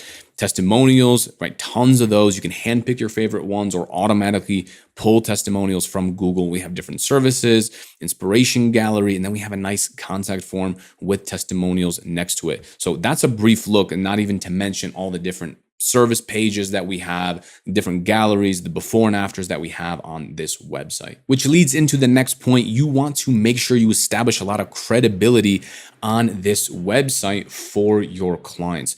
If a chiropractor has no pictures of himself or his staff and you're going in and you have to crack your neck, you at least want to be greeted with a smile. You want to be confident that they're not going to break your neck. You want to be confident they're not going to injure you or hurt you or make any of your symptoms worse. Same thing for a dentist. You don't want to walk in and be greeted by gloomy faces and feel like something in here is shady. You don't want them to start breaking your teeth. You want to be greeted with smiles, and you want to be in a warm and comfortable environment, considering that it might even hurt. And a lot of people have a fear of the dentist. So no matter what niche or what industry you're in, make sure you elicit the right emotion of that website visitor. If there's a business and it's impossible to find their phone number, it's impossible to reach out to them, their contact form is hidden, there's no about us page, there's no pictures of staff, you don't even know if they're real.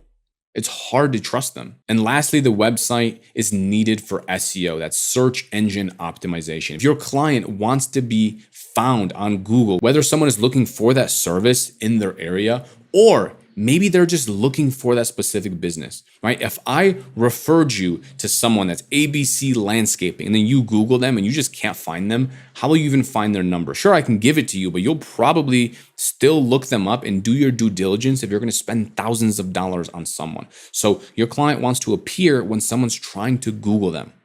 And I've even seen in some situations that competitors appear when you Google that specific business and you want to help them out of that situation. I will show you my entire automated website business model, everything from the checkout page that looks like this, how it works after you click it. Then I'll even show you how we automatically create the websites and deliver all the services so the clients get amazing results. As you can see here, this client got a ton of good results and made a bunch of money. This website form added an extra $500,000 to his pipeline. It may look complicated, but I promise you it's simpler than you think. So let's start at the very, very beginning.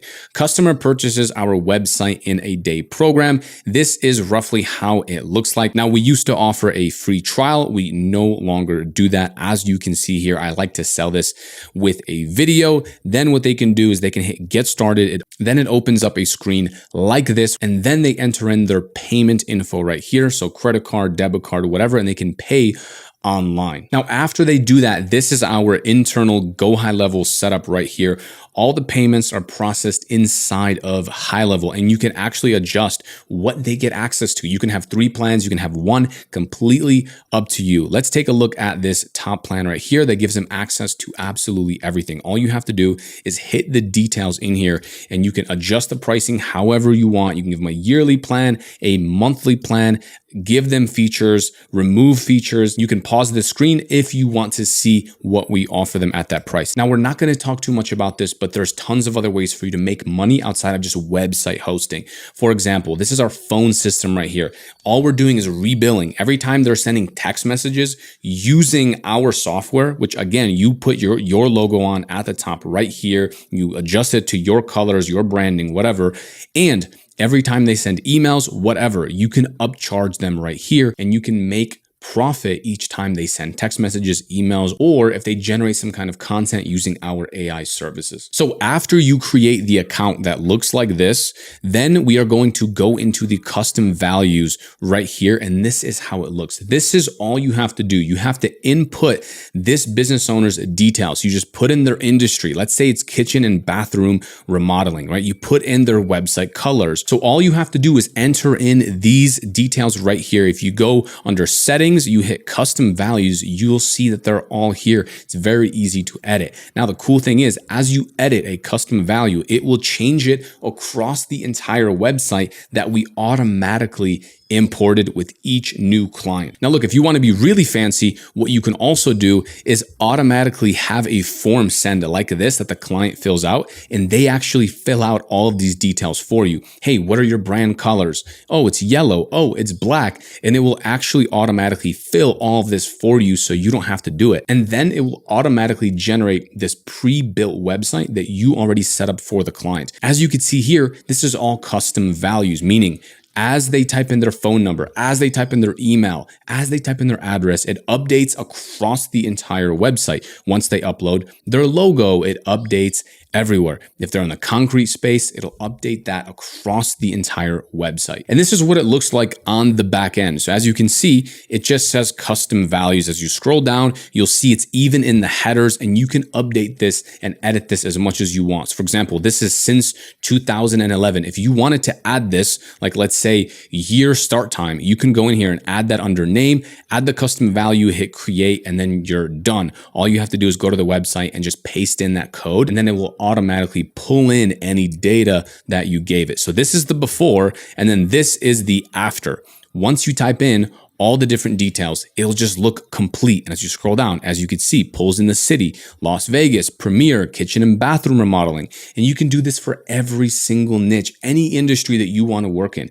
You have a ton of chiropractors, that's great. Make a website for them and add in the custom values. So anytime we sign a contractor, now it's super easy. It's copy and paste. And that's also why I recommend you go into one industry and one niche, because you can build these out extremely, extremely quickly. So what happens next? How do you actually launch this for a client? Well, if you go back to our software right here, all you have to do is go back to settings. You're going to hit domains right here, and you're just going to link up that domain for the client. And then you can link it up to that website right here. It's under the domain section. Now, what I also recommend is you actually give the client access to your back-end high-level dashboard so they can go in and they can respond to their customers. They could see a nice report of all the phone calls they got, all the contact form submissions. Make sure to add in a live chat. And the way they're going to do that is by going over to this section right here and just linking their business entirely, their Google My Business, their Facebook, their Instagram.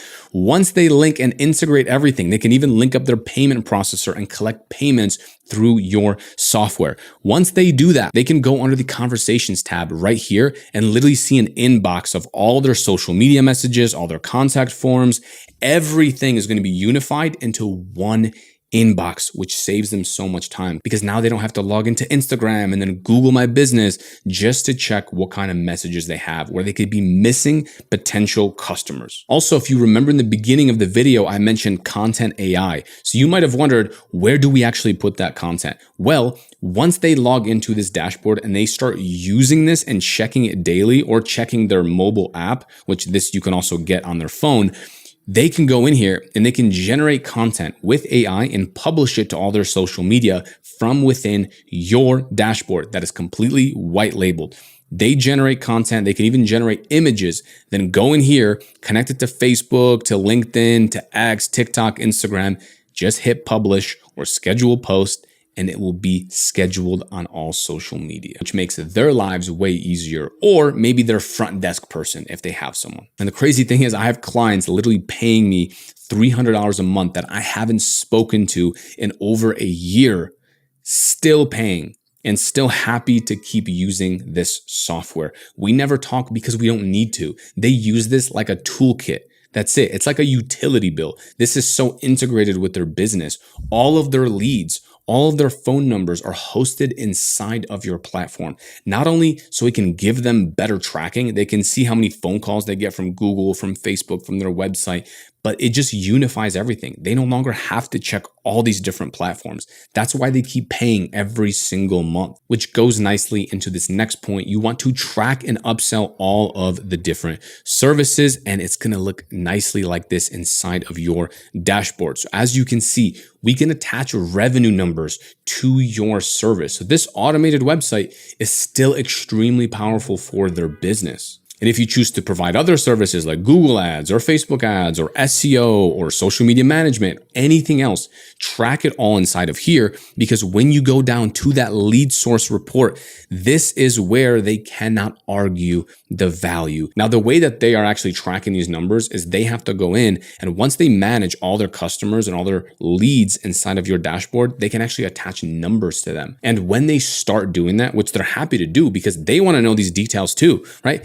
They want to know, hey, did we get more customers from the website form? Did we get more customers from Instagram? Did we get more customers from freaking Uber? Which this is kind of hilarious. This client is a savage. He told me he was sitting in an Uber and his driver needed some help. He needed a remodel done in his house and he closed him inside of Uber, which is awesome. But nonetheless, you want to upsell to different services that they can use. Now, if you go over to the different automations, there is so much that you can offer. Automatic Facebook messages, right? Automate their Google My Business message request. You can even automate some of their review responses, right? List reactivation. This one is killer. List reactivation works extremely well. You ask the customer, hey, do you have past customers that have been in your clinic, that have done business with you? If they're a massage therapist, if they're a chiropractor, they have a lot of past customers. And a lot of times they never text them and they never email them. So all you have to do is run this campaign, our campaign that we already have built for you. And what it's going to do is it's going to text them, it's going to email them, it's going to see if they respond, it's going to see if the reply was positive, if it was negative, it's going to respond different things. And all in all, it's going to get that lead reactivated and back into your client's business. And they don't have to do anything.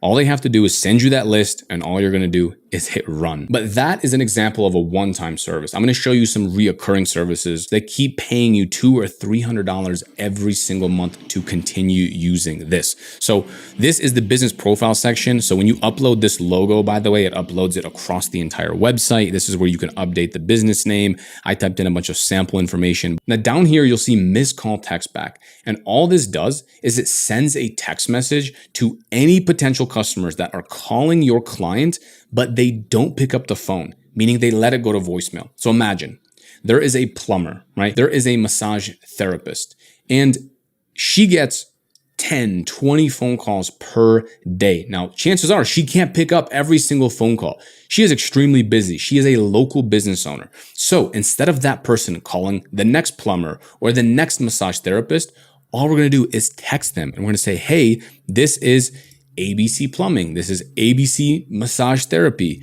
I saw that we just missed your call. How can I help? So now it texts them and it starts a text conversation, which means that customer is saved because now they see that the business owner is active and it's talking to them. And now they can book an appointment. And that's just one service. There's also automated Google reviews, or maybe things like a lead follow-up or even appointment booking. So imagine we have this entire website process, and instead of them just going into a website and filling out a contact form, but now they can actually book book an appointment and get automated follow-ups. So they can click get a free quote right now, or book an appointment right now, or book with our clinic, whatever industry that you're in. It pulls up a calendar, they book their own session, or maybe they book just a phone call. Now they get an automatic text confirming that appointment. Plus it gives them reminders. The same day, it can also text that website visitor, hey, we're super excited for our appointment. See you in 4 hours. See you in 2 hours. See you in 24 hours. You can have it say anything you want.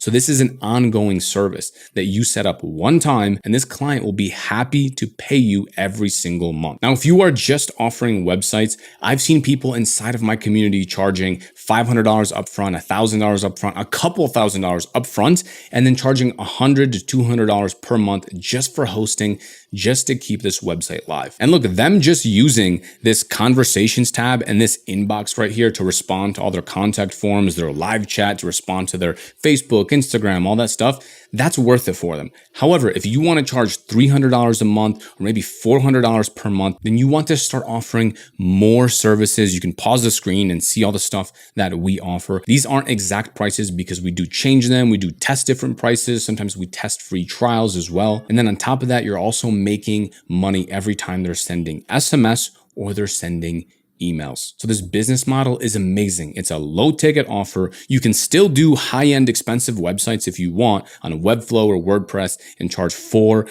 to $6,000 for those if you'd like. But this is a reoccurring business that will continue paying you for years. I got a text from my client, and I remember picking up the phone and looking at it and seeing the words that we all hate. It said, "We need to talk."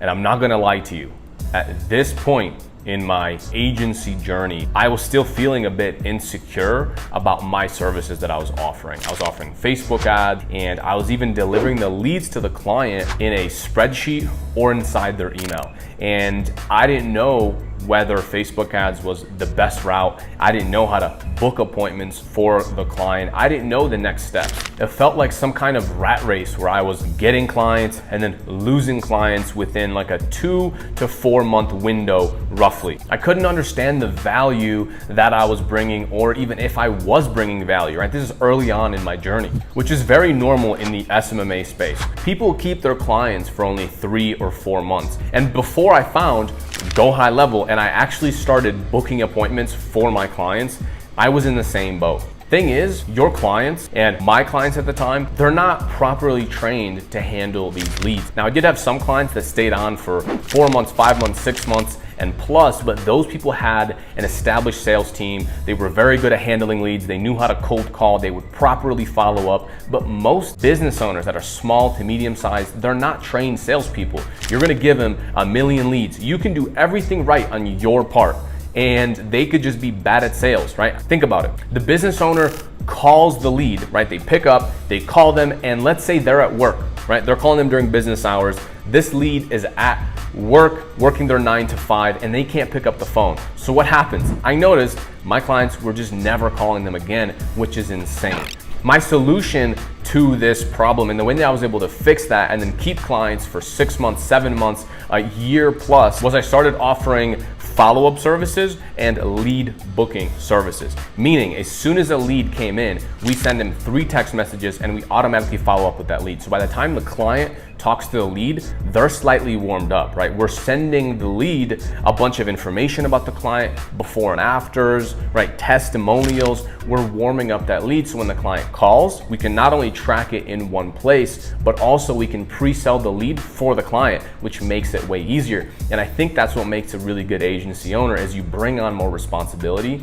And the amazing thing is you don't have to go in and do all this manually. Just set up an automatic SMS and these will automatically go out. You don't have to do this yourself. Now, when it comes to appointment booking, you're probably thinking, wow, I have to hire some employee. I have to train them on how to be an appointment setter. Truth is, you don't have to do any of that. I didn't do this. We're now experimenting by using like ChatGPT and AI to go in and send text messages on our client's behalf. I'll let you guys know how that's doing once we figure that out and crack the code on it. And what we've been doing for years is quite simply having a funnel. Okay, you have a landing page, you have an appointment calendar page, and then you have a thank you page.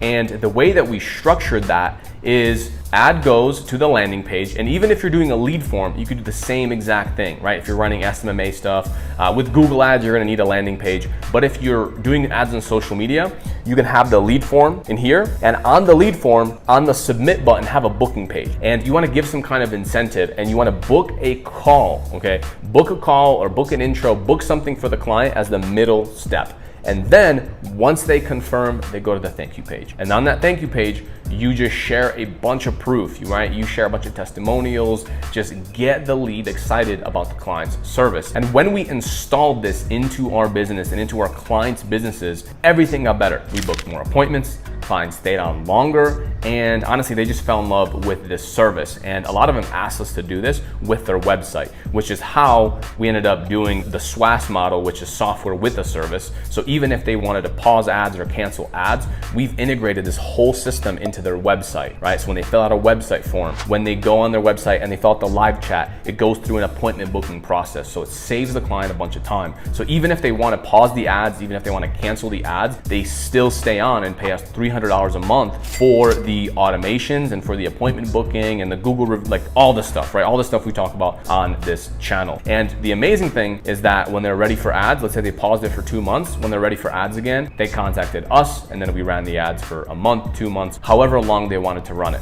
Now, in order for you to get proper numbers on how many appointments were actually booked from your leads, the way that you want to do it is have the client download the Lead Connector app, which is linked to GoHighLevel, and have them use it on their phone. And what you're going to do is set up a workflow. I'll see if I can pull up something here to show you, but set up a workflow, and it's a trigger where essentially the client just goes on their phone, they press one button, and when they click that, it automatically moves that contact into a booked appointment and into a booked lead. And that way, at the end of the month, you're not just telling the client, look, we got you 30 leads. You can say, look, we got you 30 leads and 20 booked appointments. And out of those, I can see that you closed 4. Or a lot of times clients forget to market on their GoHighLevel. So you can ask them, how many of these leads did you close? And then when you're doing like a check-in call or just in general, when you're talking to a client, you can ask them and you can show them a list of appointments that they got. And so now you can keep them accountable, and also you can keep yourself accountable, right? You can see how many people are booking calls, how many people are booking on a calendar.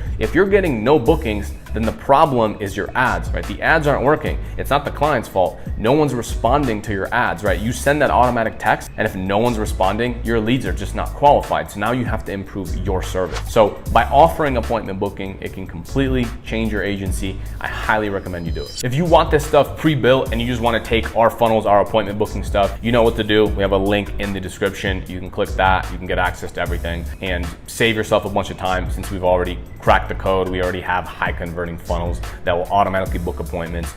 All the workflows, all the triggers, everything's already built out. Imagine looking at a campaign and you got 30 leads, 40 leads, 50 plus leads into your client's account.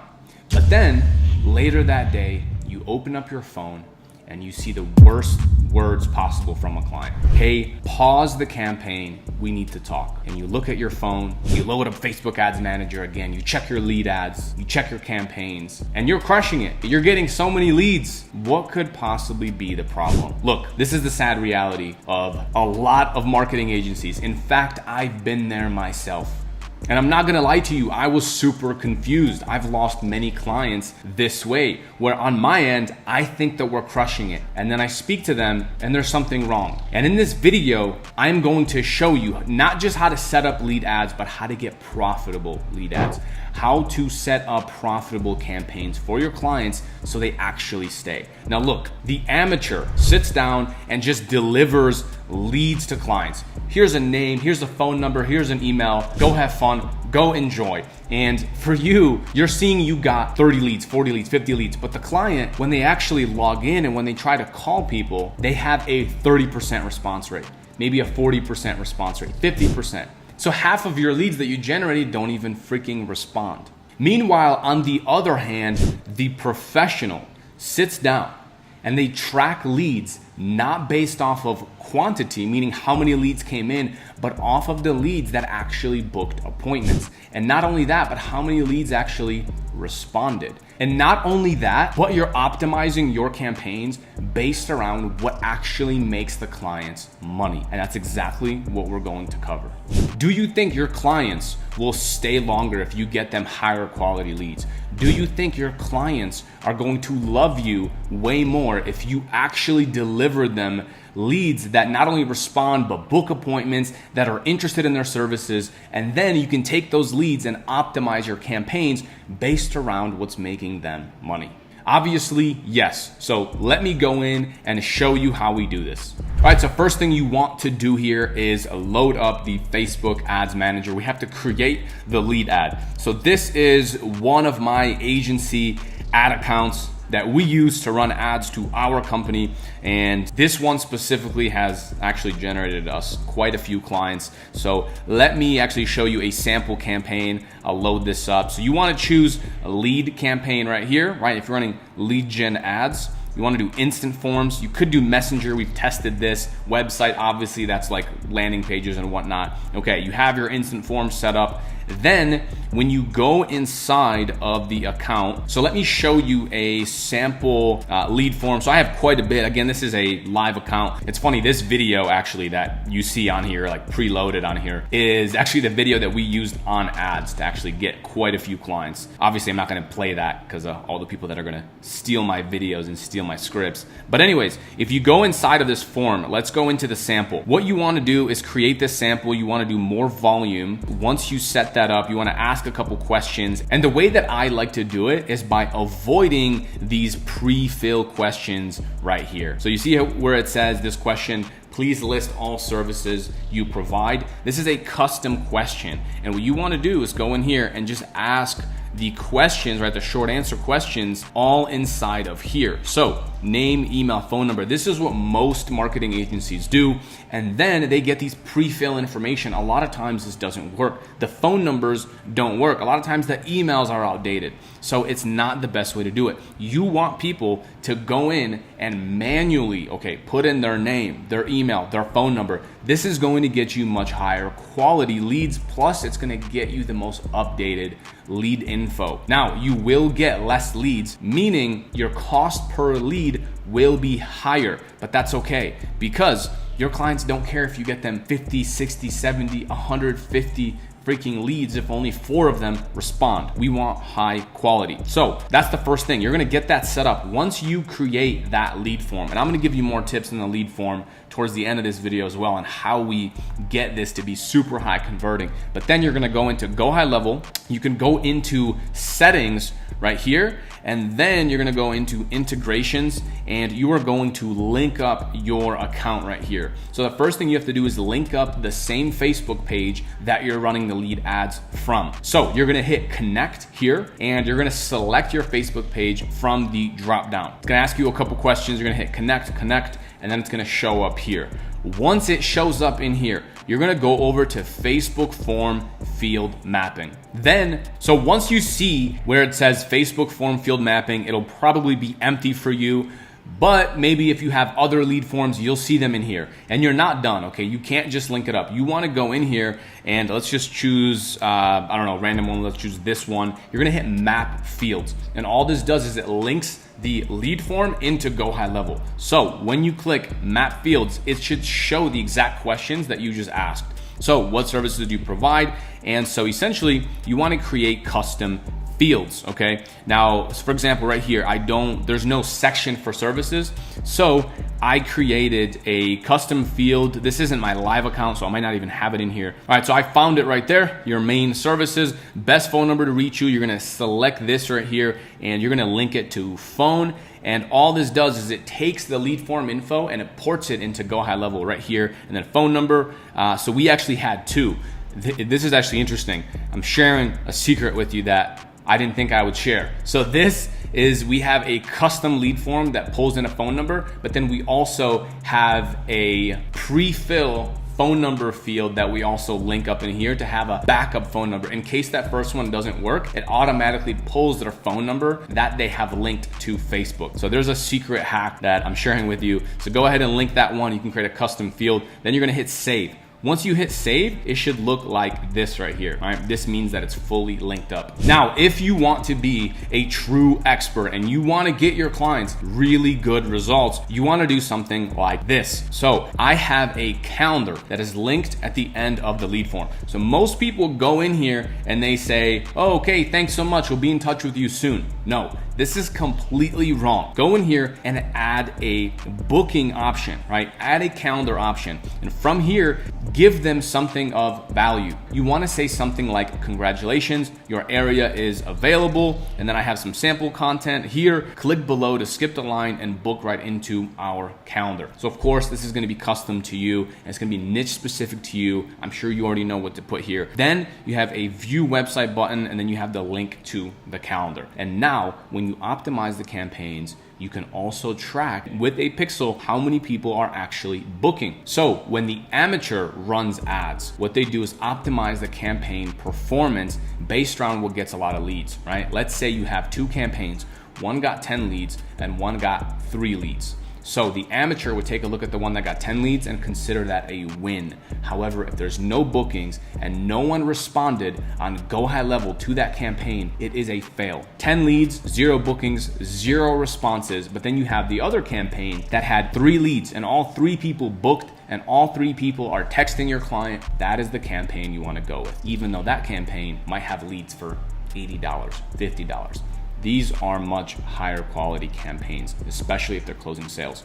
So that's what you want to optimize your campaigns around. If you want higher quality leads and if you want your clients to start getting better results, another thing you want to do besides appointment booking, right? And by the way, when I say appointment booking, I don't mean manually going in there and you needing to respond to the leads or you hiring another employee to do that. You can just add in a funnel where all they have is a calendar. And on that calendar, people can just manually book themselves. And this could even be a phone call consultation. So your client can look at their calendar. Instead of them having a bunch of leads in their inbox, they can look at their calendar and see a time that each lead has booked on the client's calendar. Now it's much more efficient for the client and they're gonna love you way more. On top of that, what you want to do as soon as the lead comes in is automatically text them. That's the first thing. Create a workflow inside of here, inside of automations that automatically texts the client. Another thing you want to do is set up an automatic text message that goes out to your client's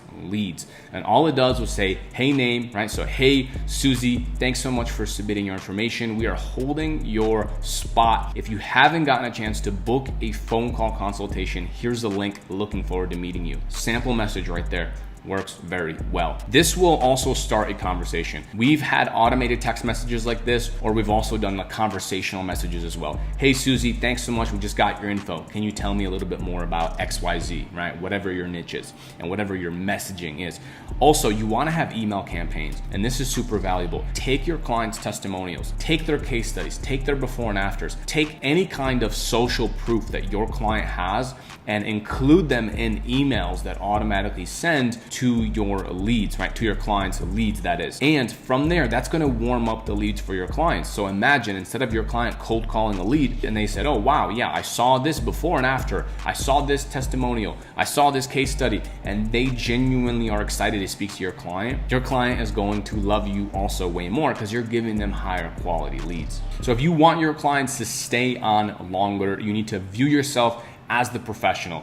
Don't just push everything off your plate into the client. Oh, well, they're just bad at sales. Some local business owners or whoever business owners that you work with, if they are bad at sales, try to help them, right? Try to go in and do as much as you can with the automations so they get better and so you can deliver better results. Now, it seems like not many people actually talk about this stuff, about lead quality, about how to get better results. And look, it's not your fault. If you didn't know this, that's fine. I spent a lot of freaking time trying to figure this stuff out for myself. And there's really no one else teaching this kind of strategy. If you didn't know this, try to implement some of these strategies that I'm talking about here. See how it works for you. See if you can get clients to stay on longer and deliver better results. Every single business Every business needs reputation management, and it is your responsibility to show them how it's going to genuinely help their business expand. Everything from getting more leads to, more importantly, converting those leads into paying customers. That's exactly what we're going to cover in this video. Here is an example of a niche that I just looked up. We have a roofer in Las Vegas, and if you go inside the maps section here, you'll notice that there's a ton of roofers, and honestly, if you click more businesses right here, there's going to be an insane amount. Now, if you are genuinely looking for a roof or a chiropractor or a massage therapist, or just in general, when you go to Amazon, how do you shop for things? You go off of reviews. And so, for example, even though this guy right here, Rhino Roofing, is number 2, right? Number 2 on Google, they have 80 reviews, right? They have 80 reviews. However, they have a 4.1 star rating. So you could approach them and say, hey, listen, you have a 4.1 star rating. You have a lot of good reviews, but this other guy that's above you, Elite Las Vegas Roofing, they have a 4.7 star rating. So look, if I could help you get, right, you're already ranked so well in Google, but if I could just help you get up to a 4.7 or a 4.9 and we can get it to 100 reviews, 150 reviews, how much more business do you think that's going to bring in, right? How many more projects is that going to bring in to your front door? And this is how you really sell it and get them to see the value. Now, what I used to do is I would show them all the features. I would say, look, we're going to build you a landing page like this. It's going to say, how would you rate us? And if someone clicks 5 stars, it's going to go to Google. But then if someone clicks 3 stars or 1 star, it's going to save them from publishing an online review, right? That's exactly what this does. Then you could just type in your review here, you hit submit, and then all it's going to do is send to the client. So it won't even get published on Google, right? A lot of these people, what they do is they just send a Google link to everyone, or to everyone that they think is going to leave them a Google review. And I've noticed a lot of people, a lot of business owners, the reason they don't have more reviews is because they're kind of scared. They don't know what they're going to say. And so having a funnel like this that weeds out the bad reviews early works really well. But anyways, I used to show this, and then I would show them all the different features of, oh, well, we have this review page, and then it's going to be under funnels. And then if you look at automations, you can actually click get review and this and that, and it would just confuse them. The better way to really sell reviews and reputation management is by going in and just showing them their competitors. This is going to be so powerful. Show them their competitors, show them what they're doing on a Zoom screen share like I'm doing right now, and ask them good questions about how much more money is it going to make them. So you want to tie everything back into more money and more customers into their business, into higher conversion rates, right? These people are probably paying for SEO. They're probably paying for some kind of marketing, and you can use that to your advantage. Say, how much are you paying for your advertising? And once they tell you 1,000, 2,000, 3,000, say, okay, well, look, you're already spending all that money. That's amazing. What if I could help you automate a bunch of your reviews, and we'll automatically send out review requests directly to a funnel, so you don't have to worry about it. And if you got a 4.7 rating or 4.8 or 4.9 rating with hundreds of reviews, not only are you going to appear higher, but also you're going to get more phone calls. Let's just say Bob, Susie, whatever their name is, if I could help you get an extra 1 client per month in your industry, how much revenue is that? And in this niche, so with roofers, that's an extra $10,000, right? Now, if you're working with like chiropractors, then maybe it's going to be, less per client, but still you can tell them, hey, if I helped you get an extra 10 clients per month, what does that mean in terms of your revenue? And you want to just let them tell you what kind of revenue that's going to bring in. And you don't want to tell them. You might know your industry. If you've really niched down the way that I like to do it, so everything is automated and you can copy and paste it, then you can tell them their own numbers back to them, but you want them to say it. You want them to come to this conclusion. Okay, great. So you would bring on an extra 10 customers per month. What does that mean in terms of revenue? How much more money would you make if you got an extra 5 customers, 10 customers per month? Okay, that's very interesting. And then you can ask them something like, look, when you go to Amazon, how do you typically shop on Amazon? Do you go off of the very first listing, or do you typically look at the reviews and you just buy the one that has the most reviews? And Amazon is a great example I like to use because everyone shops there and everyone knows about it. And once they admit to you, yes, when I go on Amazon, I go buy a lot of reviews, you'll have a huge selling advantage. And then you want to get them to believe that this is actually going to help them say, hey, if we could implement a funnel like this, right? If we can get more leads or more past customers into this funnel, do you think we can hit an extra 100 reviews, an extra 50 reviews, an extra 20 reviews? However big their past customer list is, honestly, doesn't really matter, because even if it's 20 people, right? If we can help them get an extra 10 reviews, that still means a lot. And it can still improve their rating quite a bit. And now, as you can see, I'm leading them down a path where in their own mind, they can realize, oh, actually, yes, I need this. And yes, I believe that you can help me. Then you can go in and pitch them the service. We charge $300 a month.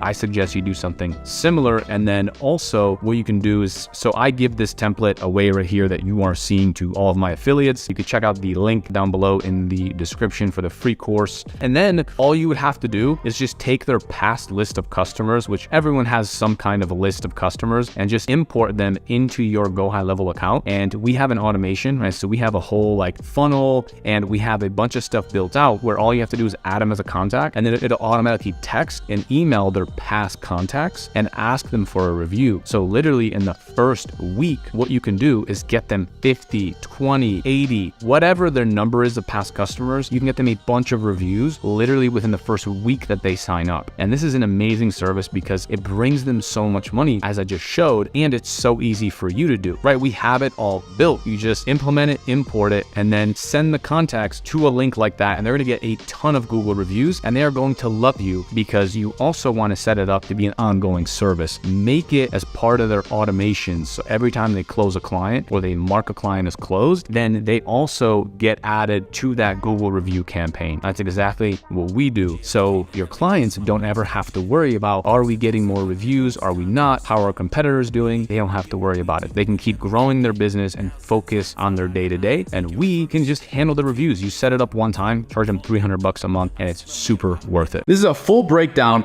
of how to go from 0 to 1K, 1K to about 5K, and then 5K to about 10K per month by using GoHighLevel. And then I'm even going to share with you what you should be roughly doing and thinking about and working on at around 6 to 7K, so that way you don't lose your mind and work hundreds and hundreds of hours every single week to fulfill 4 clients. Then I'm even going to give you the roadblocks and setbacks that you might face on each journey and how to overcome those setbacks, not just from my experience, but now we have hundreds and hundreds of people in my community. So I see them facing this, and I know it's gonna happen before it even happens, and I'm gonna show you how you can overcome that as well. Now look, when I got started, GoHighLevel wasn't even a thing. I was offering low ticket services and also website design to clients, and this took so long for me to grow my business. And now that I travel full-time and I'm living out of Airbnbs and going to different countries, I'm encountering a lot of other people that are freelancers that are doing things that are similar to when I got started. Honestly, I had no structure that I was going off of, and I only really started to scale past 10K, past 20K per month in profit when I started applying these principles and this style of thinking that I'm going to be talking about in this video. I liked being a freelancer. It gave me way more freedom. However, my issue with freelancing is that you are not really building a real business. You basically have a high-paying job and you gave up one boss to have multiple bosses. If you stopped freelancing altogether, let's say you wanted to take a break, you wanted to travel, you wanted to do all these things, you just didn't want to work. All of your income is gone. You have nothing to go off of because you're still getting paid per project. You want to start getting into a reoccurring model so that you don't have to rely on these one-off projects. So I'm going to make a couple assumptions here. I'm going to assume you want 10K per month to be in a reoccurring revenue so you don't have to keep on getting new clients over and over. And I'm also going to make the assumption that you want that 10K to be in profit, because let me let you in on a little secret here. A lot of these SMMA guys who run social media marketing agencies, that's not all profit. They're counting their ad spend as well, meaning they're charging clients what they're going to be spending on Facebook ads, and that's included in their fee. So if they're charging $1,000 a month and $2,000 towards Facebook, they're counting that as like a 3K per month client, which is completely wrong. That's obviously not profit. Not to mention, the issue with social media marketing is that when you get clients and they're so high ticket, it's great, right? You might be thinking $1,000 a month or $1,500 a month. That's exciting, yes, but considering that average clients stay for maybe 3 months, 4 months, think about it. If you signed 3 clients, 4 clients, 5 clients, 7 clients in 1 month, and then all of a sudden in 4 months, you're back at ground zero because all your clients churned, and now you are in the same boat as the beginner that just started. That is my problem with running a social media marketing agency and just relying on that as the main income. So let's dive into the juicy stuff. Let's talk about how to go from 0 to about 1K per month. Now look, I'll be honest, this is probably the hardest part in the journey, because at this stage, you are learning something that is brand new. You've probably never ran a business before. Maybe you've never talked to clients before. Maybe you're not even familiar with GoHighLevel, and you're also probably experiencing some kind of imposter syndrome. You're a little bit scared that when you sign on a client, you can't deliver on all the stuff that you promised them. And this lack of understanding or confidence is also reflecting in your sales calls. And this is crucial because it's hindering you from signing on more clients and doing the proper amount of outreach that's necessary to really scale and grow your agency. You're also probably having issues with focus. You can't stay on task and stay locked in into one task for a long enough time period. You're used to studying and then checking your phone and then working here and then checking your phone, having 10 million different tabs open. And also you have no boss, you have no one to bounce ideas off of, and you don't even know if what you're doing is actually moving the needle forward. You have no one that's giving you direction. And for some people, this is the first time in their life that this is actually happening, and they have to fully rely on their own will, their grit, and their focus. But if you can get past this stage, I'm willing to bet if you can get to 1 to 2K per month, then you are way more likely to get to 5, 6, and even 10K per month. So don't look at this goal of 10K and have it be a little bit daunting. Just focus on getting to the initial 1 to 2K, and then you'll probably be so motivated and so excited.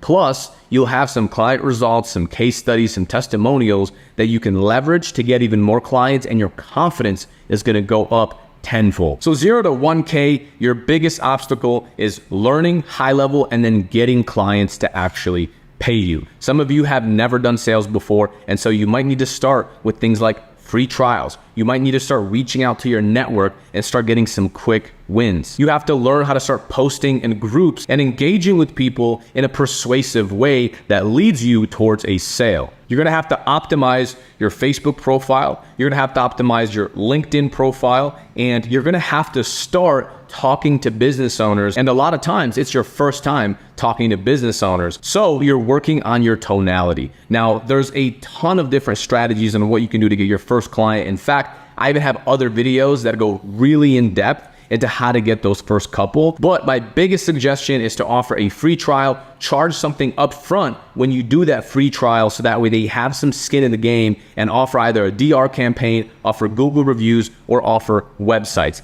That's that in a nutshell. After this video, you can watch my other one where I go in depth into all those services. As far as how to get clients, I suggest you start making posts in groups and start getting responses and start having conversations directly off of social media. This is a free channel. You can do voicemail drops. You can do SMS campaigns. You can use a contact form bot, or you can even use some kind of LinkedIn automation to automatically outreach to your prospects. And so you can start doing volume and then start responding to just the people that are interested in your services. While you're doing all of that, you also want to start thinking about who is in your network, who is a family friend, who is a cousin that has a friend, right? Who is your dentist? Where do you shop? Where do you spend your money? Which one of these business owners can you actually walk into their business and help them? Especially if you're spending money with them, they will be more than happy to hear you out. And honestly, most people overlook this completely. You have a network. Whether it's directly in your family, in your friends, maybe it's your friend's father, your friend's mother owns some kind of business, but also the people that you spend money with. And asking them if they want to start and giving them a free trial is going to be some of the quickest wins that you're going to get. It's not scalable, but it can definitely get you to that first 1K per month. While you're doing those things, you're going to start ramping up some of the outreach that you're doing. You're going to start finding kind of which Facebook posts are working well, which SMS campaigns are working well, what kind of voicemail drops are working really well. And from there, you're going to start scaling what you see is generating you the best results, right? So if you're getting the most responses from emails, or the most responses from Facebook groups, maybe you're an admin of a Facebook group. Maybe now you want to start your own Facebook group and start inviting other business owners in it, right? All these ideas are going to start coming to you,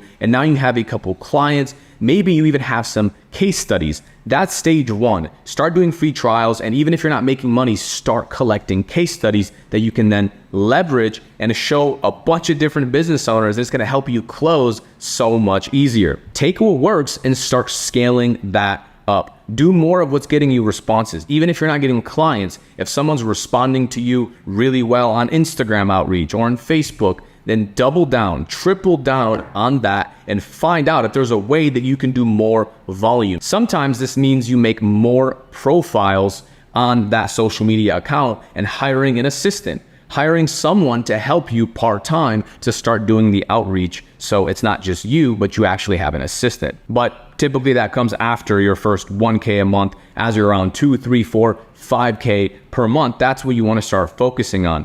What is working and how can I scale this? But again, at this stage, you probably aren't sleeping correctly. Maybe you're still going out on weekends. Maybe you still can't zone in and lock in and focus. And so maybe your diet's off. Maybe you're not taking care of your health like you should. And all of this stuff is linked. If you're eating pizza every single night, how in the world are you going to concentrate and think clearly? Because you're not running on good fuel. You're going to need good food. You're going to need good sleep and a good routine that makes you feel productive. So in that first 0 to 5K mark, honestly, a lot of it is going to be mindset. This is going to be huge. It's not about the strategy. It's not about the tactics. You have all of that stuff. It's just about doing it consistently and also not giving up. If you don't give up, how in the world can you fail, right? All these other local business owners, they have to invest so much to start their business. They have to sign a lease for a restaurant, lease on a truck. They have to buy materials to put on a roof. And all you have to do is sign up for a high-level subscription, which costs like $100 a month. It's kind of insane how good we have it in the online space. So now you're at 5K per month. How do you scale to 10K per month? At this point, you are probably quite busy, and what you have to do is start buying back some of your time. You have a formula. Maybe you have some outreach messages. Maybe you have a template that's been working very well for you. Your sales deck is more tuned in. You have some case studies. You have some testimonials. At this point, you need time. And the best way to get more time is to either quit your job that you have, or my suggestion is to buy back some of your time, meaning you hire an assistant, you hire someone from the Philippines, from Latin America, and you can pay them anywhere from $3, $4, $5, $6 per hour to start doing outreach for you, and then you just take the interested appointment. Also, right around this 5K per month mark, what I suggest you start doing is you start learning ads. In fact, I suggest you start learning it even earlier. After your first couple $1,000s online, I suggest you start going to Udemy, and you can buy courses on Facebook ads, Google ads for 20 bucks, 40 bucks, and you can learn these high ticket skills, and you can charge clients $1,000 or $1,500 per month. There's tons of gurus out here selling you courses for thousands of dollars. Honestly, you don't need that. Go to Udemy, purchase something there, and have something in your back pocket that's high ticket. Because think about it, if you're charging $300 per month and you have 3 clients, that's great. You have a $900 per month income. There's tons of people that invest in real estate and they're happy to get that kind of return. But if you're able to offer ad services, even if you do it for free in the beginning as you're learning and you're charging them $1,000 a month, that business that you had that was making you $900 a month could now be making you $3K per month off those same 3 clients. And $1,000 a month honestly is pretty cheap, because we charge $1,500 per month. We've had clients where we charge $2K per month. And by the way, that's just the service fee. That's not ad spend, right? That's just coming in to us. So if you want to profit very quickly, start learning high ticket skills that you can offer on the back end. And in fact, once you start getting software clients, you can talk to those same people and tell them, hey, I'm learning these new skills. I'm willing to try it for you for free. I'm not going to charge you anything this first month, right? If they're already paying you for SaaS and they're paying you for software, just offer that to them. So what you can do in the beginning is charge people per appointment. If you're not that confident in your services just yet, you're just learning, charge people $100 per appointment if you're working with a client like roofers. Of course, if it's like massage therapists, you're going to have to charge a bit less, but they do way more volume. And so now you can run ads completely risk-free. And as you learn, you can profit every time they get appointments. So if they don't have a big budget and they're spending $500 on Facebook ads or on Google ads, but you're charging them $100 per appointment, you might only make $400 that month off that client, but still that's $400 on top of your original $300 that you're charging for SaaS. And so this becomes really powerful. So you're learning and you get to profit at the same time off those skills. So let's fast forward back into the 5, 6, 7K per month. Wow, this video is kind of all over the place, but okay, you're back at 6K per month. At this point, you probably want to hire a media buyer or someone to run all of those ads for you because your time is being spent. The last thing you want to do is spend all day freaking talking to clients or delivering for clients. You need to start going into Facebook groups and hire people that are way more experienced than you, that honestly could probably get better results than you and run the client's ads profitably. And now you're stepping back and then you can charge them $250 per client, right? So you're charging $1,000 or you're charging $1,500 per month and you're paying them $250. This way, your profit margin is still insanely high and you're running a very lean and mean business that's simple but hyper profitable. Maybe at this point, you also want to hire a GoHighLevel marketer. Now for me and in my agency, this is one and the same person.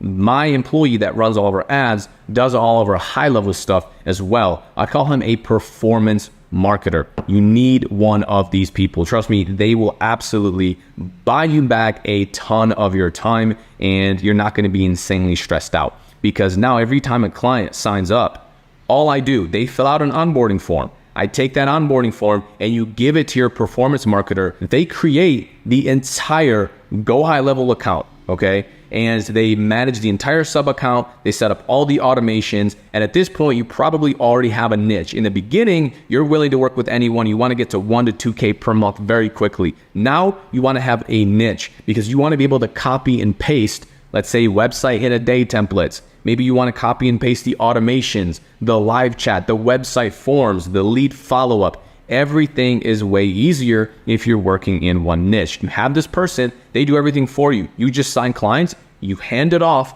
to this person, they set up the entire account, and then a week later, you do an onboarding call with the client and you show him everything that your performance marketer set up. Especially if you're doing ads, they can set up all the ads. They do the ad copy, which once again, if you're in one niche, you pretty much copy and paste it because it's the same, right? You use different reviews, you use different maybe, business names, you switch up a ton of stuff, but it's pretty much copy and paste because what works in one area, you just have to figure it out there, you test it in another area, and the more clients you sign on, the better your services actually become because you have more data. You've tested it in all these different cities. Why wouldn't it work? So by you copying and pasting and learning and always testing and A/B testing, you genuinely become the expert in that field because you've tried so much stuff. You've tried way more stuff than this generalist agency that runs ads for medical spas, massage parlors, roofers, chiropractors, everyone. No, you know what works. So at this point, business is going pretty well for you. You can take that appointment setter that you had or that assistant and you want to ramp up their hours, make them work full time. You have a system, you have a message, you probably have an offer at this point, and you just have to double down on what is already working. Get more appointments. All of your time at this stage, you want to buy back your time, and all of your time should be spent on doing sales calls. You have your appointment setter and you have your performance marketer. You have 2 virtual assistants. Your overhead is still very low. The appointment setter is helping you get appointments and she's helping you make sure those appointments show up for your sales calls. Ideally, you're spending half your day just doing sales calls and basically just closing clients on demo calls and fine-tuning your process and then managing your business, helping your performance marketer where he needs help. You're onboarding some clients as well. So it takes a week to build everything and then you do the onboarding call, right? You could hire someone for this, but again, if you want to keep your margins high, then you can just do this and make sure the client's happy, make sure they're excited, and you want to follow up with them in that first month. Make sure they're using GoHighLevel, make sure they're fully integrated and they understand how everything works, and you want to be on top of them about that. At this stage, you start investing. You have more money than you have time. You are very busy. You start investing in automation tools, things that automate some of your outreach and things that automate some of your manual effort that you're doing. Maybe you're manually following up and you need to have another virtual assistant that's better on the phone to start cold calling for you, right? If that's your main outreach strategy. Or you could invest in things like the contact form bot, or maybe you have to do more volume in your SMS outreach and you need another appointment setter just to manage those leads and book those appointments for you on your calendar. Maybe that even means that you need to start running ads. Now, I started running ads probably at around 6 or 7K per month, and that's what really helped me scale very, very quickly to past 10K per month. And I kept on growing because I had ads. So maybe at this point, you take a little bit of your profit, 1K, maybe 1.5, maybe 2K, and you throw it into Facebook ads. Now, of course, this is kind of dangerous because if you don't know what you're doing, you're going to lose that money. But if you have a formula, if you have an offer, you have a good closing framework, then there's no reason why you can't start making sales from paid ads. And really, that's the best one, because when you're running ads, these are people that are raising their hand and they're saying, yes, I am interested in your services. And so they're just easier to talk to. They actually convert way more. And now things will be way more smooth sailing. And everyone that's in my community, of course, has all of our automations and outreach messages and scripts. And I even give away how I scaled with paid ads. And I show the exact ads that have helped me book a ton of appointments. You can get a bunch of inspiration from that if you are inside of the community. But even if you're not and you just test it, honestly, you have enough budget. $1,000 to $2,000 per month is enough budget to properly A/B test and really try a bunch of different stuff and see what starts getting you appointments. And from there, if you want to scale from 10 to 20K per month, it's honestly simpler. That's why when I first mentioned the hardest part is getting from 0 to 1K per month. You have to break so many beliefs because at this point you're already doing quite well and you have to do more of what works and increase the budget on ads, right? Fine tune your operations. Maybe you hire both people full-time now. So if you had a contractor that's doing your performance marketer that was working per client, now you want to hire him full-time. Maybe he doesn't want to work full-time, so you have to find someone else and hire them full-time. So these are kind of your issues. It's more operational problems that are going to start coming up. Again, great problems to have though, right? No complaints there. But you want to hire people full-time. You want them dedicated to your company. You don't want to work with contractors forever. You want people that are on your mission and you are doing weekly calls with them. You're motivating your team and you're just filling up your calendar with sales calls. Typically, honestly, if you do 4 to 5 sales calls per day, you should be scaling at a nice, steady pace. And the model that I love with all of this is software with services, because like I mentioned earlier, these SMMA guys are losing clients and they're starting from ground zero. If you have clients that churn, if you have clients that are leaving, this is the stage you also want to start really analyzing. And actually, I would say after your first 5-6 clients, if people leave, you want to kind of analyze and see what you can do to get better. So really at this stage, you want to really track everything. If clients are leaving, you want to know why, and you want to know why they're not being downsold into GoHighLevel. So at our agency, if a client wants to leave or if they want to pause, we switch them to a pay per appointment model. So it's no longer a flat fee of $1,500 per month. They pay anywhere from $100 to $200 per appointment. And most clients love that as a downsell. So instead of me losing clients, I still have them, but it's slightly less profitable. And that's okay because we have the ads built. Everything is integrated, everything is connected, everything is done. So it's an easy model, it's an easy win. And even if they don't want to do that, we have them so integrated with HighLevel, they are still paying $300 per month and we're no longer delivering all of the ad services. And this is crucial, this is very important because over a long enough time horizon, even if you have no clients, maybe you want to have no clients that run ads. You no longer want to do media buying. You no longer want to have an ads company, Facebook ads, Google. That's fine. In a year, in 6 months, in 6 years, in a couple of years, however long, if you want to do something else, you still have all those baseline clients. This is software with services. You have the baseline clients and you have reoccurring income. So you're not starting from zero. And this is so low maintenance because they're just using the software. Their front desk is using it on a day-to-day basis. And this is freaking crucial. I have clients I haven't spoken to over 6 months, but when I log into the dashboard, I can see them responding and using it every single day. So I don't need to speak with them because they're managing all their leads, their pipelines, their opportunities within this dashboard. So it's proper reoccurring income and you're no longer a freelancer. So if you want to get to 10K per month with just SaaS services, just lower ticket stuff, that's going to be anywhere from 20 to 40 clients that you are going to need. But if you offer ad services, all you're going to need is maybe 7, 8, 9 clients, depending on how much you charge. And that's it, right? So of course, churn will be higher, but you always want to downsell the SaaS. And you can get there much, much quicker than if you just focus on SaaS. So many people leave money on the table because they don't know what to offer with HighLevel. Look, could you grow your company by just offering high-level services? Of course, you can sell them for $300 or $500 a month. And that's great, but that's going to take you so much longer to get to your goal of maybe it's $5,000, $6,000 a month, maybe it's $10,000, maybe it's $20,000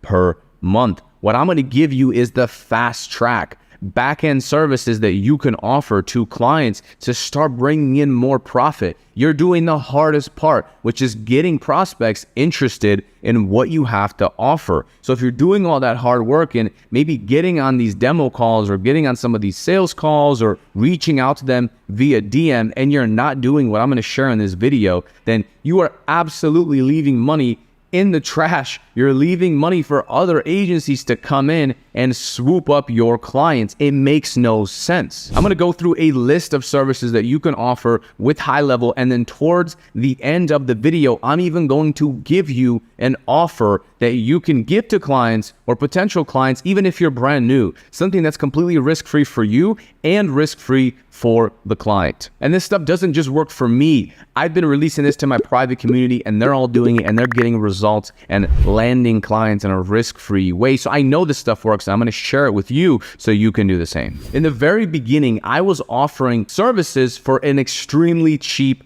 rate. I was literally offering Google ad services, Google ad management. We were bringing you leads and running your Google ads, landing pages, all that stuff for $200 per month. And guess what? I literally would jump on calls with people and tell them my price was $200 a month to run your ads. And some people would still tell me, you are too expensive. Oh, that's too much. I don't know if I want to do that. And this got in my head. I thought, wow, how can anyone afford any of these services? And at this point, I was still meeting with clients in person. I was prospecting in my local area and I was trying to sign clients. But even in my head, this was before HighLevel, by the way. So we were just doing lead campaigns. This was such a difficult business model, which is ultimately why I ended up getting a job, because it wasn't worth it. One client, $200, right? Another client, that's only $400. It takes so much effort to get these clients. And it's because I didn't really understand how to sell benefits. I was selling features. I was telling them all the stuff I'm going to do inside of the Google ads.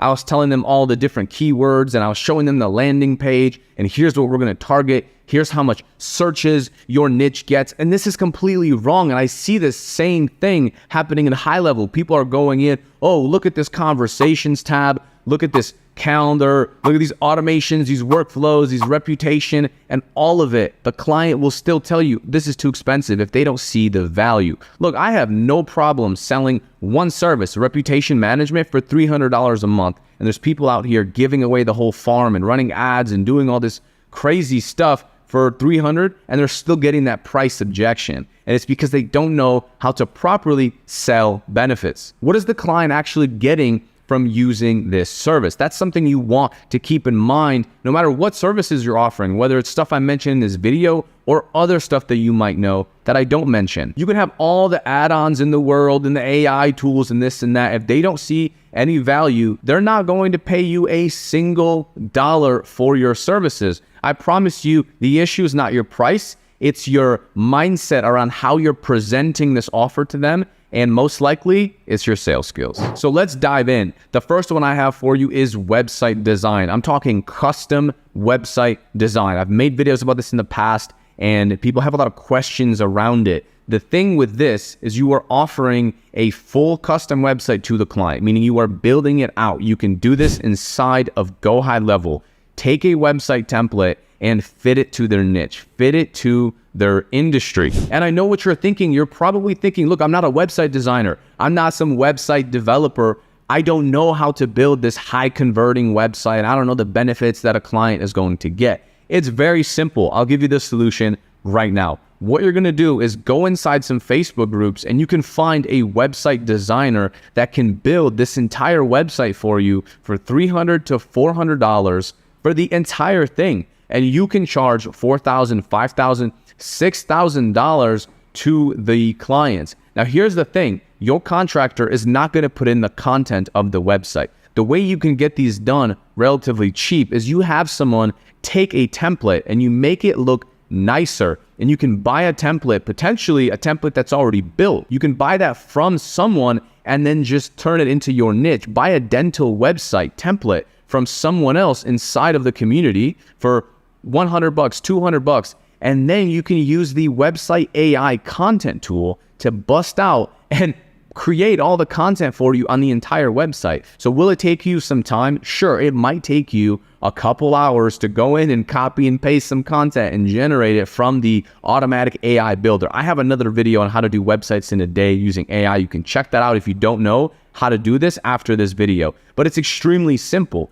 Don't hire a website developer for thousands of dollars where your profit margins are going to be slim for them to build the whole thing. Just hire someone to give you a template, and then you use all the AI tools to actually fill out that website. And if you don't know what makes a high converting website, just know if it's a local business owner, they want calls. Think about the customer. What do they want to see? You have the form to the right, make it very easy to fill out the form, have the phone number at the top, and include lots of social proof. And this will be an amazing upsell because now they need reputation management. And then it automatically takes those reviews and puts it directly on the website. If you still want more help with the website design stuff, of course, I mean, we have proven website templates. However, what you could do is simply buy a book on web design, okay? Go and watch some trainings, buy a Udemy course, and just spend a weekend just learning about what makes a high converting website. And then you'll know more than 99% of people, and you'll be able to see exactly which website template you want to go with,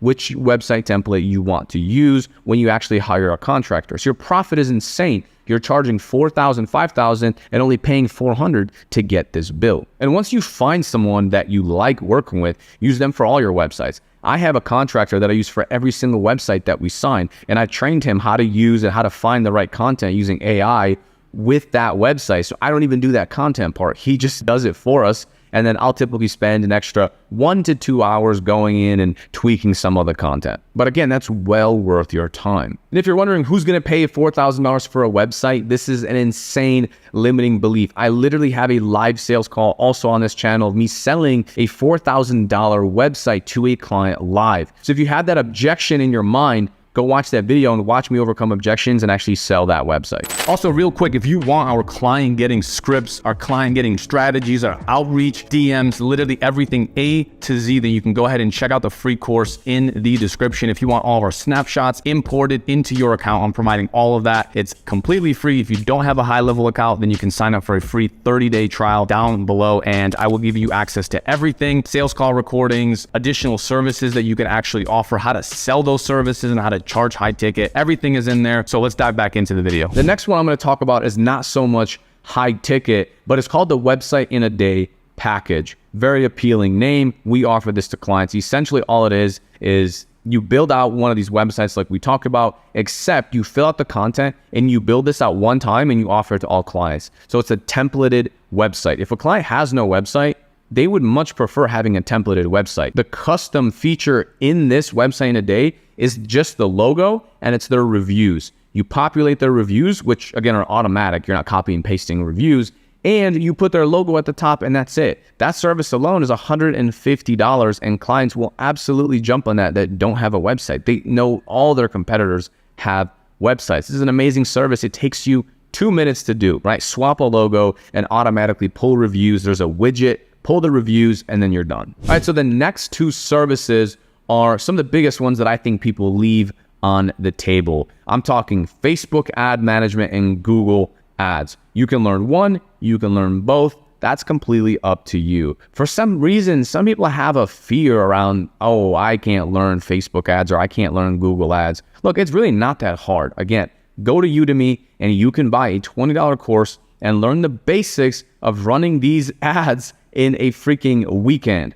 Dedicate some time, go to a coffee shop, order 10 coffees so you don't fall asleep, and just go through these videos. It's not difficult. You're leaving so much revenue on the table. In fact, I've had people inside of my community tell me, oh, after a couple months, the clients asked for more leads. And how amazing is this? This client is telling you, hey, sell me ad services, sell me lead services. And instead they're saying, oh yeah, I don't know. No, don't do this. Learn ad services or hire a contractor to run it for you. I still suggest you learn it so you know the basics. You are in this field. You need to become an expert. You need to understand how some of these Facebook ads work, because that service is $1,500 per month. That $300 per month client can turn into $1,500. So if you have 2 clients, you're making $600 per month and you upsell them ads. Now you're making $3,000 per month. What a difference that makes in your agency. And again, that $1,500 per month is the service fee, meaning that just goes to your agency. If you don't have a contractor, that's all profit. If you have a contractor, you can certainly pay someone, $250 per account, and they'll run the whole thing for you. And you surely could do that, but I still recommend you learn the ins and outs and roughly how to run it yourself.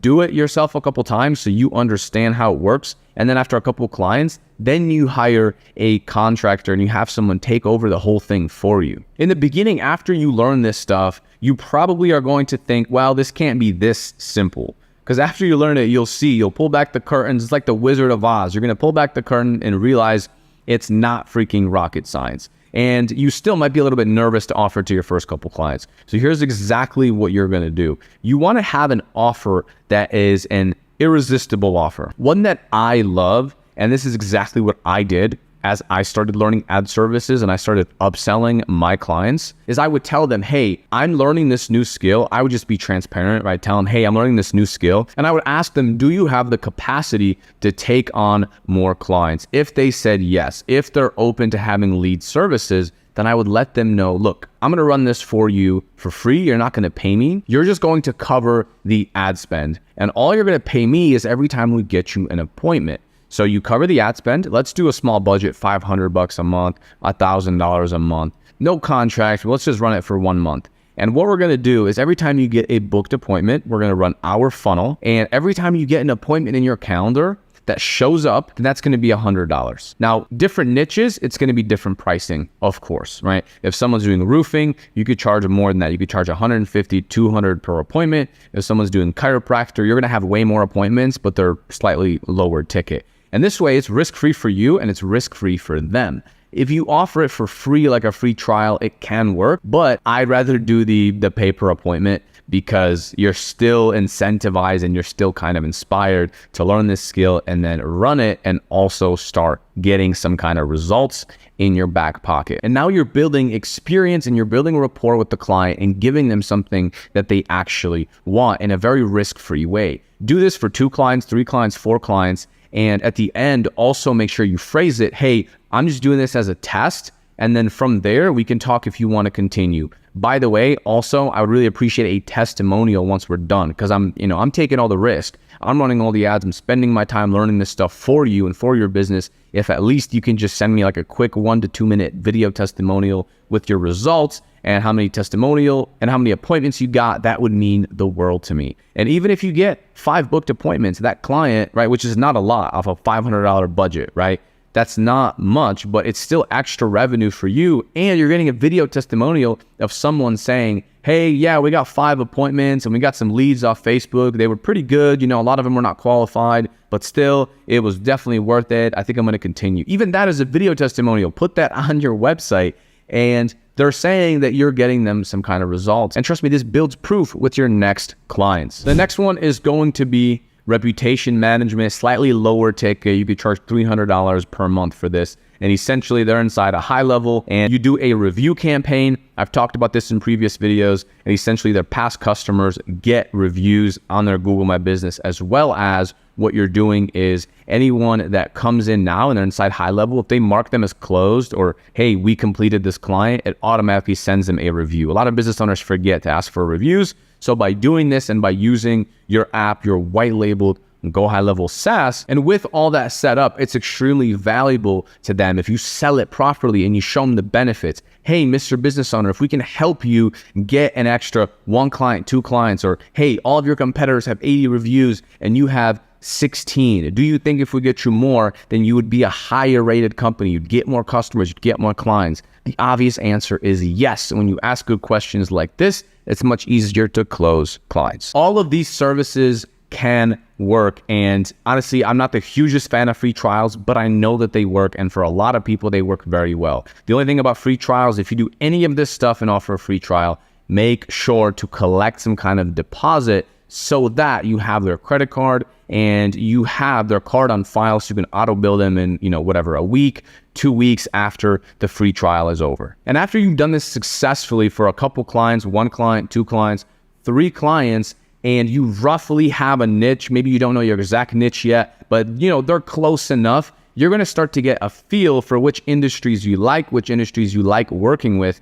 And after you get niche down, all of this stuff is essentially copy and paste, right? So if you're on Google Ad, if someone is looking for roofing, you know all the best roofing keywords. And now if you want to run Google ads for roofers or even Facebook ads for roofers, you know the general idea of what ads work. And a lot of this stuff is copy and paste. The review campaigns, the lead follow-up stuff, a lot of this stuff is copy and paste. And you can do it for multiple clients, so it's very easy to set up. The hardest barrier is the beginning, but after you get past that, it gets much easier. If you never take the time to learn this, you'll be stuck in a rat race for the rest of your life. In fact, I don't even care how good you are at getting clients, at closing clients, at lead prospecting. If you don't understand these principles, your clients will be leaving faster than you can sign them on. You'll be less happy. You'll run a more stressful business, and everything you do will go out the window because it won't matter.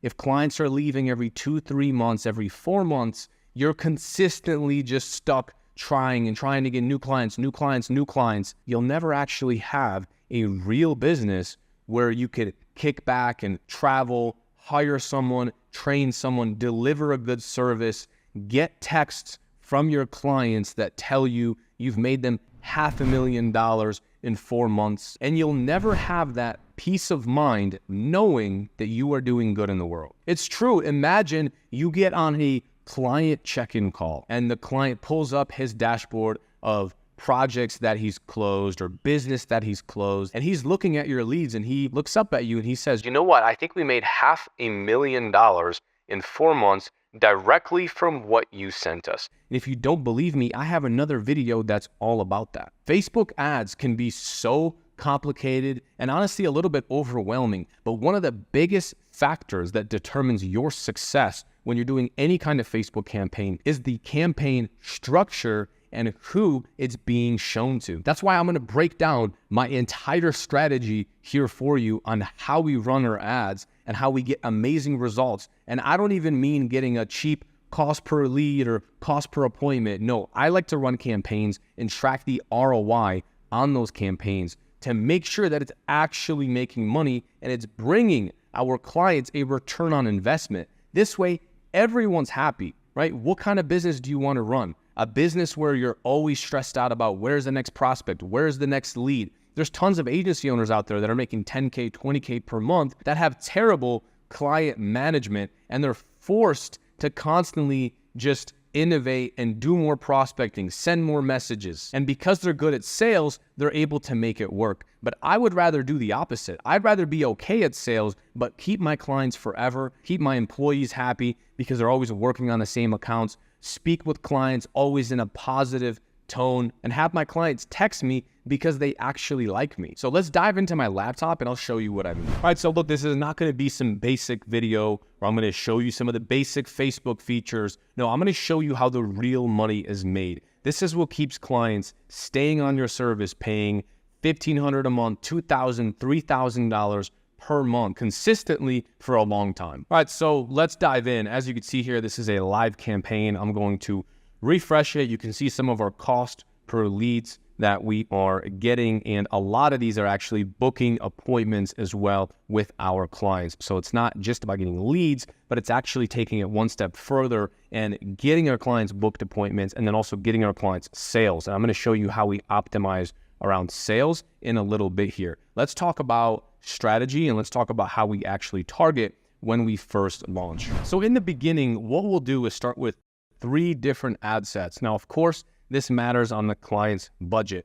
So if they don't have a big enough budget, we'll start with 2 ad sets at about minimum $20 per day. The first one that we do is going to be very broad, so we openly target. Now, we work with local business owners. If you're working with people that are across the US, then still keep it relatively broad, right? Target like one interest and make sure the audience size is massive. That's the whole point of this very first one. Second one is going to be an interest stack. So with an interest stack, we don't just target one interest, but we stack on multiple that are related to our niche. So let's say we're working with gyms and we want to target people that are interested in some kind of fitness. So what we'll do is stack it on top of each other like this, but also we want to make sure that the audience size is quite large. We're going to talk about audience size here in a bit, but I've seen that the bigger the audience size, the better the results generally for the client. So I want to make sure there's a ton of different interests in here and a ton of big ones. And when you're stacking in interests in here,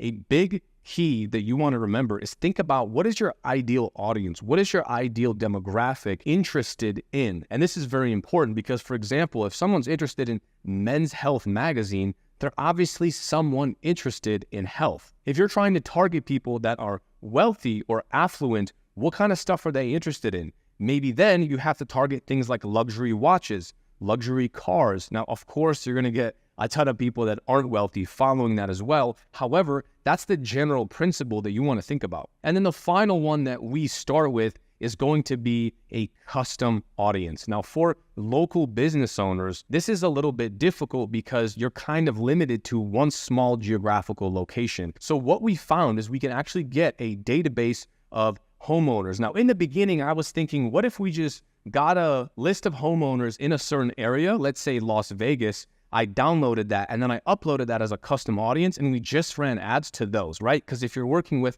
a plumber, a roofing company, a remodeling company, they want people that own homes. Now, instead of going out into each and every area and purchasing a new list, this can get quite expensive. What we've seen work well is you can actually get a list like this, and we already have these. So I actually allow my community just to use my list, and then you can create a lookalike audience, meaning you import this audience and tell Facebook, hey, find people that are similar to these people. And then Facebook does the magic for you. It starts linking up all these different leads and it sees that, okay, these people have this in common, this in common, this in common, right? They're interested in decor and new home stuff. And then you can import that as an audience. So all you need is a couple of these sheets. You combine them, you put them together, you upload it here, and then you're good to go in any market because Facebook can put the 2 and 2 together and give you the homeowners. This can also be website visitors, right? People that have engaged with the Facebook page, people that have seen previous ads, retargeting, this kind of stuff.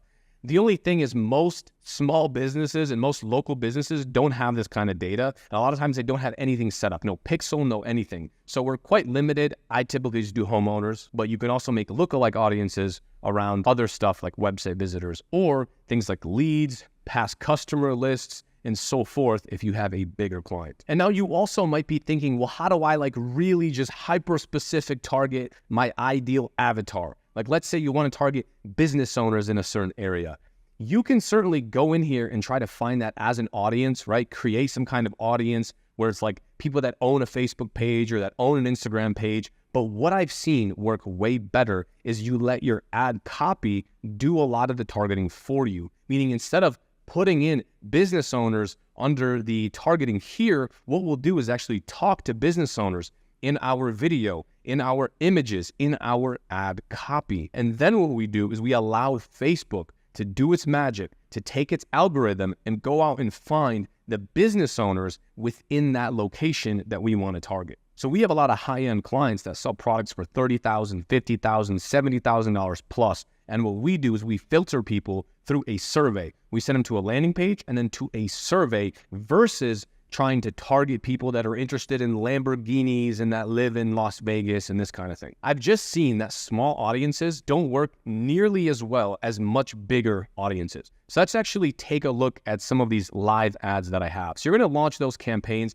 And by the way, when you launch these, I like to launch 4 different ads inside of each ad set. So in here, we would have the same ad copy and have different ad images or videos, okay? But the ad copy stays the same. We test this later on. Plus, we work with clients all over the US, so I kind of already know and have a gut feeling of what's gonna work. But we'll have 4 ads inside of this ad set, and we do that for every single one. Because again, we're just testing the audience. If you're not sure about what the ad copy should be, then of course you can slightly tweak it and make them slightly different and then see what's actually performing better. So let's take a look at a live account. If you are generating leads, then you know that is a winner, right? That is a winner, so keep on running that one.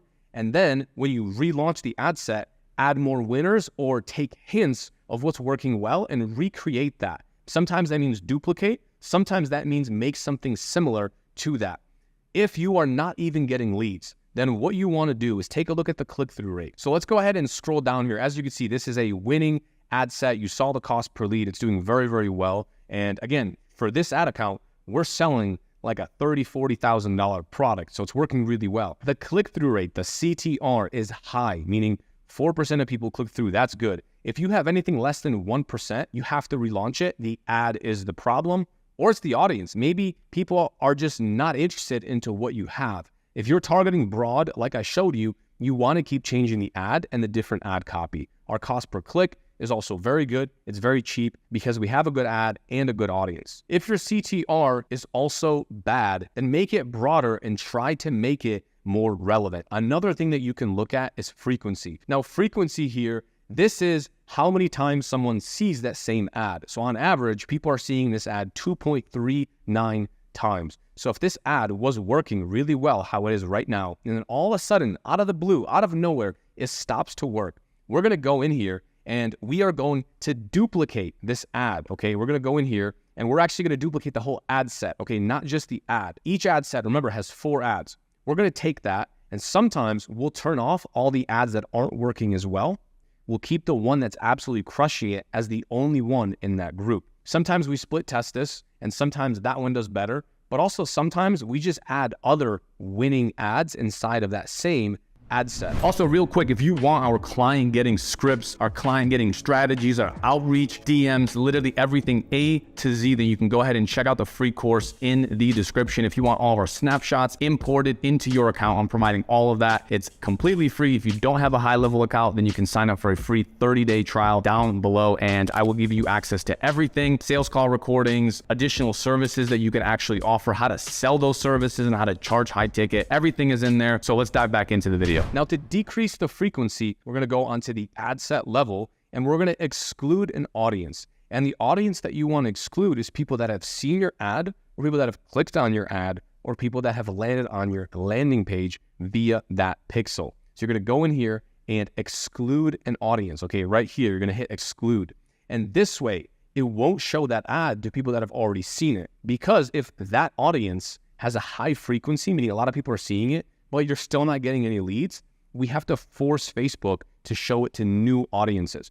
And honestly, sometimes for local business owners, all you have to do is just hit duplicate, and that's it. If we have an ad set that's doing really, really well and crushing it, so for example, if this ad and this ad set just stopped working, but it was absolutely crushing it like it is right here, getting $26 leads, getting a bunch of appointments, more than 50% of these turn into appointments, then what we'll do is take that ad set and just duplicate it. And we literally change nothing. We just duplicate it because Facebook works in clusters. It's showing it to one group of people. And sometimes all you have to do is just tell Facebook to refresh it. Hey, stop showing it to these people, show it to these people over here. And when you duplicate it, that's how it works. However, when you duplicate it, you want to make one small change so it doesn't confuse Facebook and show it to the same audience. What we'll typically do is change the budget on that ad set by like $1, $1.50, something very, very small, so it doesn't change the performance or change the budget or anything else like that. And then you quite simply just hit launch. Very easy. One thing you must understand is that every single ad set, every single ad is going to die out. the creative is always key, especially with local businesses. We don't have an unlimited area, right? We can't target the whole US. All we have control over really is some of the interests. But at the end of the day, there's only so many interests you can go after, right? We have the custom audience and stuff, but the ad set, okay, the ad image, the ad creative, the ad video is the main thing that you're going to change to get your clients good results. When it comes to targeting, unfortunately, we're a little bit limited. So one thing I've seen that works really well when it comes to launching new ads is getting organic images on your client's behalf. Go to their Facebook page, go to their Instagram page, look at people that are tagging themselves. For example, if you work with gym owners, look at people that are tagging them in stories, look at people that are tagging them in the tag section on Instagram, on Facebook, on any platform, and try to find those people and use that as an ad image. And that's it, because these are organic images. This is what social media is made for. And what we always see is, for some reason, these ads do the best. I used to go into Fiverr and submit all these fancy images and have these crazy designs and banners and beautiful logos and animations, and nothing worked as well as just an organic video of someone taking a selfie or someone working out in a space, or in our space in remodeling, nothing was working as well as just an organic selfie, right? Someone took. If you work with the roofers, imagine a roofer is just standing on a roof and he just takes a selfie and he's just smiling.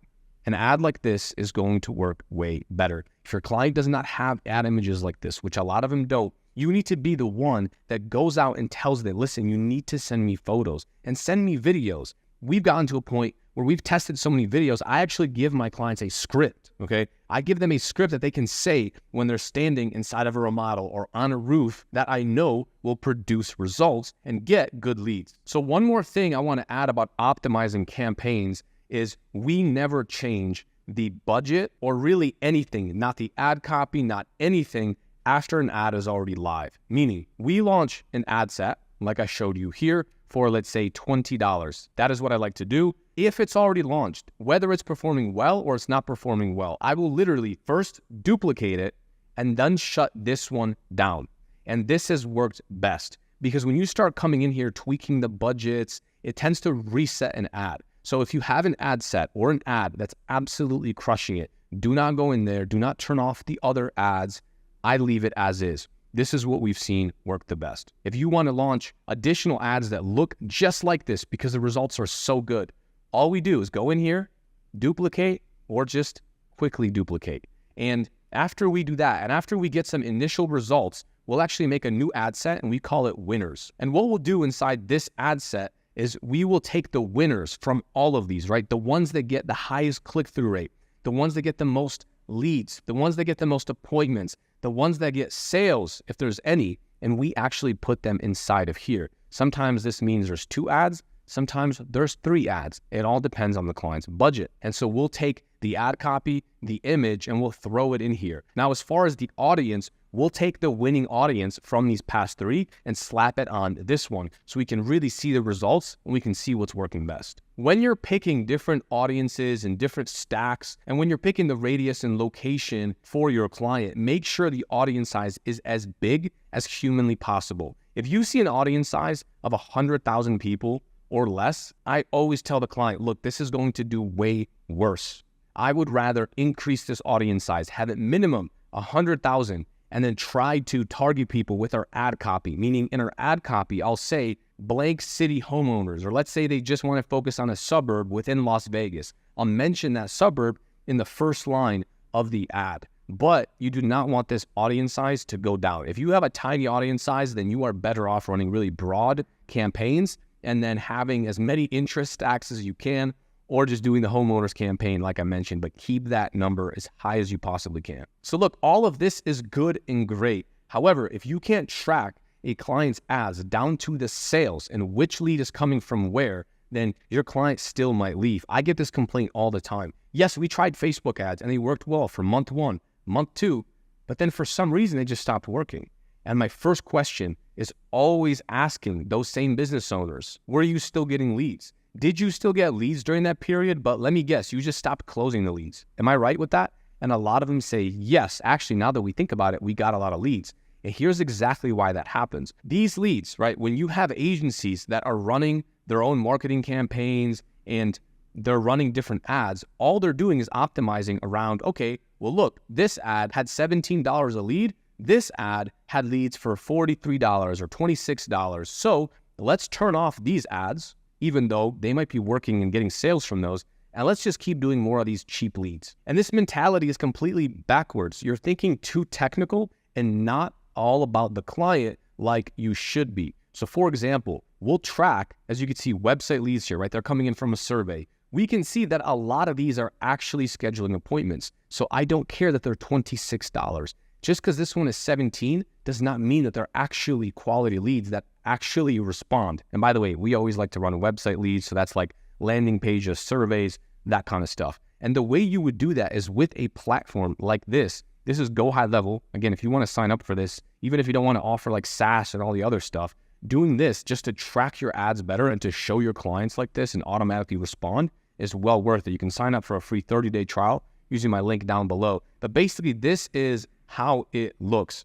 You can see, right, at the end of each week, at the end of each month, you can go into this and just take a look at exactly which ad they came from, which ad set they came from. And what your client does is they go in here and they mark which one got them appointments or which one got them sales. And you can make this extremely easy, and it also makes it really easy to see what information do we have, right? We have the lead's full address. We have a bunch of info. Are you the homeowner? What's your scope of the project? What's your timeline, right? They chose as soon as possible, as you can see here. And so we know this is a high quality lead. Even if there's no sales, we still do take a look at this data and we want the high quality leads. If you look at this tab right here, it says appointment complete, quote given. And what we can see is that when you actually click into it, there's a lot of sensitive data in here. We can actually see that they closed this project for $33,000, right? So let's say that this lead that they closed came from one of our ads that is more expensive. Let's say it came from this one right here at $43. Only 10 leads came in. Wow, so expensive. The normal agency would then just shut this off and not track the right ads, not track the ads that are bringing real sales. Make sure you are in alignment with the client. And again, you can review that at the end of each week and take a look at the lead journey in here. And it's still so crazy to me because this is stuff no one really talks about. Even if people know how to run ads, they don't know how to properly optimize the ads so the clients actually get results. And look, it's probably not your fault. You've probably bought courses or seen other YouTube videos about how to run ads, and no one's telling you the most important thing. What ads actually bring sales, right? So you can do all the audience, all the targeting correctly, but if you don't know which ads to turn off and which ones to keep on, it's like you're flying blind and no one wins in that situation. They certainly don't teach you this stuff in school. The cheap Udemy courses you might be buying, even some of the high ticket courses, a lot of them don't teach you this stuff as in depth as if you're just sitting here on the ground and testing these things. So if you didn't know this, I hope you now have a good reference point on something you can come back to and you have more ideas and stuff you can test and actually get your clients killer results. Because at the end of the day, that's what really matters. You want your clients to feel good about you. You want to feel good about your clients. You don't want to be consistently always running after people. You want to have that feeling in your gut that you're going to try your absolute best and you're going to get your clients amazing results. And then you can hire a media buyer or you can hire someone else to manage this for you so you could step back. You could travel. You could do the things you actually want to do in life. You can step back and you can focus on getting more clients. And that's how you properly grow your agency, build a nice freedom business, while also being really ethical about it. Most people overcomplicate their website so much. They think that these business owners that they work with are going to hyper analyze every little section and does this color fit here? Does this element look right here? They care about every little detail as if their client is looking at it under a microscope. When in reality, this couldn't be further from the truth. Most business owners just want to see that you are a real company, that you are a real person that has some kind of online presence and that you do what you say that you do. I see so many people spending weeks on building this out and making sure that every color is perfect. Should I use purple? Or no, maybe I should use red. Or no, maybe I should have a green theme. And then they spend another 3 weeks trying to build their logo. and trying to put together their branding before they even have a single client. Look, the truth is, you do not need to overcomplicate your website. You don't need to have 10 million different pages. All you need is a few psychological triggers that show your clients that you are the real deal, and have a few elements that build trust in their brain, so when they look you up, you look like a real business. In fact, I'm going to break this pattern for you by giving you a website that you can import with one click. You can drag and drop all the different elements however you want it. I'll even give you my recommendation on how you should structure this website and where you should put certain things on the website. This way you can get it done and go back to doing the important things in your business, which is driving revenue, driving profits into your business. And by the way, I've been guilty of this as well. I've had multiple variations to my website. I've tested different websites, and quite frankly, I've tried everything. I've asked clients, past clients, existing clients, hey, what'd you think of my site? Did this build trust? What elements really stood out to you? What made you trust me over our competitors? And I'm gonna be giving you that winning formula here today. Now, full disclaimer, if you plan on running advertising campaigns to your website or to your funnel, you're gonna have to be a lot more strategic with this approach. There's a lot of complexity when you start bringing in cold traffic. What we're gonna be talking about here today is a general website that everyone can look at. When we were spending money on advertising, we were putting in $1 and taking out $3 back, meaning we would spend $1,000 and I would always get at least 2 clients from that, which we charge each client $1,500 per month, meaning we made back $3,000 that first month. Not to mention that we have a 3-month minimum and most clients stayed much longer after that. So the ROI is massive. Imagine every month, 1,000 in, and then you're taking out 3,000 back. Scaling in business becomes a lot of fun when you have numbers like that you can work with and that you can play with. But we'll save that topic for a different day. But let me actually dive into my screen and show you this exact website template. And then towards the end of the video, I'm gonna show you exactly where you can go to download it and import it into your account completely for free and use it for your business. Let's dive in. All right, so let's start at the very top. First thing you're gonna need is a domain. This is your businessname.com. You can use a bunch of different websites like GoDaddy, Cloudflare. I like to just use Namecheap. This one has served me very well throughout the years. It also gives you free privacy on the domain, so you don't have to pay extra for it. Go in here, set up a free account, and then just put in your domain right here, .com. You can purchase it. It's not much, it's $10 or $12. And then you'll have somewhere to place your website. And also we're gonna make emails with this domain as well. So this is a beautiful template that I am going to be giving you so that you can use with your agency. As you can see, you can put your logo here at the top left. Then at the top right, you can put in a email that you have on your agency. And even if you don't want people emailing you, which you probably don't, this still builds trust within your agency. I would even go as far as saying, put in your phone number next to it. Because even though you don't want people calling you, it builds trust and it shows that you are easily accessible when a client is doing their due diligence on you. And if you don't know how to set up like a support at your company website, what you can do is go into G Suite. You can just register the domain, you point a couple records and you have it set up.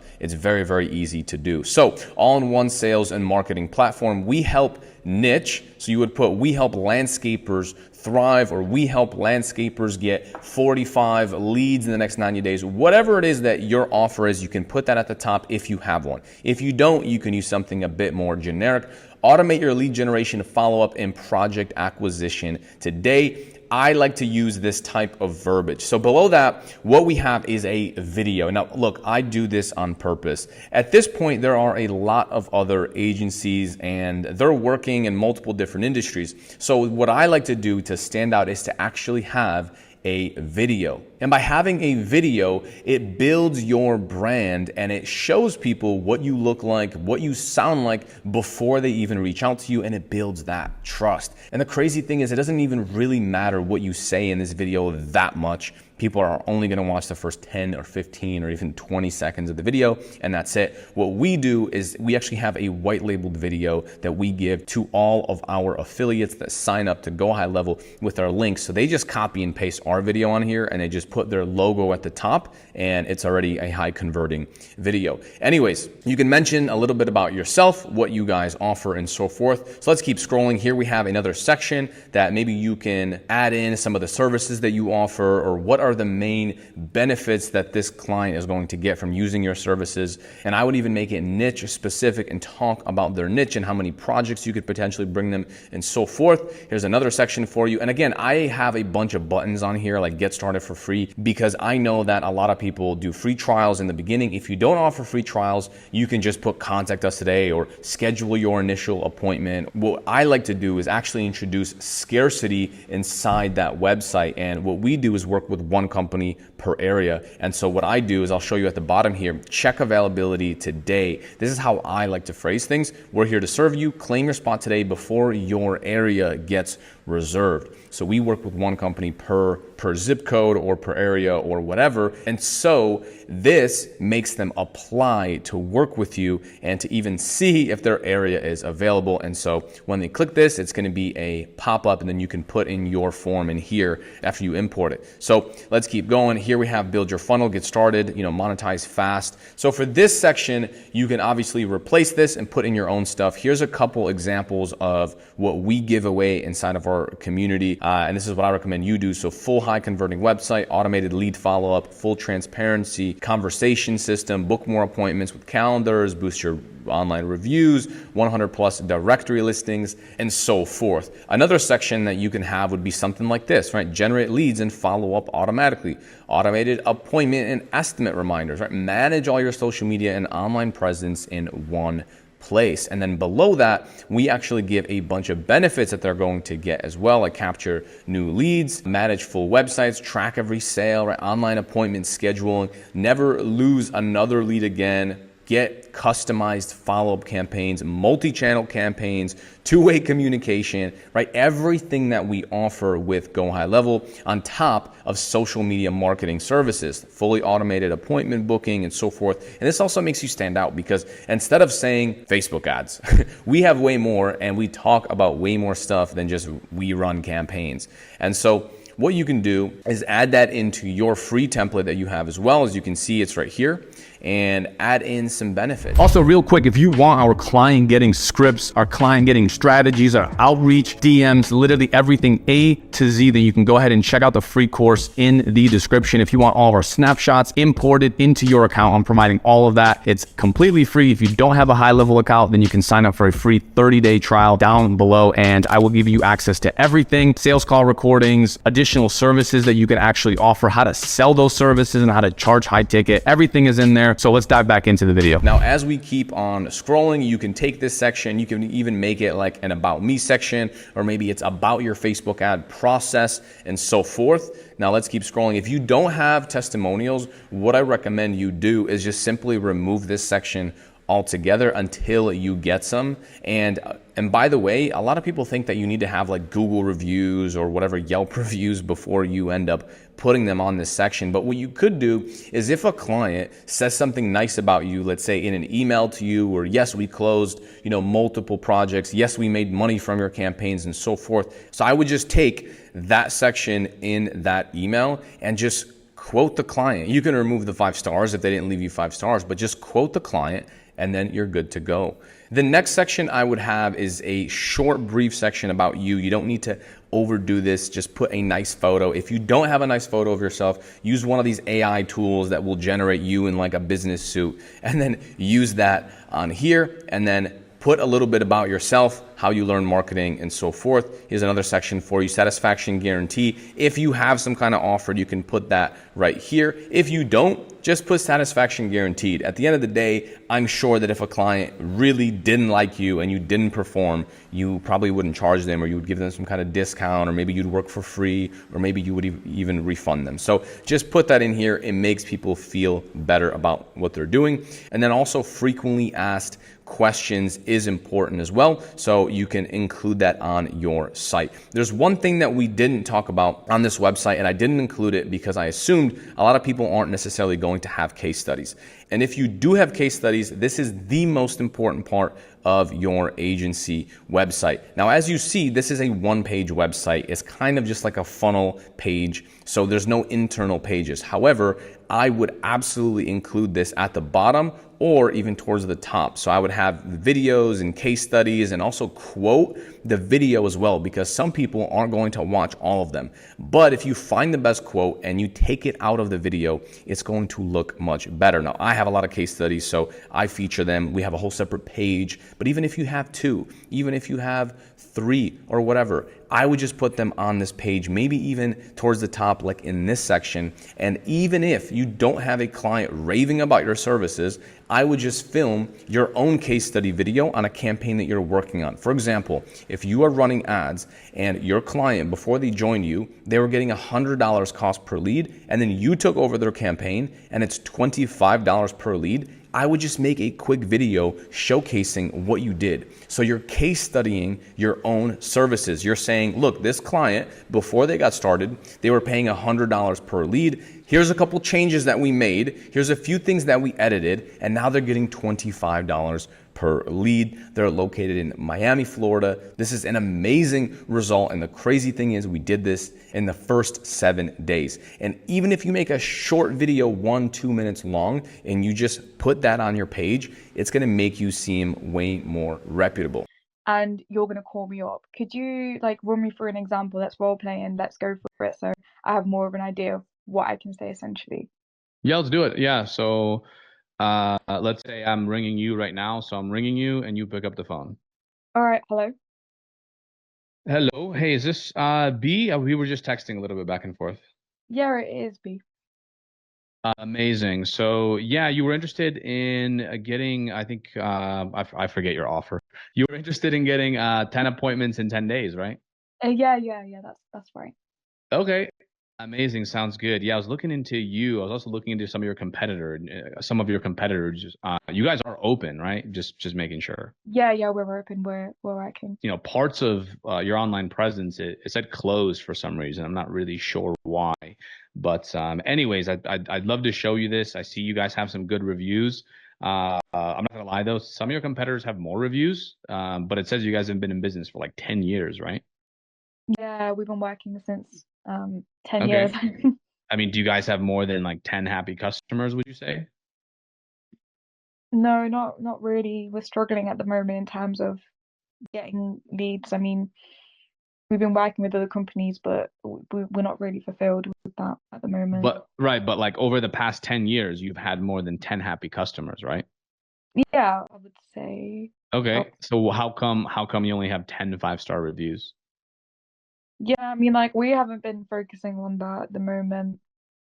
Okay. I mean, why not? Do you want do you want others to have more reviews than you, or like why haven't you been focusing on it? I mean, I just haven't really thought about it. I mean, I'm not an online person. I'm more of like a word of I mean, like we work off referral. We're not really in the online space at the moment. I'm an old school person. Well, sounds good. I mean, yeah, if you want, like all these top guys that I'm sure you see like their trucks and everything on the road. I mean, a lot of them just run like they forget too. You know, a lot of them have like these review systems in place, so it actually automates like the whole thing. If you want, I could set something up for you as well and just give you like 5 reviews or 10 reviews in the next 7 days completely for free. We'll just install it in your business and see if maybe that works for you. Would that be something you even want? Yeah, but like I don't get it. Like why do I need reviews when I can just ask somebody else to do it for me? Like I can just do it myself, ask my past customers. Yeah, you Why certainly should can. Well, why don't you? I mean, you've been in business for 10 years and you have 10 reviews, so why don't you Yeah, ask people for reviews? now you brought it up, I think I will definitely text over my friends. I mean, not my friends, sorry, my clients, Okay. and get them in. Okay, sounds good. How many past customers do you have? Like, would you say, do you have a list of them or like? Yeah, I do currently. Yeah, I do somewhere. I have like around 100, I would say, a list of my Okay, past customers, maybe more, just on the nice. top of my head. So my guess is like, so what's your plan right now? After you get a customer, you're going to text them and you're going to say, hey, Yeah, I review. just, I want after the job's finished, I'll just let them know that, hey, I just want a review. Um, just fill one out for me. That would be great. Okay. What if I told you we could just text like 100 of those people that you said you have as customers? We could text them a link that basically filters out all the negative reviews. So if someone chooses 5-star reviews, it'll redirect to Google. And then if someone chooses like 1 review, it'll just go to your email inbox and it won't get published. Like, would that be something that you would want? Oh, so you guys do that? Yes, we can. And like I Oh, mentioned, I mean, I'll give you a free trial as well. So it's not like there's any risk. I mean, you could, of course, do whatever you want. It's your business.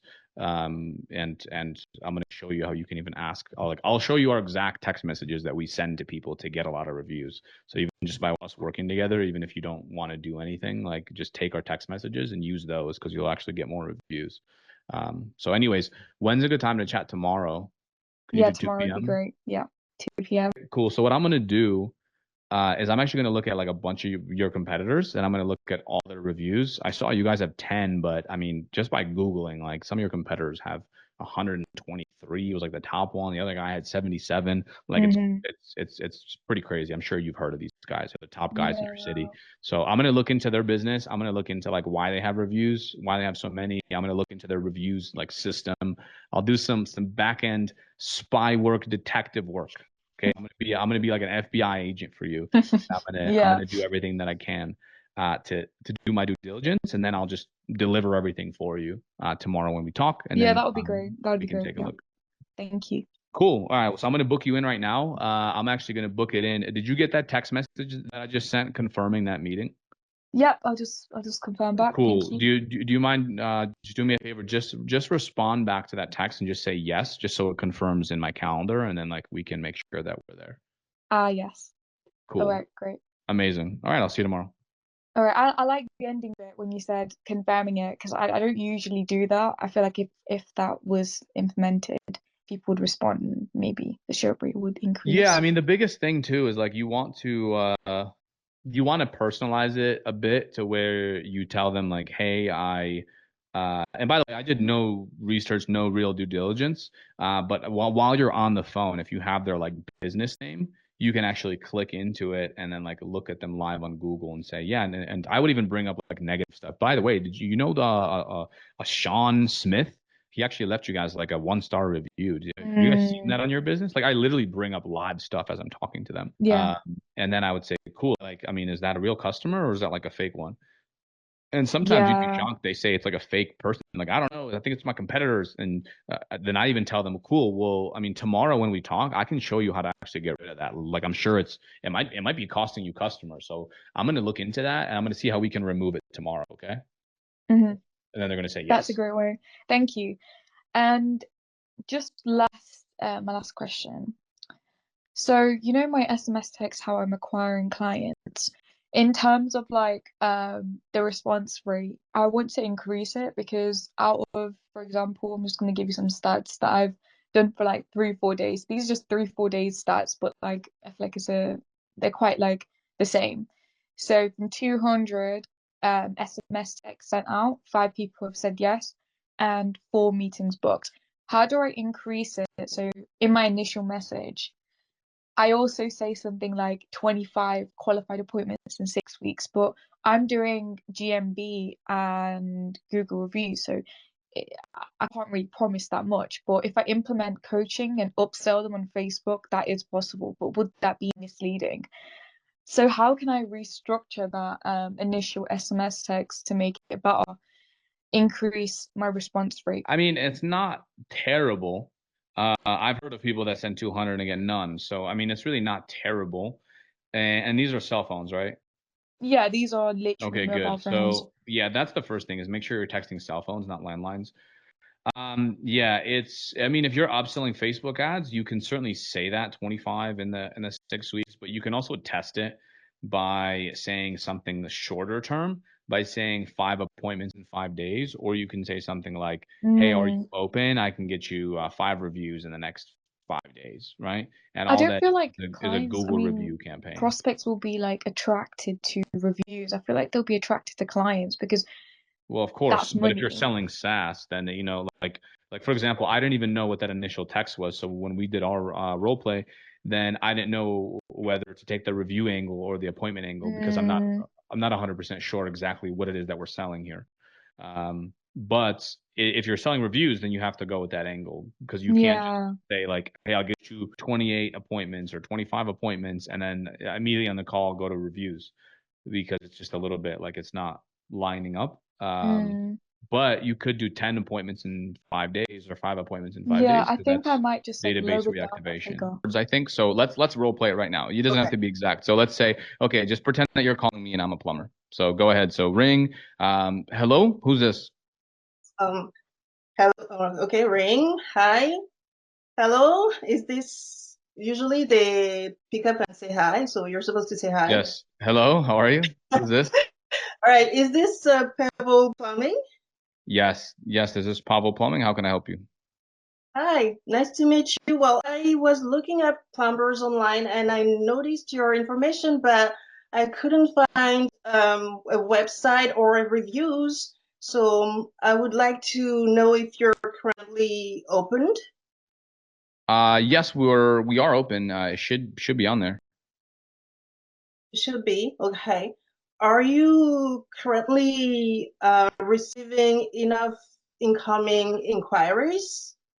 Because I went ahead and I felt like this is a very valuable resource, and I went ahead and built a mock-up website for you that could be interesting to help you increase your sales. Are you interested in looking it up? And would you have any time sometimes?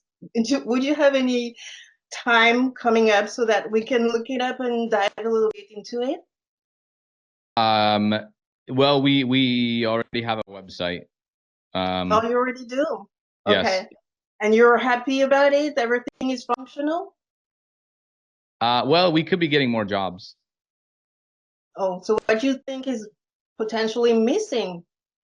Okay, that's good. So this is me talking to you now. Where do you think people normally hang up on you, or where do you think it doesn't go well? Do they usually hang up on you before you can finish all of that sentence? Yeah, before Yeah, as soon as that's I my thought mentioned too. that I'm Because offering something. so we could keep going, and then like like I could coach you on like what happens after this. But my guess is that you never actually, well, you don't often get past like that beginning point. So let's reverse the roles and let's pretend that I'm calling you. Again, I know I'm putting you on the spot, so awesome job. Like you didn't, come prepared for this. So let's just reverse the roles. Let's pretend I'm calling you. So I'm ringing. Yeah, so say Hi. hello and then I'll hey, is this Stella Plumbing? Yes, speaking. Hey, yeah, I'm just wondering if you guys are still open. Tried to look you up. Yeah, we're currently open. Can I help you? Okay. Yeah, that's odd. I tried to click on your website, tried to look at some reviews. I didn't find anything. Well, we're still working on it, but maybe I can help you somehow. Yeah, definitely. I was just looking for a plumber here in Las Vegas, and it seems like you guys had some good photos. I like your work. I actually went ahead and built you a website. Do you guys want to see it? Well, how long is this gonna take, do you think? The website? Well, it's already done. So maybe 15, 20 minutes. Okay. Well, I'm not sure when I'm available this week. When do you think that could happen? Yeah, I mean, we can chat later today. We can chat tomorrow. I mean, look, all of your competitors, ABC Plumbing, XYZ Plumbing, they all have like freaking like 80 reviews. You guys have 4 stars. Now, it says you've also been in business for like 20 years. So I'm pretty sure you have more than 4 customers, right? Indeed. Yeah. So, Um, okay. How yeah, that come? would Like be great. you guys don't ask for reviews or like what's going on? We've been kind of busy, and I'm not sure, about the best way to go about it. I'm not sure if it's going to be beneficial if they leave bad reviews and how to manage that. So, we haven't managed that yet, but that's a good point. Maybe, yeah, we should book it up and see what you have to offer. Got it. Yeah. And most of the time they're not going to be that nice. Like I know you're being extra nice to me, Stella, but most of the time they're going to be kind of mean. They're like, "What?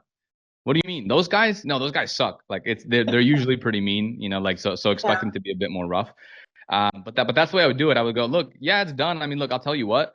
I'm going to do my due diligence. I'm going to study your competitors, and I'm going to look at all their, websites, their businesses. I'll look at everything, and then I'll just show you everything that I find. Is that cool? If we jump on Zoom and I show you all that? All right, cool. So yeah, I could do tomorrow at 4, and then you just book in. So anyways, that's just an example. I could try to explain all that stuff to you, but like I'd rather just show you live because, it's a conversation, and I'm not talking about mock-ups or websites or, hey, I could get you reviews or conversions. I'm just saying, look, your website's down. I built it. Like the shorter, the better. Like the least amount of words we can say, the better. And, I built your website. You want it?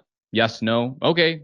You have no reviews. You want more reviews? Like, it's just so simple, right? It's like a third. You can cold call a third grader and sell them some chocolate with this script. So, it works. I'll probably just rehearse and make it as simple as possible. It's too complicated. That's all. You're just using too many big words, and especially when it comes to calling contractors. These guys. Small words, yeah. A lot of it really is kind of lack of reviews. All right, so we found the first pain point, which is they have 1 review, and he just said the second pain point. There's another pain point right there. So he's saying he's getting a lot of people to his website, but not enough calls. Facebook ads aren't new. Landing pages aren't new, right? Doing automatic email follow-up, SMS campaigns. All that stuff is not necessarily new. However, your angle, your twist, your version of how you do it, that is new. And you're gonna see exactly how I structured it and exactly why they signed up and everything here in a second. We talked to several different companies. We've got them on hold. We've looked into other Facebook ad companies. So now I know that what I have to overcome is the fact that we're different. I don't know where exactly I'm at financially to spend money to get more leads. Like, do you think this is a high quality lead? Obviously the answer is yes. Another huge pain point. How are you guys following up? We don't have a system open for us to come in and say, well, do you think you can get more sales if we just automatically follow it up? I'm letting him tell me what he's not sold on yet. I'm never gonna give a price to anyone that doesn't see the value. So I'm first gonna ask, do you guys think this is something that could work for you? Absolutely, yes it does. So that's the first objection is, can you send me an email? There's definitely a lot to unpack here. Training my sales reps to work with the system. I'll be ready to move forward with you right after this phone call. Sounds good. I'll do that. So there it is, $1,500 a month, and he's ready to move forward. And sometimes people overcomplicate sales so much. Like, he's already in here, he's already sold. Don't ask more questions. Boom, client closed. So he is now paying $1,500 per month for using the software. A member inside of our private community and one of my GoHighLevel affiliates sent me a message and he asked me for some client getting advice. And instead of giving him some long essay, I decided to jump on Zoom and close the client for him while having him in the Zoom call so he can learn how it's done firsthand. We closed this client for $1,500 per month for SaaS. I'm talking no Facebook ads, no lead generation campaigns. There are a few additional services that we are going to offer on top of the SaaS that you're going to see in the video. So let's dive in. I'm going to give you a full breakdown on exactly how the call went. You're going to hear everything that I said to this client, and then I'm going to show you and explain to you why I said what I said exactly when I said it. Gotcha. Yeah. Yes, sir. Yeah, my name is Pavel, but don't worry if you mispronounce that. I spent my entire life correcting people from Pavel, from everything. So, Pavel, we've heard about you. You mentioned you. I'm sure you guys have talked a little bit about. So this is interesting because they have actually seen or heard my name before, and it's not like they've seen any videos or anything like that. But they actually found me in a Facebook group when I was giving value. I'm going to touch on this a little bit later about how I actually approached Facebook groups and how now, even though I never closed this client, I've never met them before, my name looks familiar. So we're going to touch on that a little bit later. What I'm working with you on and what I'm interested in, but we've known about you. I'm sure it's caught you up a little bit, but with our websites and our website builds and how many we've gotten, where we're looking to go. I'm 27 old now. He just turned 30. With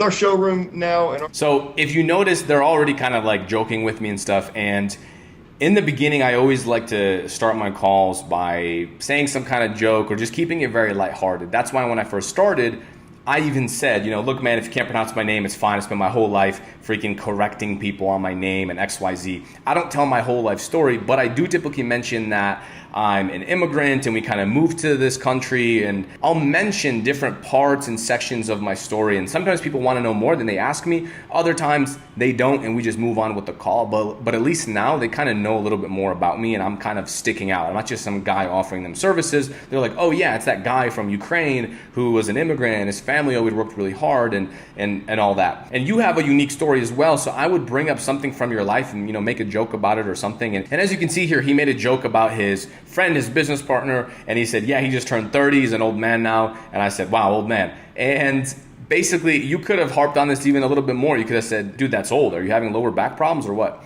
And see, I keep it lighthearted because I actually initially learned this because I did so many sales calls. When you're doing 5, 6, 8 hours plus of just talking like this on Zoom, dude, it gets so annoying. Like, I started making jokes and everything to make it more fun for me. I would jump on a call and I'm like, oh man, dude, you're from Florida. Awesome, dude. Like, you ever been bit by an alligator? I hear you guys are freaking crawling with alligators over there. And I'll just make stupid jokes because it would make my life more fun than just being serious all the time. So let's keep moving. Our sales reps and our team and where we're looking, we've only been doing this, well, it's been family owned and operated for many, many years. But I got out of the Marine Corps a handful of years ago and I've been running the company. You guys are like us. We're all young. We're hungry. We're looking to build something. I've got 2 kids, has 2 girls. So we're hungry. We're looking to grow and build something. But Pavel or Pavel? Pavel. Yes, my brother's done all of our marketing stuff. We both got out of the military with our marketing degrees, and he's one to sit behind a computer and take off with it. I like being hands-on. I like being in front of people. So in the past several years, he's developed our 6, 7 websites and ranked them. I enjoyed email and our conversation with him talking about what he can do and the consistency. So he's talking about the email outreach that we use to get them on the call. And by we, I just mean my affiliate. He was doing email outreach and he was using one of our scripts that we have, and that's exactly how we jumped on this call. I didn't do any email outreach. I don't actually even know exactly what he said, but I have an idea because he used our template. That's initially how my affiliate got connected with this potential client. Consistency that he can do. I'm working on, with all of my sales teams, I'm working on having all of our guys focus on one thing and one thing that they do best. There's a lot of different areas, a lot of cogs on the wheel with our cabinet business. You guys know that. Just like the marketing business, a lot of different ways you can go. But if we could do one thing, you could do it great rather than doing 10 things well. And that's why I've touched base with you. And I was very impressed with his email. And again, we're looking forward to seeing what you guys can offer on the Google Ads side. Cool. Amazing. So to be clear, so you ranked like the 8 or 9 or 10 websites? Yeah. We did a lot of like cabinet type keywords. I mean, we didn't do like a whole bunch of different keywords. We just kind of focused on kitchen cabinets, he's starting to rank in flooring kind of stuff. We're starting to branch out in some countertops, but we got a couple roofing websites. We just finished our tile website, and all of, with my home company, our website, or whether it's roofing or tile, it's to get my sales reps on the phone. It's to get our foot in the door. 9 times out of the 10, people don't know all the things we offer. Our websites just focus on one thing and they get us in the door, and then they find out that we paint. They find out that we do cabinets, countertops, the whole 9 yards. So that's where we're at with those. That's really amazing, smart. Man. I was going to say, you guys are probably the most tech savvy cabinet, kitchen remodeler, like contractors, I think, ever, man. A lot of times I'm helping people and I'm helping contractors install Zoom on their phones. They could jump on one of these calls. So you guys are ahead of the curve there, which is amazing. So you guys offer quite a few different services, right? I mean, like you mentioned, roofing, painting, cabinets, all that stuff, right? Kitchens, bathrooms. I'm under the understanding that you guys want to specifically focus on the kitchen and bath side first, right, or in the beginning, or just we want people to know that we do kitchen remodels, right? I brought 2 sales reps in from a different company. Amy was doing 1.6 with her company. Amy actually trained Travis. They're both young with families as well. Travis left doing 1.2 with that company. I guess it's my salesman technique. I don't know, but I was able to get them on board with us being a startup company, essentially. But of course, it was very attractive to them knowing that they can help build something and be a part of something. We're all not making much money now. You know, it takes a lot to buy a showroom and the vehicles and to get started. But they're excited to be on the team. And again, it's not me anymore. For a couple of years, it was just me and my partner, and we were doing it all, and we were making all the money. But now with, you know, our 8 employees, they all have families, got a family. You know, we need more leads. You can have the best business in the world, but without leads, it's not worth anything. And that's where we're at. It's time to spend some money on some of this and get more leads coming in. Yeah, definitely. And I'll go as far as saying, like, it's not even just about leads, right? You guys want booked appointments. Like, at the end of the day, you can have a million leads, but if you know 2% of them are turning into appointments and you're closing half of those, it doesn't really matter, you know. And that's kind of the issue with, like, I'm sure you guys have used Home Advisor, Angie's, like, how's all the other companies is, you know, they'll send you a million leads, but it doesn't matter. They're being sent to 4 or 5 other contractors, right? Right.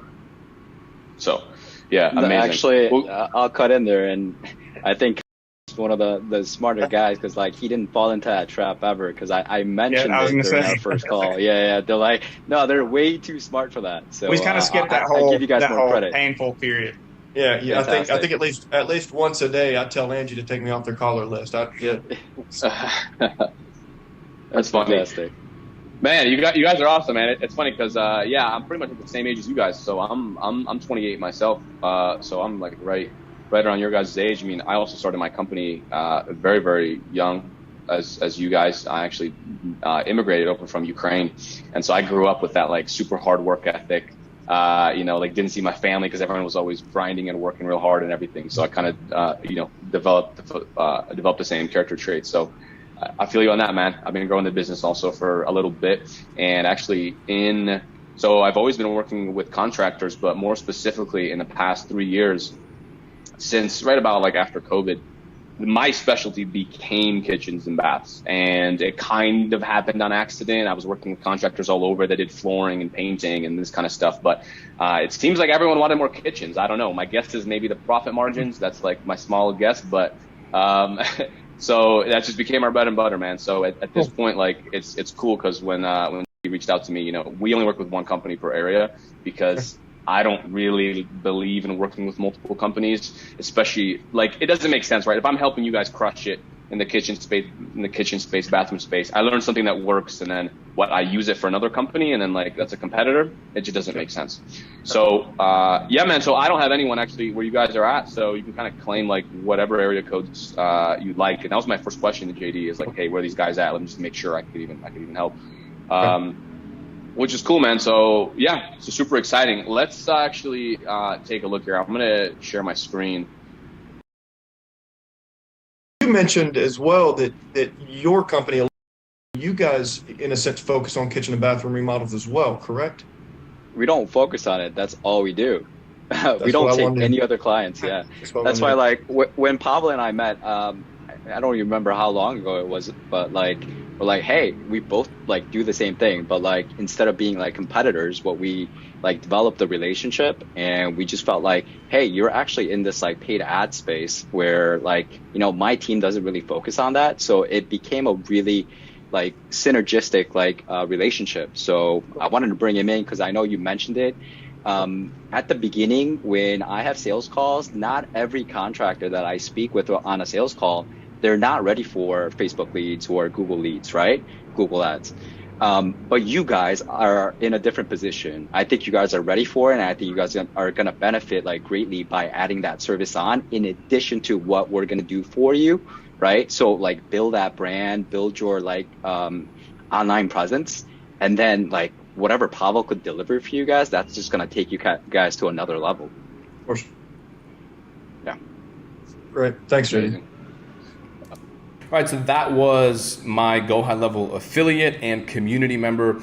That is the one that initially reached out to them. Maybe he even had 2 intro calls with these guys. So I actually came into this call knowing a little bit of context because he told me kind of where they're at, where they want to go. And initially, he thought that they might want to run ads. And that's kind of why he reached out also. He needed some advice, plus he needed some stuff on ads. And then he even asked me if we could run the ads and he can kind of, like, white label my service, or maybe he can partner up with my company. And so I just decided to jump on. If they need ads, maybe I can sell them ads. Or if not, then I'll just close this client for them and it'll just be a GoHighLevel SaaS client. We'll go ahead and share my screen here for you guys. I'm sorry? I like. You're damn right.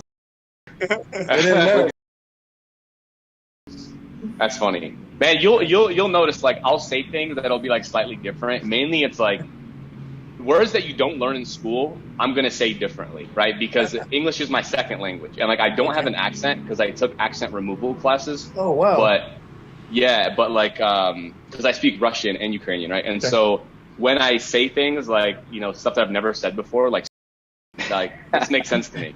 Then you're like, it's. Pablo, do you have a family? Family isn't. Are you married? Married? Any kids? I'm not married, but I do have a girlfriend that I've been with for quite some time. Yeah, so Now, maybe maybe in the future. Where do you live right now? So I'm based out of Vegas, but I'm not gonna lie, man. Vegas is way too hot. In July, Vegas is no bueno. So yeah, I'm based out of Vegas, and then it comes summer, I usually kind of either go back to my hometown or I'll kind of, you know, travel a little bit and so forth. But I'm used to the cold though. You know, in Ukraine it's quite cold, and we moved in Buffalo, it's quite cold, and then Vegas is the opposite. So yeah. So I think you guys would appreciate this because you guys are family, man. Like myself, I have a daughter, right? So like we're like pretty much like homebound, but like we have Pavel that's just like traveling the world and like doing God knows what. Like when I call him, I'm like, I don't know where he is. Like, hey, where you at now? Right? So yeah, he's got that lifestyle. So I try to live vicariously through him. Well, I met my wife on Cinco de Mayo, and so you guys beat that one. Nice. Oh, nice. Cinco de Mayo. That's well, right. Let me try to beat that actually, because I met my wife on a flight to Korea. Oh, cool. Wow. Okay. Yeah, so, I spent 9 months in Korea in the Army. Oh, were you there? Yeah. I spent 9 months in Pyeongchang. And that's awesome. A little bit of time right under Seoul. So that's fantastic. Yeah. Cool. Wow. That's amazing. Yeah, damn. Yeah, we got to talk about that next time. Yeah. I've never been out there, so I feel like I'm slacking. Yeah, I keep telling you to come visit, you know. That's right. They should. Slightly different time zones. But yeah, so this is, are you guys based in, I'm just going to keep calling it Salisbury.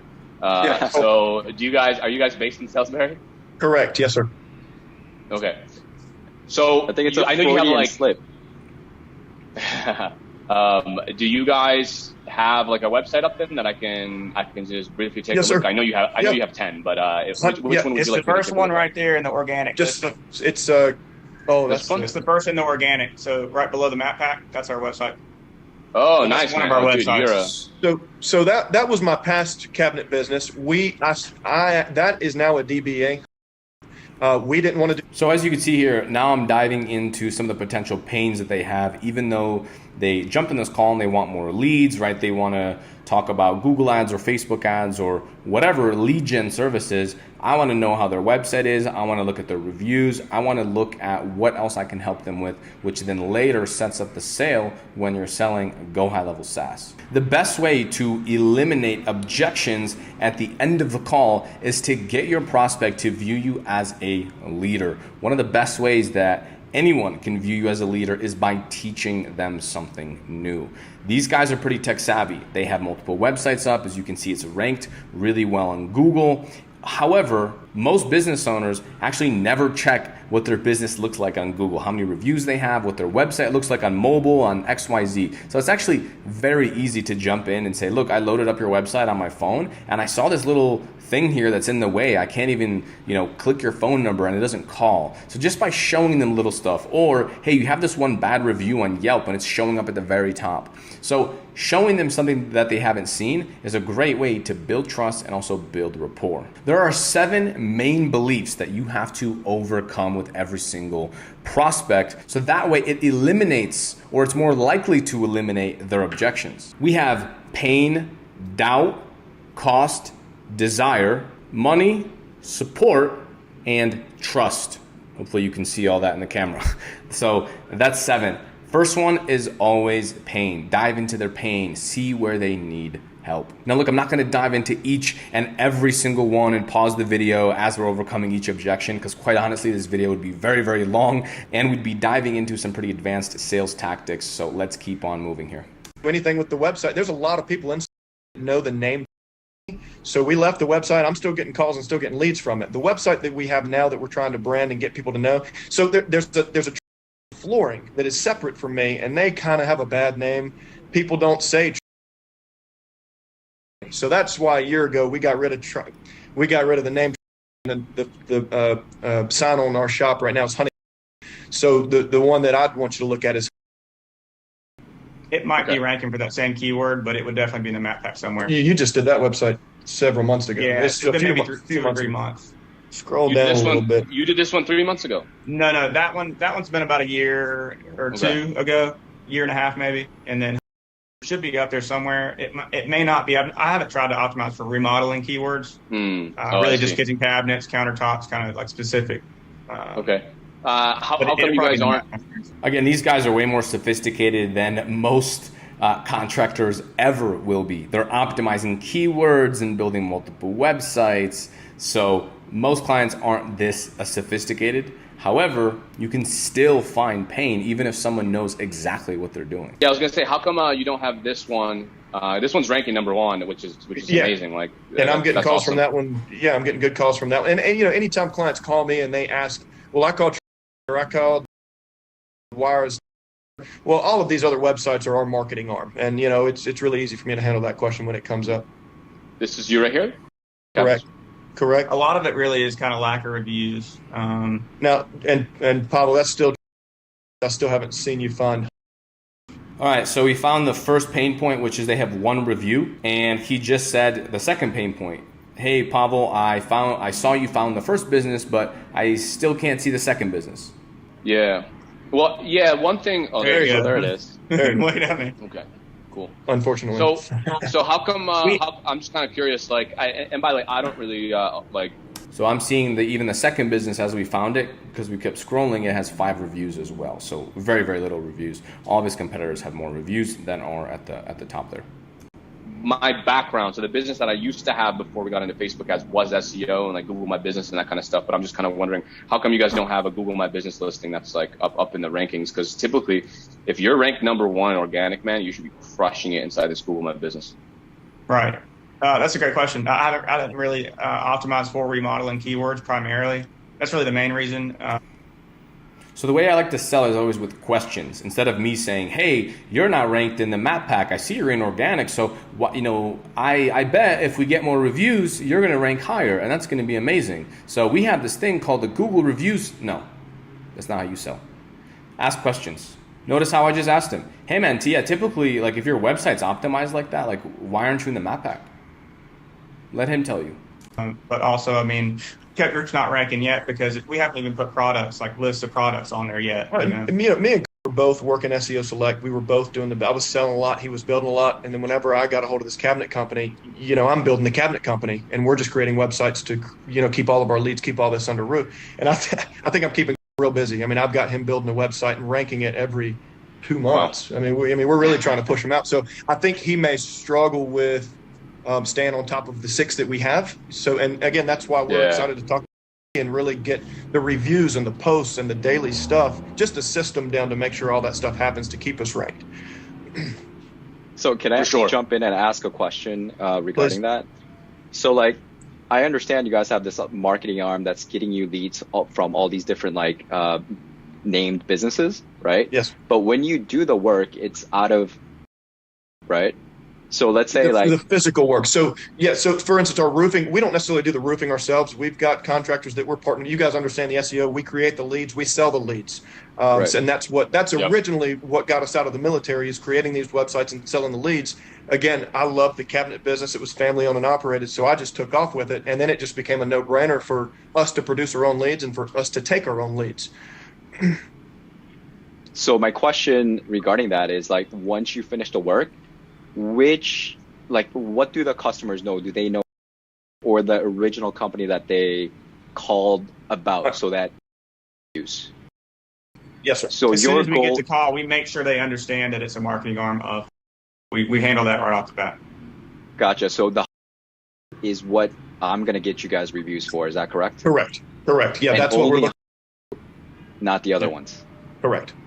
Perfect. Okay, we're on the same Now, page. and again, you know, I talked to you a little bit about the other websites we have and what we may look into, you know, as months go on, and it may include the other website. We're not sure, but again, right is the most least aged, and it's the one we're looking to brand right now. I want saved in everybody's phone within a 100-mile radius. So also, as they're talking about all this, and in general, even if I'm talking to a client, I'm typically looking through their website, I'm clicking into it. These guys have multiple websites. However, I'm looking through their website to find more things that I can improve and to genuinely give them more value, right? These guys are tech savvy, and so I know if I give them some advice, they're going to implement it. And I also know if I give them good advice and it works, and they see an increase in call volume, they're going to be like, wow, they're like, you know what? We took some of his free advice on that call, and we're actually getting more calls now. For any remodel work they can think of. Sounds like a great goal. That's awesome, man. One thing that I will say is on the Google Map, this is like before I like show all the Facebook stuff. I have a client in Vegas, and he ended up signing up like a long time ago. So we still do some SEO stuff for him. So do you know roughly how many calls you guys are getting from the SEO stuff? You know, I'm going to tell you how many quality calls we get from the 4 main websites that, you know. So in this situation, they have a website that's ranking well on Google. I have a client that I signed up a while ago for SEO, but his website's not ranking anywhere on Google except in the map pack. So it's in that like little map section, and we're getting a ton of calls just from that. So just to drill my point home, I am actually going to show him the call volume, right? The amount of calls that Google My Business listing is actually getting him. Take out the roofing, take out the tile from the 4 main cabinet kitchen remodeling company. If you have proof, this is probably the best way to show it, is just to casually mention it. Oh yeah, by the way, like if you take this advice, like I have one client that took it, and look at what he's generating. I'm just gonna share my screen and show you. And instead of you bragging, like saying, oh, we have testimonials and this and that, like no, I'll just share my screen. I'll show him, wow, that kind of reminds me of like this right here. So yeah, if you alter that strategy a little bit, you know, this might be some of the results that you might see. I'd say we get 2 quality calls a week. And again, I think does a little bit better because we're here. People drive by our shop. We've got yard signs, so people are calling that number. But as far as the areas we're not physically in, so on and so forth, I see my stats at the end of every month. There's a lot of people stumbling upon our website. There's a lot of people that are actually putting the map in there. You know, I can see all the stats. But the calls are decent. You know, some months are better than other months, but I'd say 2. There's another pain point right there. He's saying, I can see the stats on my website, but the calls are decent. So he's saying he's getting a lot of people to his website, but not enough calls. So now I know the other pain point. He needs more calls from his website. He needs to improve his conversion rate on the website. This could be adding a live chat, you know, making a bigger phone number, that kind of stuff. Quality a month from each of them, which, you know, is giving us 8 quality phone calls a week from all of them for my 6 sales reps here in our shop. Got it. So I'm going to show you something that we're doing here in Vegas, specifically for kitchen and bathroom model. As you can see here under the drop down, they have a ton of other services as well, but I'm going to take out like kitchens. I'm going to take out concrete, all that stuff. This is just kitchen and bath. And we have 2. So it's interesting you're doing this like multiple website kind of thing. This is what we're doing too, except my website is on like page 2 or 3. This is all from that Google My Business map pack. That's all. Literally 82 calls. Actually, you know what? Here, let me go into unique calls. That way, if somebody calls twice, it only counts 1 time, right? Okay. So I'll go into unique, and let's pick like kitchens and bathrooms here. So last 30 days, as you can see here, so 61 calls, right? And you can see there's our conversations, 3 minutes, whatever. Okay. We got Angie in here. So not really. Angie is like another lead source, and they cold call freaking everyone. So I made a joke about it. Right. But most of these people are leads here coming in, right? And this is all, man, from Google My Business. So this is just like total side note for you guys. I mean, dude, I would I would absolutely start to getting reviews on the other Google My Business listings, and I would start, you're ranked really well, but one thing I would do is, like, for example, where's that listing? I would change this. It's already this one's already doing well for kitchen remodeling. I would change this to kitchen remodeling, and then your ranking is going to jump up. You have the keywords in there. You might jump up to number 2 or number 3 just off of that. One review though is not really enough. So you might be at number 4, number 5. I would boost that up to at least 10 reviews. Just that one listing. And dude, honestly, your phone calls are going to double for this location just if you do that one thing. Right. So that's the first thing. The second thing, you said you're getting website visitors, but not calls. I can tell you my rough idea on why that might be happening. We already talked about that, but I'll let Pavel explain a little bit more. Yeah. The biggest thing, man, I would say is just like this website, you don't have your phone number anywhere. I mean, I landed on this website. I don't even know how to call you. Okay. Yep. All right. So like we have to really scroll down and say, okay, here's this little text. And by the way, some of your demographics are older, right? And some of them are in their 50s, 60s, and they might need to use 3 pairs of glasses to see this number, right? They don't know. So I would definitely have that. This one though, you guys are crushing it, right? You have the phone number nice and high up to nice and high up towards the right. I assume it's on mobile as well. I'm not going to dive into like the whole like website thing, but anyways, that's just a couple things. Oh yeah, great. But the Google My Business is low hanging fruit for you guys. So I'll always give some advice and then say, look, but I'm not going to dive too deeply into this because then this call would be super long. It would take us, forever for me to go through every page. But anyways, that's just a couple things that I think if you implemented it, it might really make a difference in your business. So let's actually dive in here. For sure, because this is all Google My Business and just in your niche, and literally the website isn't even ranking. So definitely don't let that slip there. So by the way, you did say, so I'll show you some of my case studies because I know you guys have said that you've heard of me or maybe seen my stuff somewhere. How did you guys first come across me, I guess, in some way, or how have you heard of me in the past? You're associated with somehow, right? I have gone through, yeah. Okay, so we both went through. That's how. Amazing. I think we're friends on Facebook. I see your stuff every now and again or whatever. I think we spoke before, maybe briefly, but. No, nice, man. That's interesting. Yeah. Small world. Yeah. I was going to say, because if you guys are in this space of remodeling and whatnot, then which it makes sense how the rank and rent model then. Yeah. That's kind of what we did inside this Vegas thing. So you know about the Google My Business and that kind of stuff and all that. Yeah. Okay. Well, cool. So this is. All right. So it looks like he found me inside of a group, and this is why part of our Facebook group strategy is not to always hard sell. When you go in these like groups with lots of business owners, you can clearly see who's a marketer and who just wants to make a quick buck. Hey, I'm doing an experiment where we're running Facebook ads for free for 7 days and guaranteeing, like, no, dude, that's a direct call to action. Everyone and their grandma can smell that as a marketing campaign. That's a marketer that's going to try to sell you on lots of services. What is a better approach inside of Facebook groups is by genuinely giving value, meaning someone asks a question about this or that and just answer the question and say, oh, this is what we're doing on Facebook and we're getting $20 leads. And then that's it.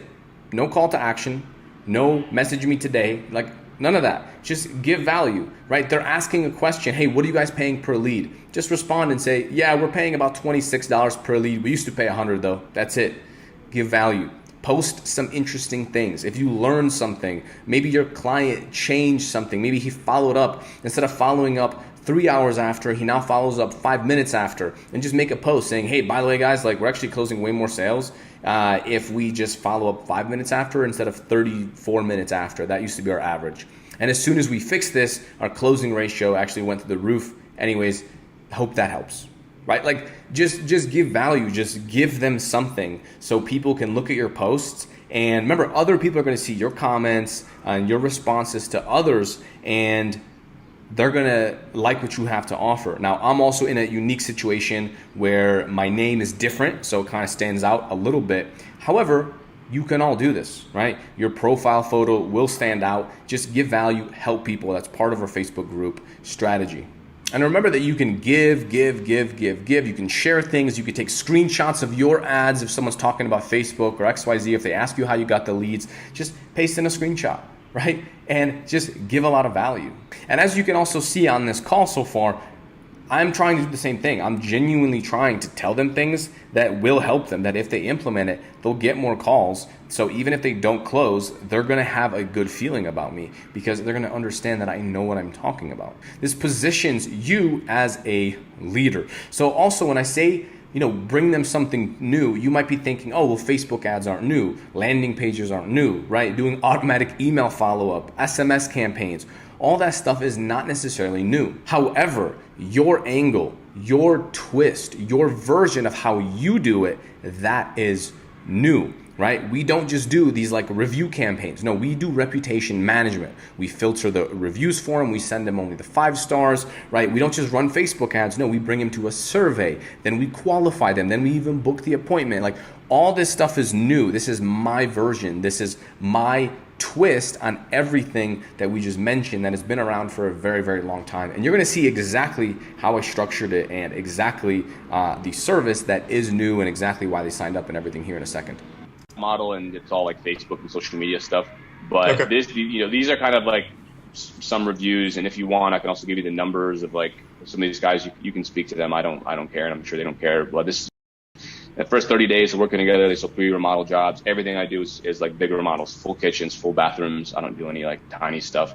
This is he said we make 3 to 4 sales per month that average between 25 to 35. So if you don't have case studies, if you don't have testimonials, that's fine. Honestly, you can film like a Loom video, or you can film your own testimonial, meaning you don't need to get something from the client. However, if let's say you ran Facebook ads for one client and you decreased his cost per lead, again, from $100 per lead to $20, make a video explaining how you did it. And that can go on your case studies page. Here's a case study on how we decreased a client's cost per lead from $100 to $20 per lead.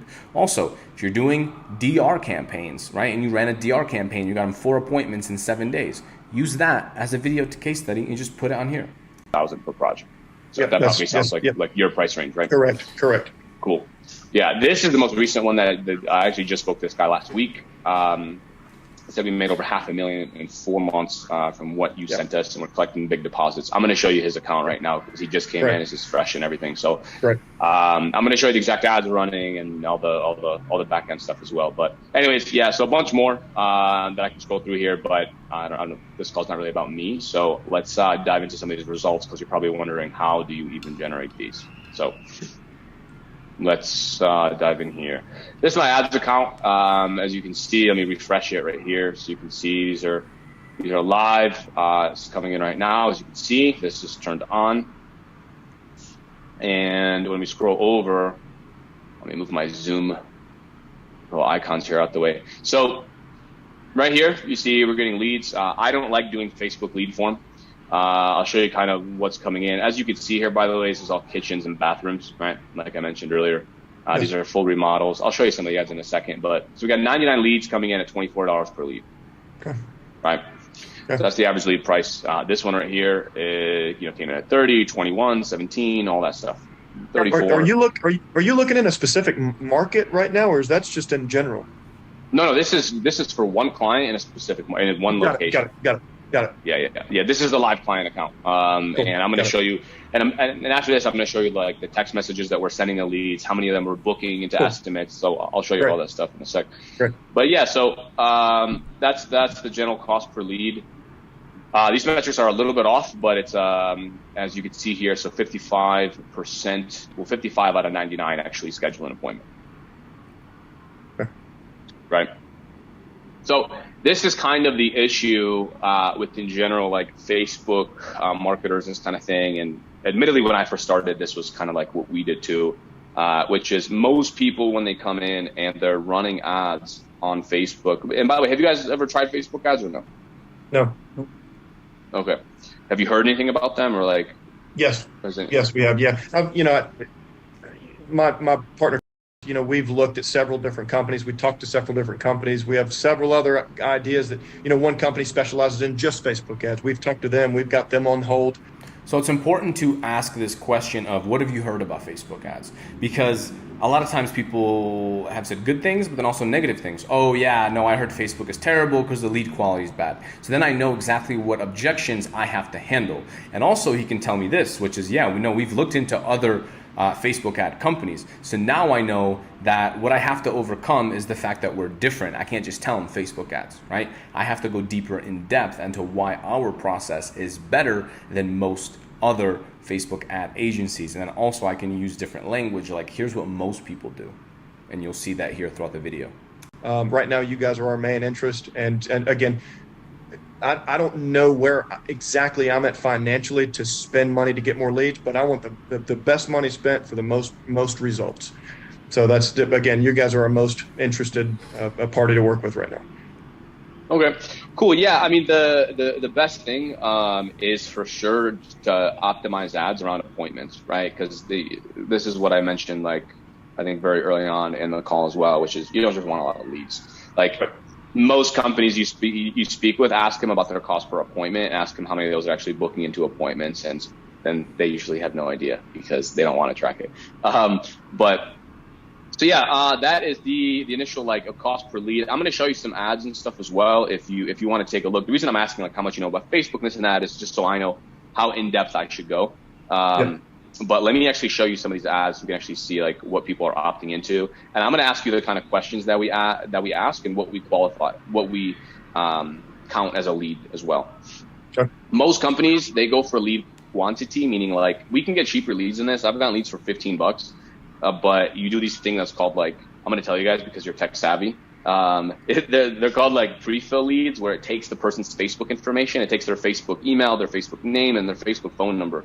And these are super cheap to get, but you'll get a lot of people on there that are like, wait, who are you? Who is this? Like, why are you contacting me? I just wanted to see some photos, right? Very low quality, low interest buyers. Right. I'm in the opposite end of the spectrum. I'm cool with the leads being a higher price and you guys getting less leads, but every lead is actually interested or at least responding to you, at least giving you a shot. Right. So yeah, I'll never guarantee that our cost per lead is going to be the lowest, but I care about quality, right? So this is like an example ad copy. This is the exact one that brought in that 99 leads. So quality and cost effective, kitchen or bathroom done quickly, done right the first time without feeling overwhelmed. And by the way, this is like through tons of iterations. I'm showing you the winning ad copy. So all completed for free, no nonsense, practical, realistic consultation, practical way. But we'll boil down a lifetime worth of experience in helping people love their homes again into a single consultation. Like just tons of copywriting. Boom, there's the image. So we would take your images, put them in a nice collage, and then, free measure and design consultation. That's like a phone call consultation. So that's working well. It's funny, I don't know if you noticed, but there's like 300 likes on that, 20 something shares. Yeah, that ad is doing very well. Of course, a bunch of other ones. As you can see here, we're launching a bunch of collages. Another ad that I've seen work really, really well lately, and this is what we're kind of diving into, is video ads. These ones are slightly more expensive, but they're much higher quality. So I have video scripts on what's absolutely crushing and with video ads. And I can give you a script and you can maybe stand in it. So I've already identified myself as so different on so many different levels. Hey, look, we don't do cheap leads, we do quality leads, right? Then I showed them, look at our ad copy. We are selling your service, right? We want quality. That is our main priority. Now I'm even talking about video ads. Look, what we've also seen work well is videos, and we have full scripts for you, right? What other Facebook ad agency is going to give their clients a video script? Right, for like a local business, hey, say this on video and we're going to run that as an ad. Mostly none. Kitchen, or maybe just stand in your showroom that you have, and you just film a quick selfie video like this and just follow along roughly with my script and just say, hey, what's going on? This is so-and-so, I'm just standing here in my showroom. Or you can even say something like, hey, I'm standing here in a kitchen. We just finished remodeling. This is Susie here. Susie, what do you think about this new kitchen? And then it's very, very casual, right? Very, very casual. There's like low, minimal editing and that kind of stuff. And if we've ran these ads, and these I've seen have higher conversions. These have higher amount of people that reach out, actually turn into customers, because when you call them, they already know your voice. Yeah. Right. And Pavel, wouldn't you say here they would be like absolutely perfect to display there? their company, right? They're the face of their organization, and they're young, clean cut, right? I mean, you guys are going to show off so well on these video ads. So I think it's going to convert really well. Are you flirting with him? What's that? He's making a move. He's about to make a move. 30 and flirting, baby. I'm flattered. He's out here flirting. He's like, yeah, it is like perfect beard and his perfect jawline on camera. Pavel, stop. It's where I am putting myself into the shoes of a 40 and 50-year-old like women that are searching on Facebook for their like perfect dream kitchen. Yeah. That's right. Exactly. You know what? What we're gonna do is we're gonna target females only on all of your ads. That's what might work. It might work. That's going to be the marketing plan, is to do a video and yeah. So, but yeah, man. It's funny because I have had some people are not really good on camera. I mean, as you know, with like contractors, I'm sure you've worked with contractors and subcontractors and this kind of stuff. A lot of them are very rough around the edges, man. And I give them this, and some ads don't work with videos. That's why I don't do it with everyone. Because I don't know, they're just like awkward and like I don't know. So I think with you guys we can definitely test the video, but if not, collages will also crush it. So after the lead comes in, let me actually show you. Actually, you know what? I'm gonna show you this exact campaign so we can really compare apples to apples here. So let me. And now, do you run like Google Ads, Google Guaranteed Ads, Google Service Ads for any of your clients? Yeah, exactly. Along with the Facebook ads? Yeah, we do. We do Google. Typically, though, we'll start with Facebook. Oh, we need to, I don't know. That's on last year. I need to be on this year. There we go. So yeah, typically we'll start with Facebook just so you get some leads coming in, and then if you need an additional lead source. So here's the issue that we'll come across on Facebook. By the way, what's the population size, or what kind of like? Do you guys go into or no? So right now, 26,000 is about 30 minutes, maybe 25 minutes south of us, and it's 110,000. This is actually important. If you're doing lead generation, if it's a smaller area, I found that Google Ads can sometimes work better, because on Facebook, if the audience size is too small, then the ads don't perform as well. So he's talking about Google, and so if it's a smaller area, it's better to go across multiple channels versus stick to one and just increase the budget. So it's better to take a big budget and redistribute it.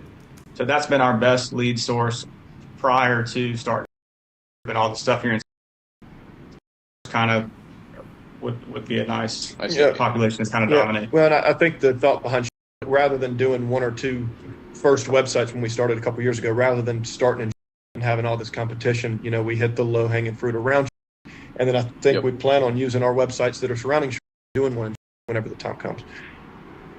Okay, awesome, man. So I think that should be enough. The only issue that I've come across when it comes to like scaling Facebook ads, like let's say month one we spent 1,000, and so like I have had one client where we were spending 1,000 a month, and literally a week and a half in, she's like, let's increase it to 4K a month. And so then we started spending 4,000 a month, and the cost per lead went up like crazy. So I started doing initially it was like SEO and that kind of stuff, web design, and then it was Google Ads, and then it was Facebook. And then I kind of realized actually, there is a place and time for Google Ads and local service and that kind of stuff, because if you're in a market where you're at, I don't think spending like $4,000 or $5,000 a month would be profitable. I think we just don't have enough audience. If you're in New York City, it's a different story. Maybe if you're in downtown, different story. So then we need two avenues, right? And we could do Google, or maybe for you guys, if we're still targeting females, you can make TikToks of you dancing, and you can run ads to that. So if that's what you want to do, we can certainly do that as well. But yeah, so we can do Google. I prefer Facebook in the start. So this is the same client that actually showed you. That's this one right here. So actually in the video, you probably can't hear it. I can send you this link too. You can check out if you want. But in this video, as you can see, we're looking at the same screen. He said that he's not tracking the closed sales properly. So this actually should be way more. This is $500,000. And so with the, let's see, the intro call. So this is what we booked, the intro call. 56% actually booked. Right. So out of the leads that came in, 68% actually respond. And again, it's a live account. 68% respond. and then about 56% actually book. That's from the total amount, right? So out of the ones that respond, most of them book, like 80% book, right? Cool. So Okay. or something along those lines. So that's kind of like the numbers. You're probably wondering what. I'm gonna show you some live leads that are coming in. So the real secret, man, with like running these ads and running them profitably is to do something like this. I'll show you. Most people run their ads and not just optimize around what's getting cheap leads, but they don't even optimize around appointments. And the people that are, no one is optimizing their ads based around what's actually making you sales, right? Okay. So we can track right here, as you can see. And by the way, I'm going this far in depth because you guys are tech savvy. But like we can see exactly which ad this lead came from. So for example, if you mark 4 leads as closed, I'm going to go in here and let's say they came in from this ad set. Let's say it's like $80, not even 43. $80 a lead. A normal person, normal agency would just shut that off. That's so expensive. Let's keep doing $17 leads right here. I see. Right. I see. But we're seeing, dude, you closed. Yeah, we're getting $80 leads, but you're closing 50% of them. Yeah. And guess what? We're going to turn off the cheap leads and we're going to run these bad boys all day, right? Yeah. Because that's making you sales. And that's really the secret sauce as far as why, like, you know, we're able to get case studies like this is because we just track better. That's it. No, so, I'm sure you know the answer, but what makes the lead more expensive? Yeah, so basically it's just based around like audience. For example, if we target, it goes off different segments, let's say, right? So if we are running Facebook ads to an entire audience of, let's say, 100,000 people. When you first launch that Facebook ad, let's say in the first week, it shows to 5,000 people. When you relaunch it, it shows to a different 5,000, a different 5,000, a different 5,000. And also there's different interests. So maybe we find that the interest of people that are interested in like home improvement as a general interest, or maybe people that are interested in design are cheaper leads, or are more expensive leads. They're more expensive, but they're higher quality because they know they want, you know, they're interested in like design and this, and they're more open to redoing their cabinets and, you know, doing home improvement type stuff. Right. So that's what varies it. Cool. Thank you. You got it. So yeah, that's like a brief breakdown here. As far as what information we collect, so as you can see here, we have their name, first name, last name, email, phone. So we do a survey. As you can see, it came in from a survey. We can see here, it came in from social media, it came in from Facebook. We collect their address, and then we ask them, are you a homeowner? What's the scope of the project, kitchen, bathroom, timeline for a project? More than a month from now. So not the greatest lead because they want it done a while from now, but still, that is the information we ask. Cool. Yeah. So, yeah, it's literally... Huge differentiating factors have been said here, right? First thing I said, look, we're not optimizing your campaigns based on how many leads you get. It does not matter. We take the leads that you close and run more ads similar to those. That makes logical sense. I have said this to remodelers that don't know anything about computers, but it still makes sense. It differentiates us, right? Huge thing. Another thing is lead quality.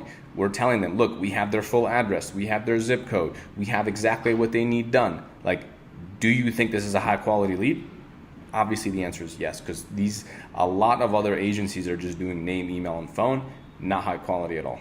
Like a full-on survey. They get on a page and we make them fill out a survey. It's not just a name, email, and phone. Great. Here's like one of the benefits of, let's say, like they're not ready. They're looking for, 3, 4, 5 months down the road. What can we do with our automation, Pavel? Follow up automatically, right? Yeah, with our system. So that you guys aren't like remembering to call them, right? Yep. We can put it into the system and they'll send automated text messages at certain intervals that you guys want, right? So that they're always staying on top of mind. Correct. So just wanted to mention that. Yeah, Thank you. My affiliate is on fire. He's on fire. I forgot to talk about the automatic follow-ups. That is a huge thing. And I'm glad he butted in and he knows well. He knows well. That was a good addition. How are you guys following up right now with your leads that come in? Whenever I ran the company, where I was learning the company, I worked off of paper trails. Now that I'm running the QuickBooks system, hadn't been going. We've had our sales reps for 6 months now. So we're really still building, we've got our insurances, we've got our vehicles, we're getting our system in place. So we don't have an operation for that yet. Okay. But in general, we're hoping another huge pain point. How are you guys following up? We don't have a system. Open, right? Open for us to come in and say, well, do you think you can get more sales if we just automatically follow it up? Call them back. You know, and here in we get a lot of phone calls when people are ready, whether it's realtors or homeowners. They call us and they're ready, which, you know, our market here in we've got companies that we can place an order and have cabinets 3 days later. So we really appeal to that market. It's a little different. They want to plan, they want to design. And of course, we've got more custom cabinet lines that is going to take a little bit longer. But again, we don't really have a follow-up procedure right now. Okay, got it. And so what's the instruction to your salespeople as far as when they should call back, when they should follow up? Are you telling them, hey, call them ASAP? I mean, are you just hoping and praying they call them back? Like, what's the strategy? You know, they came from a very successful background with the countertop company they were with. Right now, I'm still setting everything up. I haven't put anything in place. Okay, got it. And do you have any way of like tracking when they're following up, or how many times they're calling back a lead? Nope. So we've looked at systems like Progil, and there's another system that helps our lead management, but we don't have that system yet. Okay, got it. So, okay, because I'm just thinking about the best way to also use the software, because what we could do is set up like this automatic follow-up system, and you can attach it to the different sales reps. So you get all your sales reps on here. They each get their own login through the mobile app as well. And you can see exactly how many times, like a lead came in, let's say today, because especially now if you're like spending money on leads and it's not kind of as like organic, you know, you can see, okay, a lead came in right here, July 27th at 9:42, let's say, and then you can see like as far as they took them 3 hours to respond, or it took them 5 hours to call, or it took them 5 days to call. So you can also kind of track that a bit better. I think that would be a smart thing to do, but also makes sense to automate where we can. Also, real quick, if you want our client getting scripts, our client getting strategies, our outreach, DMs, literally everything A to Z, then you can go ahead and check out the free course in the description. If you want all of our snapshots imported into your account, I'm providing all of that. It's completely free. If you don't have a high-level account, then you can sign up for a free 30-day trial down below, and I will give you access to everything, sales call recordings, additional services that you can actually offer, how to sell those services and how to charge high ticket. Everything is in there. So let's dive back into the video. Right, like the automatic text messages, man, 100%. I would link up a form. I would use this on your website, and I would just link up this form, and every single website in here, like, so if you go back to dashboard here, if you want to track this like really properly, I'm a numbers guy, if you haven't guessed. And if you scroll down, I would set up this source right here, and I would put in every single website, lead generation website that you have in here, and you can see exactly how many leads are coming in from each site, how many are open, how many are closed, and you can see exactly how many are getting filled out. And I would have a different pipeline here for every single website. Cool. That way you can log in here and take a overview of literally everything you guys are running right now. Cool. Yeah, that's nice. It's necessary. It's extremely necessary. Yeah, and that way, I mean, half of it's about tracking, right? So let's take a look at this. So, for example, like something we like to do is also book the initial phone call consultation, because sometimes I'm sure you or your salespeople, like you guys are playing phone tag with the lead, where the lead submits it, and then they're at work, you know, sitting on the toilet, and then they just remember to call you guys, and then you guys try to call them back, and they're busy. So, one thing I like to do is send them to a call booking calendar, and so that's the funnel. Is they come in as a lead, and then we tell them, you know what, thanks so much for submitting information. It looks like your zip code's available, and we still have a spot. Let's book in a phone call right here. Boom. Now they're coming in and they're booking a phone call. Now it's going in on your calendar, and you're checking tomorrow. Okay, I got to call back 5 leads, and they all said, call me at this time. That's great. And they're ready. That's great. Yeah. Exactly. And that's kind of like a huge thing that I found that helps. So yeah. And if they don't book it, by the way, we have automatic text messages that send out to get them to book. Like this guy. This guy came in from a lead, as you can see, Facebook. And then as you can see here, Facebook appointment reminders. Hey, we got your information. Did you get a chance to book an appointment? Boom. Cool. Yes, I did. Okay, boom. Your initial phone call consultation has been scheduled. This is all automatic. July 31st. It's in a few days, 4 p.m. Please reply with yes to confirm. We got the right time. Also, please add it to your calendar. We look forward to talking with you soon. Boom. Yes.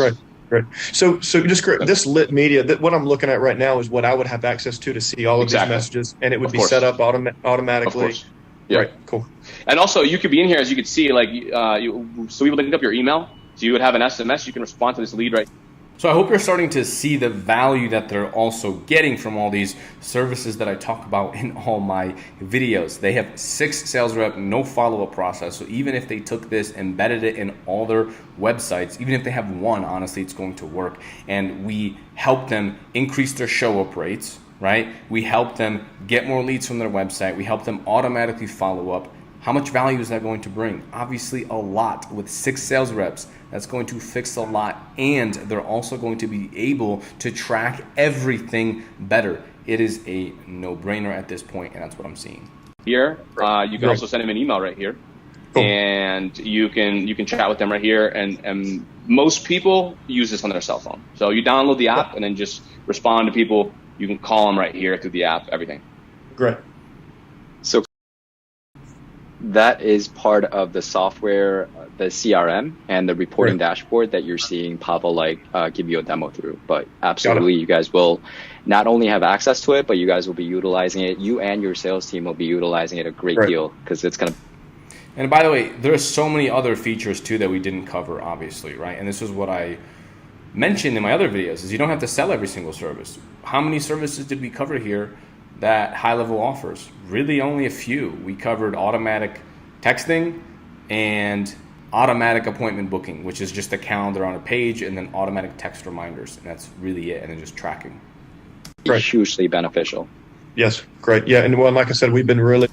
In fact, I'm willing to bet that if I came in here and tried to show him everything, all the opportunities and payments and social media posting and all the websites and reviews and 10 million other things in reporting, they would be overwhelmed. This call would be way longer, and they might not have even closed because they would think, you know what, I actually don't need all that. Looking into a lead source that can help us track these things and follow up with these things. Yeah, absolutely. Yeah, you guys aren't going to have to pay for other software that's going to do something similar but worse, and it's going to be like disparate systems, right? Yes. Like this is this is a holistic approach. Everything that has to do with marketing, we'll be able to take care of that for you, right? Right. Great. Let me tell you, this guy that joined the community, he's a killer now. When he joined, he did not know much about how to use it and all of that, and now he's good, as you can see. Yeah, you definitely track all this in here. Any landing pages you guys do for Google, Facebook, all that stuff, also, we would track it inside of here. So it would be like under the reporting, all the metrics, and then all the landing pages and stuff that you guys test would be under here, as you can see. Right, we got all the funnels and everything. But man, we covered a lot today, though. So what do you guys want to see more of?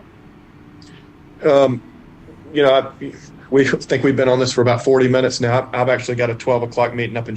So, well, let me ask you. I mean, what else do you think we need to see?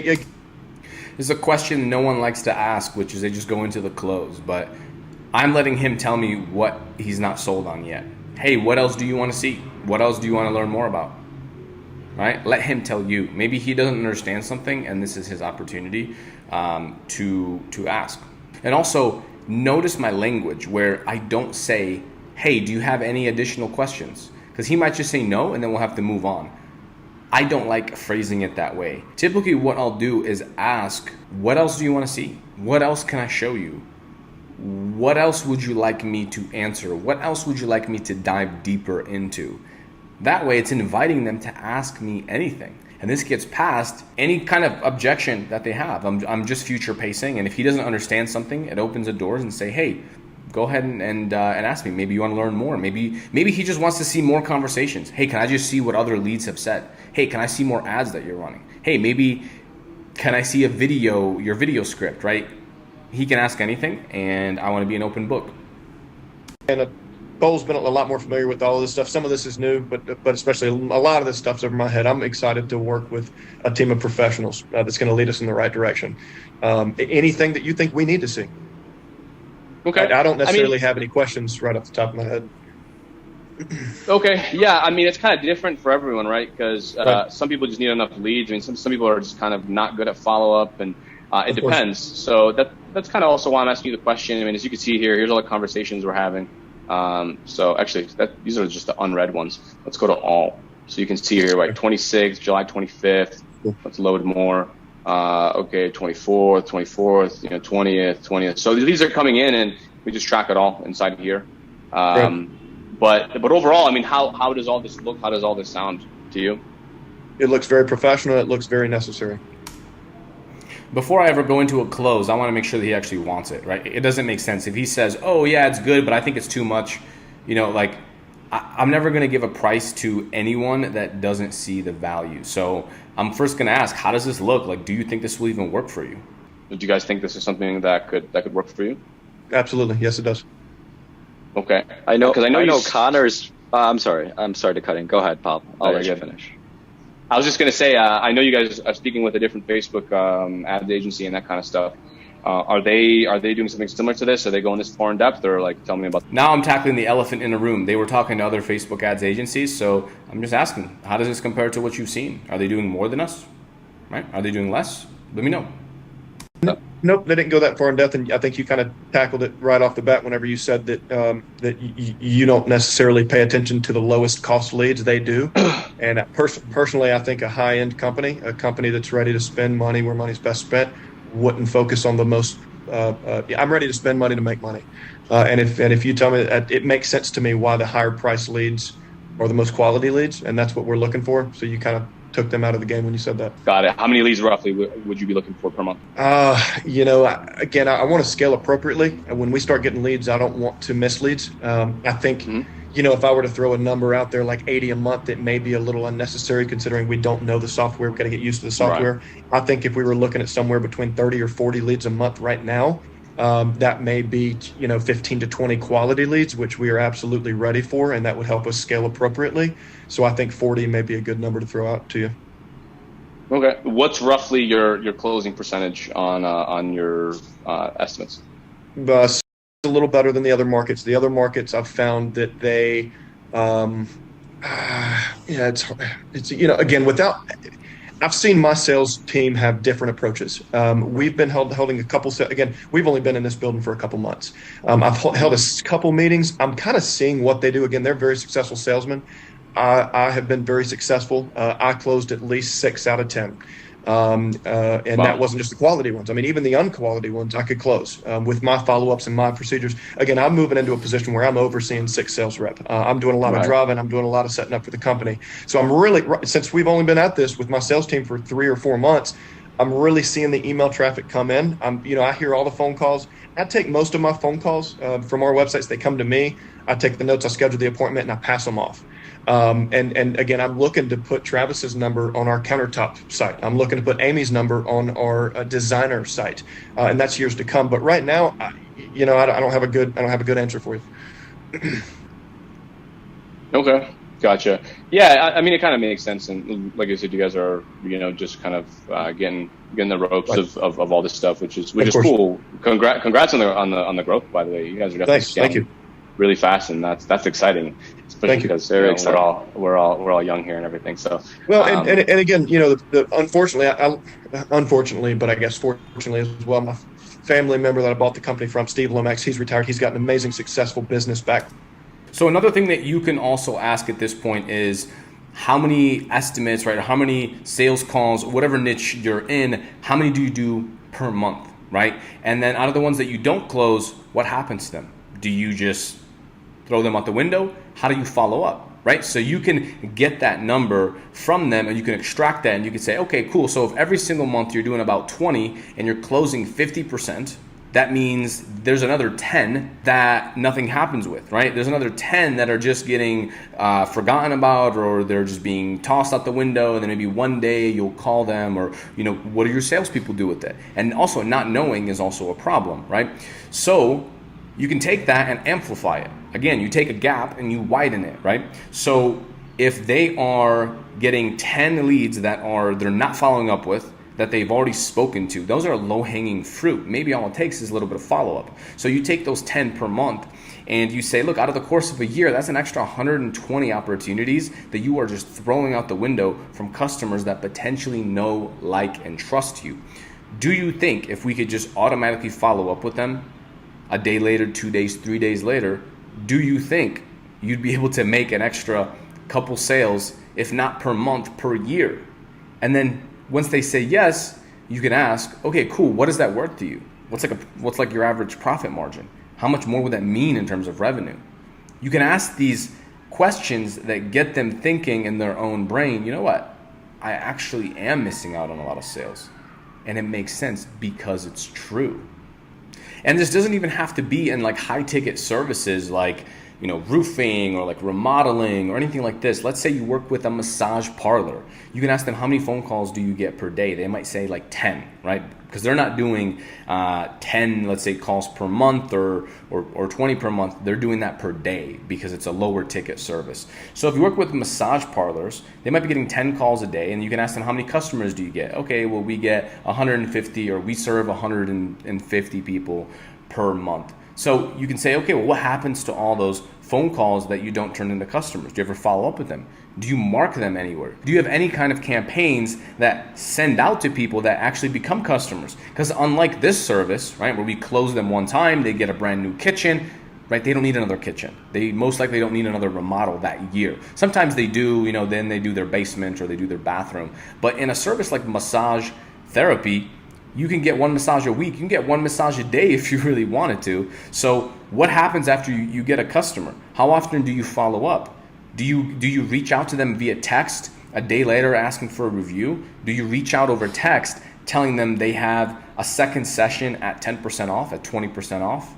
What would it mean to you in the course of a year if you got an extra X clients, right? Just because we installed an automatic follow-up session. How much is one massage worth to you? Oh, it's $100. So you can still do the same math with lower ticket services as well. I think sometimes people think that you need to be in like this high revenue kind of niche for this to work, and it doesn't. It works even better with massage parlors because then everyone can be a customer again.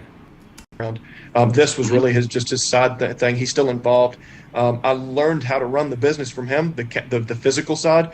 Unfortunately, I waited to learn the accounting side. We've got a good CPA on our team now, which again, that's taken a lot off my plate. It's very professional.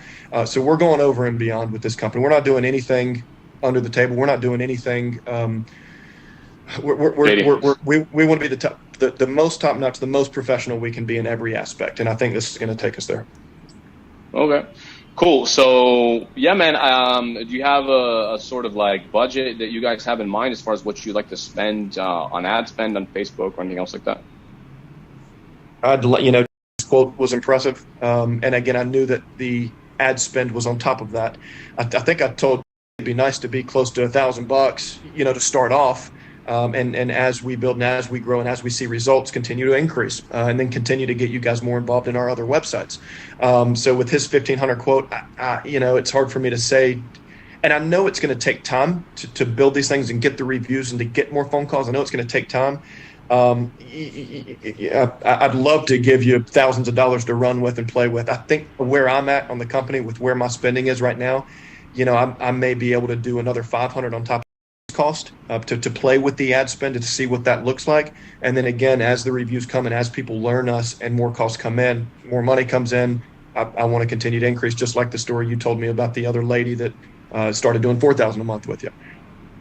Mm-hmm. Okay, interesting. Yeah, so I think that also if you guys, I mean, if we start working together, then obviously I have your best interest at heart also, and I want you guys to grow, and that's kind of why we've been working on the software, right? Like it's a whole separate project, but as long as it helps you close more projects at the end of the day, that's really what matters. I would say, man, if you optimize this Google My Business stuff that we talked about, that alone is going to double your phone calls is once you get in that map pack. Because you're doing organic, which is great, but people are really calling the map pack stuff as you know from being in like the JK that one program. I got. Yeah, don't worry. Yeah, which is I got which you is guys great. on that. Yeah. So part of the initial offer that got them on the phone was to optimize his Google My Business profile. So again, my model is software with services. So in the beginning, it wasn't necessarily lead gen services like this on Facebook ads.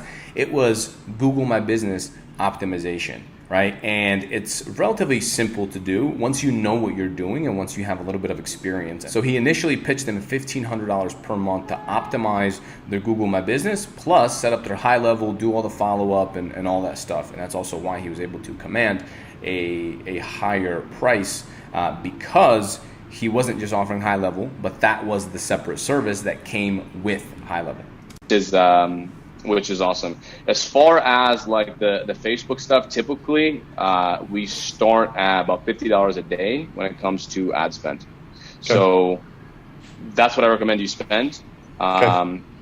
And this way we can really test and launch enough ads to where we can see what properly works, right? Now you're getting all the best ads out of the gate because we've A/B tested a bunch of stuff for now many years.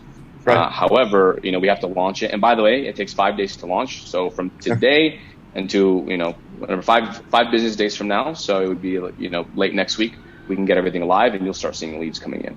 So that's roughly how long. This is also something that I always like to do. At this point, I'm kind of seeing if he's qualified for the Facebook ads. I'm not 100% sure yet because the number that he gave me was a little bit under the number that I have in mind, which is $50 a day, right?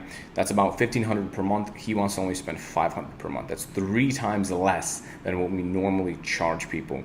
However, you can also see that I'm future pacing a little bit. So I'm telling him the next steps on what's going to happen next. Hey, it takes 5 days for us to build this all out, for integrate it, and also to get leads, because that sometimes comes up as an objection. So I like to tell him the exact plan and the exact kind of onboarding process. If he were to ask more about the onboarding, I would tell him that. But this is me kind of hinting, hey, here's the next thing that we can do, and here's what happens next. And Pablo, I know you guys are in this thing together. Essentially, I guess, I don't know how you guys mostly operate, but again, I'm happy to have both of you on the phone call. I'm happy to hear that both of you guys work together. And I'm happy to hear how professional you guys are. You're saying 1,500 guys. I'd love to do both of them. I'm not ready right now. In your guys' experience, if you were where I was at, what should I focus on and what should I do? I mean, would you start pumping out the ads, or would you go with me and start doing the reviews and everything that he said that he would do on his end? Well, that encompasses both, right? Because so the $50 a day is ad spend, meaning that's going directly to Facebook. Like, we link up your card and you're paying Facebook to show the ad. So we don't have a separate fee here. Right, and that would bring leads in immediately. Right, exactly. Correct me if I'm wrong, but you're going to help me in building our brand. You're going to help me focus on getting reviews. This is more of a long-term investment. It's more of you're building something at that point. The ad spend is going to get us leads, which of course I'm attracted to bringing money in immediately, bringing more leads in for my team and for my team's families.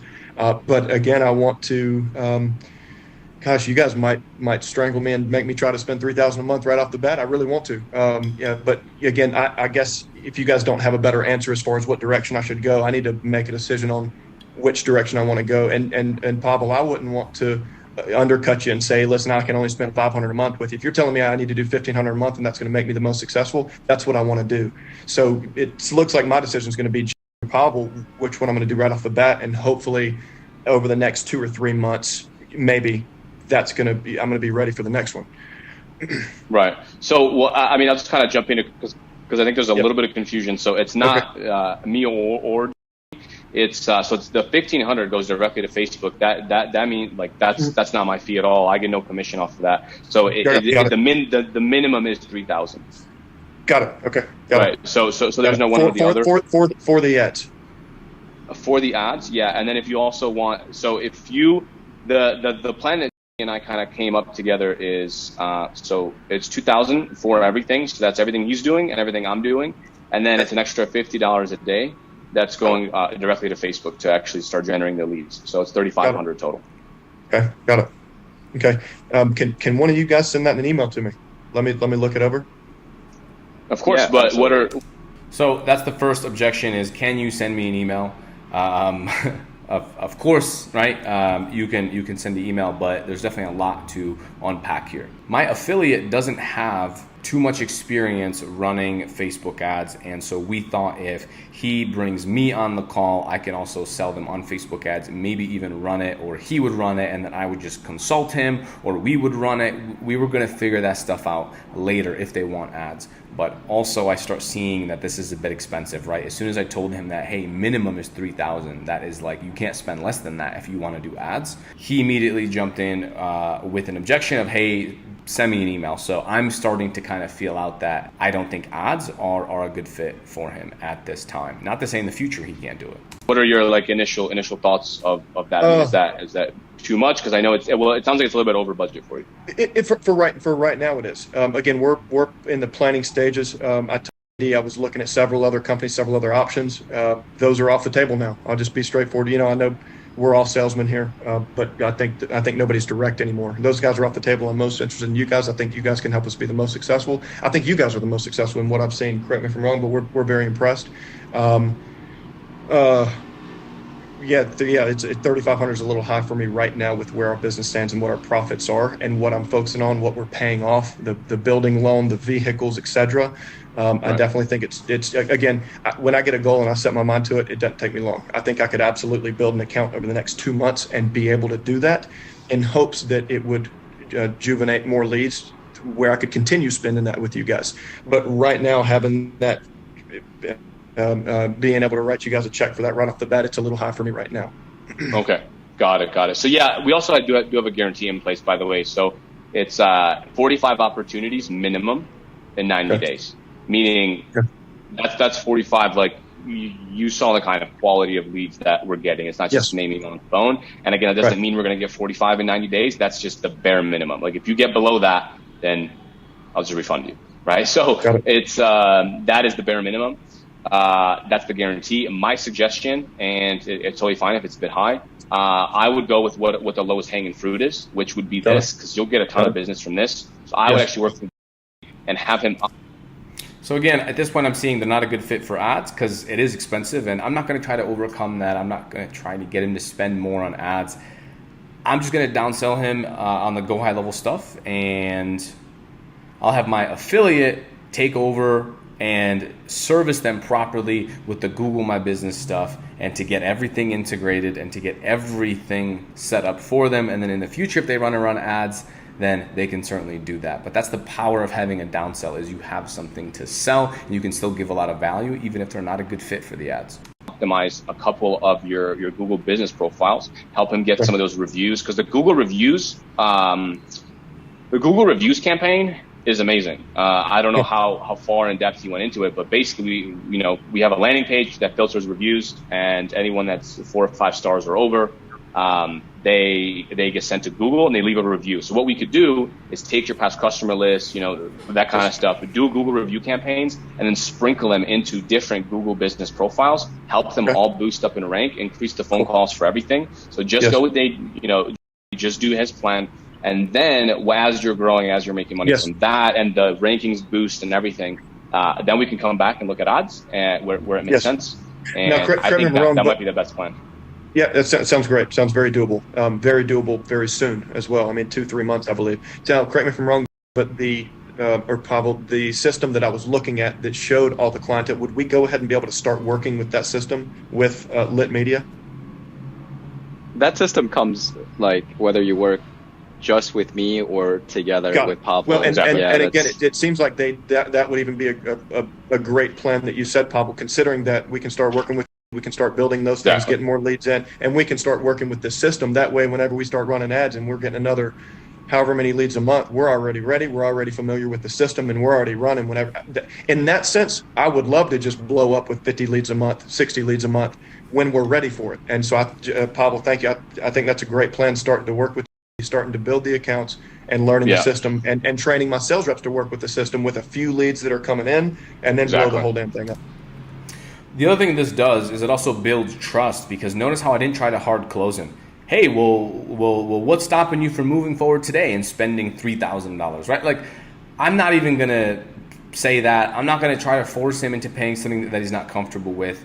And that's the issue. If you're just offering SMMA and social media marketing, you kind of have to do that. That's what all these courses and programs tell you to do. But instead, I'm like, no, man, just spend less. Let's get you integrated. Let's get everything imported in here. Let's actually start tracking everything better. Let's optimize these certain things. And then we can revisit this. Yeah, exactly, man. And I also think that, dude, just link up, like just replace, for example, chat widget right here, right? We made this client extra $77,000 just by adding in a freaking chat widget to his website, right? Like simple stuff like this, man, that's the lowest hanging fruit. And so I would work with you on getting all this stuff set up. And also, as you can see here, we're tracking every lead source. dude, start tracking each lead gen. See exactly how many phone calls are coming in, like see how many leads are coming in, get your sales reps in here, you know. And by the way, you can redistribute the leads, like at one location, go to this sales rep, or you can like round robin them where they just get evenly split. So up to you. But I would start doing that here ASAP, because then the ranking is going to increase on the Google business profiles. And you know if that stuff works, because I'm telling you, this one right here in Vegas, we're not even ranking organically at all. This is just Google business.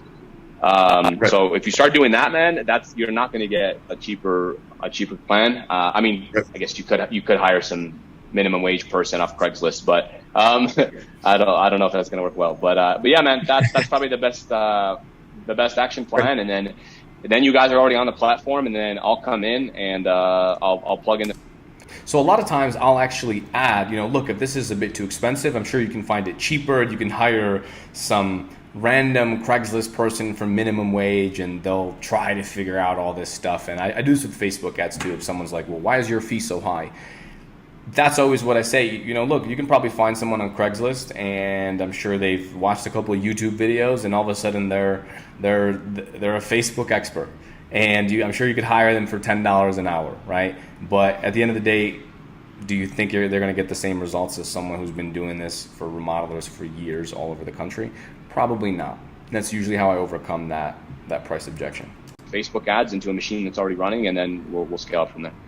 Perfect. So I know you got to run, but this is what I will add, just to like clarify everything, just to make everything clear before we all go, right? So the work that I am doing, it's building up your organic traffic, right? So it's going to be like a slow burn, right? Yes. So you're not going to expect, 20, 30, 40 calls like a day, right? Yes. So this is good. You want to manage and set expectations. He jumped in here and he said, look, you're not just going to activate this and get 10 million leads right away, right? We're going to increase this. We're going to change the name. We're going to increase the ranking. We're going to get you more Google reviews, and it will work. You will get more leads, but it's not like we're just going to turn it on and then instantly you have 15 leads a day coming in, right? Or even like the first month that you're working with us. But what we're going to do is we're going to fine tune everything, right? Has done an amazing job like ranking these websites already, right? Let's just make some of the little tweaks that Pavel already mentioned, putting the chat widget in there, having maybe a better call to action. And by the way, they will get more leads if they do those few changes and they have a phone number at the top. Add the live widget that's collecting people's information, plus add a calendar after someone opts in to the form. It will improve their lead quality, and it'll actually get them more leads. So they genuinely will see an increase just by installing HighLevel. Bigger phone number, things like that, right? Let me handle all of your like Google reviews, right? We'll run a Google reviews campaign, and we'll optimize your Google business profile. And we talked about, and I know this is what I offered you is Facebook business management, right? Your social posts, right? So that you'll start software with services. That is his service that he's offering with the software. That is our model. To get additional like followers and just people aware of your brand, right? In the area. And when Pavel comes in to turn on the Facebook ads, that's going to make it even more effective, because number one, you're going to have the system in place already, right? So that your staff, everyone is aware of how everything works already. Okay. And then, finally, like everybody checks everyone, right? They don't just see a Facebook page and then sign up, right? They're going to do their research. But when they see your Facebook post, and then when they see your website, when they see all your Google reviews, that's going to help you convert these clients to these leads to customers, right? So I think that's a good plan. This GoHighLevel affiliate and community member is amazing. He definitely did his research. He's definitely putting in the work. He knows a lot, and he absolutely deserves this sale. I'll let Pavel finish with whatever he was continuing before I cut him off. But I just wanted to clarify everything slower, and then when Pavel comes in, it's going to be like a fire hose worth of like leads that you guys really need to get ready for. Great. And I'll just jump in. I know that I guess Pavel, you'll finish up here, but once we get off the phone call, we'll let everybody go. But if you just want to email me or give me a call or a text while I'm on the road, I'll be ready to move forward with you right after this phone call. Sounds good. I'll do that. Great. Cool. Amazing. Yeah, I mean, that's really my... So there it is. He's closed, right? He's closed on the deal at $1,500 a month, and he's ready to move forward right after this Zoom meeting. My last question is, hey man, what other questions do you have? I mean, what else can I show you? Because, sometimes, if you want to see more ads, you have me here. We could see more ads if you want. I could show you some videos if you want. We could dive into more conversations. What do you guys think? Well, I think we'll all stay in touch. So at this point, I am not overcomplicating the process. I'm just asking again, hey, is there anything else that I can show you? And, look, sometimes people overcomplicate the sales process. I've already identified that he was interested in the services and that he wants to move forward. And I'm not going to go in here and asking more questions. Well, what would this mean to you and your family if we can help you? You don't have to ask more questions, right? And sometimes people overcomplicate sales so much. He's already in here. He's already sold. Go in here. He already said he wants to pay. Don't ask more questions and don't keep dragging it on. I'm just making sure, hey, do you want to see anything else or are we all good? All I'm doing here is just checking his temperature. Hey, where are you at? And I'm just trying my hardest to listen to his tonality. Well, I want to see this, or well, if you hear this kind of unsure tonality, that means you have to tackle more stuff. And even though he said he's interested, he might ghost you after this call. Now, in this situation, our community member did not, because he actually sent me a message and he told me that he paid the invoice right after this. So it's all good, but sometimes it happens. So you want a temperature check. You want to see where they're at. Cool. Is there anything else that you want to see? Just see where they're at. Check their tonality. It sounds like you two are constantly texting about what each other's doing at nighttime. But that's on y'all. No, but I know y'all stay in touch, and it was a little weird. But if you guys, maybe we do this again in a few months once we get closer and we've been working with you for a couple months. But again, I think this was extremely helpful and very professional. I appreciate you guys.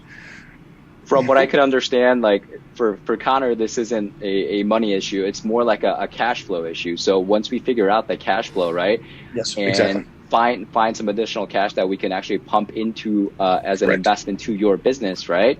You'll be able to actually multiply that in folds. So correct. Yeah. Hit the nail on the head. Yes. To that. Yep. Okay. Cool. Well, thank you guys. Amazing, Thank guys. you guys very much. Cool. So you did say you want to move forward today, right? Correct. Okay. Cool. So yeah, if you want to get that invoice over to him hereafter, then that should. Yeah. What I'll do is I'll give you a call we'll on your cell directly. Great. Give me 5 to 10 minutes. It was great meeting you for the first time.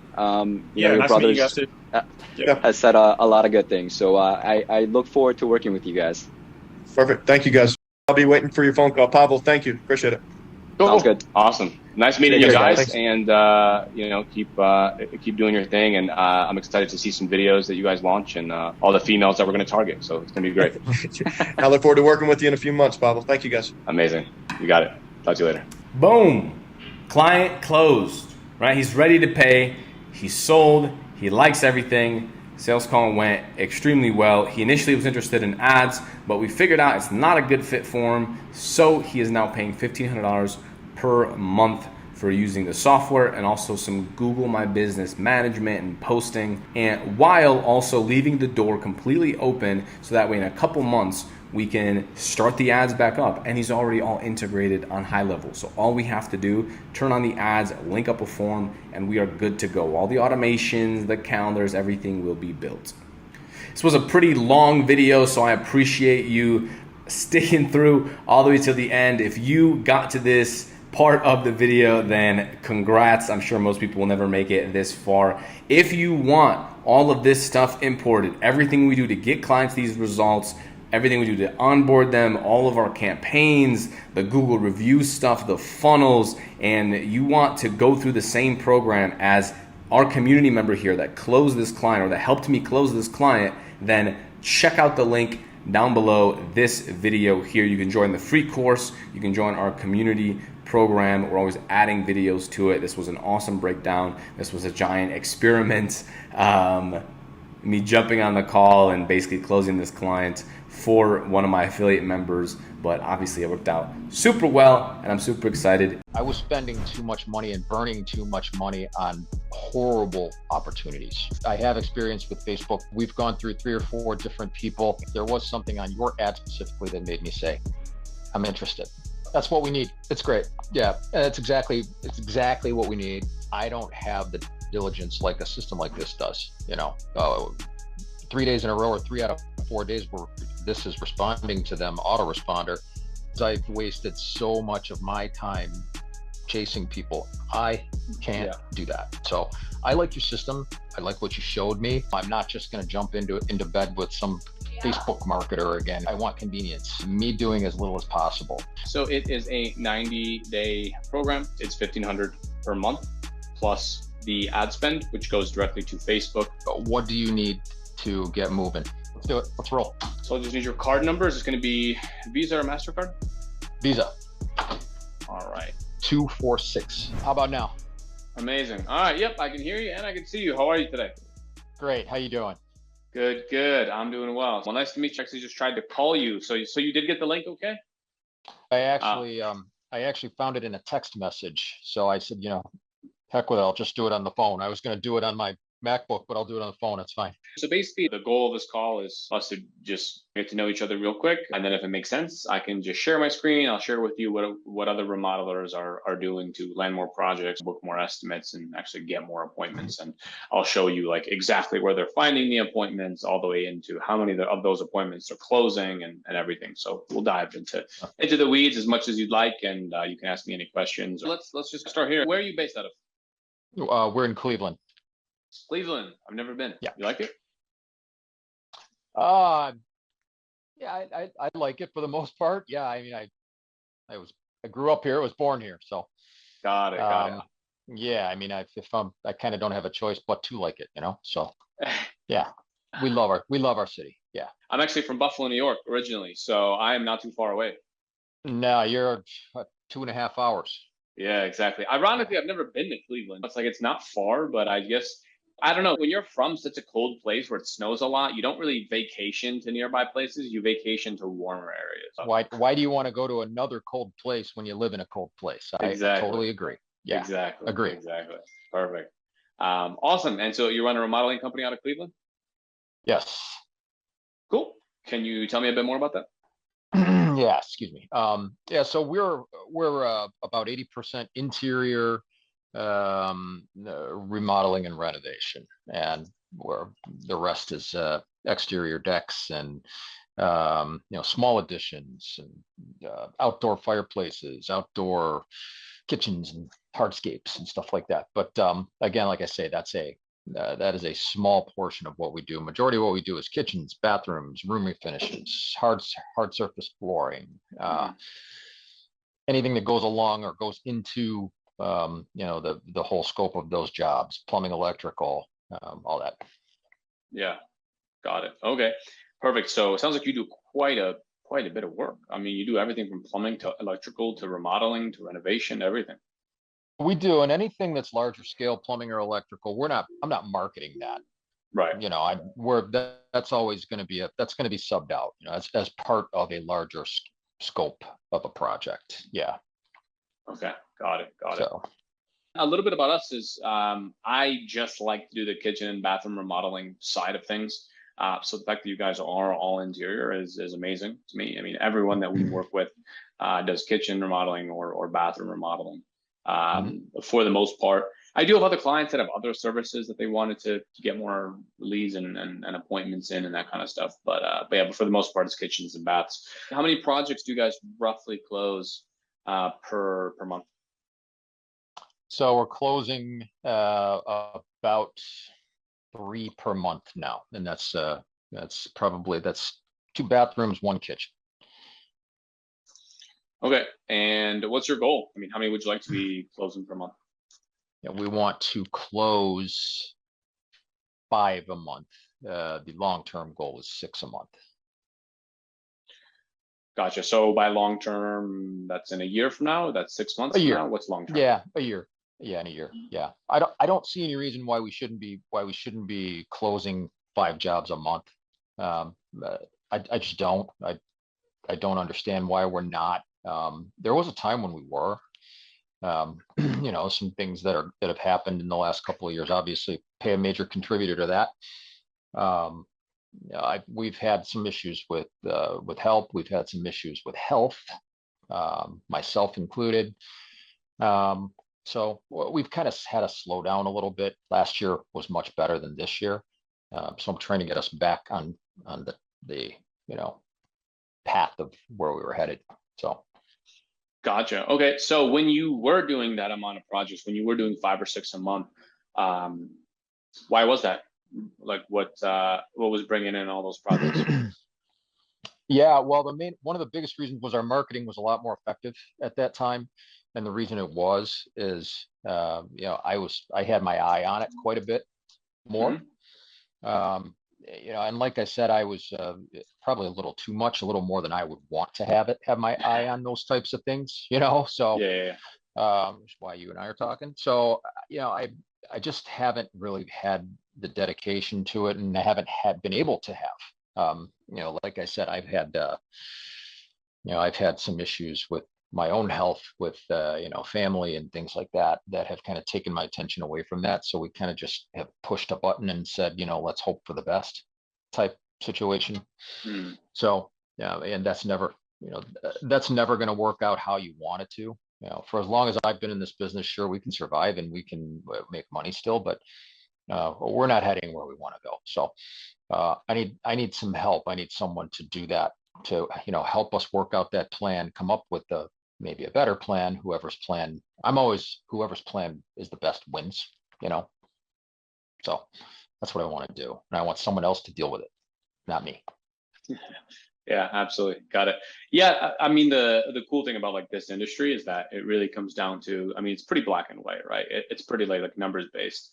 Did I make money? Did I not? Right? Did I get an ROI or did I not? So in the past, I mean, so what exactly were you like overseeing that was getting you such good results? Was it just that you were paying for like the Angie's List, you were paying for leads, or you were doing your own marketing? So what exactly was working so well that, because I think on your application you put Facebook and house. So is that what you're doing before? Is that what you're doing now?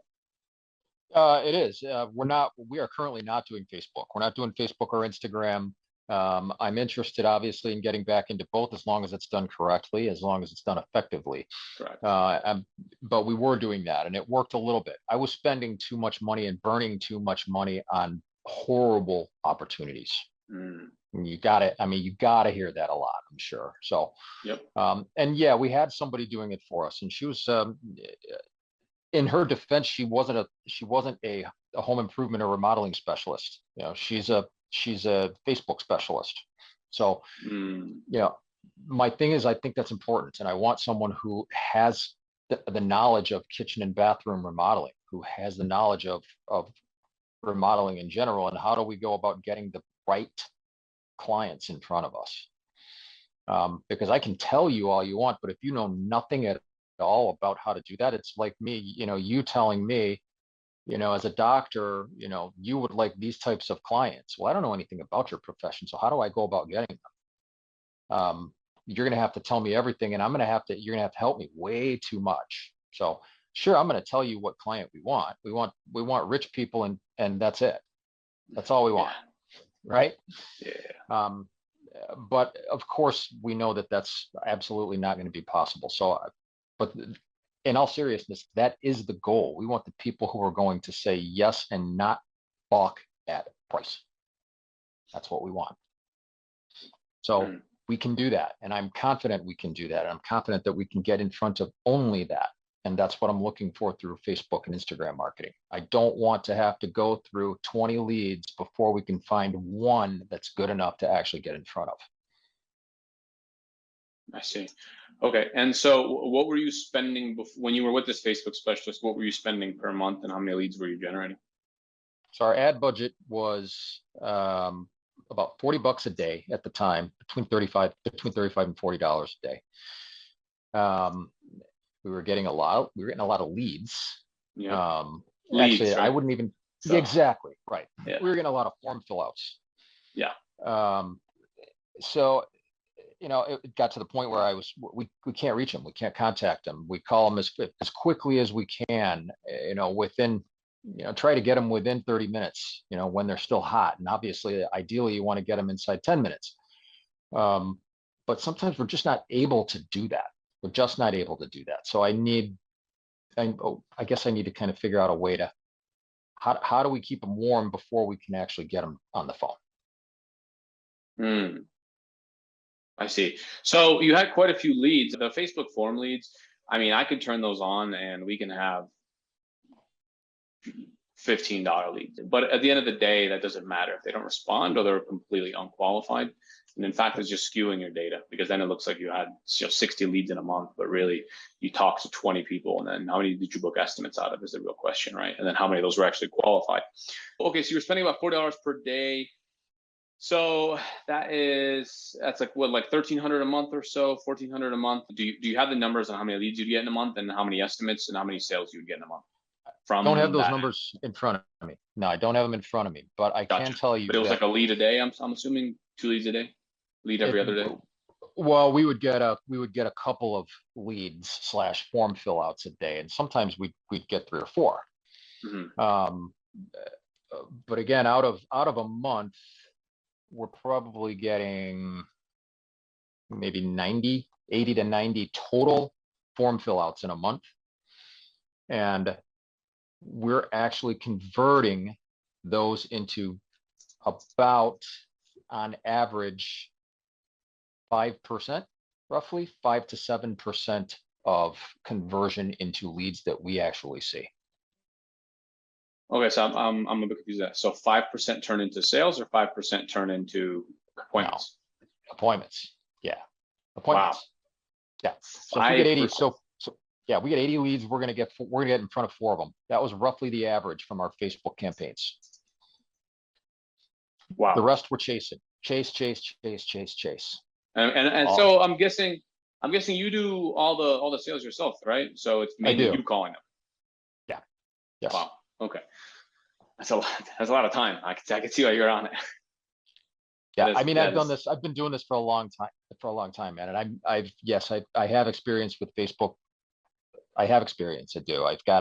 We've gone through 3 or 4 different people. You know, never a firm, never someone who just specializes in this for kitchen, bathroom, never just that.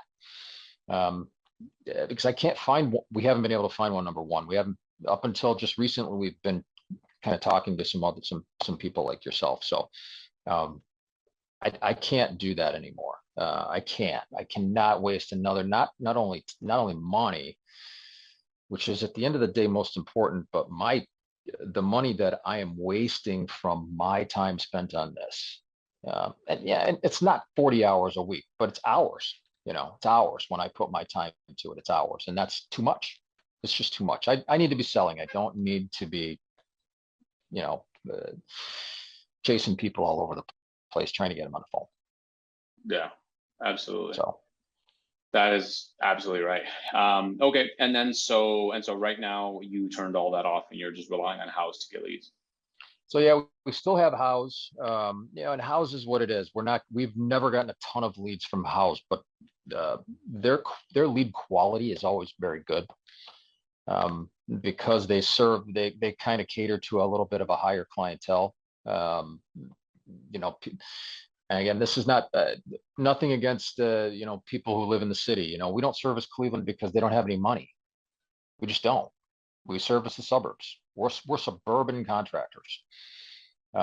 So, and that's kind of what House caters to. You know, the people who middle and lower middle class people aren't going on House to look for stuff like that, because the minute they get on there, they're seeing products that are way out of their price range, and that's what we do.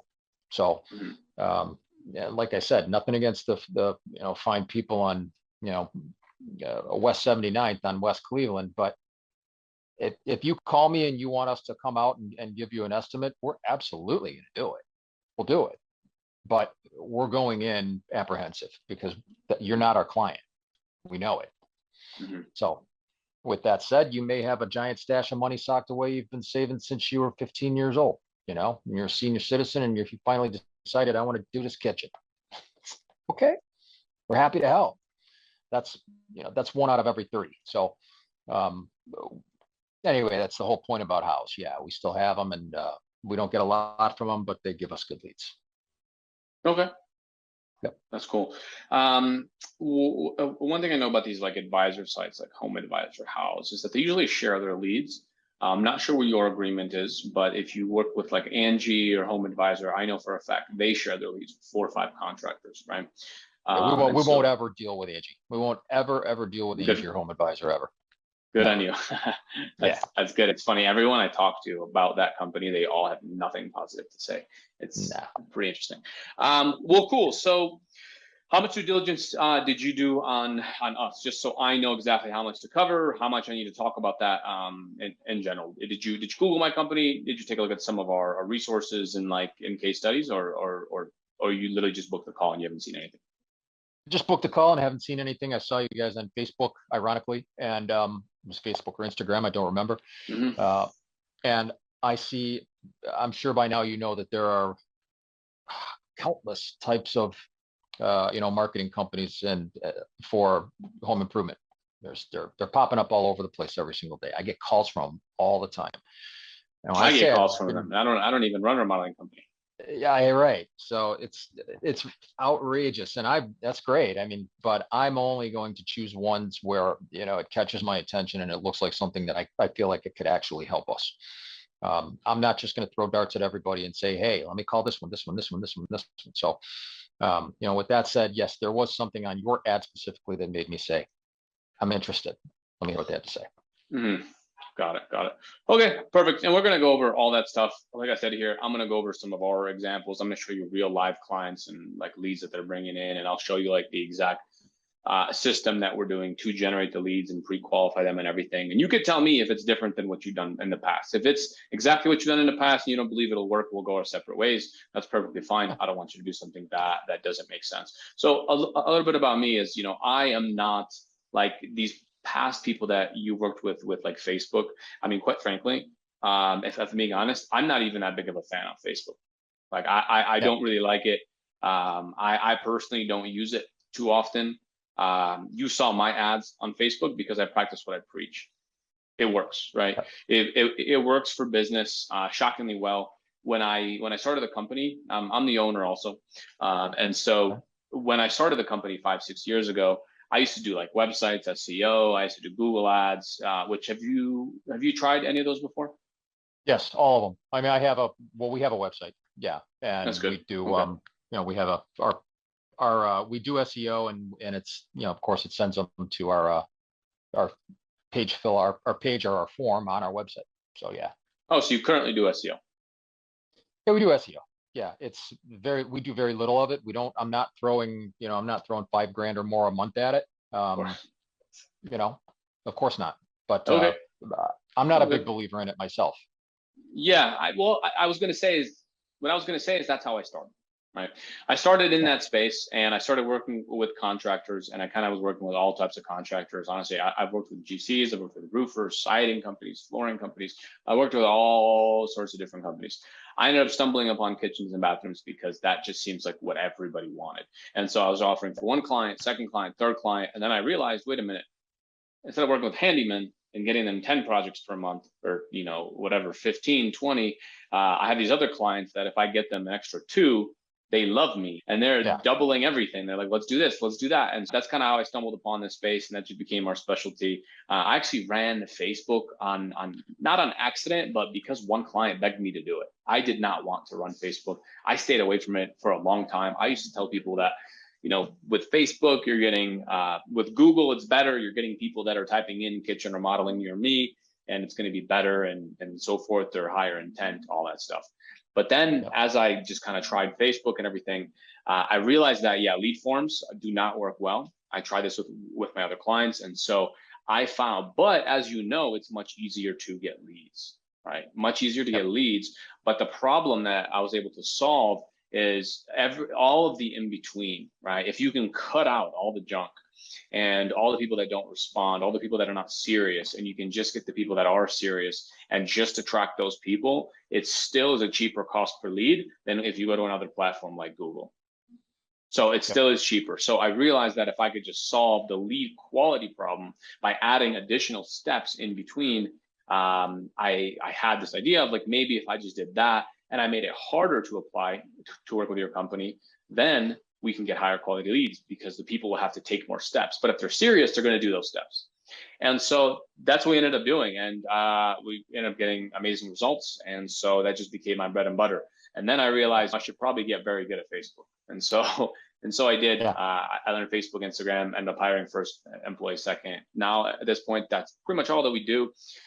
I still have other clients where we do like Google and that kind of stuff. But anyways, like bread and butter is Facebook and Instagram. I started in this industry without doing it. I'm only in this space of Facebook and Instagram just because it works. If sending flowers to people's homes worked better, then I would tell you to send people flowers. Like I just follow what works, and I alter my model to that. And it's funny that you say you need to talk about speed and everything. We're pretty much everything that you talked about has just set me up perfectly, because that's exactly what that's the exact problem that I've encountered, and I'm going to show you solutions to all of that.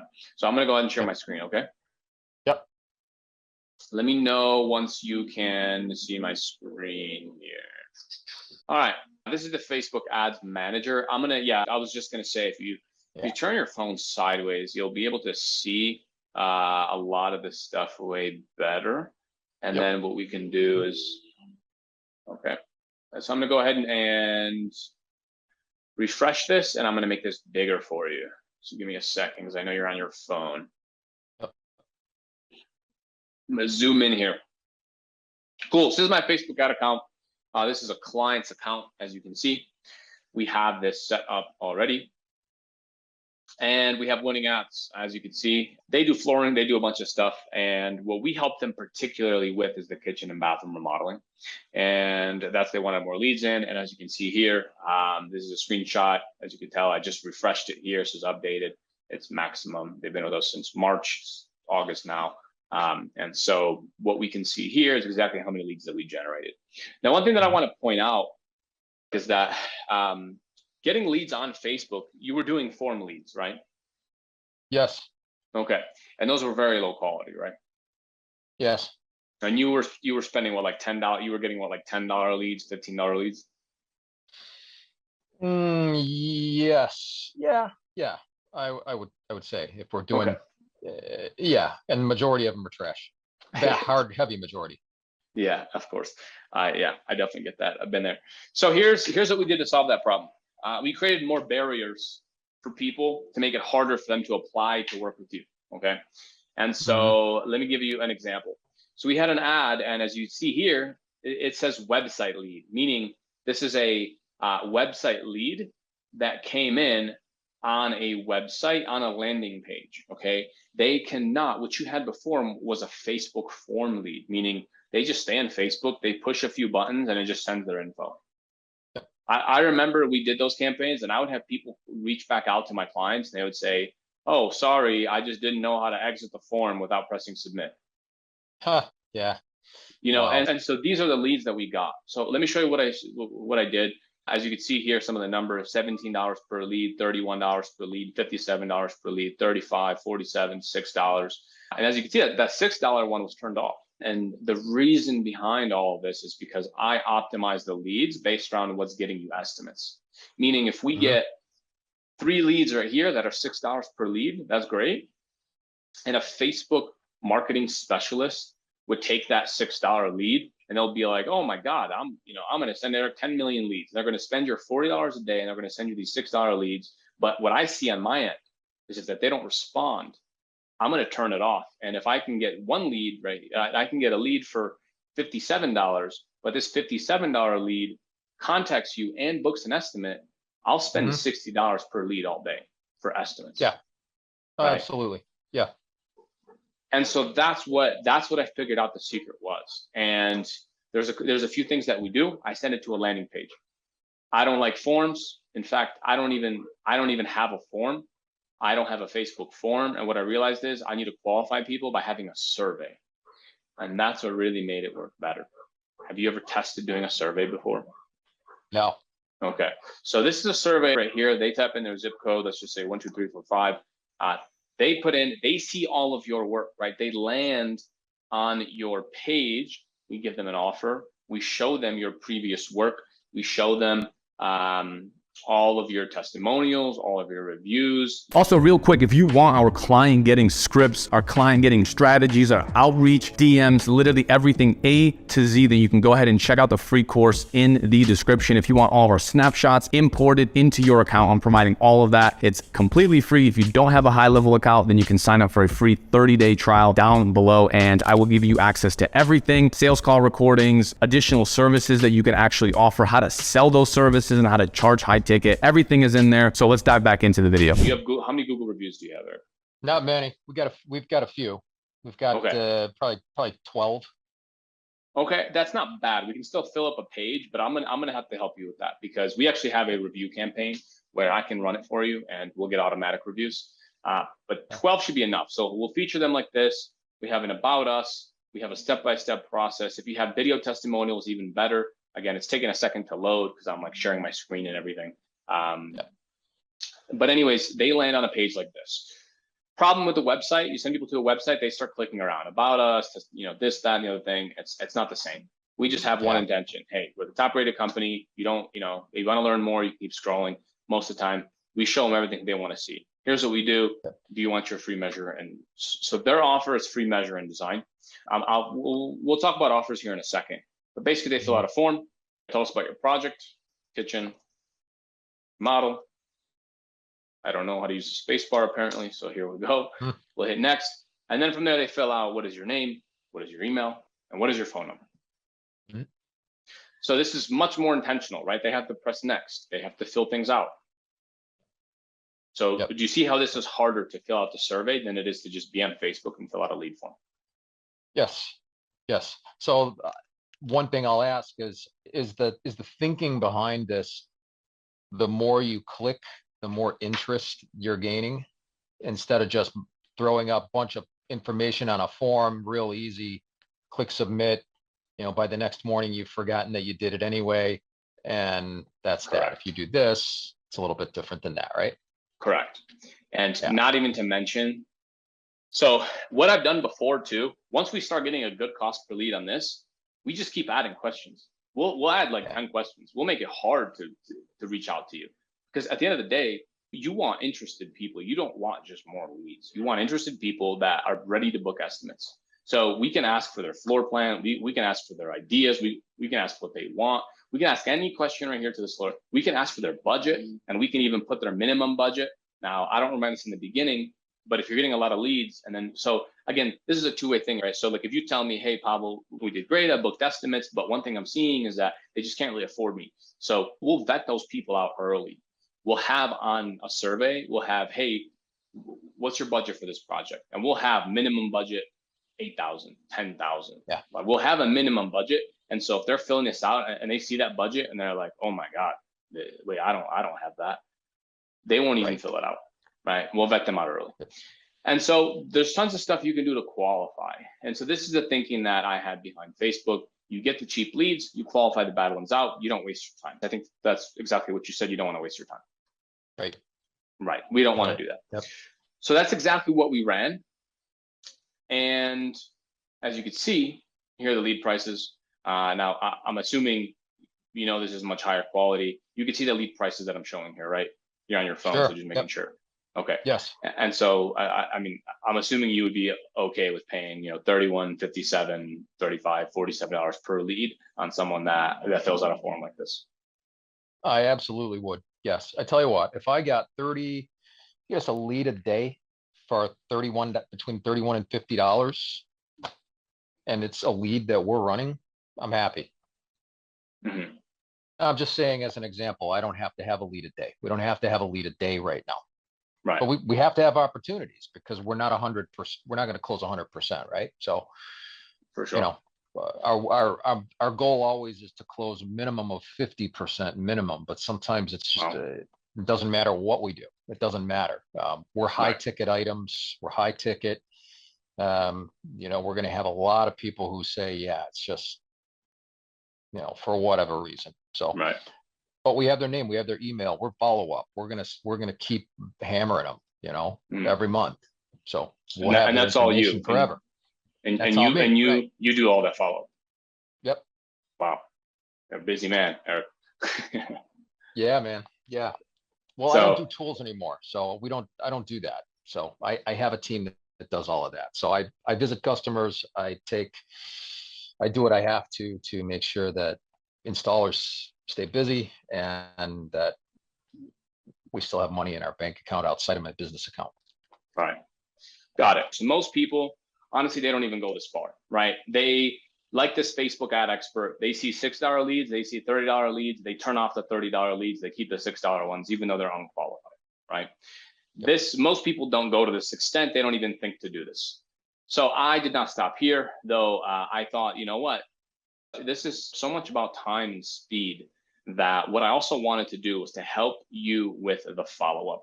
And so what I actually did, I did this out of necessity, because I would have some clients, we would get them 30 leads, they would make no sales. I had another client, we would get them 15 leads, and they would get 3 sales. And I'm like, dude, what is the difference? Like, why? What is happening here? And what I noticed was the people that did all the follow-up. Now, from what you're saying, it sounds like you have good follow-up systems and you're good at talking to people and you're good at all that. As you might know, in this industry, not everybody's good at this. So what I created to help with that is the software. And basically what the software does is it follows up with the leads for you. So for example, this is a real lead that came in. And as you can see here, lead came in on August 17th. So a few days ago here. And as soon as they come in, they appear like this. They have their name. Let me go and zoom in for you so you can see it. We have their name. So this is Trisha Compton. And so as you can see, so Trisha came in, she entered in her name, email, and phone. As you can see here, the tag is FB, which means that Facebook, FBLP, that means Facebook landing page, which is exactly what we saw. Came in from Facebook, went to our page, and they get an automatic email. So Trisha got automatically an email saying, hey, we got your interest. We have a special deal for you. The quickest way to reach out is just by calling us, right? And on top of that, they get an automatic text. The lead, as soon as they submit the form on the landing page, they get a text and they get their first name automatically pulled. Thank you for reaching out about your project. We've got your spot reserved while we still have availability. Can you tell me a bit more about what you'd like done? You can also give me a quick call. Excellent. Excellent. That's what we need. So right there, this was sent at 2:41 p.m.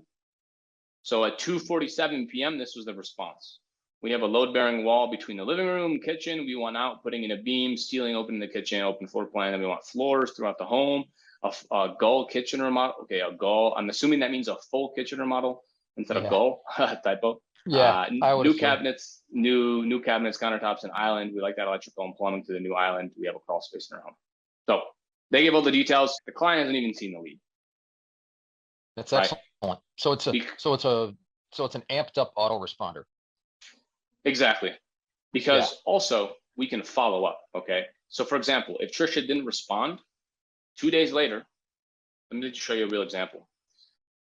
So, okay, see, this is the lead that came in 21st. This was yesterday, right? Lead came in, lead hasn't responded yet. We sent them a text. Hey, Michelle, same text. So the lead doesn't respond. Here's what happens.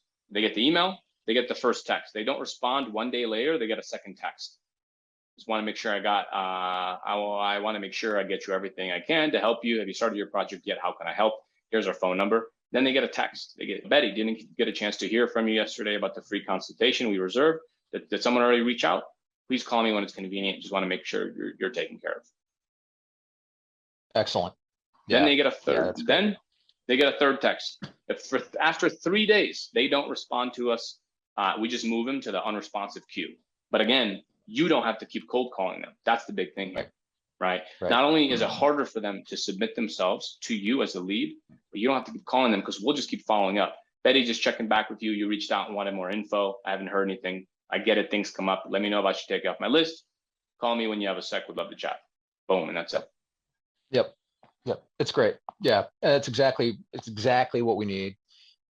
Because like I've already told you, it's challenging to stay on this. It's just challenging to stay on it. Sure, we'll put it in they're in our CRM automatically.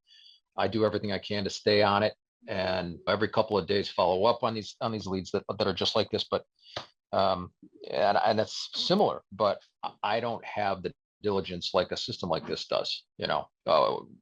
3 days in a row or 3 out of 4 days where this is responding to them autoresponder. I might contact them twice in a week because I'm doing too many other things. So right. And this is also instant, right? I mean, this is as soon as they come in, this is instant text. So ideally, you just look at your phone, you see you have a new lead, and you see already their first text message to you, right? Responding to you. So in the perfect world, that was my intention, is to make the sales part easier, and then we hand it off to you. You can go and do your thing, right? Reach out to them, give them a quote, give them an estimate. So that's that. Another thing you could do is if they're unresponsive like this, maybe they're a good lead, maybe you gave them an estimate, but you didn't close them. We can create another sequence for you where once a month we send them a text. Hey, Betty, it's been a month since we last talked, just making sure you're doing okay.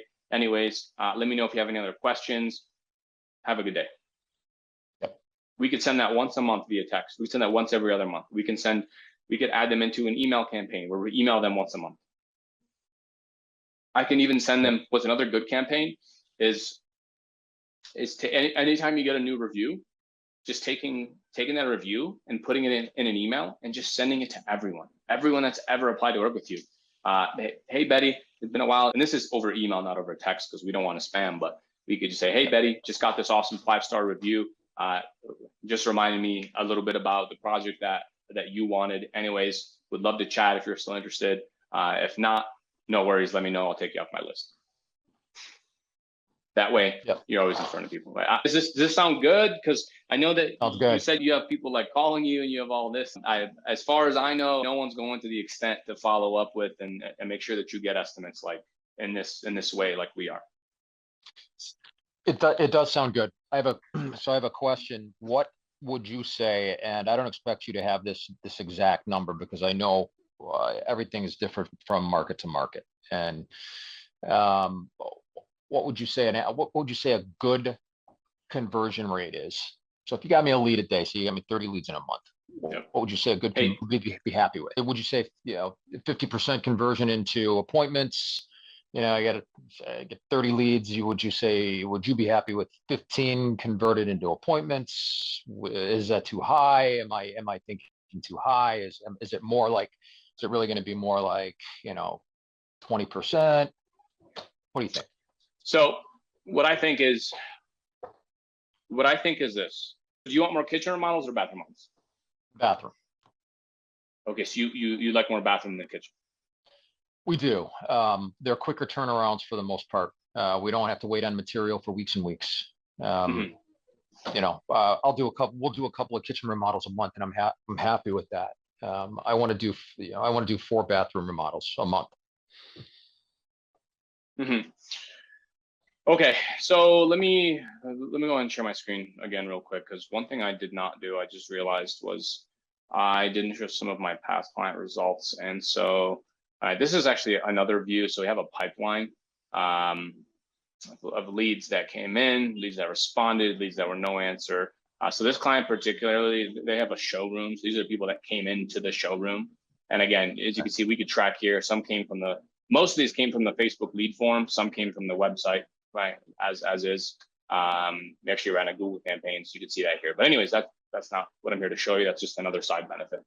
So the other thing, it depends, right? So I have some clients that are super good at closing, like Rob here on the left-hand side.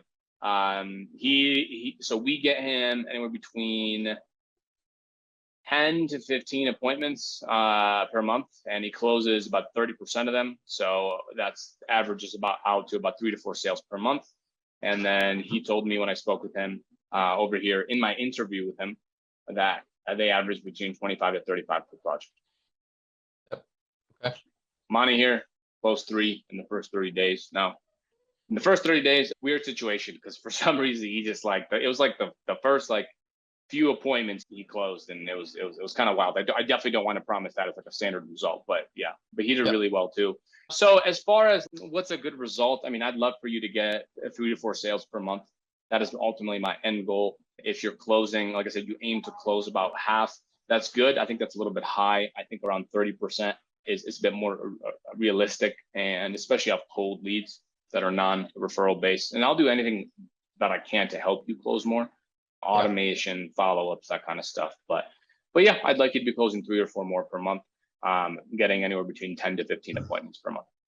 Yeah, that's what I'm and by the way, without wasting your time, right? Without wasting your time cold calling leads and all this other like BS that you had to do in the past, without doing that. Of course, yeah. So my main thing is opportunities. It's going to be opportunities. It's always opportunities with me. And it always has been. Well, maybe not. Well, now it is now. Because I like to be real about it, obviously, but I know that if you can get me in front of the homeowner who's interested, who has filled out that survey from beginning to end, and they requested that I show up to their house. You asked, we want you to come out. We're glad you could make it. Yes, we asked you to come out. And when I get there, you don't say, well, yeah, I thought you were the one that was offering us free tickets to the ball game. No, that wasn't me. So as long as it's not that, I'm confident that I can close the appointment. And if you're not, then that's probably why you're only doing 20 or 30%. So I'm confident that we can reach that number, 40 for sure. So it's got to be opportunities. I want 15 solid opportunities a month. That's what I want. So if we can get, we get 30 of those, and you think we can convert those into 15 appointments, that's great. If I'm only getting 5 appointments every month, I don't know that that's so great, Yeah, definitely not. Definitely not. Yeah, I agree. I can sit here and like go through all the other testimonials that I have and like the interviews that I've done with clients and like real results and all that stuff. I definitely agree with what you're saying. You're in an interesting position because you've tried you've tried ads on the platforms that we try, and you've gotten the quantity, but you haven't gotten quality, which I think could be a positive thing because I'm kind of showing you how we vet people, right? Yeah. So yeah. Well, it's like I said before. I mean, we got so many leads. We'd get a couple a day every day, and they're just it's pointless to even say these because they're not leads. Right. They're just people's information.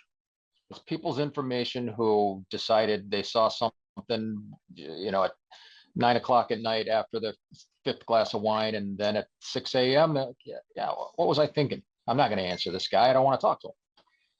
So that's what we want to avoid. We want real people who are serious about getting a project done. Right.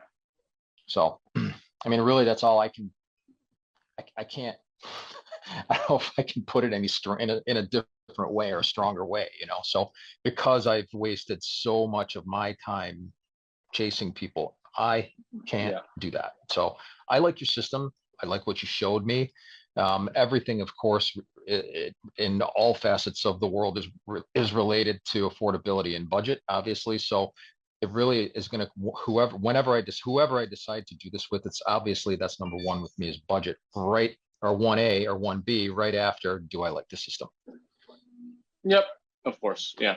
Now, most other people that you speak to, they'll stop right here, which is, okay, $6 leads. I'm crushing it. He's going to work with me forever. And then you're in a position where you're getting 3 a day, 1 a day, and you can never talk. You can never even contact them.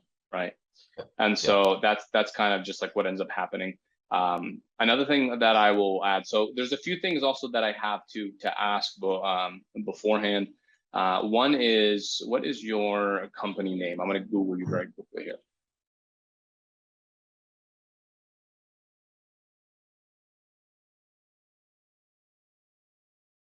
I have worked with a client before in the past where we did everything right on our part. But one thing I didn't do is I didn't check what their online presence looks like. And what I didn't realize was that they had a bunch of negative reviews online. And so we were getting all of our leads, we were booking appointments, but they couldn't close anything. And I just thought they were a bad salesperson. And then I realized that response rates were also bad. And then I was wondering why. And then I Googled them and I realized they just have 1-star reviews on like a few platforms. And obviously, if someone's, if you're asking somebody for 20 grand, they're going to Google you. And if you have terrible reviews, they're not going to move forward with you. Of course. So, right. So that is before we even get started. I want to make sure this can even work for you, because if it doesn't, then I just want to be upfront that there's nothing I can do to help you unless this first problem gets fixed. So I just Googled you. You have a 4.1 rating, 9 Google reviews. Right? Yep. Okay. Can we get this up to about 15, 20, 25 reviews? We can get close. 25, not at the moment. No. Okay. So here's what I can do. We can run a review campaign. So let me show you. If you look at my client's account here, we get reviews automatically. So when you tag someone as project complete in the system, it sends them a review request. So you probably are too busy. You probably don't remember to, hey, leave us a review. Here's a link. No, you don't have to do that. Just mark them as closed, mark them as, job complete. And we will automatically send in the review request, and we'll ask for the review, and it'll get you reviews like this. My family and I are thrilled for the new kitchen flooring and half bath remodeling. We enjoyed working, blah, blah, and so forth. Right? Right. So I can run this review. I can import a list of your customers and blast a message out, incentivizing them to leave you a review. And within a week period, we can get 10, 15, 20 plus reviews. Are you okay with doing something like this? Yeah, absolutely. I'm okay with it. Sure. We've got to get the opportunities up for you to do that. Well, if you have past customers, if you have Sure. a list of name and phone numbers, I can automatically text, 100 people, 200 people at once and ask for this, also while incentivizing them. Yeah. Yeah. I can get them to you. Yeah. Cool. So that's the first thing, because I want this to just be a no-brainer for anyone that reaches out to you. And this is going to help your conversion rates and your business as a whole, but also overall, it's going to help us because it's going to help you close more of the leads that we send you, right? Right. So, cool. That's the first thing. Okay. The second thing I want to mention is another thing that I like to do is, like, you care about actually estimates, right? Like, you care about how many estimates you do, not really about leads, right? Yeah, I care about whatever's going to get us into a home to sell a kitchen or a bath or whatever. Right. So here's an example of how I can actually see which ads are bringing in the best leads, right? See, so this one right here, I can tell right here that they came in from this ad, this exact ad. Here's the messaging. And so then we can go inside here and we can actually see which ad they came from, and we do more of that ad. So that's how we get higher quality leads and appointments and actually booked estimates on your calendar, right? Okay. So yeah, that's a few additional things that I wanted to ask. So far, I know I mentioned quite a lot of stuff here.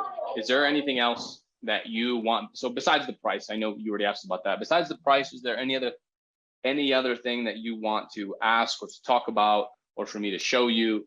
Because I'm here to show you whatever you want. If you want to see more leads, we can do that. If you want to see more ads, I could show you more ads and what they look like. Actually, did we even look at one of these ads? I don't think we did, right?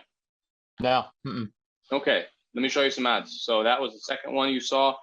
Here's what some of the ads look like. I upload some of your projects, so that way people even see what your work looks like. If you see this, just like that.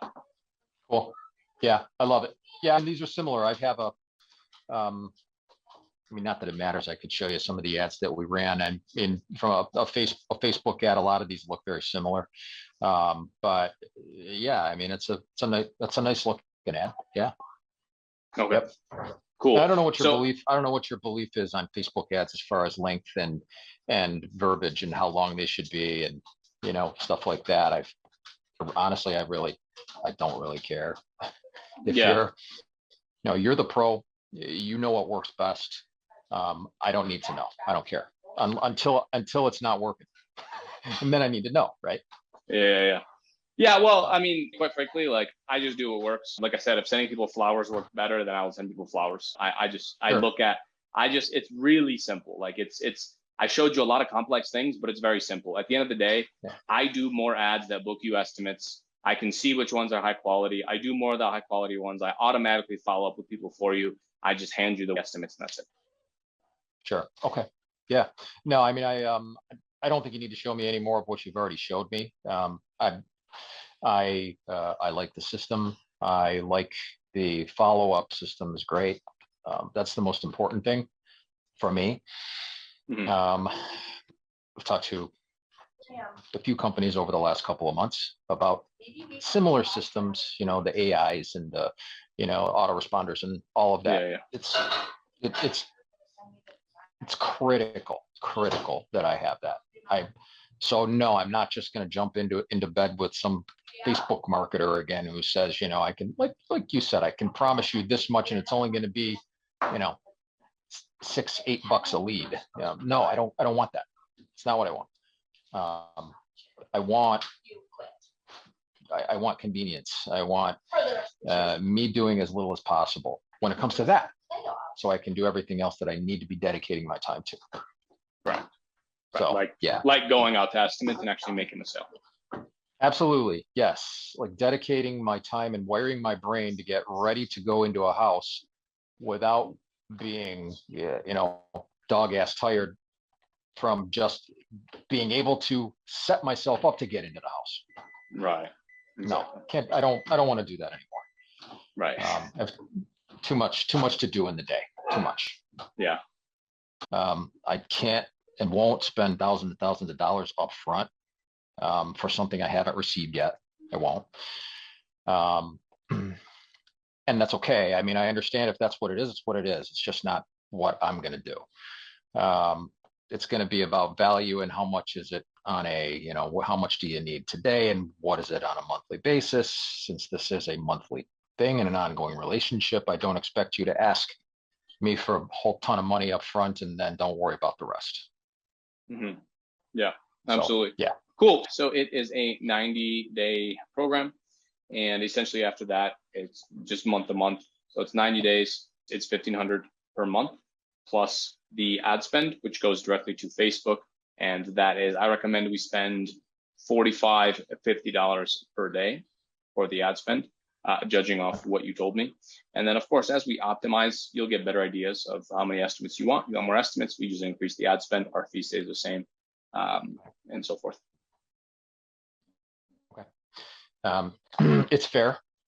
And it's, yeah, honestly, it's right in line with what I expected.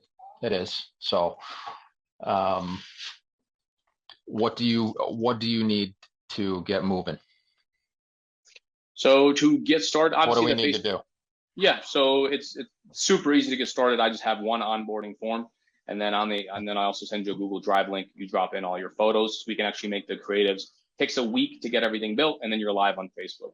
So obviously the ad spend, start spending. We link up your card to it, so you see it on your statement. Everything is built in your account. You own it. We build all the ads, all the landing pages, everything. All we need to get started is that $1,500 that would be built today, and then we do a call in about 5 days from now. Sometimes we get it done in 3 to 4 days, and then I show you everything. You give me the thumbs up. We go ahead and launch. Yeah, let's do it. Let's roll. Cool. Let's do it. So I'll just need your card numbers. It's going to be Visa or MasterCard? Visa. All right. 246. 6. Got it. Okay, sounds good. So what I will do is I will go ahead and enter that in here. If you can give me 1 second. And also one thing that I also want to mention is what we can do. And this is what most clients do, is we can take this platform and this system and we can actually integrate it with your website. So that way, when someone fills out a form on your website, they can get that automatic response with the text message and email as well. That's excellent. Yeah. Do you already have a web developer? We can send him some code, or if you want, I can have my team go to your website. You could just send us logins and we can install it for you if you want. Yeah, I can do that. I can send you what you need. Yeah. And then what I'll do is I will send over that onboarding document, and then also you'll get the contract and everything, just so we have everything in writing and all that on everything that we're going to deliver. And so it'll be perfectly legit. Okay. Awesome. Well, sounds good. Congratulations. Looks like it went through. I see that it's landed, or at least it's sent to your inbox. If you want to just double check that, you should have that email. You should have that receipt. You have all my details as well. You hear me now? Yes, sir. I can hear you. How are you? Good. How are you? Good, man. I'm doing amazing. Appreciate you jumping on. Yeah, of course. Appreciate you taking this call. Of course, man. Of course. I know I'm a few minutes late here. Apologies. I had another meeting. We went over, but yeah. But here we are. Yeah. Well, cool, man. Yeah, let's kind of dive in, dude. Where are you calling from today? I'm calling from LA. Okay. Yeah. Nice. Where are you? So right now we're based out of Las Vegas, but right now I'm in Medellin, Colombia. Oh, okay. Cool. Yes, sir. Yeah, a bit away, but luckily the time zones are still US time zones and yeah. So yeah, man, you run a kitchen remodeling, bathroom remodeling company out of LA or what is it that you guys do? The company I'm running is it's a gates and fences. Okay. Like fence installation? Fence installations, gate installations, gate repairs. Okay. Those are that I'm doing. Okay, so like vinyl fences? Yeah, vinyl, wood, chain link. Not chain link, steel fences, any custom fence and gates, automatic gates. Yeah, that's pretty much what my company does here. Nice, that's awesome. Yeah. What part of LA? I'm located, which is the. Okay, nice. Yeah, good area. Yeah, but I'm working basically all over LA County and Orange County. Okay, nice. That's good. Yeah, we actually don't have any. We actually don't have any clients in LA, so you're pretty much good, man. You can actually, pretty much handpick any part of LA that you'd like, which is awesome. So, how long have you guys been in business? I'm doing that. I'm in the business for 18 years. Oh wow. Yeah. Okay. Nice, man. And what's the name of the business? The name of the business is. Okay. Cool. Yeah, this company actually started just 6 months ago. So wow. So what were you doing before you started this company? I had a different company. I had a company with a partner, and we end up the partnership, and now I start this company. I see. So are you starting from scratch, or do you still have like customers and that kind of thing? I still have customers. I have a TamTech account that I'm working with. I have my Google website, and I still have customers because I'm here in LA. I'm doing it for about 5 years. So yeah, I still have a lot of customers. Nice. And that's great to hear. What inspired you to book the call here today with me?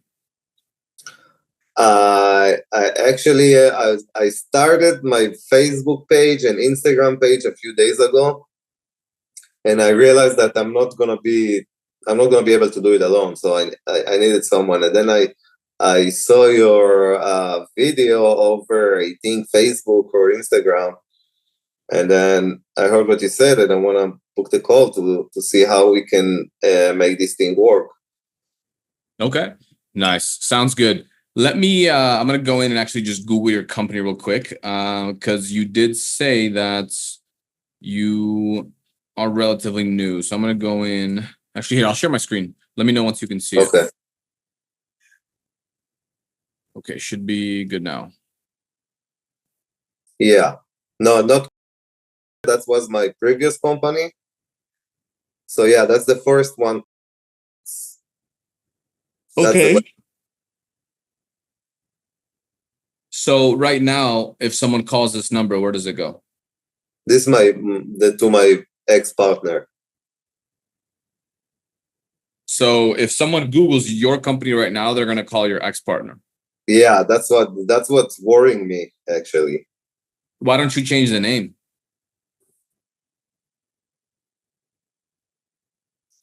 I think that's what I will have to do. because now when I'm seeing that, it's really concerning because they're gonna call right to them. Right. And the reason I'm saying this is imagine if you put up billboards all over LA and they say Coastline Gates, and they have your name on them. They have even your phone number. But then, since someone's driving, they're not gonna, call you right then and there. They might not even take a photo of it. They might remember the name. So they're gonna go to Google and type in Coastline Gates, Los Angeles, and then they're gonna call your partner instead of you, thinking that it's you. Yeah, that's fucked up. And I'm using billboards because it's an example, but it's also the same thing with Facebook. Someone sees a Facebook ad, maybe they see it and then they just remember it later, or maybe they just want to see that you're a real business. Yeah. We do see that people just Google you. Like we track our Facebook stuff, like you said, but typically when we run like Facebook ads or Instagram or whatever, phone calls increase on the website too, because people just Google the website and then they call for it. I just don't want this guy stealing, if you're going to pay for advertising, you don't want him stealing your ad budget, right? Yeah, that's correct. And this is more common than you think, by the way. Like there's tons of people that have, a similar name. And then when you Google them, like they don't even know who that company is. And then they just don't realize it. So it can't happen. So all of this is like, which one's your website? The first one. So this guy is, and you're just. Yeah, that's way too close, man. It's way too close. Yeah. You're basically like the same business name with one word. The good news is, if he's spending money on ads, then maybe someone will land on your website, right? I don't know, but my website is not, it's new, so it's more likely that he's gonna get more jobs. Yeah. Yeah. So this is his website. Yeah.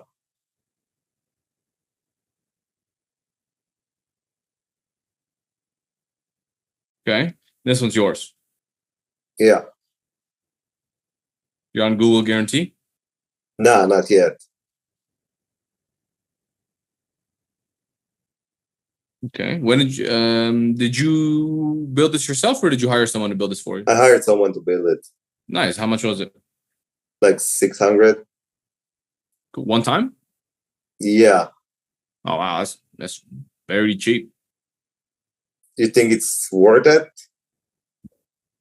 Yeah, it's not a bad looking site. I would definitely add your phone number towards the top. You have this, but the thing is, like, it says call us now. We'll call now, like it's a button.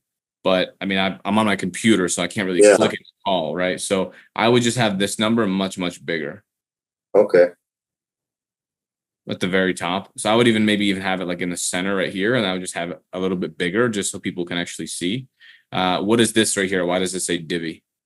I don't know, actually. Okay, so I know what it is. Divi is a WordPress theme. So you're using WordPress, and the theme that he installed is called Divi. I know because I've used this theme. Okay. So I need to remove it. Correct. You got to put your logo up there. So he just forgot to put your logo, and he's using an old logo. Okay. Yeah, that's all.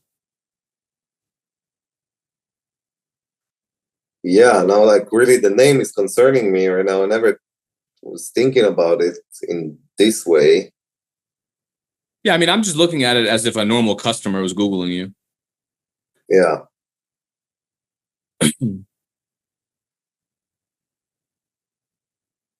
Okay, nice. Okay, so yeah, I would fix that page for sure. Okay. So if you go on the bottom, these links are broken.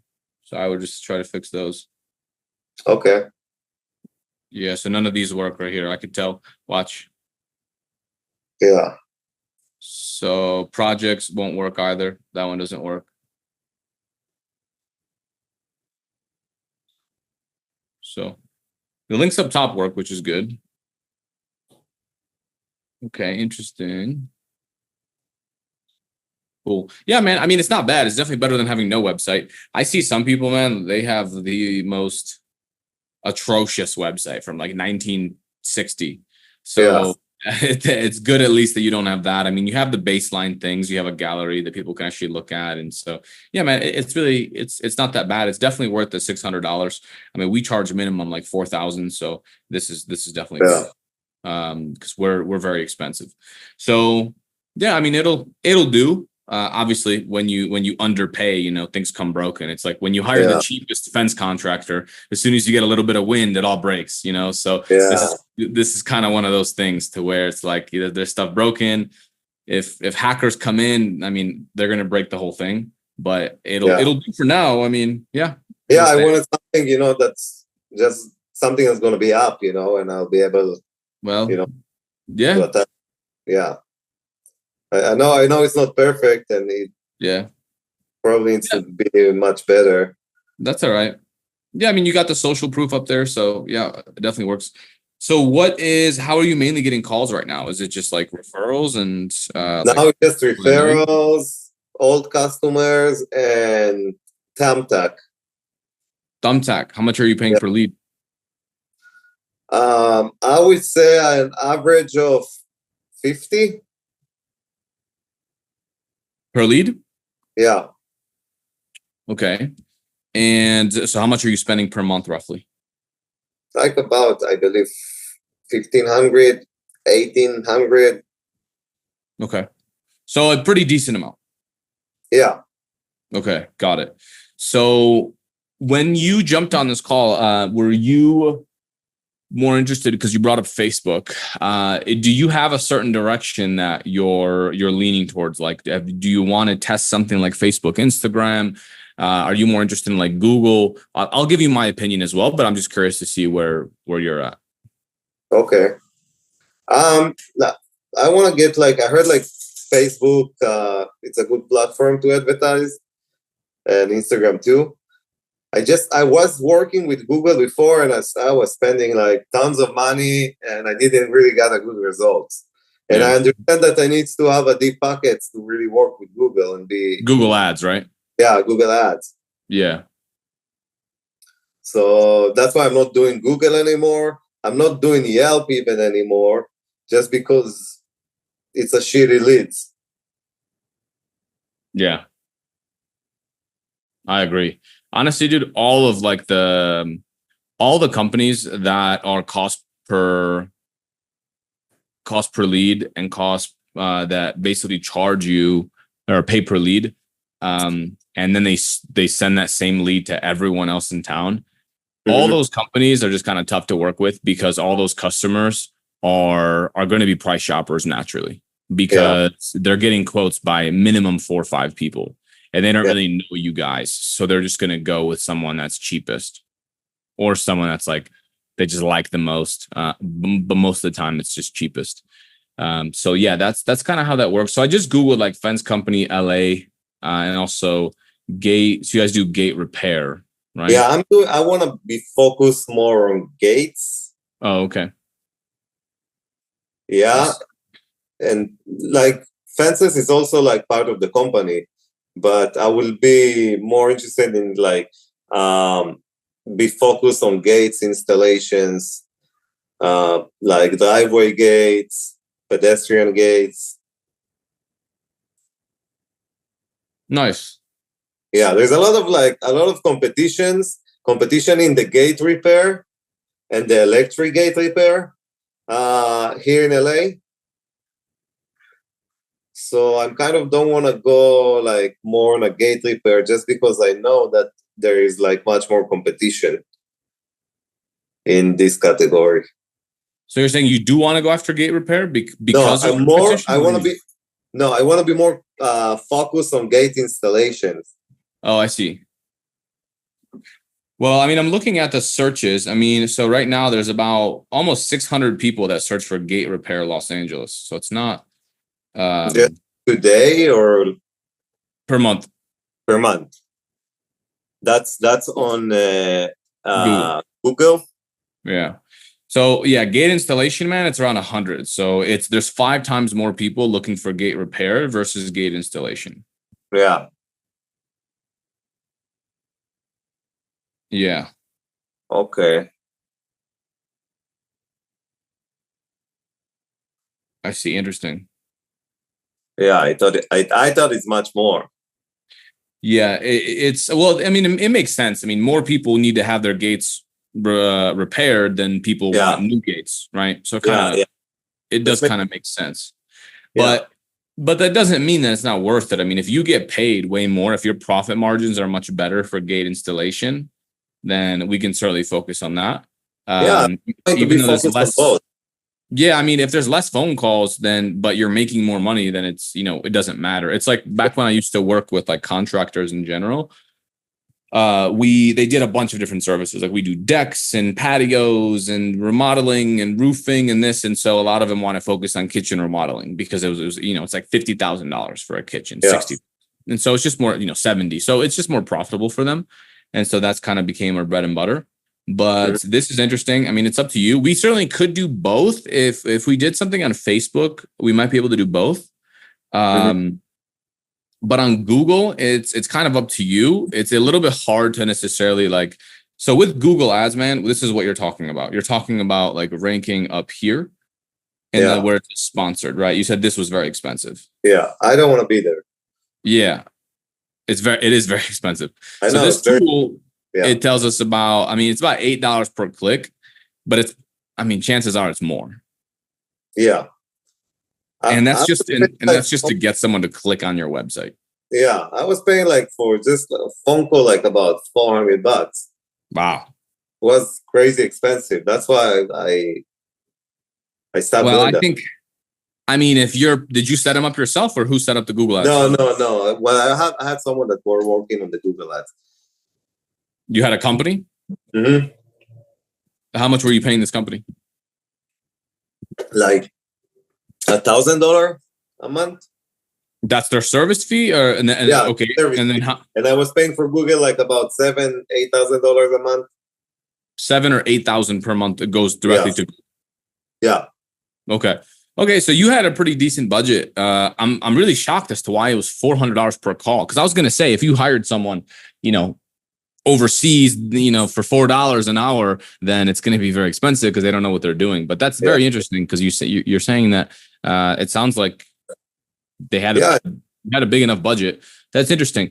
Yeah, I mean, where I like to be, man, is like in the organic section. I'm not a huge fan of the Google Ads just because you're competing with a bunch of big companies, and also you're competing with like Yelp. You're competing with Home Advisor. You're competing with a lot of these people. Now it seems like right. So there's Angie. So yeah, it can be quite competitive and it can be quite expensive because you're just kind of trying to outbid them. What I more so like is the organic side of things. So for example, where right here, if you notice, right, this is like the map pack, the maps. Yeah. Right here, we don't really see like the Home Advisors, right? We don't see the Angie's List, the Yelp, because this is for local business owners. Mm-hmm. And what I'm seeing from just doing this search right now for both gate installation and gate repair, it's not that competitive. I mean, 24 reviews, 31 reviews. I mean, we can get that many in the next couple of months, I'm sure. Yeah. Right. I mean, how many customers do you service right now per month? Maybe like 15, which is not enough. How many do you want to be doing per month? I want to go on I would say in a month, like 60. I want to go to like 60, 70 leads. No. How many projects are you doing? Not about leads. 15 right now. I can take like much more. I can take like X3. I could take like 50 projects a month. Oh, wow. Okay. So you could do like 3 times, 4 times more. Yeah. Oh, I see. Okay, cool. So then you have the capacity to handle on more work, which is also important. But I mean, dude, even at 15 customers a month, I think we can still in a few months. I mean, I'm sure you can get a review from each customer, right? Yeah. So, I mean, you can get more than 30 customers in the next, or 24 customers in the next few days. Yeah. So I think, man, we can absolutely rank this up here. And I think the organic section, the thing is, dude, like I can show you the results. Okay, interesting.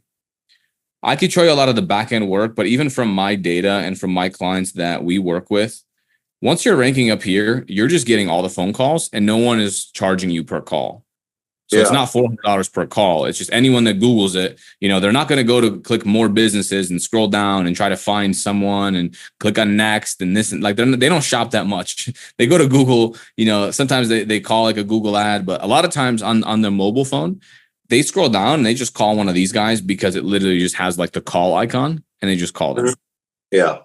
So it just makes it way, way easier. And you can help me rank it like higher? Yeah, so that's kind of our bread and butter, is this section. I'm very familiar with Facebook ads, and that's, in fact, most of my career has been Facebook ads. We run it for our businesses. We still run it for our clients, but there's times that I think ranking like this in the organic is just a better return on investment. Yeah. Because, for example, on Facebook ads, I mean, you're going to be spending minimum $3,000 a month. Okay. And cost per lead might be $20, $30 per lead, $40 per lead, $50 per lead or so. Okay. What do you think about that? I think it's fine to pay like $50 for a meeting. Yeah. Yeah. No. That's not per meeting. That's not per booked estimate. That's like per lead. And then out of those, well, it's hard to say the exact numbers because I'm not too familiar with the fence space specifically on Facebook, but with remodeling and us doing like $70,000 projects and like really big things, it is. I mean, it ranges. Sometimes it's $50 per booked appointment. Sometimes it's $100 per booked appointment. But again, either way, I mean, if I can send a contractor, 10 appointments, then I mean, what's your closing rate? 1 to 3, I would say. Out of 10? No, I'm closing 1 job out of 3. Oh, okay. So about 33%. Okay, so cool. Yeah. So if you got 10, you'd close at least like 3. From 10, I'm closing 3 at least. 3 at least. Okay. Yeah. So then obviously it still makes sense because there's still enough profit for you to have that. Now, obviously we want to get way more than 10 appointments, but that's just an example to keep the numbers simple. Yeah. So it could definitely work. But the thing is, when we go to Google, we just get way more phone calls than we ever can. And which is more people buy. Like you'll be closing the closing percentages on Google are much higher because if you think about it, like if someone sits down and types in gate installation, they're a much higher quality buyer than someone that's sitting on the toilet and deciding, you know what, I do want to get a new gate or a new fence. Yeah. You're right. So we can get, so it used to be Google Ads. We used to do Google Ads, but now it's just, dude, almost every area is just way too expensive, especially in a place like LA where you have, you have some big companies and you have some heavy hitters that are willing to spend a lot. Yeah. And it's also a profitable market. Yeah, I know like a lot of those like big sharks and they like dumping a lot of money. Yeah, exactly. So this is a good way to come in and sneakily just get all the freaking phone calls. Yeah. And, there's really a lot that goes into it. But let me just ask a few more questions. So I did have this a presentation. We'll kind of skip around here as well because I like to keep these pretty interactive. But how much due diligence have you done on my company, by the way? I'm sorry? How much due diligence have you done on my company or like on what we do? No, not too much. Not too much? All right. So let's give you a brief background. I basically came from Ukraine and I started this company in 2017. So I've been helping home service companies for many, many years now. And especially around like COVID time, like 2020 is when we really, really niched down and went much happier. We have a 7-person team. So I'm not a massive company. Obviously, I'm the owner. You're speaking to me. Yeah. We started with many, many different strategies with Facebook, Instagram. We've tested everything, man, TikTok and like anything you can imagine. We've probably tested it.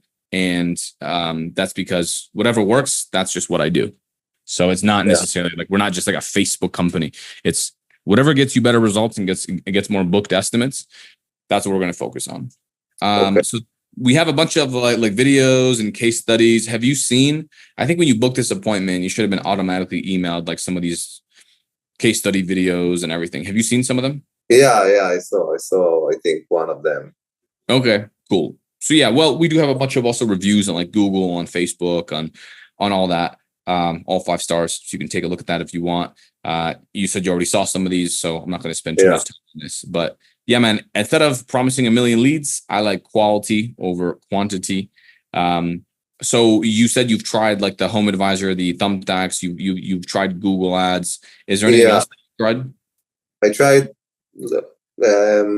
Home Advisor, Thumbtack. I'm still with Thumbtack because I like working with them. Agents List, I didn't like working with them, not working with Google anymore, and now Yelp. So I'm basically just on Thumbtack right now. Okay, gotcha.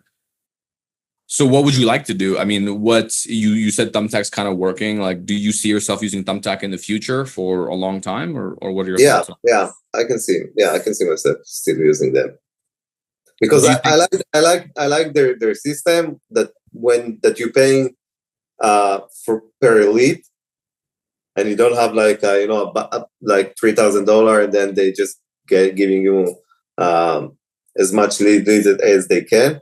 In Thumbtack, just charging you per lead. So if it's like a big job, then they're gonna charge you $100. If it's like a small gate, then it can be like $16 or even 25, something like that.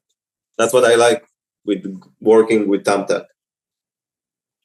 Gotcha. Okay. Do you think Thumbtack will get you to your goal of what you told me about, which is you want to get to about like 40 or 50 a month?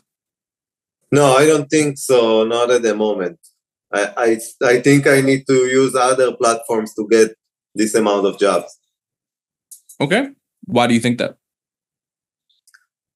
Because I'm not strong enough in Thumbtack and they don't have enough leads. I see. So you can't just like increase your budget?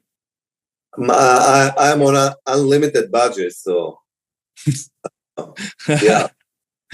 You're like, take my money. And they're like, we can't give you any more. So, but I'm not spending more than I didn't spend more than $1,800 a month just because they don't have enough leads. Yeah. That's funny. Yeah. Okay. That's I put there like unlimited budget because I know that one of 3 leads I'm gonna close them. Yeah. That's really good, man. If your closing rate is 1 of 3 on Thumbtack, that's really good because you're competing with a lot of other people. Obviously, if someone comes in from Google, they're way more high intent and they're actually calling you. So they're expecting to hear, right, your voice. And especially the way that we phrase it. Like, for example, someone lands on your website right now. There's no photos of you. There's no photos of like who you are.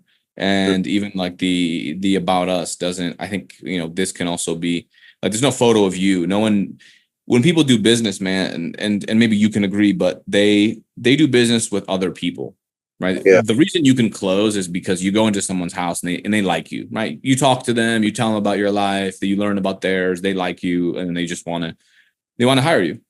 Yeah. So we want to portray that on the website as well. Okay. That right? makes sense. Yeah, because right now you're just like everyone else. I mean, if it just looks like everyone else. And so the websites we found, they just convert more. They get more clients from website visitors if you just have something about yourself. Yeah. And I need to change the name of the company like ASAP. Yeah. Honestly, it doesn't even really need to be like an entirely massive change, by the way. Meaning like you don't have to change your LLC or your business corporation or your, doing business as like, you don't really have to change anything like that. Just buy another domain and use the same website. I mean, you already don't have a logo. So just use the same website and then just change like the .com because it's still so new. So just change the .com and let's say you want to call it like. What do you think about OnlyFans? What's up? What do you think about the name OnlyFans? OnlyFans? Yeah. I think you should do it. I think you might get sued, but you can call it OnlyFans if you want. OnlyFans, but you know, FENCE. Oh, only OnlyFans. OnlyFans. I like it. OnlyFans Los Angeles.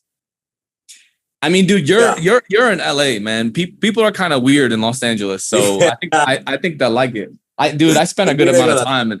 I spent a good amount of time in LA, bro. You don't have to tell me. I stayed in Santa Monica for a few months, and okay, the people are crazy. I thought maybe only gates and fences, something like that. That's true, because you do want gates in your name. Yeah. Only fence and gates. Only fence and gates. What do you think about this name? I like that. And I think it'll work well in LA and Las Vegas. If you get another branch, open it in Vegas. Yeah, I'm planning actually to do it in another one in Dallas. In Dallas? Yeah. I heard it's like everything like is really booming over there.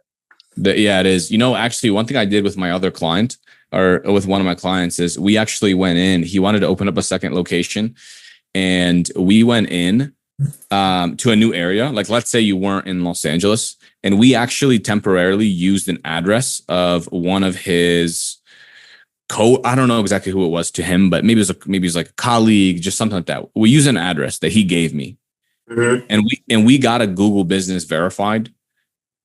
And then we started getting reviews from his other customers to the Google Business, and we started ranking the business before he ever moved there. So he was getting calls in a new location before he ever set up his business there. Really? And then obviously once he moved, then he changed the address and everything. But he just bought a DBA so he could do the business as that. And then he was getting phone calls. Once he got a lot of phone calls, then he moved. Really? Which is smart. Yeah, I would like the thing is with my location, I'm in Marina del Rey, which is there is not a lot of like it's not in the center, you know, it's like by the ocean. So I think like to get a map in a different area maybe it would be better for me. Well, I mean, if you look at the top guys, you know, they're not exactly in downtown area either. I mean, like one of these guys, I mean, where's this Payless guy? First Garage Door Gate it's a friend of mine. Which one? The first one. Oh, really? Yeah. Nice. You know, a bunch of these that have gates and fences and garage doors companies here in LA. Yeah. So are you in this area, or where's Marina del Rey? You guys are Marina like del Rey here. Yeah. I see it. Yeah. I thought it was by the water. Yeah. You guys are right by the airport. Yeah. I remember that. Yeah. I think you're fine. And my previous company is like 2 blocks from me. I don't know if they're on the maps. I didn't see him. You didn't see him. That's the good news. I mean, dude, they have so little reviews there. It's almost like irrelevant. Yeah. And so you're not going to compete too much with them once we actually start doing some Google stuff. But anyways, so let's keep going. So you just told me about some stuff you've tried in the past. So I was asking about the Home Advisor because I was curious to know why you didn't just, you know, increase your budget and spend more money on Angie's or what was it? It was Thumbtack, right? Yeah, Thumbtack. I'm like unlimited budget. Unlimited, yeah. Agent list, like I didn't like working with them just because they charging you either way, and they're charging a lot per lead, and they're sending it to like many companies, and the people then most of the time they're not answering the customers. Right. Yeah, and with the Home Advisor and agent list, they don't have a refund system. With Thumbtack, it's easier for me to get refund even on those leads that I didn't close. Interesting. Yeah. That's interesting. So the way that we work is we don't work per lead. We are a marketing agency. So it is monthly fees. Mm-hmm. Okay, good. Just making sure because we don't do refunds. No, I know that's how you guys work it. Okay, yeah. So it's not per lead, and we definitely don't do refunds, and we're definitely not cheap. Yeah. Okay. So as long as you know that, and you're cool with that. Okay. So basically, we just looked at all of this stuff. Do you already have a Google business page or no? Google business page. Yeah, like one of these right here. I open. No, I don't think so. No, not yet. Okay. So we'll help you set that up.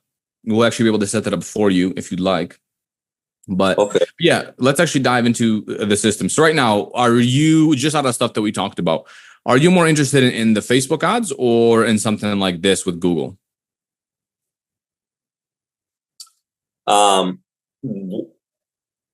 In which one you think you can get me more leads? So I think medium to long term, for sure, Google, and for much cheaper. Okay. And for the short term? For short term, Facebook is almost instant. Almost instant. Yeah. Well, after we set it up, we just hit run and then you get leads. Okay. But Google, it takes time. Obviously, I can't, just set up your business and then all of a sudden overnight you're number one, because then everyone would do that. It doesn't work that way, right? It takes months and months and months. And also it takes a lot of expertise. I mean, like your past company that you were in, I mean, they're still nowhere to be found. They're not even on page number 2. That's because you guys never hired someone to help you with this. But if you guys have been in business for that long, you have way more than 9 Google reviews or 9 customers, right? You have a good rating on Thumbtack. You have a good, this is all good. This listing is very good. You guys have videos on here. Like, there's people on there. It's just not optimized. If this was optimized, it would be at the top, which also tells me that, I mean, there's a lot of people here that don't know what they're doing, and it's great for you. Yeah, that's great for me. And if I would like to do both, what's that? If I would like to jump on both of them, like the Facebook and the Google. Yeah, you can do that. Okay. I think that if you do Google and Facebook, the way that I would recommend it, and this is what we've done before for clients, is I would recommend that you run the Google in the background, and then the Facebook should only really run for like 3-4 months. And so obviously it's going to be more expensive because you're paying the ad spend, and also we have to build all the ads for like 4 or 5 months. But then as the Google starts to rank up, then you can get rid of Facebook, or you can keep going. Honestly, if you like the Facebook and the Google together, then you can just keep them running together. We do have clients that do both. We also have clients that just do what's called retargeting. So anyone that comes in from Google and they land on a website, you can actually, you can pixel them, meaning there's like a piece of code that fires. And I'm sure you've experienced this. And now if I go to Facebook, I might start seeing their Facebook ads. Okay. Right. And I'm sure you've seen that, right? Like you've probably been on Amazon, you looked at a product, maybe you looked at a new watch or a new plant that you wanted to buy, and then you go to Amazon, and then all of a sudden you're seeing, or no, you go back to Facebook, and then you're seeing that product, you're seeing more watches, you're seeing more. Yeah. So it's the same technology. Okay. So that's also something that's, I think, can work very, very well. Is that something you'd be open towards? Yeah, I might be interested to do that. It all depends on how much I will have to spend right now. Because yeah. I mean, what kind of budget do you have in mind? Like, what are you thinking in terms of ad spend and how you'd want to manage that? Definitely, I don't want to spend like the amount of money I used to spend before. I want to be right now like about like $3,000 a month. I want to see if I'm getting like, of course, if I'm gonna get like good results, I'm gonna raise the budget. Right. Yeah. Yeah, exactly. And that's what I would recommend. I don't think it ever really makes sense to jump in and just start spending. Like we had one client, and they went from spending $1,000 a month into spending like $1,000 a week. right? And so they increased it very rapidly. So yeah, I think that certainly does make sense. So there's a couple other things that I want to do. Do you have a past list of customers that we can potentially reach out to, or no? Or leads that you never closed, rather. I have some leads. Leads that I never closed. Yeah. Yeah. So we do this campaign right here. So you give us your previous customer list.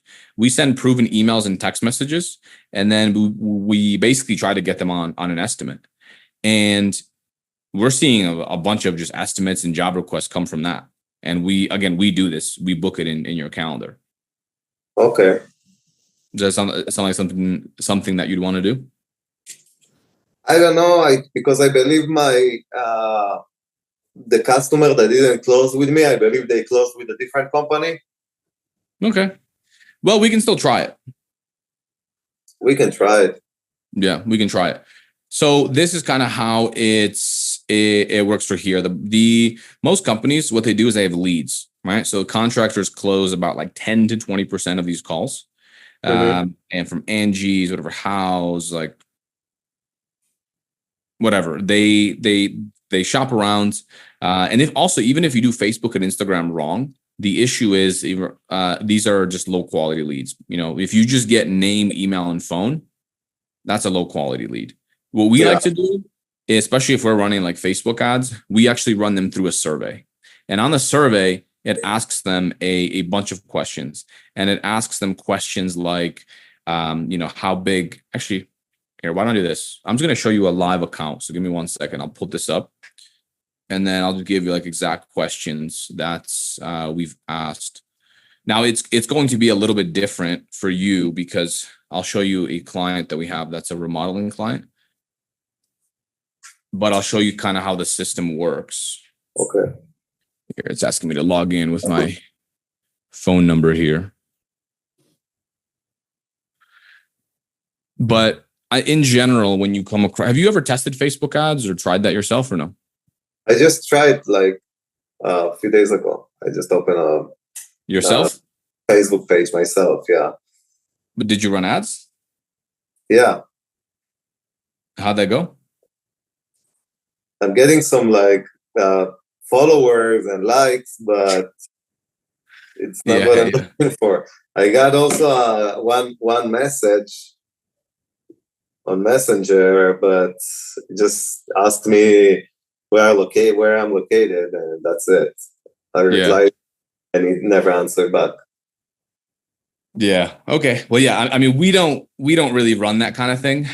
We don't do follower campaigns and like campaigns. We do leads, man. That's the better thing, I think. So, and then you can actually book them. And also, one thing that we like to do as well is book consultations as well. So let me show you an example. Let me know once you can see my screen. Yeah, I can see that right now. Okay. So this is a lead. This is a conversation. So essentially, like we like to book phone call consultations. And so you could book, for example, estimates. But what we've seen is just, it's better just to do a phone call first so you can vet them before you drive over. Do you agree with that? Or do you want to that's what I'm doing with my customers right now. Okay, cool. So so as you can see here, so the page visited right now, so you can see this was recent, this is May 24th. So this person came in and they automatically booked. They visited a page, right? So they filled out our survey right here, survey submitted. Then they landed under a booking page, and then they booked in a session right here, and then they hit the thank you page. And so, for example, they booked in an appointment. Let's see, under appointments right here. Boom. So they booked in an appointment, 11:45 a.m. And this came in, obviously, from Facebook, as you can see here, FB, right? So May 29th. So you can see that under the activities. And so they booked it, came in on 24th, booked on the 29th. So now your next question is, okay, well, what did they actually what did they fill out? So on the survey, this is what we collected. We got their street address, as you can see here. Mm-hmm.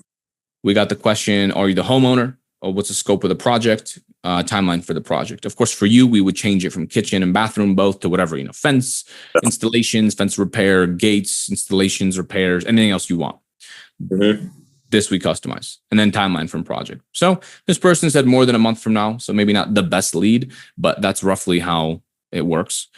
And as soon as as soon as they book that appointment, as you can see, so we're making different opportunities, moving them in different like pipelines and stages, and then here we automatically text them. So we say their name, your initial phone call consultation is scheduled and reserved. Boom, Wednesday. Please reply with yes to confirm we got the right time. Also, please add it to your calendar, right?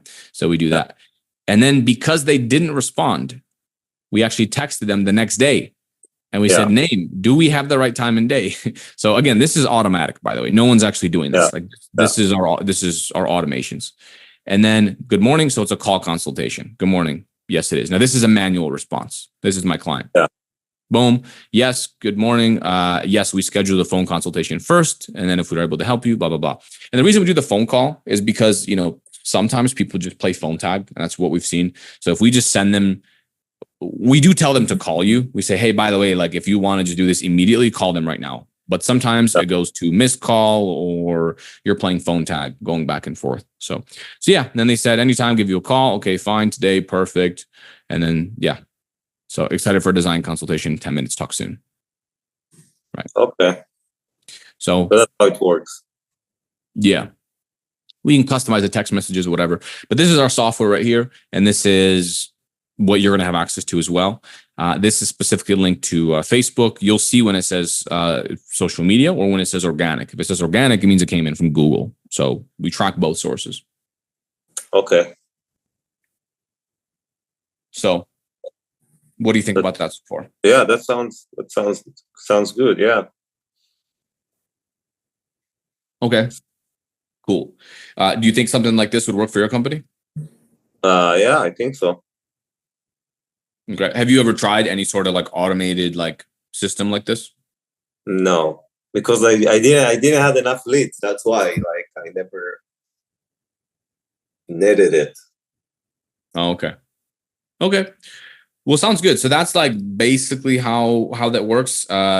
If they come in, I'll be honest, if they come in from this page, the Google page, it skips a lot of that because they just call you directly and then you could just book the estimate. So you just do the immediate consultation. So we do both. This is specifically for Facebook because with Facebook, some of them just, they're just kind of low quality. So we have to filter them through a survey and then we book the phone call consultation. Okay.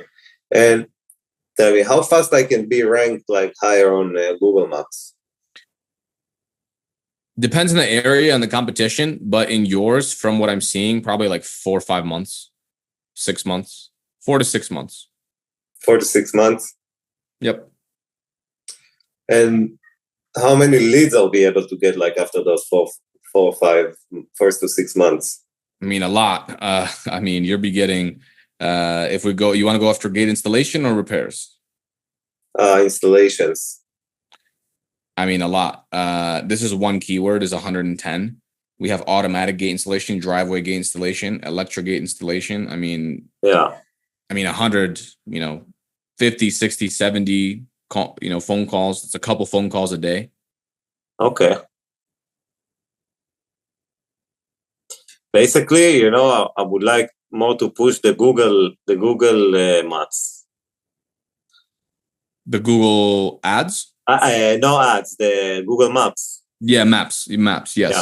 I agree, man. For the long run, that will give me more work. Yeah, and by the way, like you can get more leads off of Facebook than like immediately than really any other platform. Like even if we do Google ads, you'll get way less leads. But Facebook will get you like the quickest leads, the quickest results. But the Google SEO are just the highest quality traffic because these are people that are typing in, I need this service, right? Yeah. So yeah, that's let's take a look as this is kind of how it works, obviously, right? So this is how the Google My Business works. One thing we also have is called the accelerated 5-star review machine. And so we essentially do you have a past list of customers, like name, email, phone number, that kind of thing? Yeah, I had some, yeah. Do you have it from the past company that you were with, where people worked with you? Not anymore. Okay. All right. Well, how big is that list? Right now, not too big. Let me see. Like 10, 15, 30? 10, 15, 20, 20, 30. Okay. All right. Well, that's still good enough, man. Because the point is, the same way we reactivate your old leads or your old potential customers, we can also go in and send these guys emails and texts and get them to leave a Google review. And so you get a bunch of Google. I mean, we have clients that get a ton of Google reviews. I'll show you some in a second when I actually go over like some actual case studies. But you can see these guys, I mean, they have 31, 24, so even if we can get like 20 reviews, we're going to set up your new business. You'll have 20 reviews and you'll already have more than double of what your old partner has. Yeah. And Google are accepting any review. They're not like deleting review like Yelp. If it's a fake review, they'll delete it. But if it's from real customers. Yeah. Cool. So this is our app that you just saw as well. And I shared my screen, right? This is it right here. And the way it works is we just centralize everything, your phone calls, text, any messages, your website chat, your website forms, everything goes into here and we track it very, very carefully. So we can see which lead is coming in from where. And then we follow up with all those leads. And then the leads that don't actually contact you, we keep following up automatically. So if they don't answer, if they don't respond to you, we'll text them again the next day. Then we text them again the next day. We're like, look, we're saving your spot. Let us know if you still want this. If not, no problem. Let us know so we won't reach out. Okay. Does that sound good? Yeah. Okay, cool. So that's kind of the process here. Of just to bring it all together. So we do the rapid job collection blast, right? So the lead reactivation. Then we build out the maps asset, the Google Maps asset territory, which is what we talked about, the Google Maps business. We do the 5-star review machine. And then we set up your actual app. So everything is working seamlessly, which is this app right here. Okay. Cool. So do you have any questions so far? No. Does everything make sense? Because I know we're covering a lot of stuff here. Yeah, it makes sense to me. Yeah. Okay, cool. Is this something that you would even want to do? I believe so. Yeah, it depends. It depends on the price and how much you'll be able to spend on that right now. Okay, sounds good. So let me actually show you. Also one other thing I forgot to mention is we only work with one company per area. So yeah, did you know that? Yeah. You said that in the video that I like emails. Yeah. Awesome. So LA is open, which is good for you because sometimes in like bigger areas like LA or like whatever, if we do have a client, then we kind of have to divide it up into what areas we want to rank, but you can just kind of pick whatever you want. So anyways, this is one client. This is a moving company. As you can see here, he has 198 phone calls in the past 30 days, and it's all just from being organic, all from being just Google. We run no paid ads, no ad spends, no this or that. It's one of the videos. Here's another video. This is a remodeling. So 173 calls in the past 30 days. Again, all from Google organic. Mm-hmm. So pretty crazy there. So let me actually show you. Okay, cool. So it's a 12-month campaign. So after the first like 3 to 6 months, we'll hit top 3 roughly. And then we do have a 6-month trial period. So basically, if after 6 months you don't want to continue, that's fine as well. We also have a guarantee just to make sure that everything is on track. So what we guarantee is that you'll hit top 3, the top 3 businesses, they get all the phone calls. Top 3 in that 6-month period. And you'll be getting more leads, or we work for free until you're actually ranked in that top 3. Okay. And we also do all that in writing. So it's legally backed. But also real quick, did you want to do the Facebook ads as well, or just the Google stuff? I would like to hear the price for the Facebook too. Because if it's gonna be on my budget, then I'll be able to do that too. But I want to hear that. Cool. So this is one of our tools that we use to track. So you can see it kind of shows up in red. This means that it's ranked like 20 plus, meaning it's not in the top 3. And then if it's green, that means it's ranked number 1, 2, or 3. And then it'll tell you in what area you're ranked number 1 and in what area you're not ranked number 1. And that's also how we continue that process. So where would you like to go from here? Does it sound interesting so far? Yeah. Cool. So this is kind of how it goes. So this is the pricing per location. So as you can see here, you will start getting, some calls and some estimates coming in from Google, but the majority of them that will come in will be after 6 months. That's when we're going to be like really, really crushing it. Okay. So in general, this is the volume of sales that we see for remodeling. Then we have year 2, and this is sustainment. Obviously, other people are going to try to come in and rank up towards the top. And so we'll make sure that you always stay at the top and you're absolutely crushing it. This program that I'm showing you we actually revived it. I didn't do it for a while, but I saw one of my best clients. He's been with me since 2019, and we've been doing this since 2019, and he's been crushing. So for the payment option, the investment is $12,000. It's broken up into 12 monthly payments of $1,000. And then we do have a discount available if you pay for the full year upfront, which is $2,000 off. Okay. So the 12,000 are you paying it for a year to operate all this thing, and for the app? Yes, everything. Okay. And on Google, I'll have to invest something on Google? No, not for the SEO. We do all the stuff on the back end, and there's no like ad spend or anything else like that. And you're gonna set up the Google business, yeah. The Google business. Yep. We'll set it up right. Yeah, you're gonna send us all the photos. We'll set it up on your account, so you're gonna own it. You're gonna be the owner.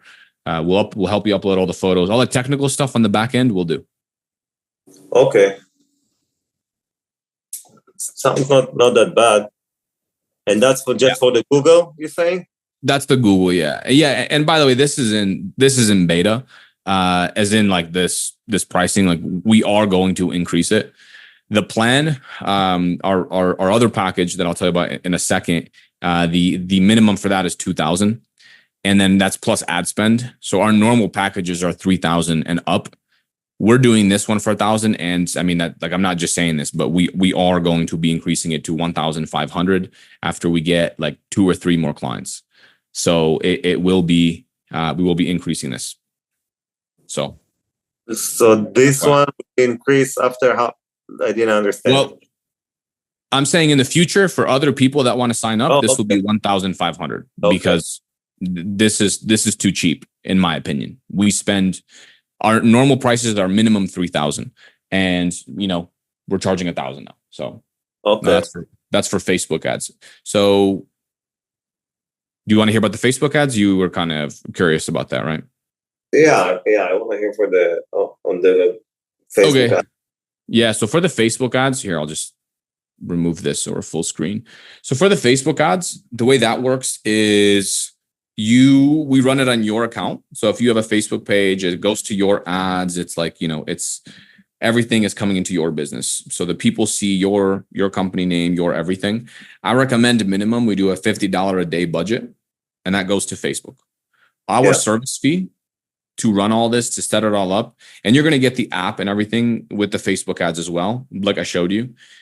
We used to charge for it, but we just saw that everyone that uses the app just gets better results, and then they stay with us longer for Facebook. And so now we just give that.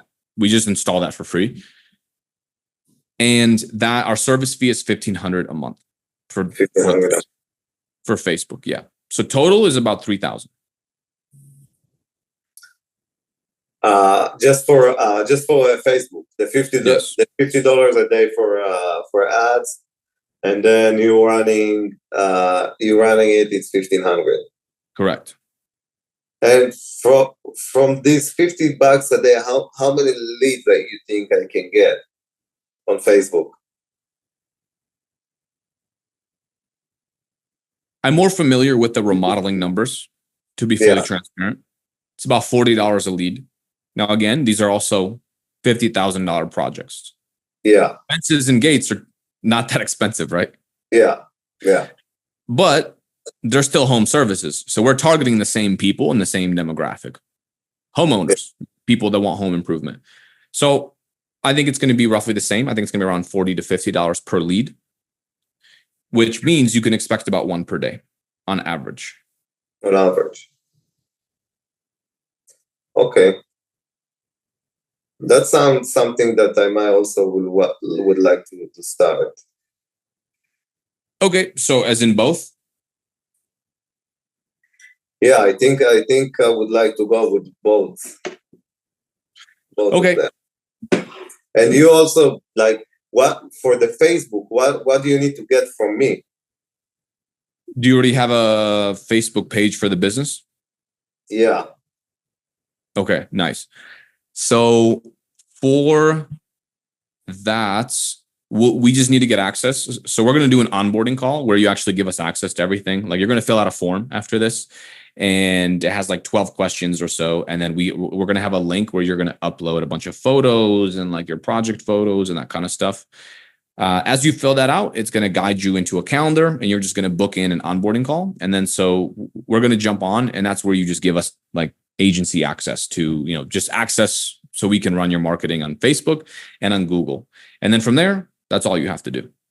We set up everything. We set up all your systems. We link it to our software. And then you just have logins to our software. And then you just go in there and you see exactly how many leads come in, when they come in, and you just use our software to respond to everyone. Okay. And with this Facebook and the Google Maps, my website will rank higher organically too? Yes, exactly. So that's the point of the SEO. So the Facebook ads would be my plan for you for like the next maybe like 4 months, 5 months. And then we can essentially remove that. And then you can just stay on the 1,000 a month and get the, however many calls just from the Google organic if you want. If you still want more leads, we can keep running. I'm happy to keep running Facebook. But if you do want to stop doing the Facebook, then that's fine. Okay. Yeah, I would like to start with Facebook just so I can get like immediate results. So exactly. So more time to pay more for marketing, because how it's worked with me, as much jobs as I'm closing, I want to get like more jobs, so I will spend more on marketing. Right. Yeah, and if you want, man, like I said, you could increase the budget on Facebook. If in the future, if you find that you're closing and you're making money from it and you want to reinvest and you want to say, okay, cool, instead of $50 a day, let's do $100 a day. I mean, LA is a big enough area to where we can just, we can do that. Yeah. Yeah. So basically, I'm thinking like to start with the Facebook right now.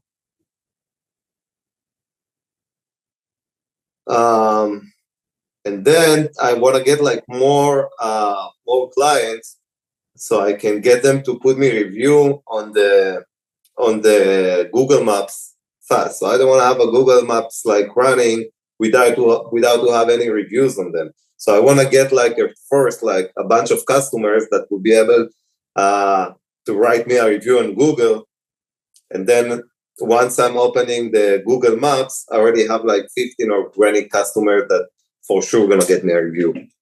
Right. I think that's, I mean, with our Google review campaign, you're probably going to get like an extra 15 reviews, like right out of the gate. Right. And ranking on Google and being at the top isn't necessarily all about the reviews. Yeah. No, I'm saying it's not necessarily about the reviews. That's one part of it, right? Because for example, let me share my screen here again. So I went into the Google Maps here. Let me go back here so I could show you. So right now it looks that way. The top guy is 107, but really it's more than that, because let me show you. Most businesses, watch this. This guy has 40 reviews, but he's not number 2, right? Look at this guy. He has 4.8 stars. 20 plus years in business, 170 reviews. He has way more reviews than even the number one, your friend, First Garage Door.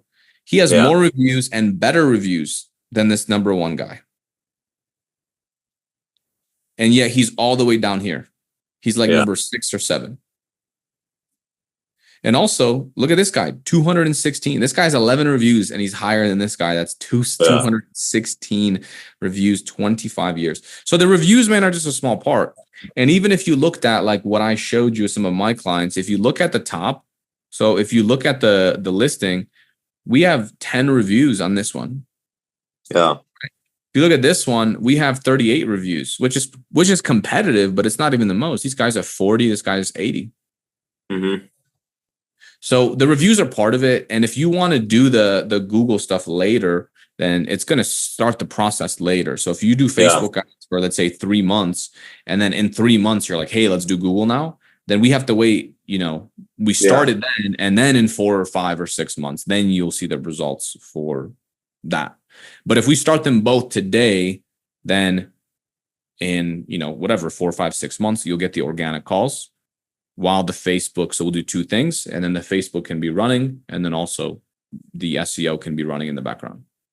I see. All right. So yeah, that sounds good. Can we get on a call tomorrow too, so we can finalize everything? Sure. What would you like to? What exactly would you like to finalize? Yeah, I'm probably gonna go with both of them together. Okay. With the Google and the Facebook. Okay. Nice. So what's stopping us from moving forward today?